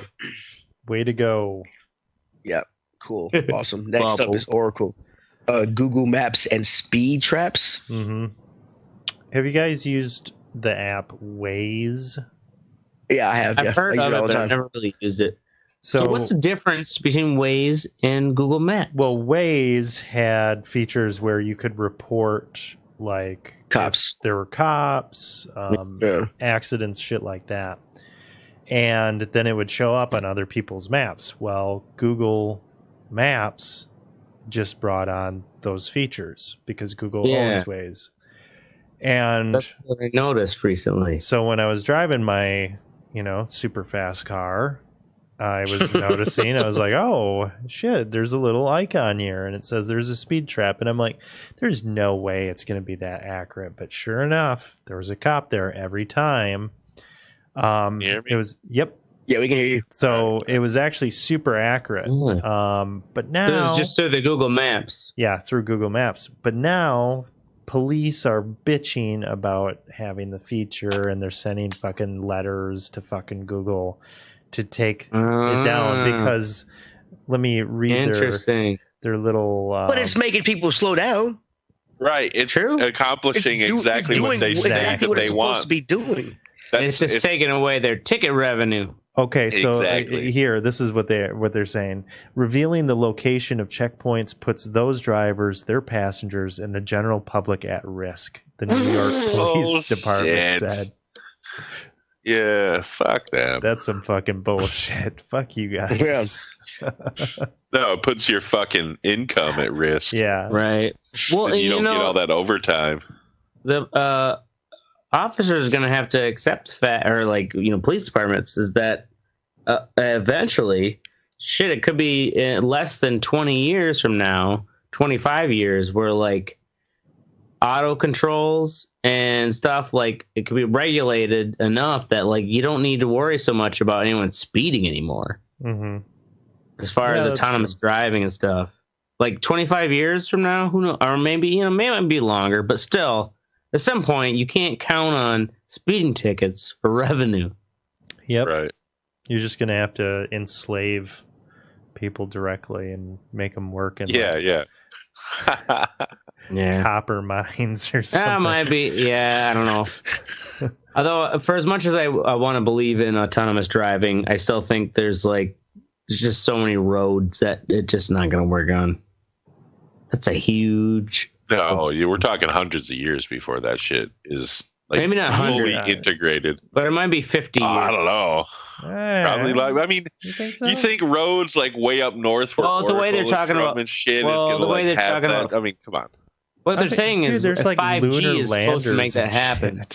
Fuck it. There's exactly shit on Mars right now. But that's why they really like the people who are worried about China having this high hand up on 5G, because 5G is what's gonna allow those kind of things. Is that if you can at least keep those 5G transmitters out along the roadway on the telephone poles, you can then have autonomous cars that have the ability to stay connected with that high speed data. But would they be able to put them out where he's in the country is what I'm saying? Because the fastest internet they can get right now is, you know what I mean? Like, just think of how far they've come. I mean, why do you there's need fiber optic in. It's got to be 5G, yeah. You have to but be what's that have network to do connected with for autonomous driving. That connects the cars. It connects the fucking. The car can't just be like driving by itself. Even if it can tell like when to stop or not, it's got to be connected. Fucking computer. It fucking tells it when to stop and shit. But it's got to be connected to the internet at all times. Yeah, it does. Yes. Like all those autonomous tests, anyways. Like they're always connected. I don't think if it's a standalone system that has its own that has a camera, whatever, can tell it when to stop and revision. It may be able to say it doesn't have to be drive, but like to be connected to a map network, and if you're going to have fleets of autonomous vehicles, you can't say they'll just go on their own. Like they need to be connected at all times. And but at the same time, you can't do that. Yeah, I get that, but you can't. If something goes down, you can't have the cars just stop on the middle interstate. Well, So yes, it has to have some kind of self-sustaining. The autonomous thing, be like, I can pull over and stop until I get connection. Just saying, All right, that's up what next they're is, thinking about 5G, motherfuckers. I get it. Yeah. Anyway, up next is me with kids bitching about Call of Duty. I say kids because this new Modern Warfare is the 16th game in the Modern Warfare. Really? Yeah. Wow. 16th Call of Duty. Shit. Yes, 16th. I stopped Way playing. behind. The last one I stopped playing was Call of Duty Modern Warfare 3. And I think I got like third or fourth prestige before I stopped playing. And that was the 8th installment. So I didn't play the other ones. I bought them. I fucking got them as they got cheaper and tried them out and they sucked. So I didn't really play them. And so like a lot of that stuff I was talking about earlier that they took it. This is a soft reboot. So they took it back to the core. And these kids, all I'm hearing is like, there's no zombies. They're fucking, you can't quick scope with a sniper rifle. It's like all this shit. I'm like, well, that's I mean, right? What is shit that I hated? Because it wasn't. I mean, have you seen the videos of the kids who fucking like click in the fucking zoom button real quick and snipe you in the head without fucking because of a game mechanic or something? I mean, that shit was from like Counter-Strike, wasn't it? Yeah. Well, they did that too, yeah. Oh yeah. But it was like all these kids are bitching. And I'm like, oh well, welcome to my fucking world. So, and it's awesome to go because like all of my older friends are playing it. It's fucking dope as fuck to get back together, though, guys, and like even no shows. Gang back. I mean, really, like even no shows. Get the band back together. Yeah, pretty much, right? I mean, yeah, like That's no shows funny. playing. He's playing with his kids and stuff. It's fucking awesome. And I mean, yeah, I love the game. It's awesome. And everybody's no zombies and no features guns. I can't super jump and shit. I'm like, yeah, no. And This is in Fortnite. I'm like, yeah. Like, dweeb. Fucking dweeb. And I am fucking these kids up. Word.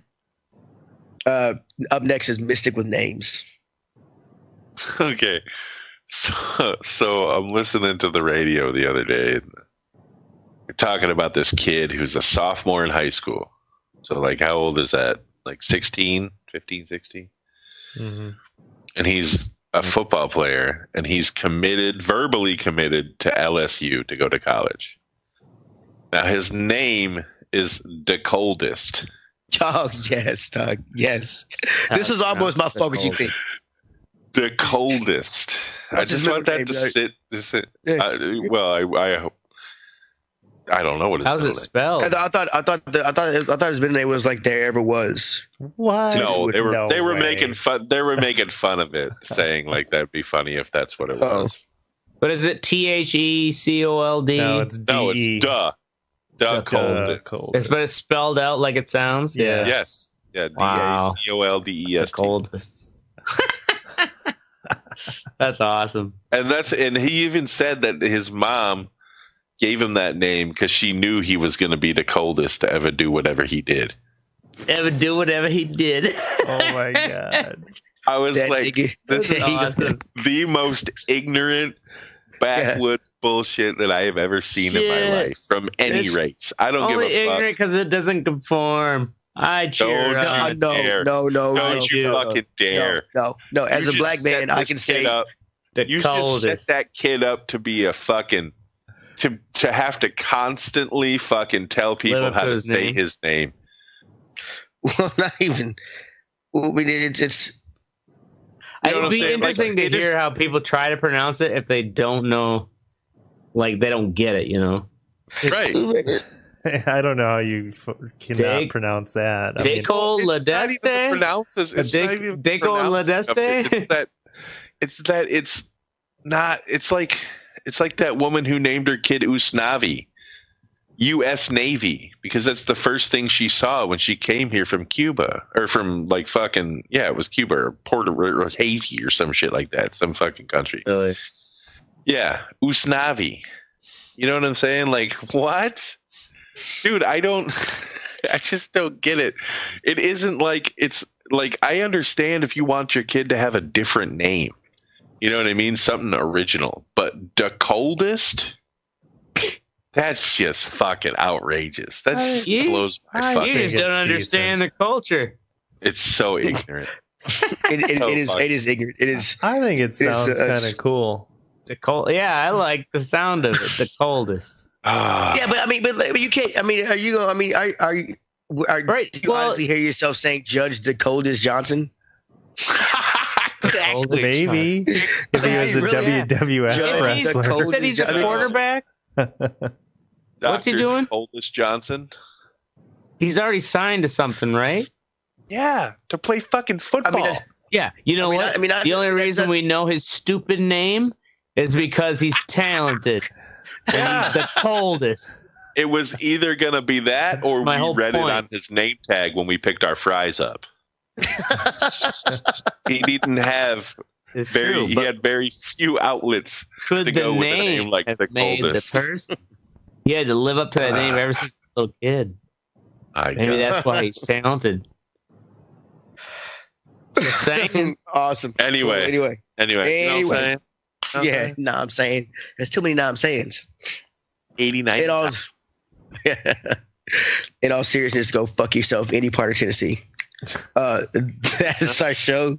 We're going to be here every Wednesday or Thursday night at 10 p.m. Central because we got jobs and shit, motherfucker.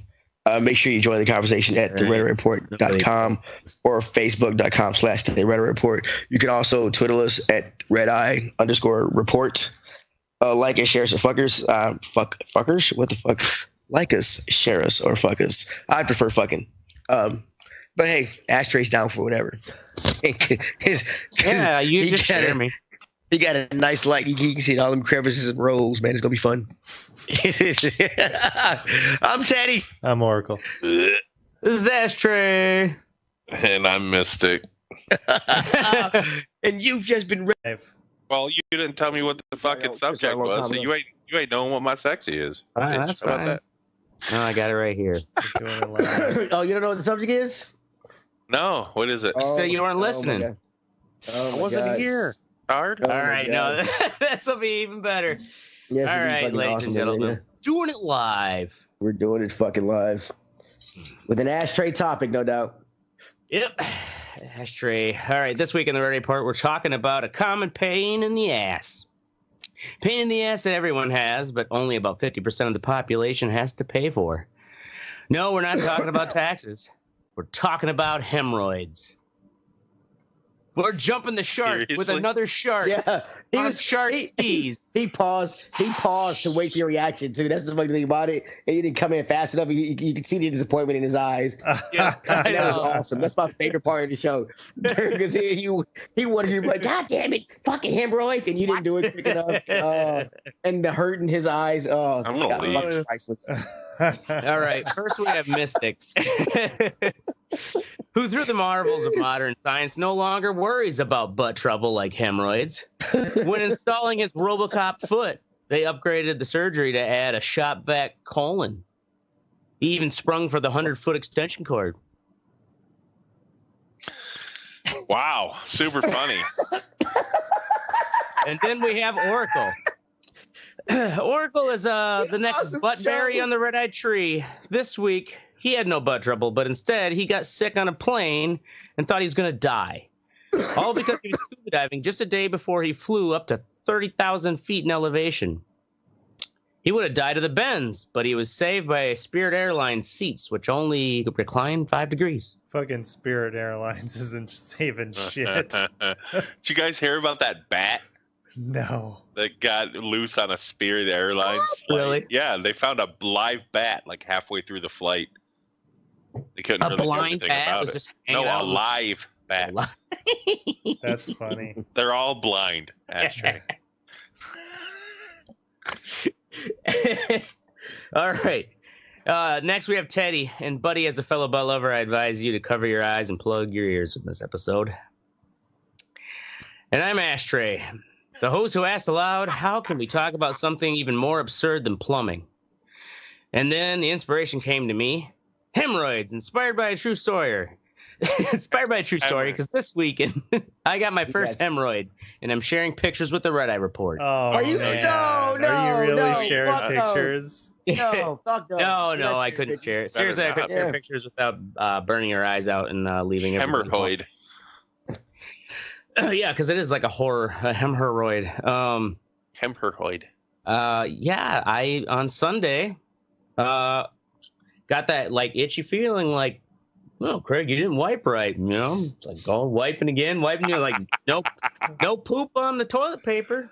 Like, why my butt hurt? And the next morning in the shower, I'm like, oh, god damn, it still hurts. And so you do a thing, the only way to see where the sun don't shine, you know, put a mirror on like the toilet seat and try to bend over and figure out what's going on. And oh my god. Yep. I got a hemorrhoid. This is So I then learned about hemorrhoids.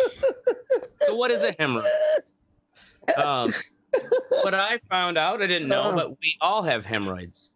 Do we? Yeah, we all have hemorrhoids, but as long as you eat fiber and take care of your shit, it's not a problem. Well, the thing is, what the hemorrhoids are, they're also known as piles. They're vascular structures around your sphincter. There's internal ones up around your top of your O-ring, and then there's external ones at the bottom of your O-ring. And they're actually used like O-ring. Yeah, they're what plug your butt.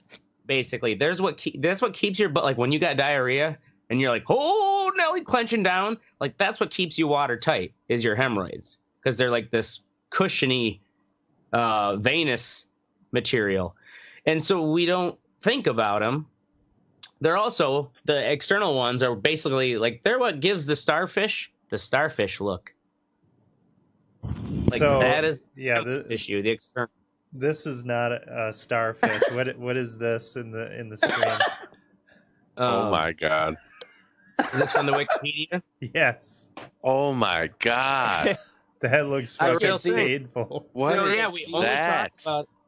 I can't see it yet. Is it in the stream? That looks like an uncooked raspberry tart. Oh my god! I'm missing the. Jesus Christ. Dude, I can't look at that. That's so gross. So yeah, basically what it is the it's that venous tissue. It's the same thing as a varicose vein. Okay. And there's two different types. We've got, well, here's some statistics on the so 50 to 60% of people will have hemorrhoid issues at some point in their life. Happens to males and females equally. Usually ages 45 to 65. This just goes to show that Ashtray going to die young. He's already getting his hemorrhoids off the bucket list. He also has a beer that diet that only consists of beer and alcohol. Yep. So I mean, it's not like common. They're more common among the wealthy, so I'm glad I got that going for me. What do you mean they're more common? Among the wealthy? Apparently, statistically. Is that because they're more tight asses? I don't get it. Why are they? Or they think it's like I think too when they say wealthy, they also are people who aren't working out in laborious jobs. Is Ashtay's voice off from what he's speaking? Can you guys see that? If you're watching the feed on the Facebook, I'm not watching the feed. I'm watching my television. Am I running? Whatever. Yeah, it's a little off. Yeah, you're good. No, it doesn't matter. So anyway, it doesn't matter. He's a little off. It matches. And also, I didn't know this. Is it because wealthy people? Hold on. Isn't it because you sit longer? The more you sit, the more sit. Hemorrhoids will get. Well, yeah. The more you sit, the more like you're putting pressure, and also because those blood vessels are down, like it takes a lot of effort for the blood to get back up to the heart from gravity. And so the older you get, especially the more overweight you get, the more likely what ends up happening a lot is that like a clot starts to inflame it, like the blood isn't being able to fully pump out. And you'll have two types. You have internal, which are usually painless, and you don't really even know you have them. You don't see them because they're on the upper side, the inside of the O-ring. But how you find out you have those is when you wipe, you'll all of a sudden find bright red blood on your toilet paper. Okay, that's fucked up. Yeah, it's fucked up. I just thought that was a miscarriage.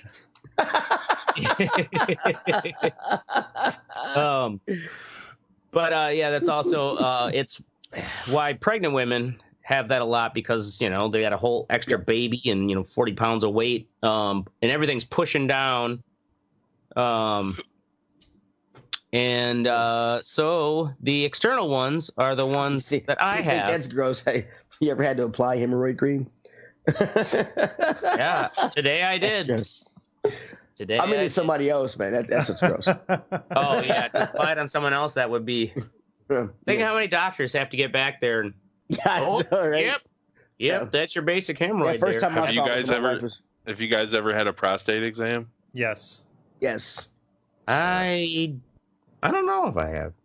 Oh, it's you would know if you had a prostate. Yeah, no. Yeah, this is not something that you. This is not something. I don't think I have that. Did I really? Was it the summer of '78 when I was with the boys? I don't remember. You would remember this shit, okay? You would remember having a prostate exam. You remember him sticking a couple fingers up your asshole.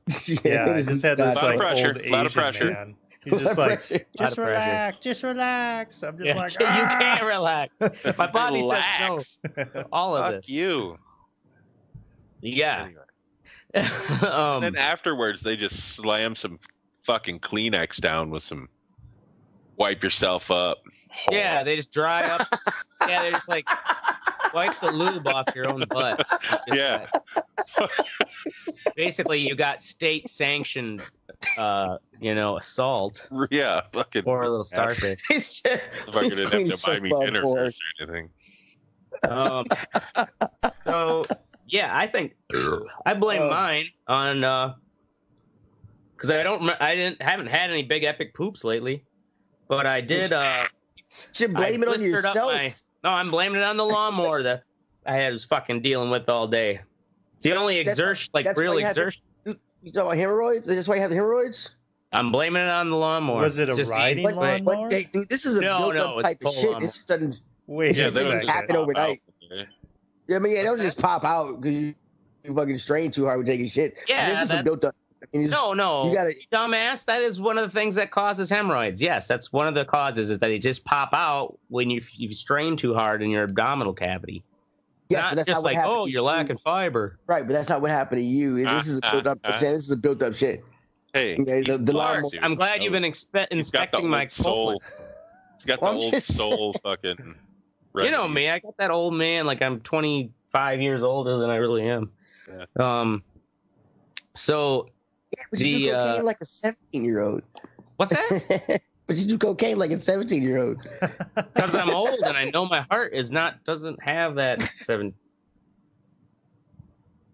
Anyways, fuck you. I don't know. Cocaine is, So what they do is, usually what happens is they go away within 7-10 days. They say, I hope. So this is day 2? No, this is day. So it was like Sunday nights. Was when I was itchy, and it was like Monday when I'm like, that looks like a goddamn hemorrhoid. So since Monday, when I started like putting.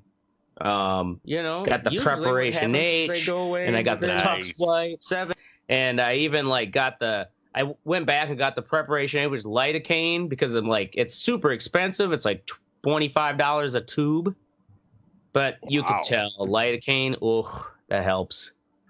Numbs it, so it just numbs your. Well, it just helps numbing it. Basically, what you have to do is, because think of it like a varicose vein that's thrombose is what they call it when it flares up like that. It's stretching the skin out, and that skin around your butthole is very sensitive. So you keep it coated with stuff like petroleum jelly, and then you use astringents that help try to reduce the swelling of the veins. And then the lidocaine actually just helps numb the pain that's already there because that would drive me nuts. Oh yes, do you have a total wet ass all the time? Because I can't stand moist asshole. That's like one of the. I agree with Mystic. It is like a horrible. Like I just want to sit there. I just want to wipe the sweat off my ass crack. Yeah, please. that's Just what let I me mean. stop for a second and wipe my ass crack. That shit is annoying. So I get you there. I would take back that cyst I had that was by my butt because it wasn't on my butt. It was in the region, but it was, like, you're right. Like I didn't have to have a. Dude, are you sitting on one of those red donuts? I tried to find one. Went to Walgreens, didn't have it. Went to Walmart. I am so Super Walmart. Didn't have one there either. It's just like 50% of the population. They say on average 14 to 20% of the 14 to 20% of the population is dealing with them at present time. Wow. Because you ate no broccoli in a while. Or it's just like I was reading this this one link about after the pregnant women, which is actually pretty funny. One of these female writers basically talking about how hemorrhoids during pregnancy are the thing that like no one tells you about till you get one. And they're like, oh yeah, that happens. And she's like, since I've had them, now they always have. It's like you never know when it's just gonna like all of a sudden happen again. And all of a sudden you're scaring me. I know, right? Well, she writes this. She's like, this. Every single time you get one, you go through this checklist. 1, did I just get my period? 2, out of my ass? 3, no. 4, it's not my period. 5, it's definitely coming from my anus. 6, oh my God, I'm bleeding out of my asshole. 7, this could mean there's only one possible explanation. 8, 9, it has to be 10, butthole cancer. And so like multiple times she thinks like, I've got butthole cancer. And then so they're like, nope, it's just your hemorrhoids again. And it's just going to keep coming that way. And she's just like, I just got to live with it. Yeah. Fucking getting old sucks. So how often is this going to flare up on me? At least. I don't know. Never had one. What I'm reading, they say like these external ones, if you don't treat them, they'll start to scab and like bleed. Jesus. And then you get skin tags in those areas because it's like, the flesh was damaged. And they form out of the scar tissue. So luckily Ashtray got no bleeding anus. Well, it's just very irritable and bulging. And I'm trying to keep it that way. Not until Bob gets there. Well, at least ask Bob to bring you some fucking green vegetables, some green beans or something. If all those don't work, a green vegetable. They have what they call rubber. Let's see here. God, my contacts are getting all blurry. It is let's see here, rubber band ligation. Basically, they go up and they slip a little band around it, just like they used to have the calves on the farm. Oh, just cut the circulation off till it dies. And then it just falls off. Out. That has about a that has a fairly high success rate. But it doesn't mean, because it's this whole region, there's like 3 different masses, top and bottom of the sphincter, that can get irritable.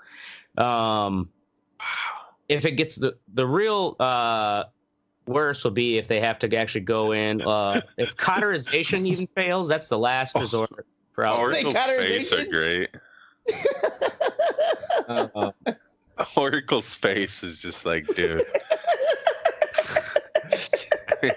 I think we should take a vote on whether to let people pick their own topics from now on. So it's like sitting in a waiting room of the fucking VA hospital and having to listen to this fucking Vietnam vet tell me about his goiter and how he never knew he'd have to deal with it. God damn. Holy so the worst case is surgery, which sounds terrible because yes, a lot of times you will have And that's only like if you can't get your hemorrhoids to stop bothering you and getting complicated. That's the last case is surgery. Because it's so close, though, to the nerve center that controls your bladder, all of a sudden you're incontinent. Oh, my God. And now you just can't hold your pee in anymore because you had surgery down there. So you had to wear diapers because of hemorrhoids. Yep, because your hemorrhoid surgery. Also, got a scary path. There's a chance too. You could also have fecal incontinence because remember these pads are what keep the liquid in when you've got fucking diarrhea because you ate Taco Bell late and you're hungover. Jesus Christ! So you'll get actual anal leak. You're like a walking WebMD page, right? Well, you won't have to till it happens to you. Yeah. Then you're like, oh, goddamn, what the hell is all this? So here's some interesting. What happened? We'll end it here with some history. The first mention of hemorrhoids goes back to 17,000 BC. 17,000? So this isn't just like, oh, it's my modern beer from drinking. What, a Triceratops? No, Egyptian. Egyptian papyrus has an ointment recipe for hemorrhoid. Damn, dude, 17,000? Are you sure that's not 1,700? Or wait, let's see here. It was that's like before fucking 1700 before recorded time. You're right. That's like Sumerian days or some shit. That's 1700. And my contacts are. It's like, yeah, they didn't record anything else except this ointment. This hemorrhoid. Lord Azrael. Oh my God. Then 460 BC, the Hippocratic corpus, Hippocrates, and then his Hippocratic oath, he had a whole treatment which was similar to the rubber band ligation treatment we use today, where the hemorrhoids. He said, in a manner you may treat by transfixing them with a needle and tying them with very thick and woolen thread for application, and do not foment until they drop off. As always, leave one behind, and when the patient recovers, let him be put on a course of hellebore, which was an herb. Like, they literally would tie him off back then, before Jesus was even around. Why didn't Jesus fix this problem? Thank you, Jesus. Yeah. So then there's some famous cases they even had note of. Hall of Fame baseball player George Brett was removed from a game in the 1980 World Series due to hemorrhoidal pain. Damn. I do remember somebody saying that years ago. I didn't believe like him. a weird fact. I bet he never fucking lived that one down. Yeah. They were like, hemorrhoids took this pitcher out in the fuck. I was like, shut the fuck up. No, he didn't. After undergoing minor surgery, Brett returned to play the next game, quipping, "My problems are behind me now." He then went further surgery, blah, blah, blah. This is actually funny story. Conservative political commentator Glenn Beck underwent surgery for hemorrhoids, but subsequently describing his unpleasant experience in a YouTube video, which he has this... there's this ABC article where he was like, I had the best doctors, and then it's like I wasn't reacting well to the cocktail, and when I came back in to the emergency room, and I was full-fledged suicidal. And if they just would have come in that room, if they would have gave me a handgun, I would have ended it all right there. And it's like he's having this complete total mental breakdown, basically because he's in hemorrhoid pain, and he went to the hospital and he felt he said, we got to the ER, there was such a lack of compassion. I've never seen anything like it. Tanya carried his husband and held him up as they waited. Beck said 2 nurses briefly came out and spoke to the couple, then triage nurse greeted the two. Beck said, he never made eye contact with me. Finally, another nurse noticed Tanya carrying her spouse and rushed over and asked them whether they needed help. I started to cry, not because I needed help, but because somebody with compassion finally from my wife, Beck said. Yes. And so he's basically going through this whole, like, there's nobody with compassion for me with my hemorrhoid pain. And my wife is holding me up. I'm so in pain. What a fucking bitch. I know, right? Also, U.S. President Jimmy Carter had to have hemorrhoid surgery in 1984. Is he still alive? He damn well is. Yeah. Still making houses and shit. Christ. You bastard. Yeah. I bet you. Yeah. He That man knows is going to give Jesus a run for his money. Probably got that secret government surgery. Scoozy. Yeah, it's called alien infestation. And then some cricket players who we don't give a shit about had hemorrhoids. Cricket players. Nice. All right. All right. We're going to move on now. Thanks for letting me jump the shark to make a more infamous episode than plumbing. We're going to move to Teddy's What's Sexy? Steph gets cooled. So Steph Curry, I was playing basketball with these little kids. A 7-foot high schooler crossed up Steph Curry, made him look foolish with a cool little behind the back. I'm not a fan of Steph Curry, and I'm not a fan. I don't have a valid reason. It's just that I've been drinking haterade, and I'm just tired of seeing the motherfucker win. So it's not. So this was a. I mean, it's not a valid reason. I mean, I'm pretty sure he's a nice guy, but. You know, yeah, I just thought it was funny to see him fucking just get fucking. I put the video up there from Yahoo Sports. Yeah, I played it. I mean, okay, good move by the kid, but it's just like one move. Yeah. You know. Yeah. Good move by the kid, but does he have 3 rings? Oh. Yeah, but just think of the height of his kids on. I mean, just think of the height of his kids on. Curry's also 30 years old. This kid's fucking 16. Yeah, I'm look. It was one point the kid scored on him. I mean, I'm pretty sure Steph Curry came down, dunked on the kid, and put his balls on his face. Probably didn't dunk on him, just fucking shot that shit from the outside all day long. The kid didn't know what the fuck to do.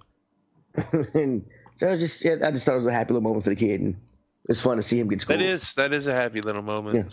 Wait till he's in the NBA. Bitch gets fucking taken down. Gets put on the ground, and you don't come home, crybaby. That'll teach him. Okay. All right, moving Great along. Santini reference. Nobody got it. Nope. Fuck all you all. Yeah, we've been fucked. Moving on to Mystic football season. We've been fucked. So anyway, football's back, baby. First preseason games were tonight. Oh yeah. Gangsta.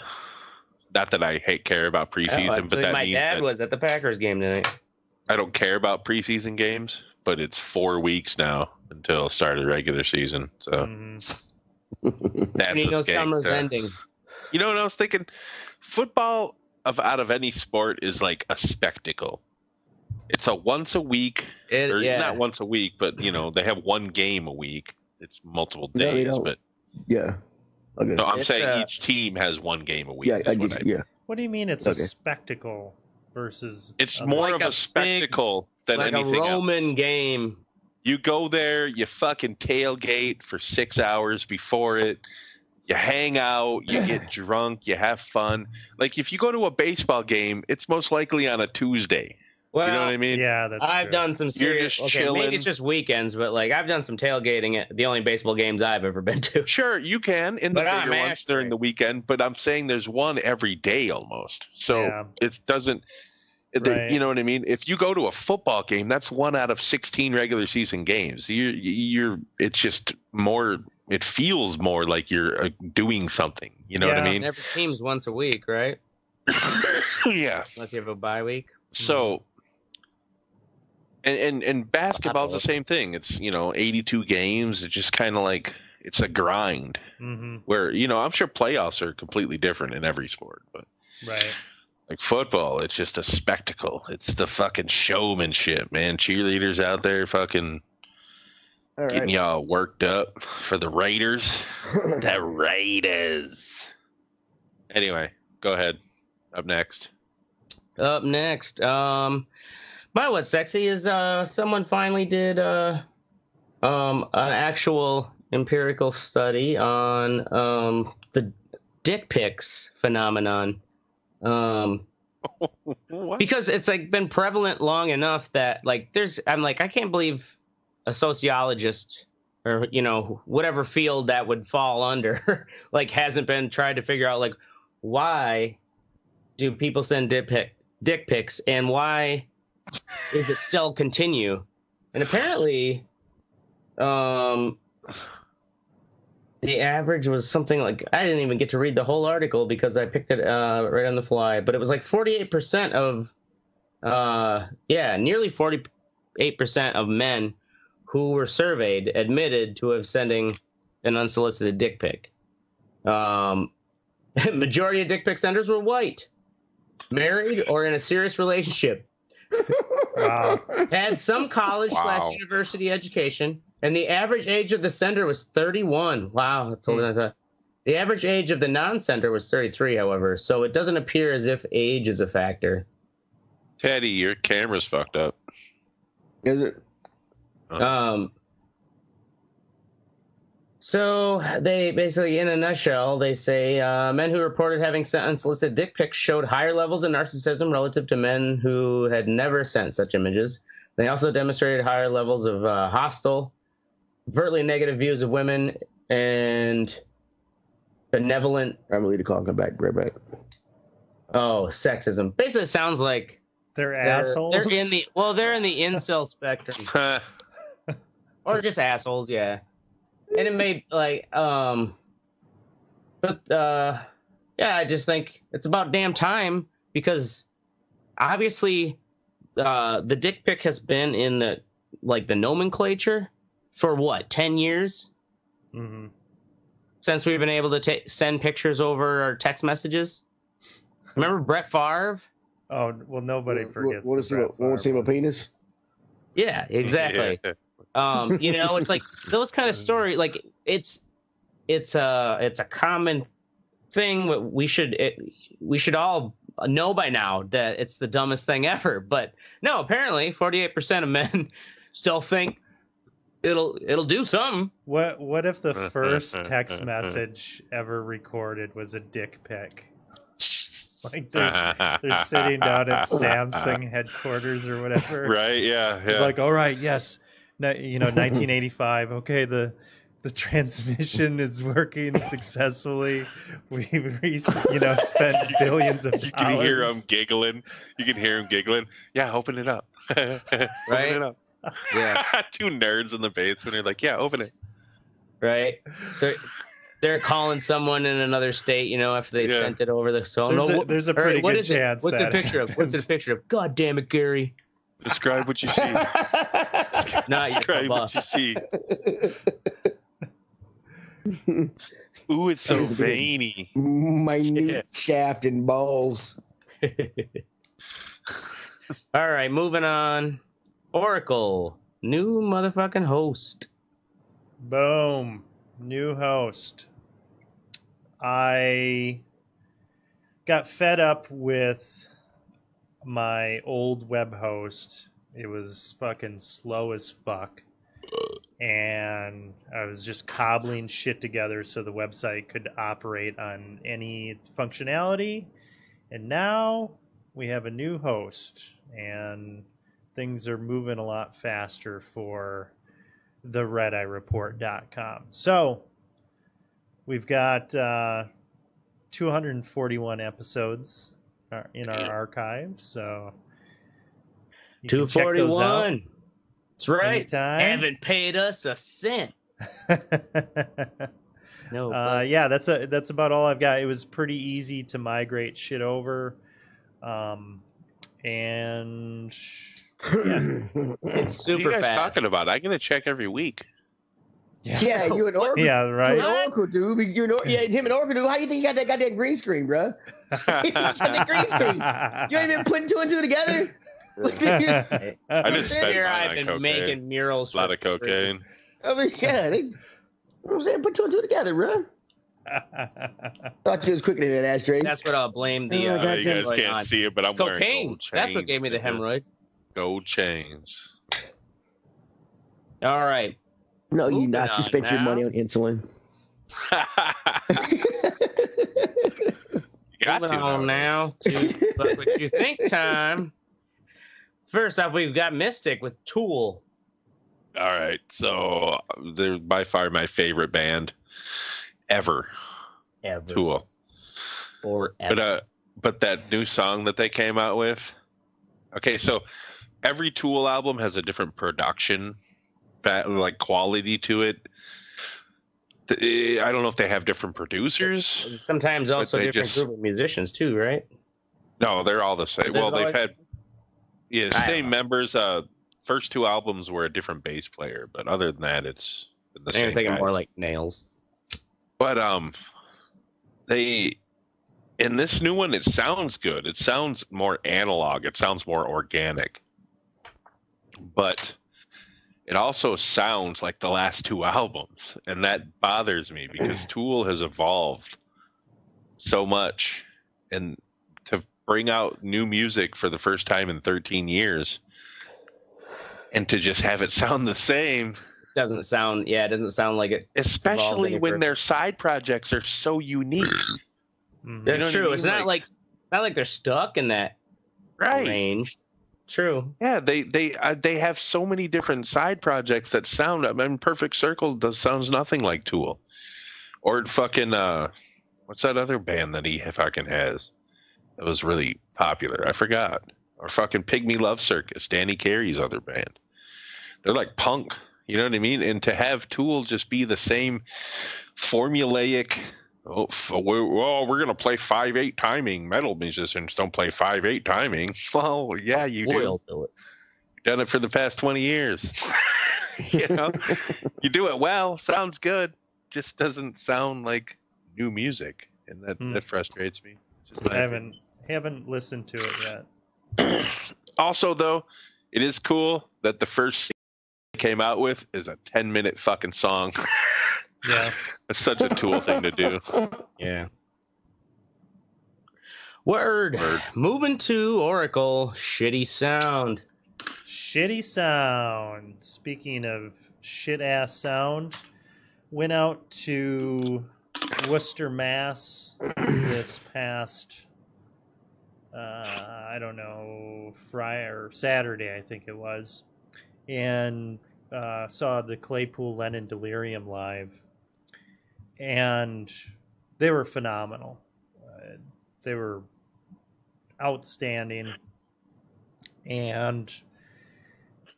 but the sound was fucking shit. Like, I'm standing there and I'm like, you know, I'm just thinking to myself, I was like, okay, am I just being picky about this because I listen to these guys a lot, so I have expectations of studio quality. But for one, like, they have a lot of keyboard stuff in there. The keyboard was barely turned on where you could, turned up to the point where you could hear it. And Les Claypool's fucking mic wasn't up nearly loud enough. And like 4 songs in, all of a sudden the sound kicks in. Like somebody was like, "Hey, dude, fucking fix this shit." The sound guy. When the original sound guy was taking a shit, right? He came out and was like, "What are you doing?" And then it sounded incredible for like 4 songs, and then I don't know what happened, and it just turned into mush. Like you couldn't fucking hear anything. Damn. And I'm looking around at the people in the crowd, and I mean, those guys, they put on just a great show, and Sean Lennon and Les Claypool, they just have like this really kind of cool stage presence with their personalities, and like the crowd is just kind of standing there motionless, and those guys had no energy. Well, they had no energy, and also they couldn't hear what the fuck was going on. And if you don't know the songs, really well, it's just fucking white noise to you. Were they headlining, or was it they are openers? No, they weren't openers. So they were they played like a full set, and then the Flaming Lips were coming on after them, playing a full set as well. Mm-hmm. So it's kind of almost like a co-headlining kind of situation. Right. There was an opener. And yeah, it was a great show, but the sound fucking blows. That sucks, dude, because I've seen bands where fucking the opener came out and I liked them, and I'm like, man, these guys sound like shit. Mm-hmm. And then the headliner comes out on the same equipment, same sound, the same speakers, and sounds just amazing. Right. Oh yeah. I wonder if they fucking do that shit on purpose, just to fucking.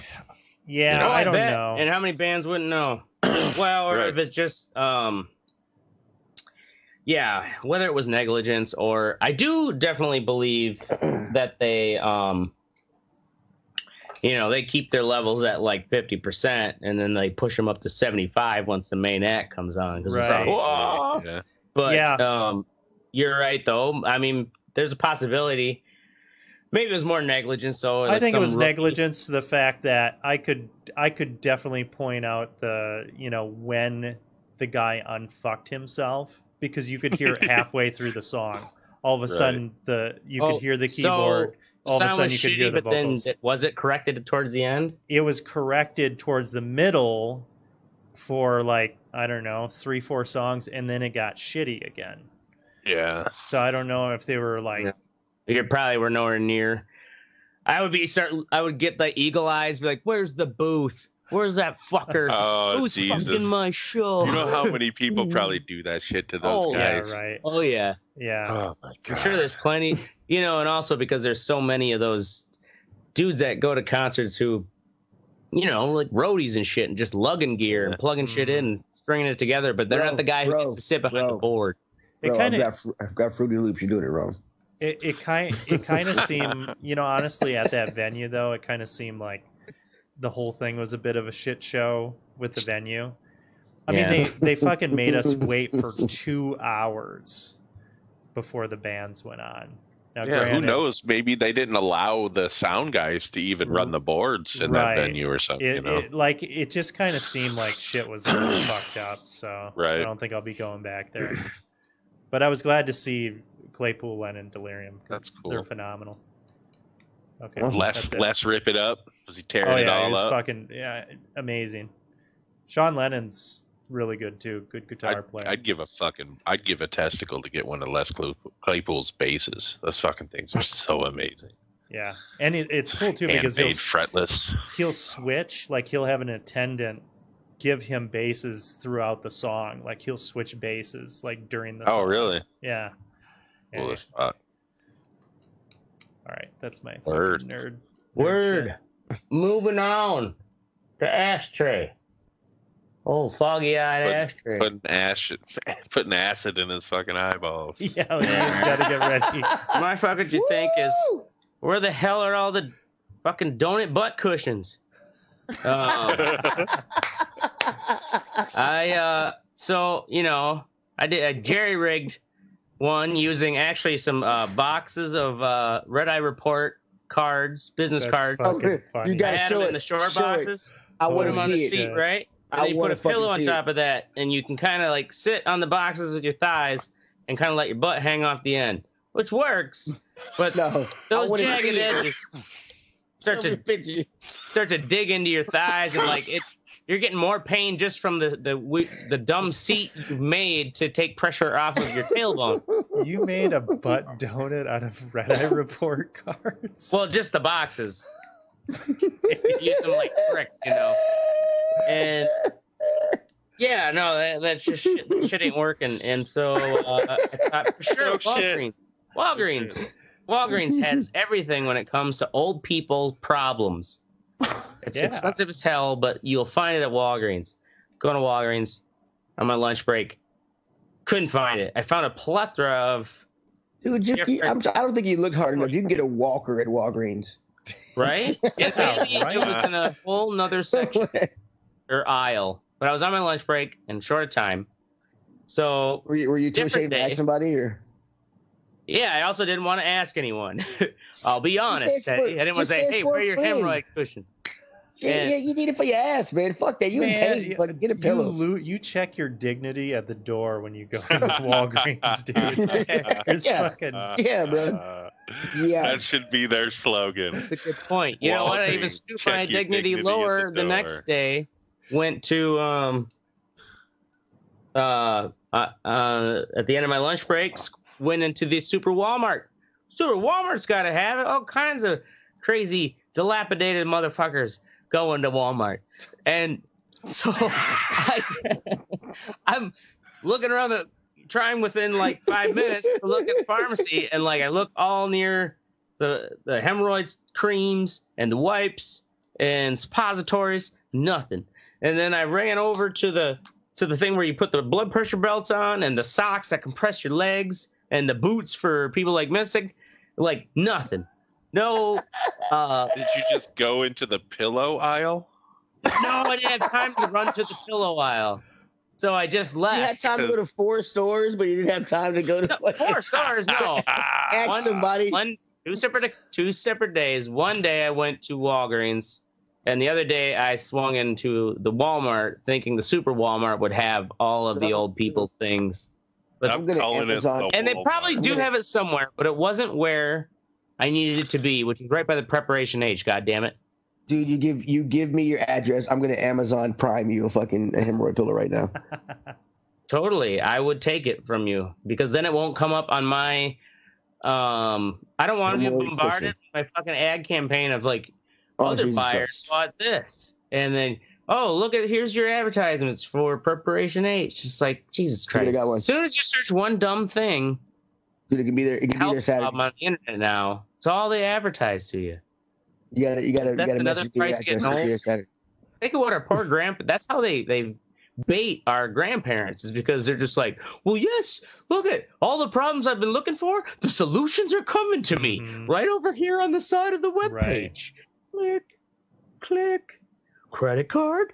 Well, yes, let me get out of my chair. It's hard to with my hemorrhoids. Oh my god. Jesus. So, Anyway, message me your fucking address. $10, you could pick it up from Walmart. It's 2.4 miles away from me. Then Jesus. $9.92. I could pick it up right now. Oh, that'd be great. So they bring that shit out for you? Yeah, probably. Yeah, they'll bring it out to you. I think you can just pull up now. That's one of the big things. Ashtray. Come on, man. He's just being lazy. I don't feel sorry for him. You gotta He's being learn to lazy. use some technology here. Just I know. I haven't haven't done any of the pickup shopping before. Well, I mean, you could have asked somebody, fucking, hey, order that shit. Hey, my grandma's got some problems. Where's the hemorrhoid pillows at? You know what I'm saying? Shit, get you a fucking pillow. While you're walking all fucked up. I mean, then waddle your ass out of Walgreens. I feel like you've had much and they're like, more yeah, I get this all the embarrassing time. things than this. I mean, really, right? Walking like you've been riding a horse for fucking 4 days straight. No one talks. Two-legged. No one talks about hemorrhoids, and so I thought ashtray. Just been rustling cattle for the past 2 weeks. Yeah, there's a reason surprised nobody Wilford talks Brimley about hemorrhoids, doesn't. dude. Got them hemorrhoids. Hemorrhoid. All right. I'm not taking my diabetes medication. Diabetes. Wiping my hemorrhoids. All right. Moving on to Next. Teddy, the What are we video doing? game scapegoat. Awesome. Okay, cool. So, 2 mass shootings, very, very sad. The pussies in Congress have started. Very sad. They're extremely sad that these crazy motherfucking shot up people. I think we need some kind of gun control. My main problem is these guys. They're not addressing the real problem. They're choosing scapegoats and they're coming after my baby, which is fucking video games. All right. They do that all the time. My God. So I mean, right these. Was there any link to it?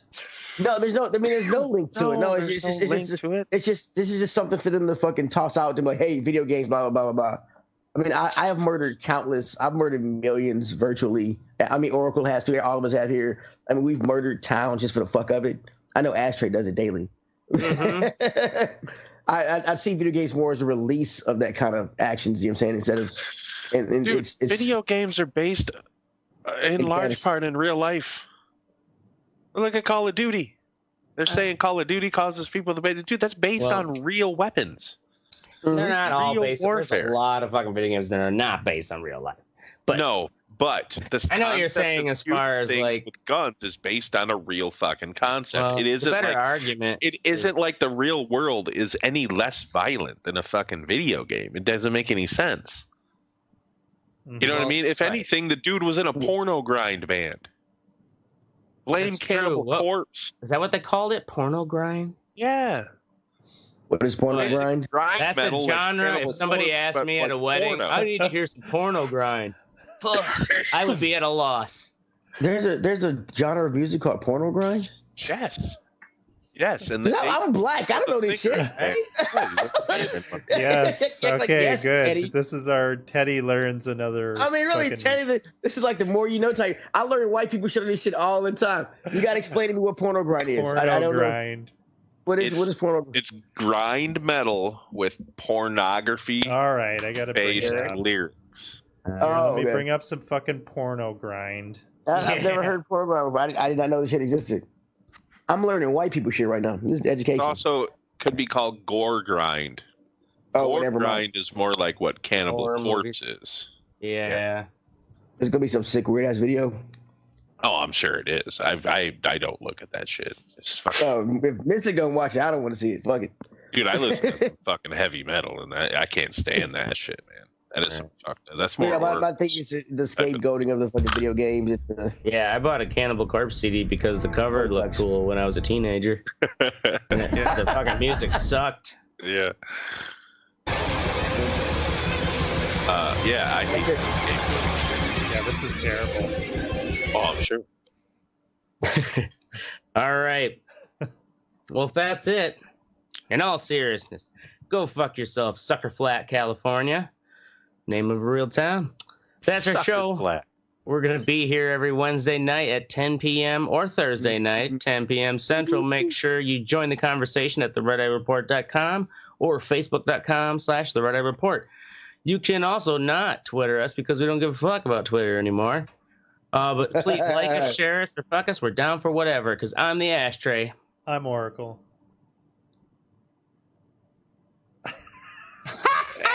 It's a standoff. It's a standoff. I'm Mystic.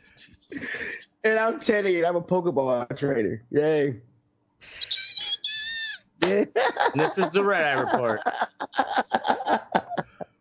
Porno grind and Pokeballs. Dude, I was gonna go last and shit. Mystic was like, Mystic surprised me. That's a good song name. Porno grind Pokeball. Porno grind and Pokeball.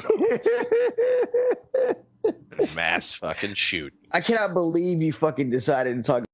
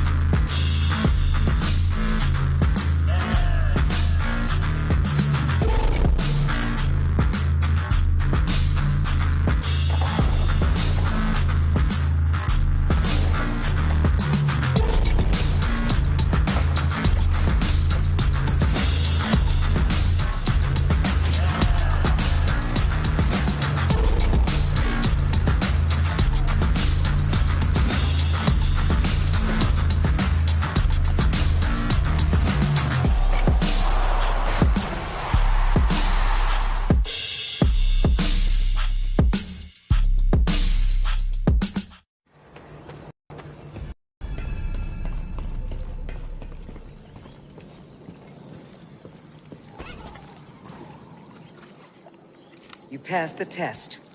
So you knew about BD-1? Come on board. We'll talk inside. Oh, BD-1, this is Grease. Hey, Grease. What is that? Get off my sofa! Get off my sofa! Don't! Get out of there! Get out! That is BD-1.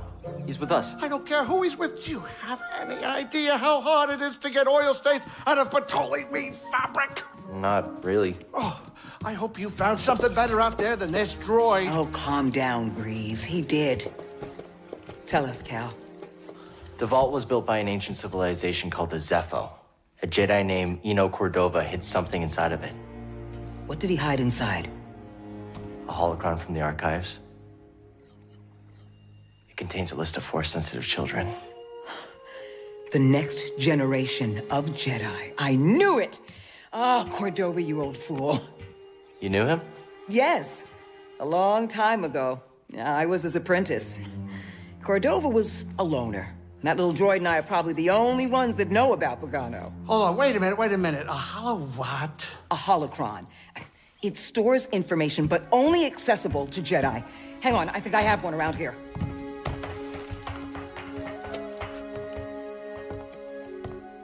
Use the Force.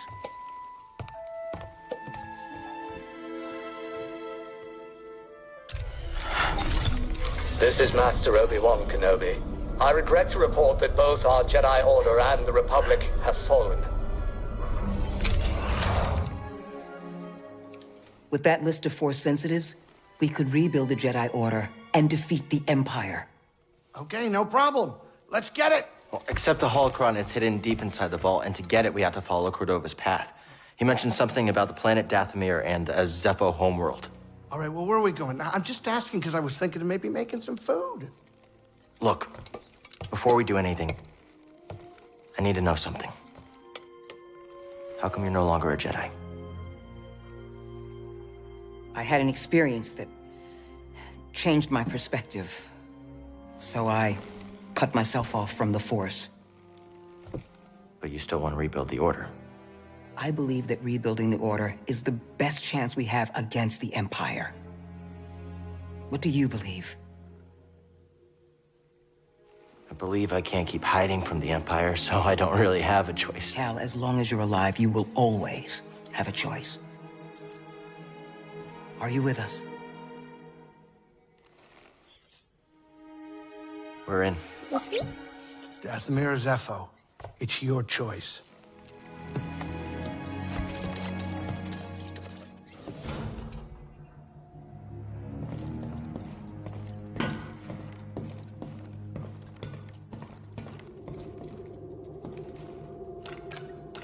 Which planet next?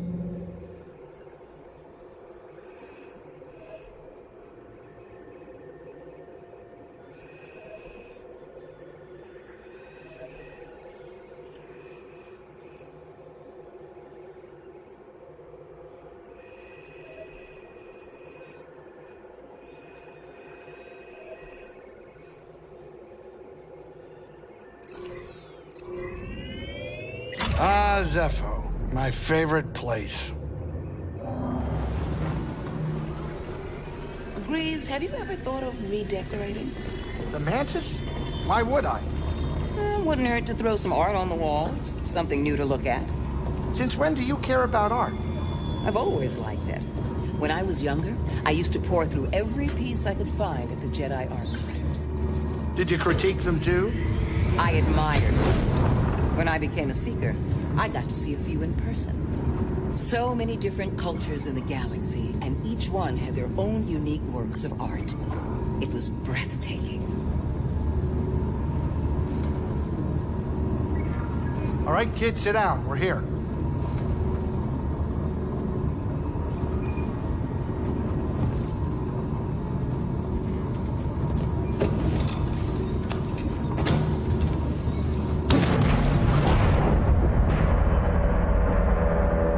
Storm brewing down there. This might not be the best time to land. Something strange. Those winds are interfering with our comms. Hey, Cordova mentioned something about peace in the eye of the storm. Well, I can just make out a settlement in the middle of it. Then we have to get there. Copy that.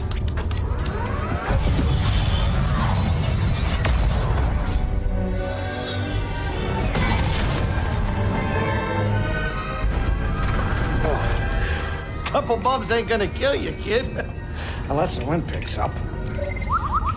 Can you tell that bucket of balls to keep his opinion to himself? I'm sure everything's under control. It's under control. It's just a little tricky.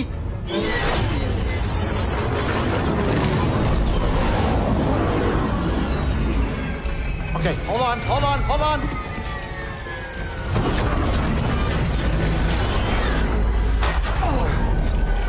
Huh. Perfect landing. Easy money, baby. But I'm still getting a lot of interference on the comms. It's gonna take me a minute to get them back up. I'll search for signs of Cordova in the meantime. Good.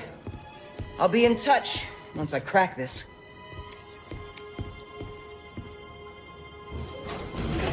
Cal, over here. You did good work on Vagano. The more information we gather on Cordova and the Zepho, the closer we'll get to stopping the Empire. I've heard of ancient cultures, but don't know much about them. I only knew that Cordova was obsessed with the Zepho, believing their teachings to be important. I, too, was intrigued by the mysteries of our galaxy. You better get moving. There's a lot to learn here. Good luck.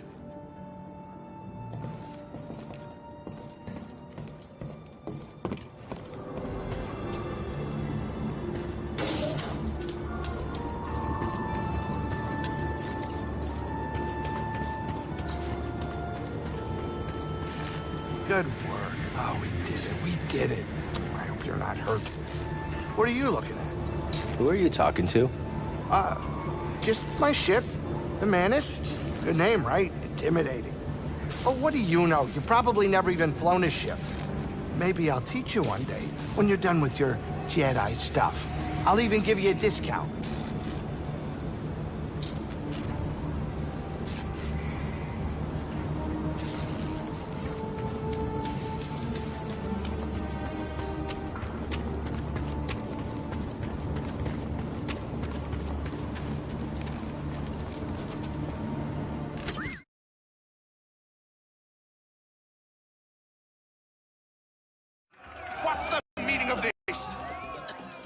Captain, explain yourself at once, Mr. Kenway.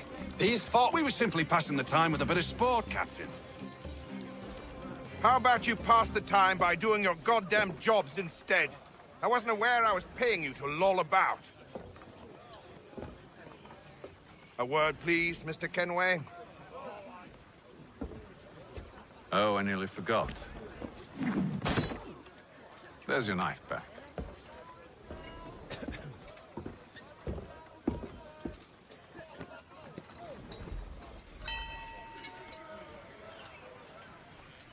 I don't care for you, Mr. Kenway. I've had nothing but trouble since you came aboard. Your problems have nothing to do with me.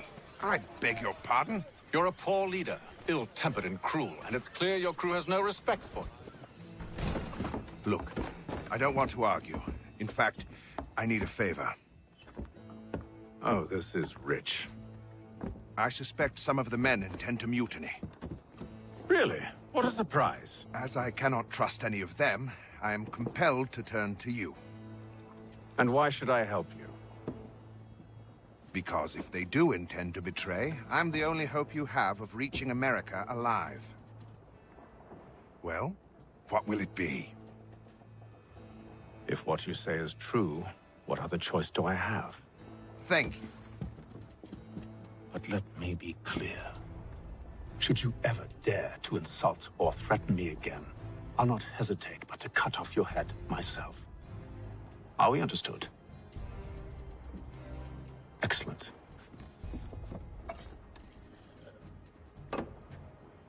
Good day.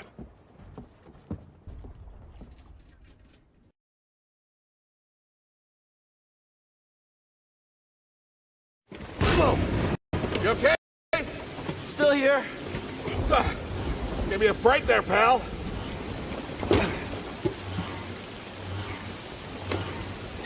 Done. Hang on. I got this. We're done. Get out up here. Come take a look at this. It's a Jedi fighter. What a score. It's a real scrapper's payday. I mean, this he's been here, what, 4 years? 5. Well, whoever flew this went down in a blaze of glory. Those Jedi. A real tragedy. Yeah, I've always said they couldn't all be traitors. Yeah, maybe. I guess it's just our lucky day. Empire's gonna get a lot of good material out of it. Yeah, here we are, scrapping these ships from the war just so they can turn around and make new ones. What a racket, huh? All of us risking our necks for the bosses. And the pay was better back during the Republic, too. Hey, you really should watch what you say. Listen to me. Find us free like this, could be your ticket off this soggy rock. What makes you think I want out of here? Come on, Cal, you're a young guy. You don't end up like me. Eventually, you gotta move on and live your life. Find your destiny.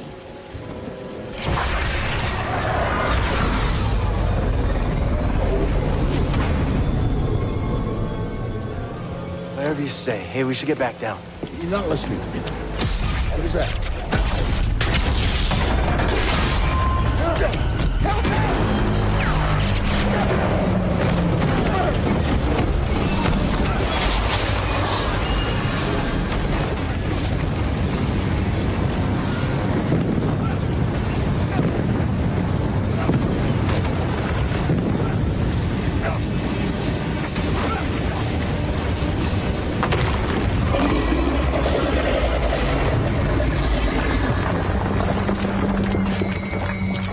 You okay?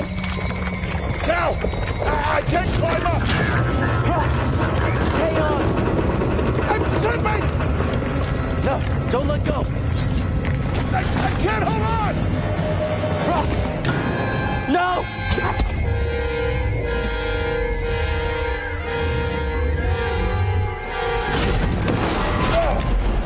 You okay, bro? I'm all right. Just pinned down. Pilot's gone. I'll get us out of here. Just hang on. Watch out, Cal. Look out. This thing is barely flying. Hold on.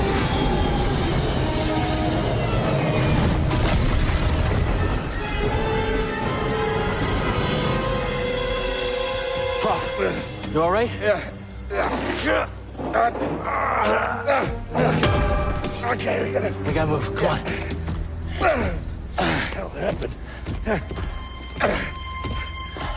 What was that back there? Was that you? Well, that was the Force, wasn't it? Just forget what you saw, okay? Please trust me. I've seen the stories. I've heard it. There's bounties out on people like you. I know. Yeah, all right. We need to be careful. Yeah.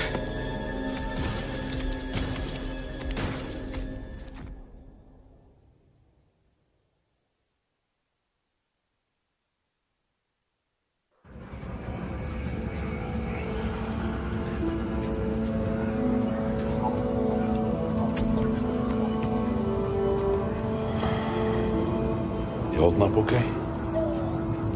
Good. Yeah. You? Yeah. Cal, I've been working with you some time now. I've never seen you do anything like that before. We've been through some hell together. So, I know the risk that you took for me. I don't know how to repay you. Don't mention it. I mean it. Oh, you don't have to worry about me. This place, it's not safe. Maybe you should, disappear. Just gotta head back to my place, grab my bag. Tappers owes me a favor. I heard he was up on Mount Shadowah. Yeah. You won't be seeing me for a while, bro. Yeah, okay. Okay, Cal.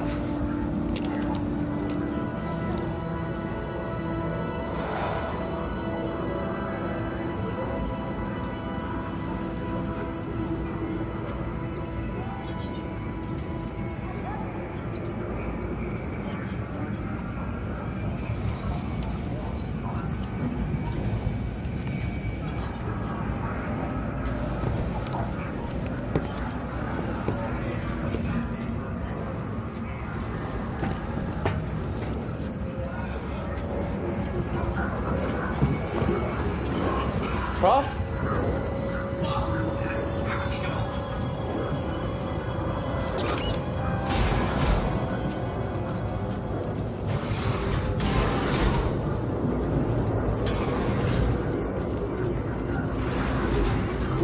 Prof, wait up.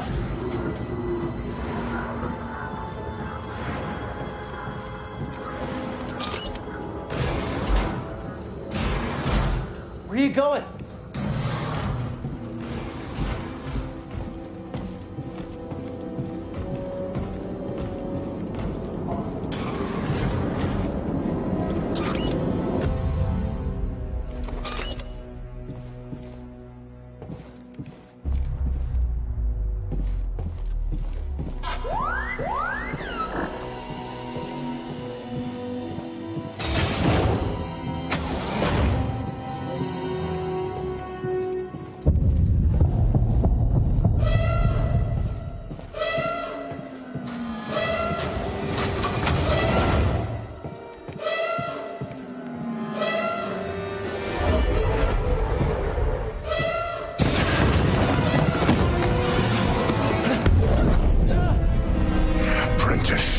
Mark well and listen. Master. Trust only in the Force.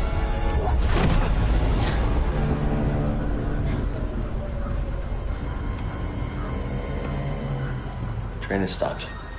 Yeah, something's going on. Everybody up. Identification ready.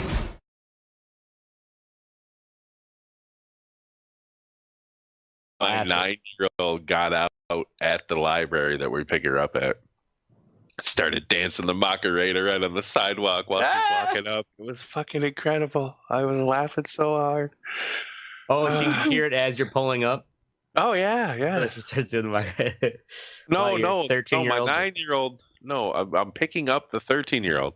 We pull up and stop, and it's playing real loud, and my 9-year-old just jumps out, starts dancing the Macarena on the sidewalk while my 13-year-old is walking toward the car. Funny. Well, you both laughed at her.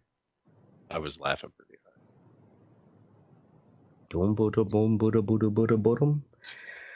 All right, where's this video link?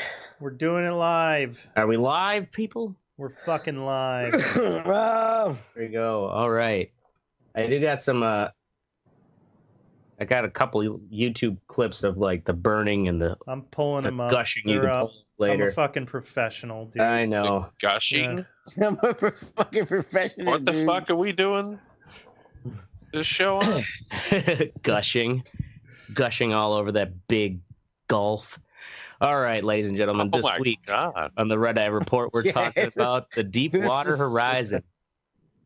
That record-breaking drill rig that set world records for drilling the deepest well and later spilling the most oil. On the rig tonight, we have Mystic. His character would be the big-ass cigar-chomping VIP from BP, demanding we work faster and always complaining about there being no elevators. Nobody likes him. But he pays the bills and will probably die in the end. Not from the rig blowout, but from loneliness. Loneliness? Wow. Because nobody likes you on the oil rig. Diabetes. Diabetes. Yeah, I know. I always poke fun at your diabetes. I thought I'd just blame loneliness this time. Then we have Oracle. So when NASA comes to the oil rig to request our help drilling a nuke into an incoming asteroid, Oracle's the only one crazy enough to volunteer. We never saw him again. And 6 weeks later, the entire world was destroyed. Fuck yeah. And I'm fucking aliens. And then Teddy would, of course, be the stereotypical black oil driller, always saying, "This don't feel right." And I wouldn't do that in Detroit if I were you. I do not talk like a fucking 1950s chain gang runaway. And what the fuck, man? Really? Who stole my really, DC Flash collector shirt? Oh no, sir! I don't think we should be going down that dark hole. What the fuck is this, man? Don't talk like that. Oh man, racist bastard! You're the first one to see like the creature or whatever. Yeah, right. Yeah. No, I'm not. No, I'm not. I just gotta I just gotta outrun you three motherfuckers, and I know for a fact I can outrun all three of y'all. Oh, I'm going first. I'll be the sacrificial lamb because. And then Ashtray, I'm gonna break Ashtray's knee just for the fun of it. Just keep going. As Ashtray, I'd be the kooky old maintenance man who lives in the mop room. I'd have the best Pine Sol moonshine, a collection of classic porno, the kind you don't have to download. Come to me for wisdom, and I'll just reply with perpetual ponderings that wander off into useless dribble about pork rinds and Miss July, 1969. And that's when you know the chloroform is taking hold. And this is the Red Eye Report. That's how good the moonshine is. I feel like that really isn't that much of a stretch for you to be that maintenance man. I mean, that's basically a dead-on description of you. Give me another 30 years. Yep. I will. I don't know that that's a stretch for any of us. Except Teddy. Teddy's like the only one that I could never see him being like, oh, yeah, so Master, we going to get this oil drilled. There's no way Teddy's working on a fucking oil drill. At all, No. yeah. No. That's why I just pictured him being the paranoid one. Yeah, but why did I talk like I ran away from a chain gang? Because you're playing a character, Teddy, in a movie. I wasn't. By imagination. So my character's like demeaned because I don't speak proper English on the boat, on the oil rig, whatever the fuck it is. No, you just said this don't feel right. Yeah, I know, but the way when you say that term, you would use it in that tone. That's all. I would never say this don't feel right like that. This shit don't feel right, man. You're playing a character. Whatever. You're racist. You're racist. Go on. Fuck you. Let's go. Fuck you. Fuck you. Go. In my racist imagination. Whatever, man. All right, the Deepwater Horizon. You all remember that big old oil rig that, Mark blew up. Mark blew it up, right? Yeah, I actually have not seen the movie. Mystic has, but you can only remember Marky Mark's oiled up abs. That man makes me moist. So I guess I will say this before you I didn't know how many oil rigs there were until I took that cruise to Mexico, and I had to see at least like 15 or 20. It was like a shit ton in the Gulf of Mexico. Like there's a shit ton of them. Like there's a lot of them. Just like bloop, bloop, bloop, bloop.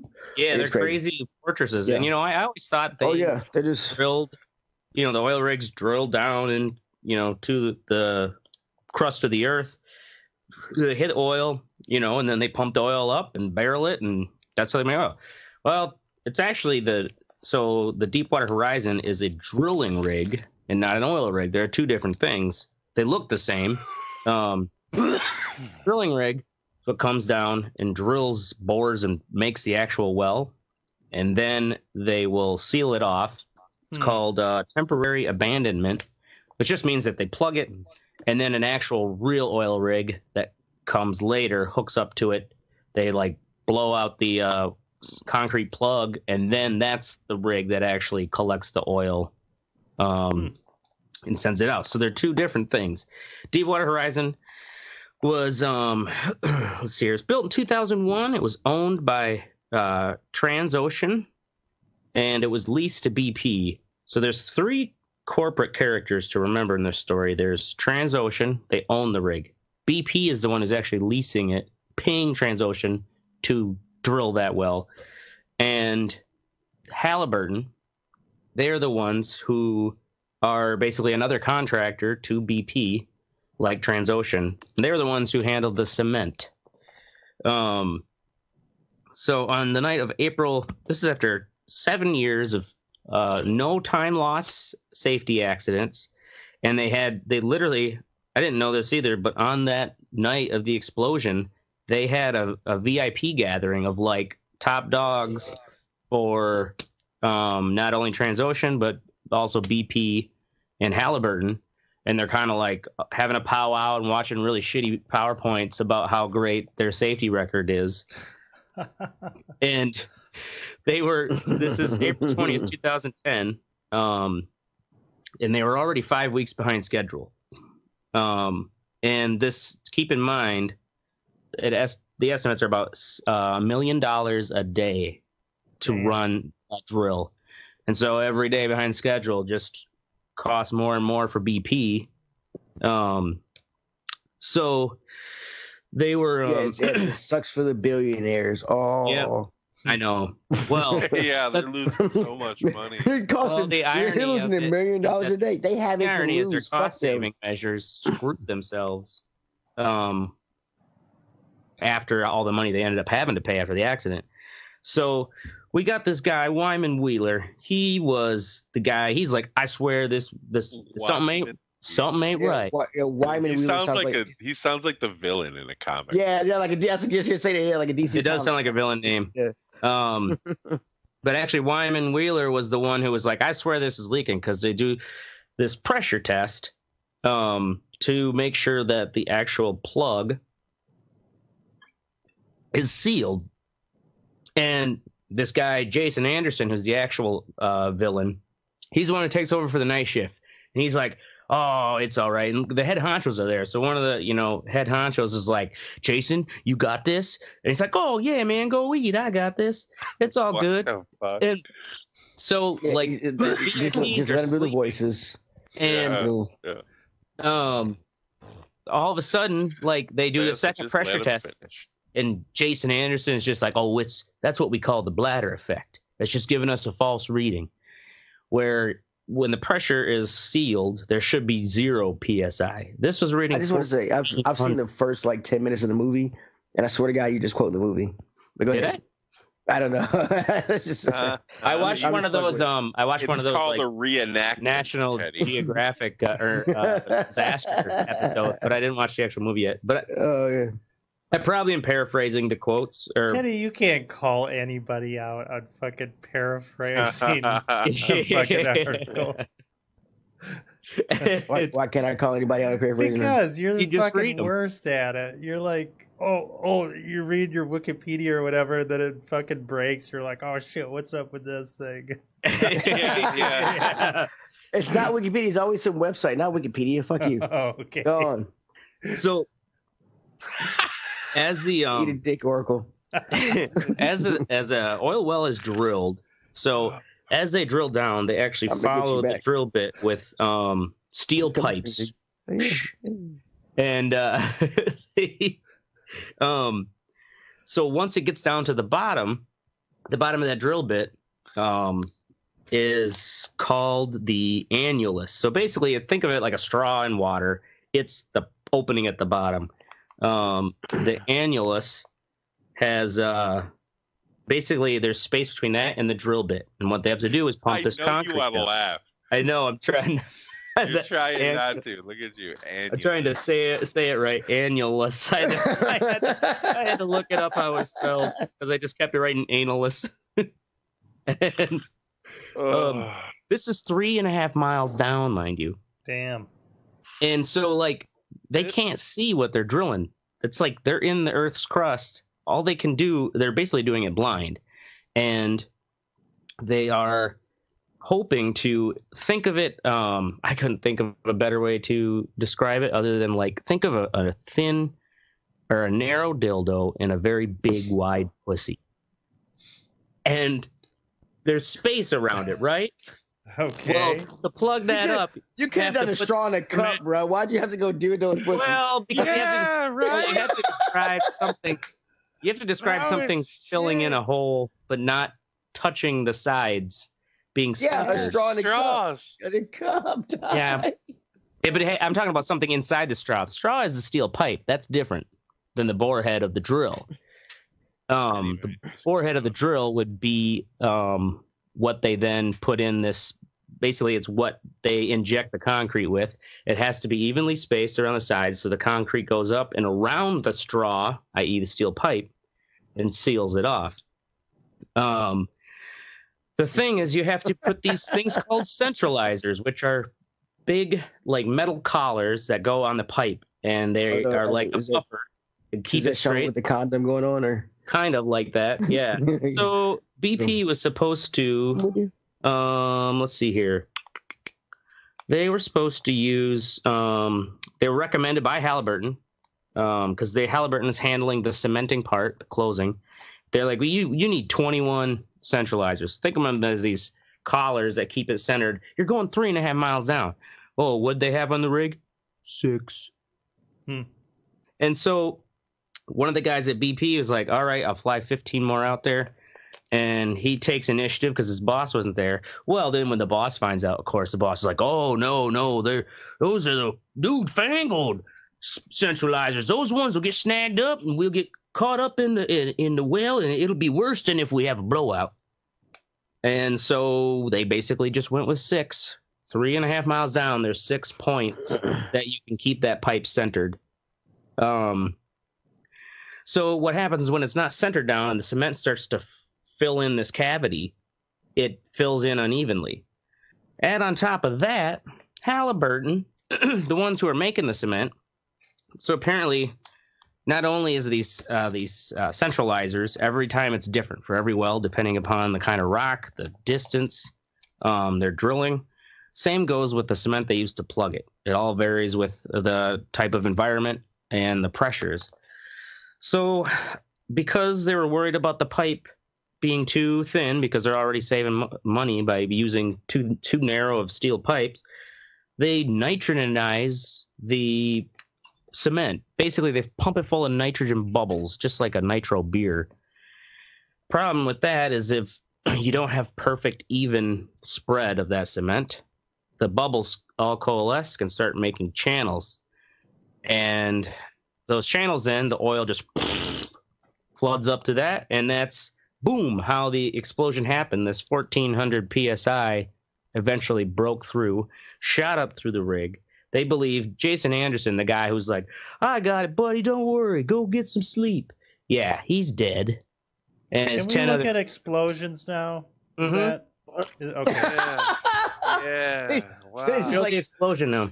This is the the one video is the actual dying moments when it burned for 36 hours. And did anybody survive? Well, yes, there was 126 people on board total. Only 11 died. But that's one thing you didn't hear about in the news, about how many of those higher up managers and VIPs were actually on there and had to get in those life dinghies and drop off the edge of the rig into the sea. You think they would take regulatoriness a little more serious. But so anyways, Jason Anderson and his crew, they all died. Initially it starts shooting gushers of mud and oil up right through the center of the rig. And then high concentrations of methane gas come out to where it looks like the walls are covered in condensation, and like the survivors were saying their faces were all of a sudden beating up, but it was methane gas condensating on them, and they're breathing it in. Like they were saying, it's hard to breathe.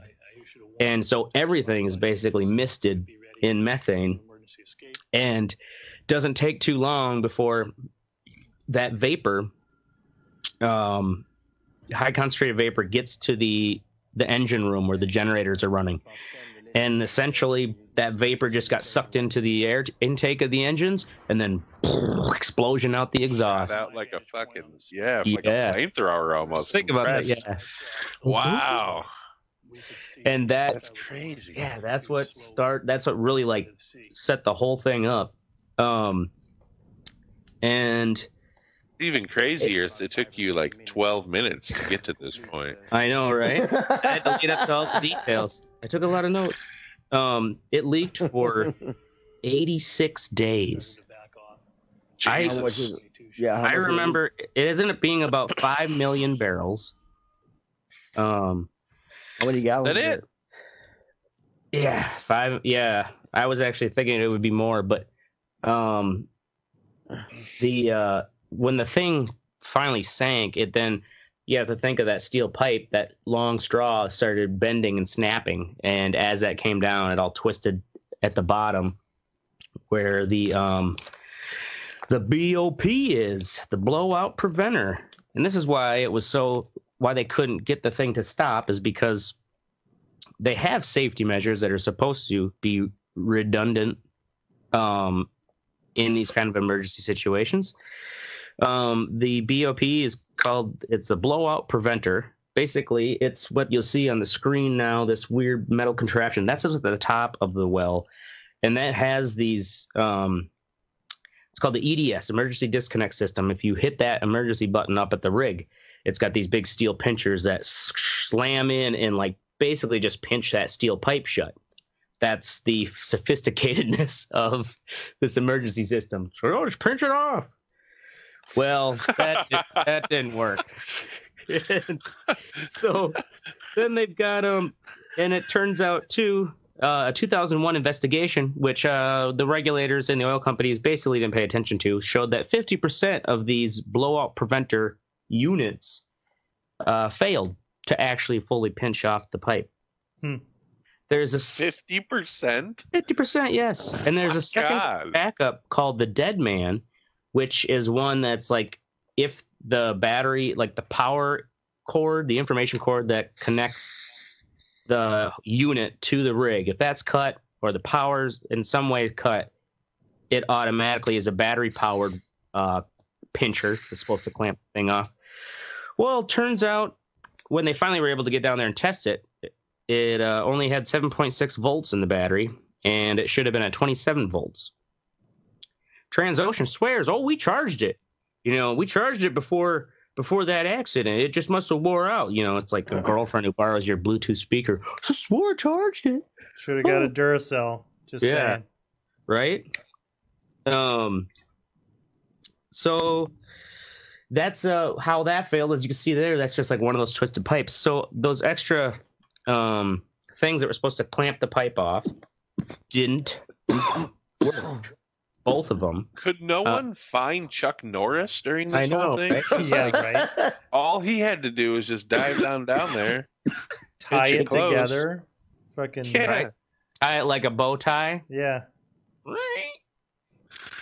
And he'd be done. But no, 86 days later, I guess Obama just didn't want to hire Chuck Norris, or maybe Chuck Norris doesn't like Obama.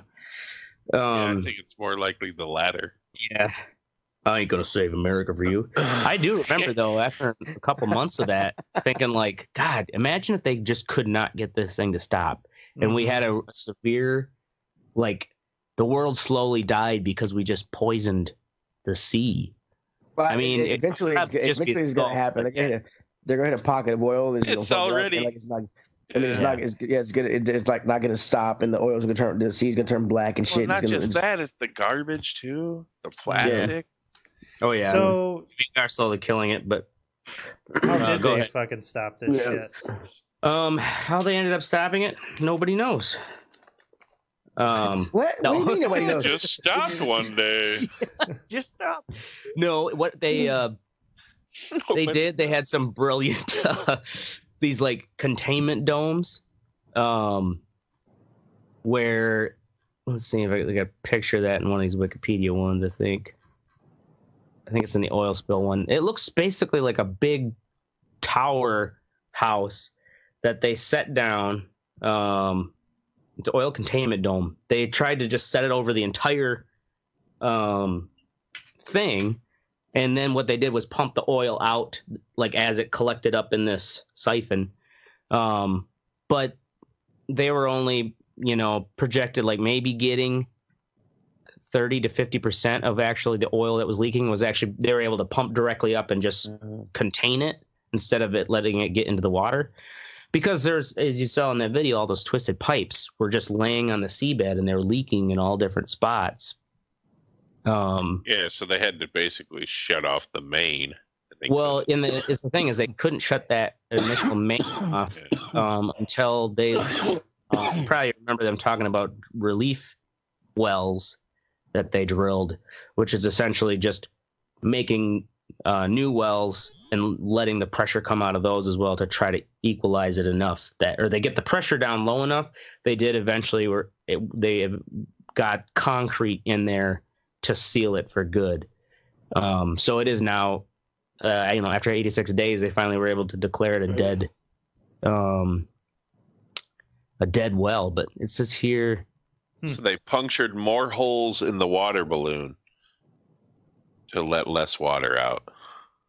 Well, they punched more holes in the water balloon, but those holes are in active wells that are collected. So they're not, those holes aren't leaking into the ocean. They're basically extra oil rigs that come and start pumping from that same chasm area to take the pressure out. And so that's how they finally closed that up there. But yeah, it was about 5 million barrels. And would be so disappointed. Gosh, they had 2013 alone, 73 years later, there was 4.6 million pounds of oiled material, which is like those tar balls and the sandy sluts, was removed out of Louisiana coastline alone. Damn. So wasn't there like a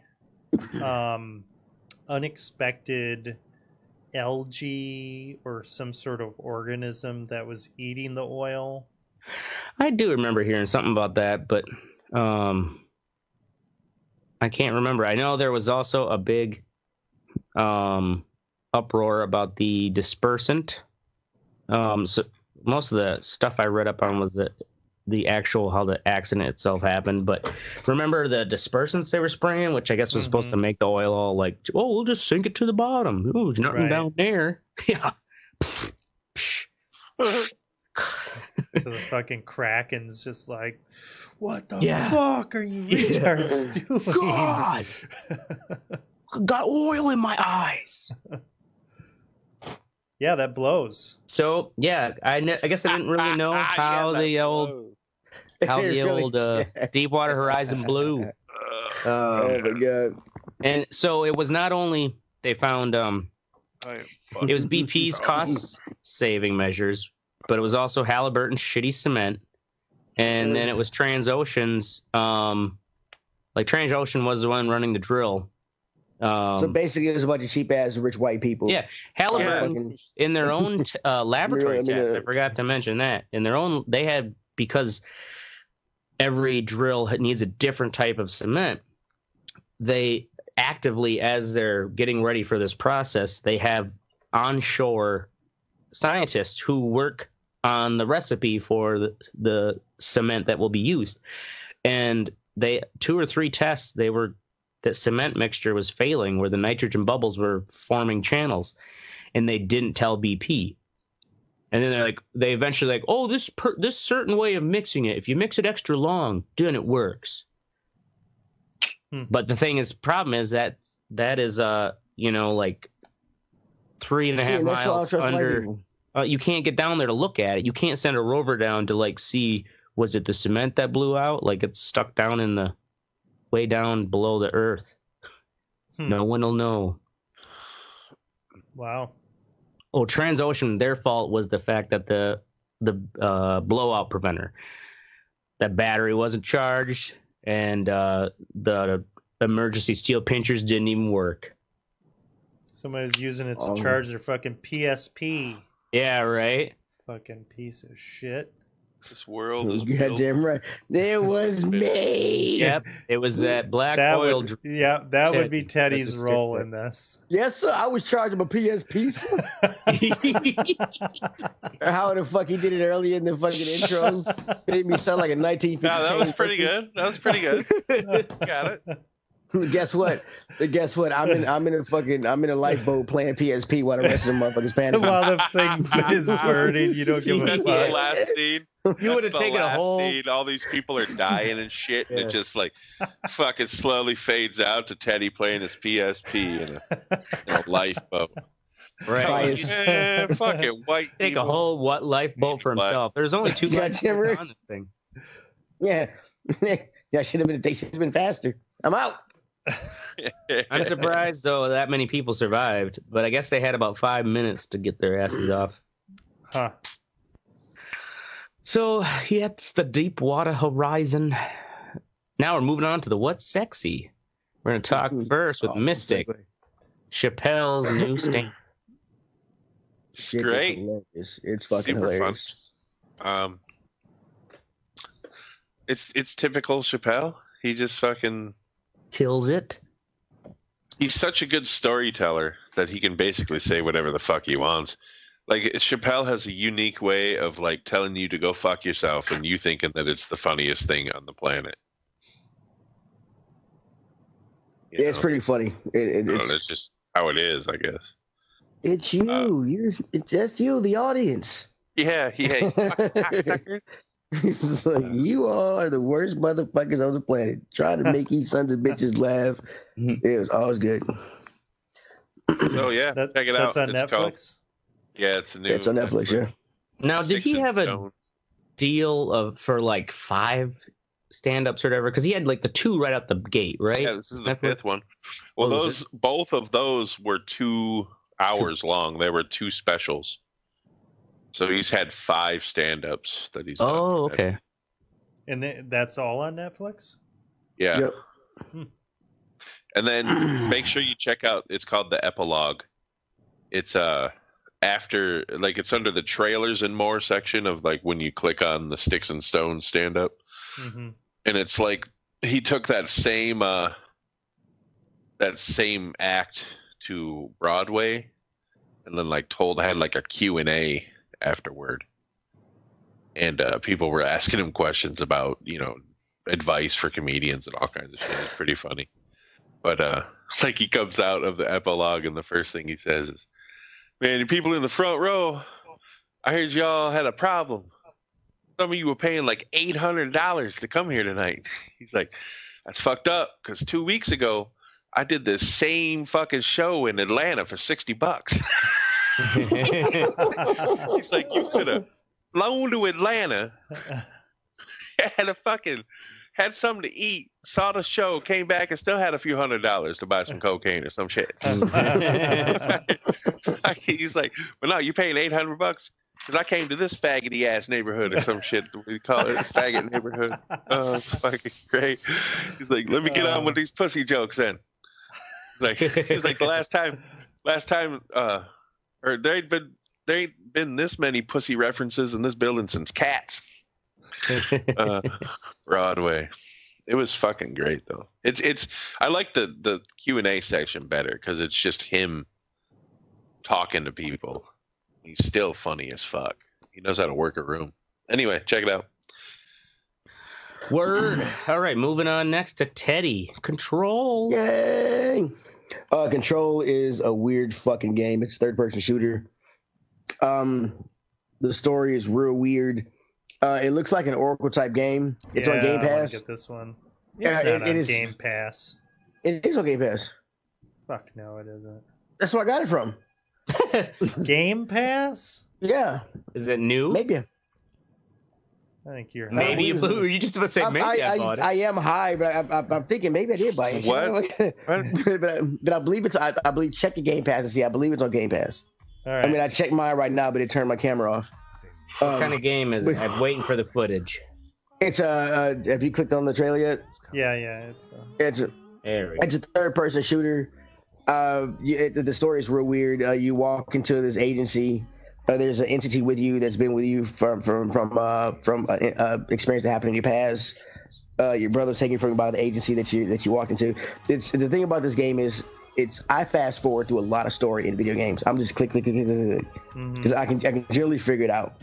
But like this shit has made me want to watch. I mean, like this shit has made me want to watch the story because it's the cutscenes are pretty cool. Cutscenes are pretty cool. It keeps you guessing because it doesn't give you all the information. It makes you like, okay, I got to go over here to turn these on so I can get this going or whatever because you got to end the lockdown and shit. But they give you snippets of story just enough to make you get you to go to the next point. So what kind of a? Is it a shooter? It is a shooter. You have a gun. Oh. It's called. They have these things called objects of power, and the gun you have is one of them. And the gun can transform into different forms. The agency building you're in is a shifting building, and it's under attack by this thing that they name the Hiss. It's a real cool, crazy, fucked up game. It is real trippy, dog. It's pretty cool though. I swear it's on Game Pass. Like I really want to look and see. It's not on Game Pass. The graphics are really good. But yeah, this is definitely on my radar. Remedy made this. So Remedy is the studio behind the Max Payne series. Is it on Steam? Yeah, it should be on Steam. Yep. What are you playing? You're playing it on Xbox One X, Teddy? On Xbox One X, yeah. I mean, the only downside I have to say is when when you load up the like the map, for some reason I switched my shit. For some reason down was jump, and I switched it to A. We want to change that shit. But the map, when you pop it up, it'll show you like the names of the main places you can fast travel to or go to, but the actual map won't pop up for a while. So you'll have to like close it and pop it up or leave it up for a while until you can like actually see like corridors and stuff. But I mean, the game is cool. It is kind of challenging because you have the gun, plus you have powers and stuff that you can level up. Yeah, one of them's find it on Steam. Yeah, one of them's telekinetic. You can pick up shit and throw it at people, and you can stop rockets and throw back grenades, and eventually you can pick up people. But if there's one of the cool things I learned is if there's nothing around for you, like usually you can only pick up like a canister or something. But if there's nothing around, you can like look at a wall and like rip out part of that wall and throw it at people at the floor. It's really destructive, really interactive. Like it's pretty cool. Yeah, it looks really badass. I love Remedy. How they do like in-game TV shows and shit too. Yeah, like the part of the story is you'll learn like when you go to a new sector or whatever, there'll be either a projector or like a TV, and you go to it and click it, and like it'll be kind of like a slanted view, and it'll be. You ever seen Lost? Not available. Any of y'all ever watched Lost before? No. It's kind of like I remember the show, but it's like it's like an old 1950 style informational video. Oh, but the video is actual people. It's not in the game's graphics. It's an actual guy with real people. It's actually pretty cool. I mean, the way they tell the story, you find out information about what's going on. It's real cool and engaging. And for me to I play a lot of video games, and for a game to do that to like have me sit through a cutscene, it's yeah. That's cool. For the first time, I've understood what you're talking about. No, I'm serious. Like you like video games so much, and I'm that way with movies. For a movie to fucking make me go, oh shit, that was really cool. It takes a lot. You know what I mean? Because I've seen a lot of fucking movies, so that's cool. Right. It does look like a cool game for sure. Yeah. Cool. Word. All right, moving on. Sorry. Oracle. I was mesmerized by this game. It actually is really pretty. We're moving on to shit that works and doesn't require a lot of effort. Yep. Shit that works. Like fiber shits. Fiberblast. Yep. Fiberblast. Fucking Jose Canseco's Fibroblast. Yeah. Fibroblast. So one of the challenges with the Red Eye Report is that we have like over 200, or we're at episode 249 as of this one. So whenever we have to make any changes to our website and how things are on there or where things are hosted and whatnot, it can be a big pain in the fucking ass. And I've spent, many a fucking hour, day, week, fortnight over the past several years. This is my dad. He's a carpenter, and he would be building, onto his shed. This is my shitty shed project that seems to never end, and is lewd and will probably get me arrested someday. Your dad must have wild shed. But I wasn't talking about the shed. I was talking about the Red Eye Report. But I found like a good. So it used to be the only good embeddable player out there, or one of the only good ones, was like SoundCloud. And back in the day, you would have to. I've paid over $100 to host, shit. Over my projects and stuff like that. And because computing, it's a lot cheaper. Storage is, storage for a show like ours is a fucking drop in the bucket nowadays. And you can get this shit for free. And the players, you just put a link in and fucking WordPress. That's what we use for our website. It just, puts it on there. So it's nice for once to I've been going through and kind of just adding like a nice responsive player to our website, to our old episodes. It's a lot easier, a fuck ton easier than what it's been in the past. So it's been nice, and it's always good to kind of go through the back catalog, and you know, I'll read the intros sometimes, and they're so fucking retarded.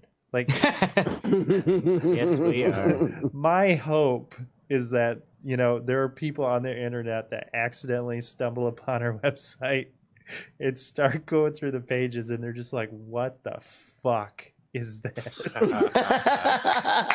Like that's all I ask for, really. Right? Bafflement. As long as that's happening. Well, you know, so if you haven't gone to the redeyereport.com, we do have a lot of our episodes. We have custom murals for all the episodes that are posted up. And you know, when Ashtray isn't feeling lazy, yeah, he gets up. A few done. Right. We got all of our show links and stuff. And it's kind of like Mystic helps. It's kind of nice to just go back and look at that shit. Because it's ridiculous. But yeah, that's what we do. So, good old DIY mural. My shining achievement. Yeah, right? Yeah, check that one out.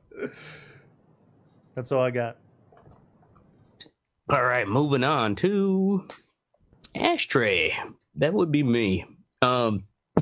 You might think this is stupid, but I thought it was brilliant idea for a restaurant. This place called Ziggy's Bar and Grill up in Fond du Lac. I swung into there, instead of, you know, like fries, curly fries, tater tots, side salad, you know, I mean, they had all those, but one of the options was grilled fajita vegetables. And I was like, fuck yeah, I love me some grilled fajita vegetables. And so I got their crispy chicken and cheese curd wrap, which is more like, you might as well call it a burrito, because it's fucking delicious. It's a fucking burrito with cheese curds? Basic cheese curds and crispy chicken tenders inside. Fuck. You can't even get cheese curds out here. And then I got the fajita, grilled fajita vegetables on the side. You know, it's like, sure, maybe the same amount of calories as French fries, but you know, it's better than fryer grease calories. You just shovel those on top of it. Oh, it's delicious. And I was like, why don't more restaurants offer that? I honestly, I swear, if anybody set up a cheese curd fucking stand out here, they'd be a fucking millionaire. They'd make so much fucking money. Do you think it'd just be too hard to transport? So go ahead. Dude. Do it, Oracle. Buy a few cows. Yeah, start making you some cheese. Get you some curds and whey. So, all right. I think more restaurants should do that, and that's my sexy, greasy fajita vegetables. Moving on to Fuck What You Think. And we're going again with me, because I'm special. Ashtray. Native Instruments is laying off 20% of their workforce, which really sucks to hear, because rumors are that it's a lot of the people in their hardware division, which my most recent, and I've been putting off like switching to their gear, but I've been wanting to because it's so well integrated. It's not just relying on. What is this? What are you talking? Native Instruments is company out of Germany that makes sound software and equipment, and they also make the Tractor DJ software and platform, which is what I use to work with. And I just invested in one of their new flagship controllers, you know, and then now here, like, well, we're gutting our 20% of our workforce, especially in our hardware department. It's like, mate, you don't know how much that's going to affect. It wouldn't be so bad if, like, I have to get a different controller, but if they start not supporting the software as much, it'll just be a real pain in the ass to try to switch over to something different. I'm too many years used to it. What is the name of it? Native Instruments is the company. It's a great name. Tractor Pro is the DJ software that I use. I don't care about that part. Native Instruments. That's a cool name. Yes. It's also a video game, Tractor Pro. They've been around since '96. Yeah, I bet it is. So yeah, this is, I guess, the biggest like layoff they've.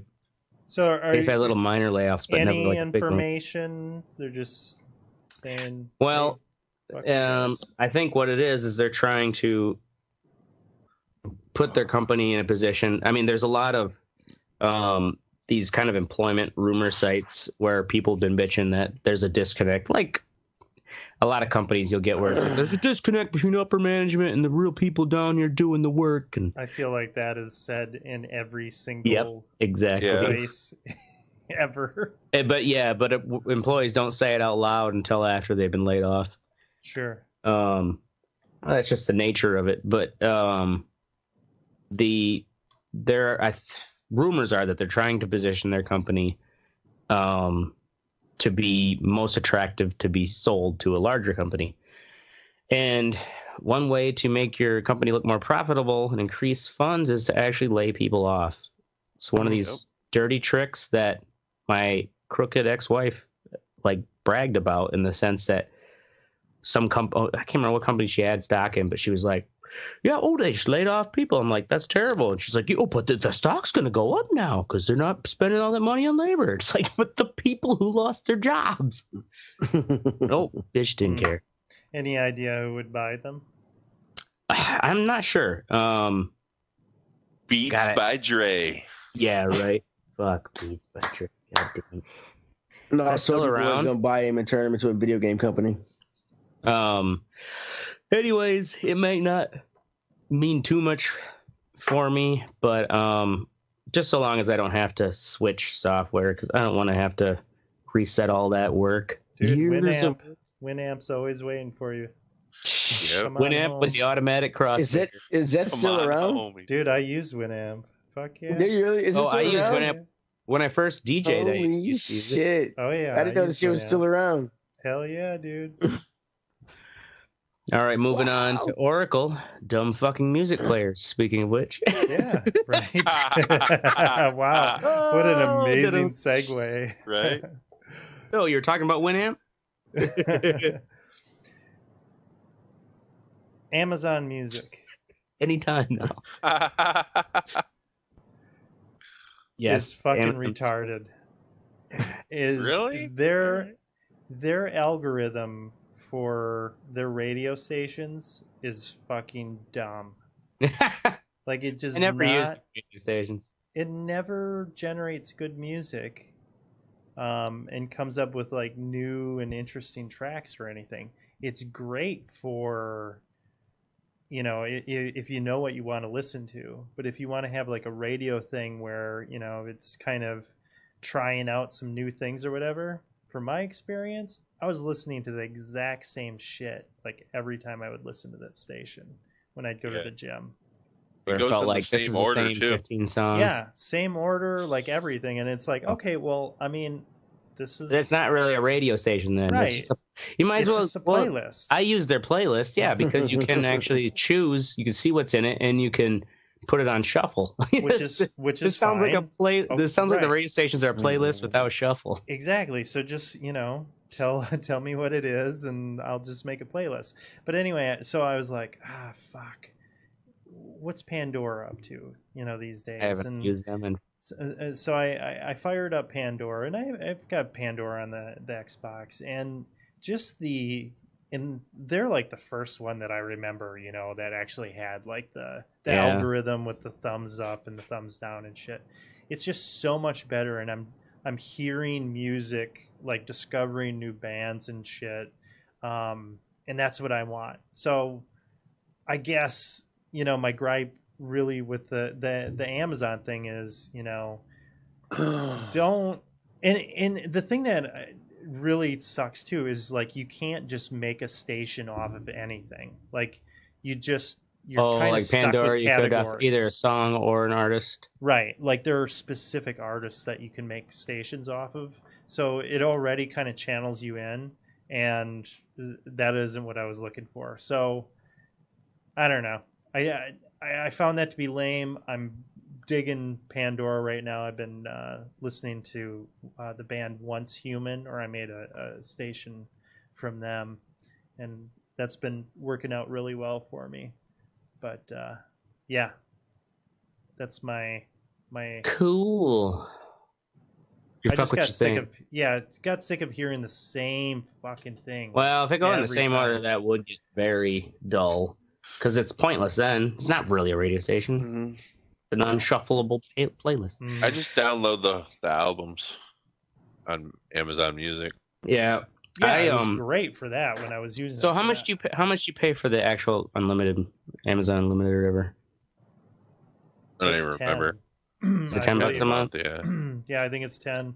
If you do Pandora, they're like But whatever you don't get to ad keep- free. You don't get to keep it, and it's $5. I think Spotify has something.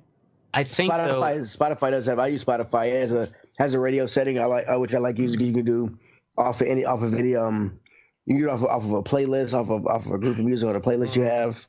I think though with the Amazon Unlimited, you can do it off of a single artist or an album. Yeah, it's pretty cool. I like it. Mystic, can you when you download the premium those albums? the premium is $10 a month for Spotify. Spotify is free though, so. But it comes with commercials and shit, and you can only like fast forward. You can only fast forward like through like 7 or 8 songs and whatever. But you can still download albums and shit. Yeah, fuck Spotify.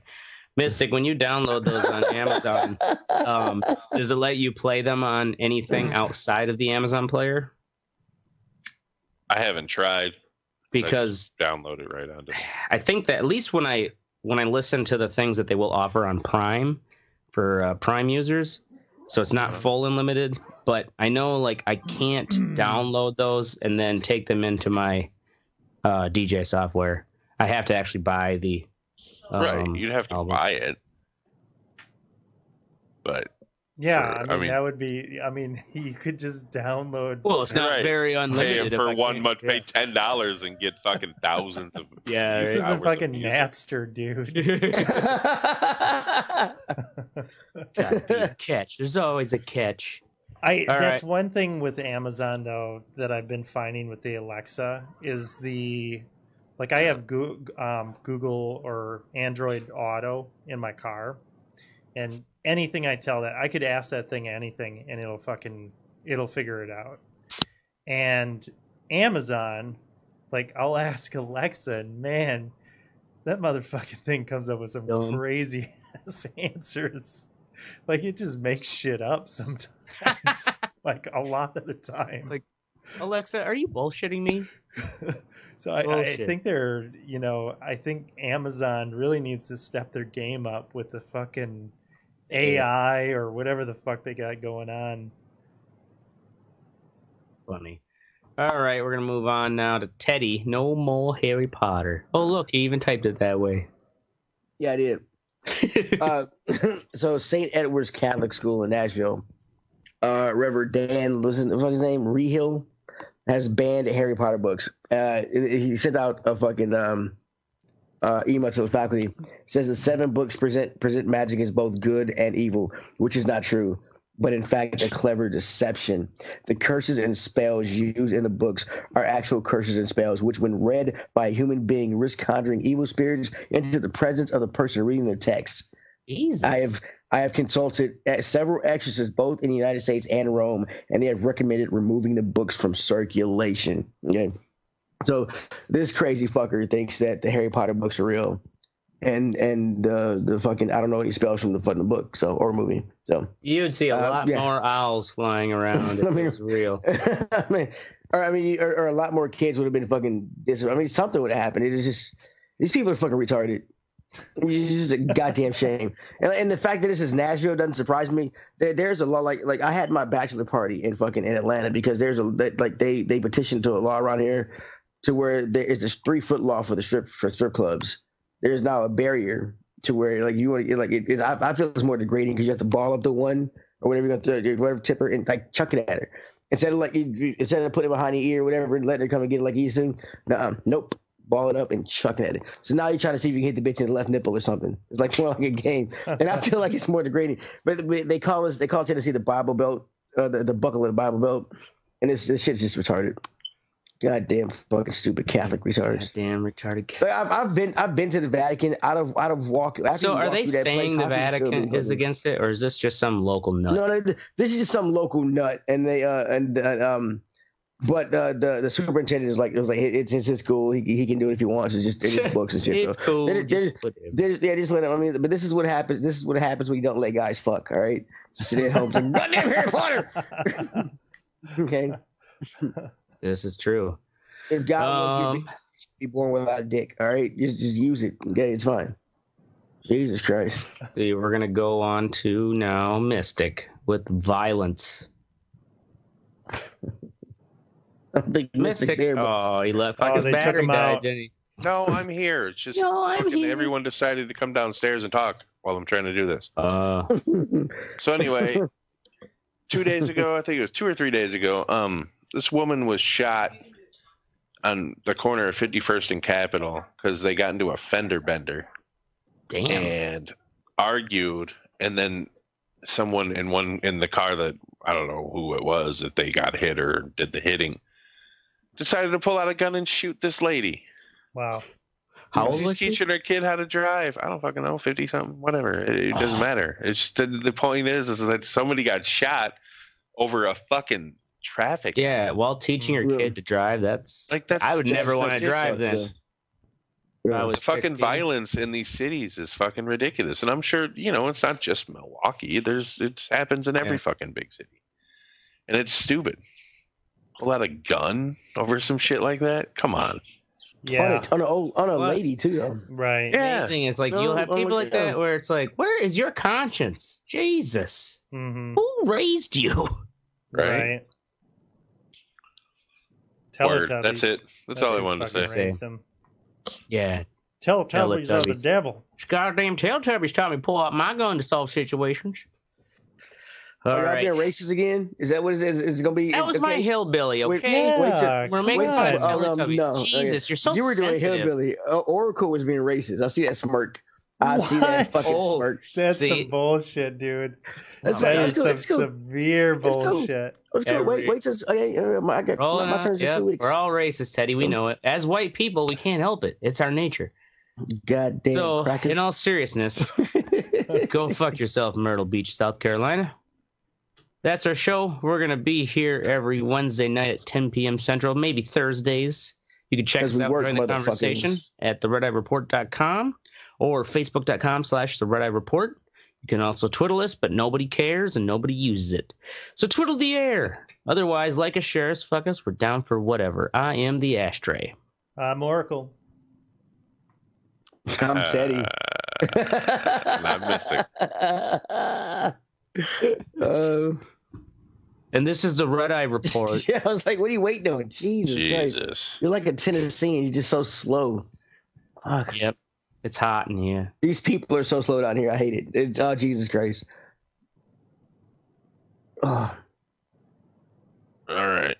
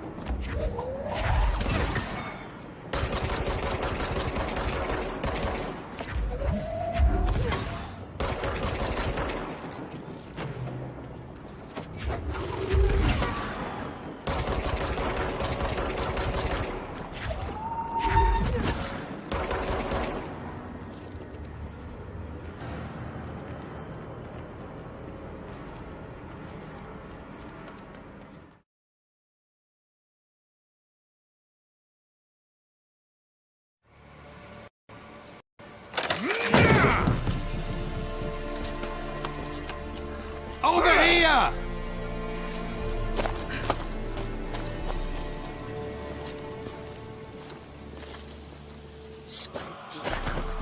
Oi! Get back, stinky head. Gingerbread loaf, freshly baked and hot. Mother. There. Clean as a whistle. fresh as a daisy. Go on, whip me. I made it too little. I nibbled it, but just to see if it's firm. But it's fresh, so take pity. Oh, Mother. Take pity.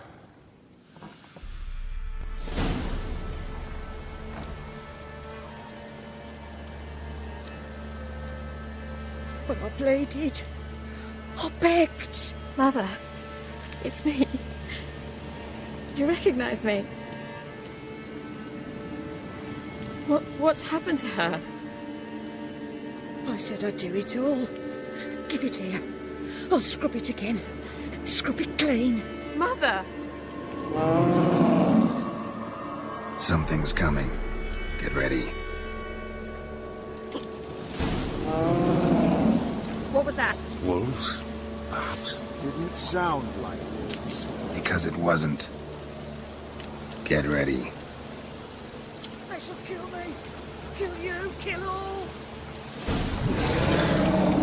Round the eye!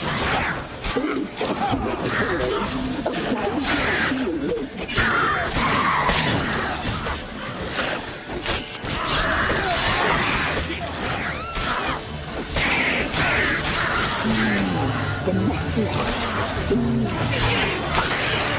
delicious.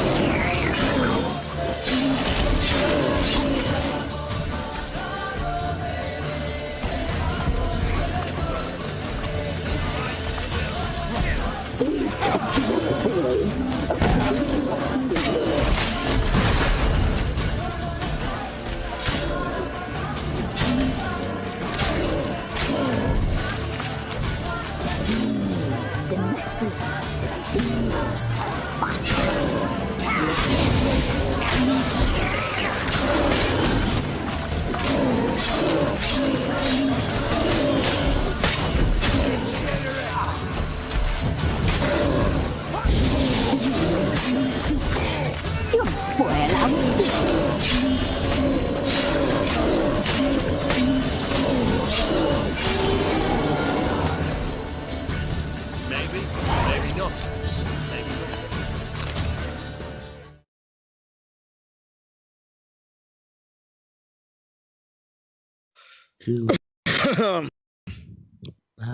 I haven't got the prompt yet.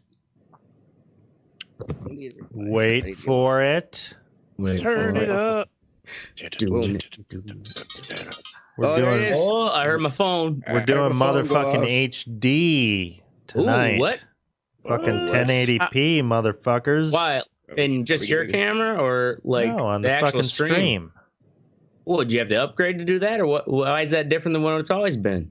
We haven't been 1080p. Wow. Get him, AJ. Jeez, Get him, dude. AJ. Get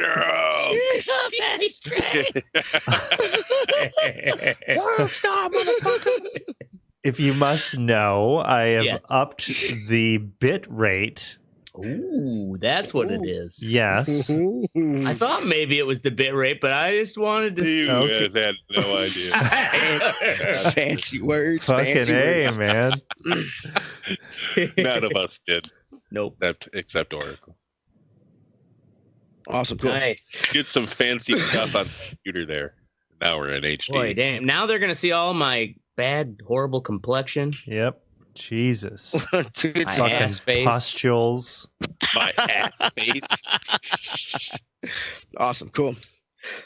On this episode of the Red Eye Report, Teddy talks it out. That was a good title, buddy. Thank you. You're welcome. That was a good title. We make fun of Ashtray being a retard with his ass face. Yeah. That's what I'm here for. And we rename Oracle, but what do you want his name to be? Like Cock Licker or something? What do you want your name to be? Oh, come on, man. Give me something better than that. It was, you said it in the messenger. He said he wanted to change close. his name to fucking to Fuck. something. I can't remember What did it I was. say? Yeah. God it was damn. like cock something. I can't remember what it was. I can't remember. Cock scabs? Cock scabs. Yes, cock scabs. Cock scabs. That's what it was. Yeah. Cock scabs. Seriously? Yeah. Man. We had like a 3-hour-long conversation about it. You No, remember we this? If we did, I would sleep. He could be cock warts. They don't go away. Awesome. It's all about suppression. Scabs heal. Speaking of Oracle, he's with us this week. I've always liked Oracle, but I really missed the one time I got to meet him. He had this 70s porn stash, and it was so fucking awesome. It was so bad. I want the porn stash back. Dude, I look like and a fucking like straight up child molester. Yeah. Don't do the porn stash. Don't ever come into my house then. Then there's Ashtray. Anytime we hang out together, me and Ashtray fucking we start a bar fight pretty much. Yep.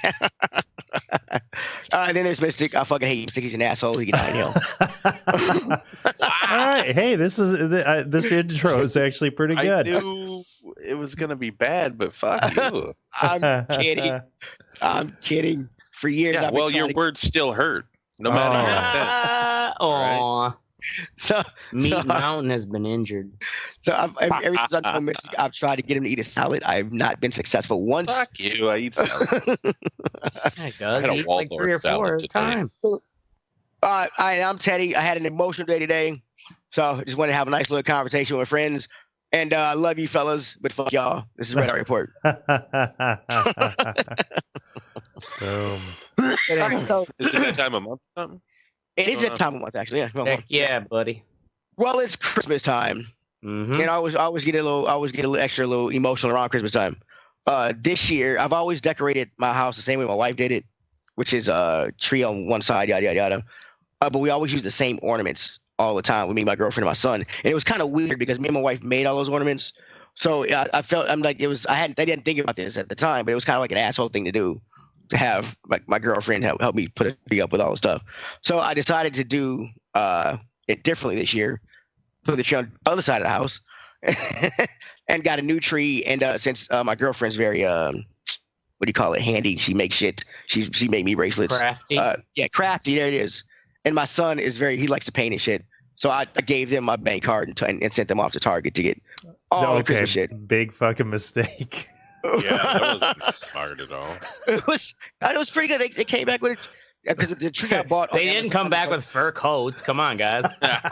Yet. Get crisp shit, right? Yet they were back for it. But it came out nice and everything else.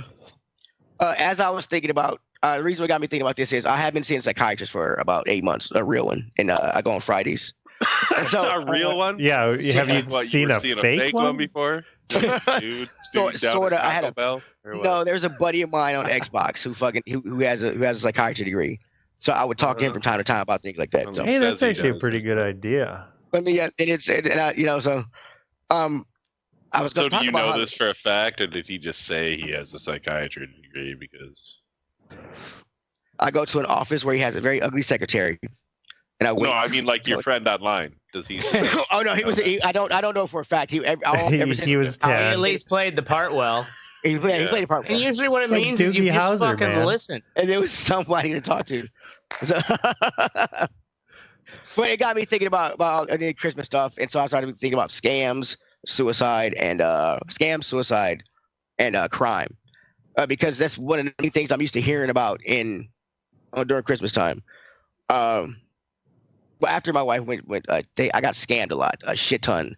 Or people I thought about that. Yeah, people are they go through obituaries and stuff. I was getting letters from things about your wife has a secret account or she has a defunct account. Like we didn't have it. Like we didn't have any fucking any debt. People did that, really? What? Oh yeah. Yeah, they sent you scumbag. Dude, shit that's there. like super scumbag shit. Holy fuck. And so it's probably some public record. It's like, oh, so and so died. I mean, I've only done it for about 3 years, but I mean,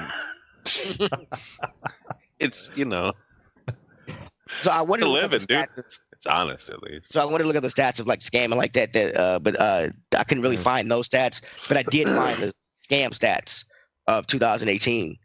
And it says that out of 1.4 million people that were fraud reports, they said, we collected more than 1.4 million fraud reports, and people say they lost money.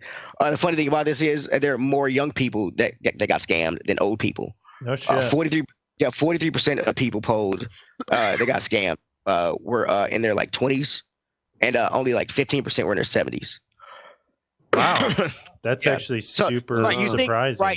But let's think about this rationally, though. How many times does somebody in their 70s have a next of kin like that, though? You know what I'm saying? When it's like so and so died, you want to claim this? Well, it's not. But I'm not talking. This is like scams, period. Not just that particular kind of scam. They're doing the obituary scams. Like all scams, all kind of scams. Like so the people they did. I couldn't find like the individual stats and shit, but it's I know it's identity theft and credit card theft are among the highest. I mean, how many of y'all heard this thing? Have y'all heard the myth that that more people commit suicide in the holidays? Yeah, I've definitely heard that. Yeah. Well, it's actually I've heard it too. It's actually a fucking myth because I don't know why I looked this up, but I did. Well, because it's like something you assume makes sense because everybody thinks about the family they used to have or how the holidays are different from what their ideals were. Yeah, that's the misconception that a lot of people think that because of like the people either are spending time with their family too much, or the stress of spending time with their family, or the stress of not having family, they say fuck it and off themselves. Mm-hmm. But actually, December and November, December come in 11th and 12th in the months. Shit. So it's on the completely opposite. It's on the complete opposite. Yeah, and then let me guess, January, February. Oh no, January jumps up to fucking 9th. I didn't look at February. Huh. But January jumps up to 9th, yeah. But it's mostly in the spring and summertime when people kill themselves. Yeah, it's mostly in the warmer months. Really? People. Yeah. Oh. Right. And I mean, I think like in this time you kind of, I guess me when I was I got being recently single and stuff. When in the springtime, that's when you started. You're saying started wearing stuff. That's when you started looking for bitches. You know what I'm saying? Springtime, trying to couple up. I guess. Recently single because your girlfriend's watching right now. Well, I know. Like I'm not recently. You were recently. God, I'm high as shit. Fucking Teddy comes out of hibernation. He's got a fucking yes. Teddy comes out of hibernation in the springtime if he doesn't already have a girlfriend. If I don't already have a girlfriend. So Teddy, this is the first time that I've heard fucking obituary fucking scams and shit. Right. Like, can you? But it's not just obituaries. I mean, like churches came out of the. I got business churches. From Muslims. I got business from Muslims, Muslim churches, Jehovah's Witnesses. Are they asking for donations or some shit or what? Well, some of them asking for donations, but they all asked me to come and come to their church. Oh, basically to like deal with your mourning. Yeah. To deal, get your myself, fucking collections too. Jesus Christ. Mm-hmm. Oh yeah, that is definitely a way to look for weak. Hell yeah, man! Yeah, every church showed up with a fucking basket of fruit and coffee and shit, but inside the basket was like a tape or video of the sermons and shit they do. Yeah, I'm like y'all are advertising. But did they lay it on you, or was it pretty much just kind of like, here, we're sorry about your loss? It was they everybody started off, I'm sorry for your loss, yada yada yada. And then they go into it with they went into a spiel. God or Muhammad or Jehovah or whatever. You can blah blah blah blah. And so like I like to get him off my doorstep, I really fucking was like, look, no, hell Satan or some shit like that. But I'll get him. There you go. Well played. But there were these two black women and this white dude who were Jehovah's Witnesses, and they would not take my shit. They just kept coming back. And Jehovah's Witnesses are relentless. Remember my story about the Jehovah's Witness girlfriend? Not really. You had a Jehovah's Witness I wrote a girlfriend? song about Jehovah's Witnesses when I was in a band with Oracle. Boom. Because they came back to my house 5 separate fucking times after I told them. Yeah, those to fuckers leave me the fuck alone. Was that "Let the Beatings Begin"? Was that the song? No, that was the following. Oh, the following. Oh, yeah, that's right. Back while I kick you in your fucking chest. Oh, yeah, that's right. The stupid fucking follow word. So anyway, or we're talking about the scams. You said, "Can I tell you what? What do you want to know?" I mean, I've just never heard of this fucking level of it's not scams, something man. They talk about a lot. Yeah, they do talk about scams on the elderly a lot. Yeah, on the right. news, Yeah, but I'm thinking it's got it. But I thought my situation was unique. I met a lot more people in my situation in the past years. But it's crazy, dude. But I think it's I haven't met too many. So when like a loved one or something like that dies, and you're the person that's are you all executors of estates, of your parents' estates? Anybody? I don't know. My parents, yes. Also, do any of y'all have a? I may be. Mystic, do you have a will? Do you have a will? I do. Yeah, okay. Me and my wife. Yeah. Well, so I did it when I was in the hospital. I kind of figured it was about time. Yeah. Yeah, it's different when you have kids. I didn't know it was up. You know. I get you. Yeah. So it's like this is like before I started doing the drugs and shit. After I started doing the drugs and stuff, it made it a lot worse because you open the mail and at some point I actually stopped checking my mail after a while because I got so many of them. And it was like I've gotten your wife had a secret account or she's got a defunct account.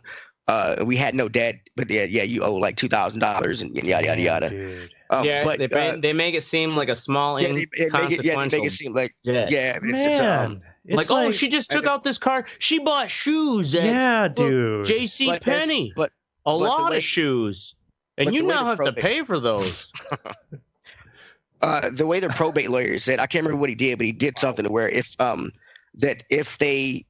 somebody had if we had an outstanding debt or if she had an outstanding debt, they had to come through him because the estate had to handle it.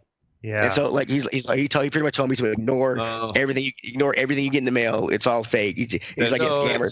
With your family, you should set up an estate, or do you have to set up an estate for each individual? I guess. How does that? I don't know how estates really work. Well, I actually still don't know how estates work. I was executive of this estate, and I'm executive of I'm pretty sure everyone has their own estate. Everything you own, Ashtray, is your estate. Just consider my estate.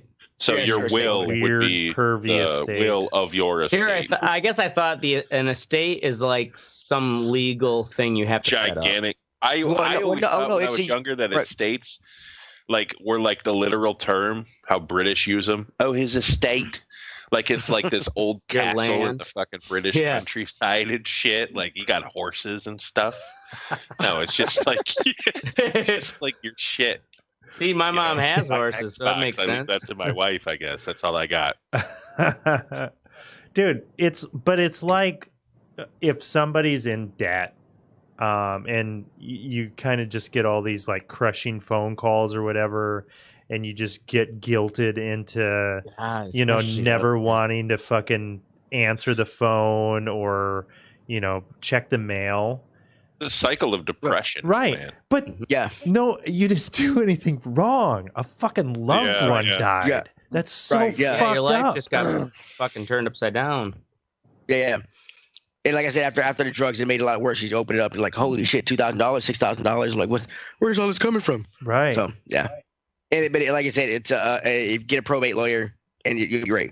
They handle everything. What's a probate lawyer? Yeah, what's a probate lawyer? They handle things of they handle the estate for the deceased for you. Okay. It's kind of like you're the power of attorney, but you hand over the estate stuff to them, so they take care of all. They handle all the nuanced details. Yeah, they handle all the bills and stuff. And basically ask you, do you want to do this or do you want to do that?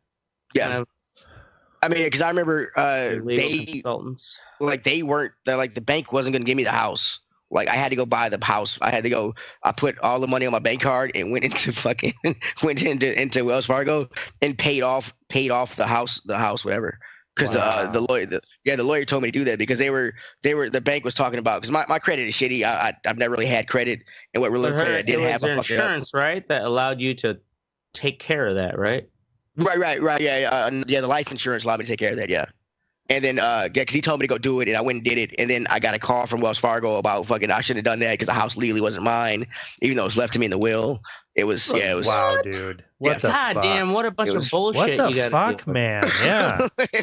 Dude, I bet people fucking just lose their shit, especially if they don't get a probate lawyer. I know if I was mentally distressed, I wouldn't even know what to get. I didn't even know to get a probate lawyer. The funeral home told us to get a probate lawyer. Oh damn! Well, they were they're like they're like you got to get a probate lawyer. It's like he'll handle all the stuff because okay, cool. So we got a probate lawyer. So yeah, like it was a funeral home that told us to get a probate lawyer. Yeah, it was fucking awesome. Looking out. Funeral homes shouldn't have to tell you to get a fucking probate lawyer.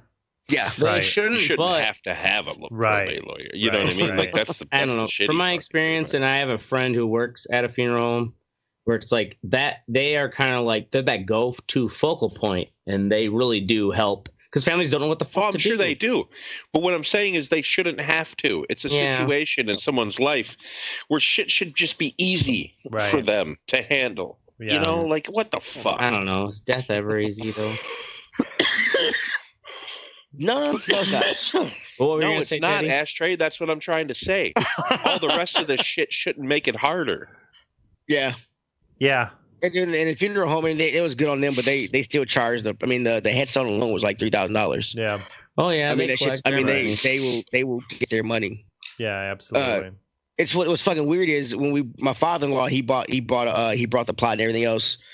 So when he brought the plot. He brought like the next 8 around it. Wow.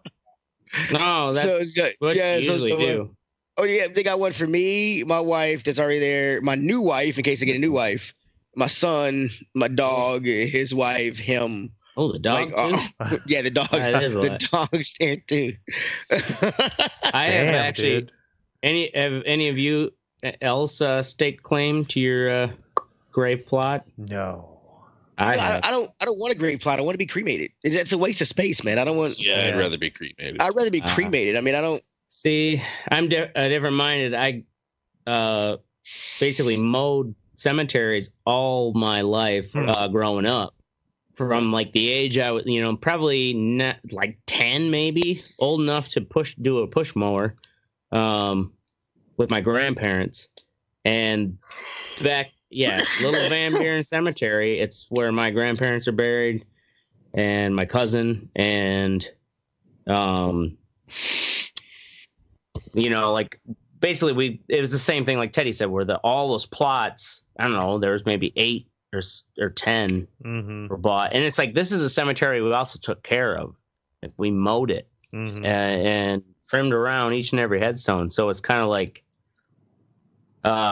important. So like I put money down to make sure one of those extra plots next to where my mom and my stepdad will be buried is where I'm going to be laid to rest. How much money are we talking here?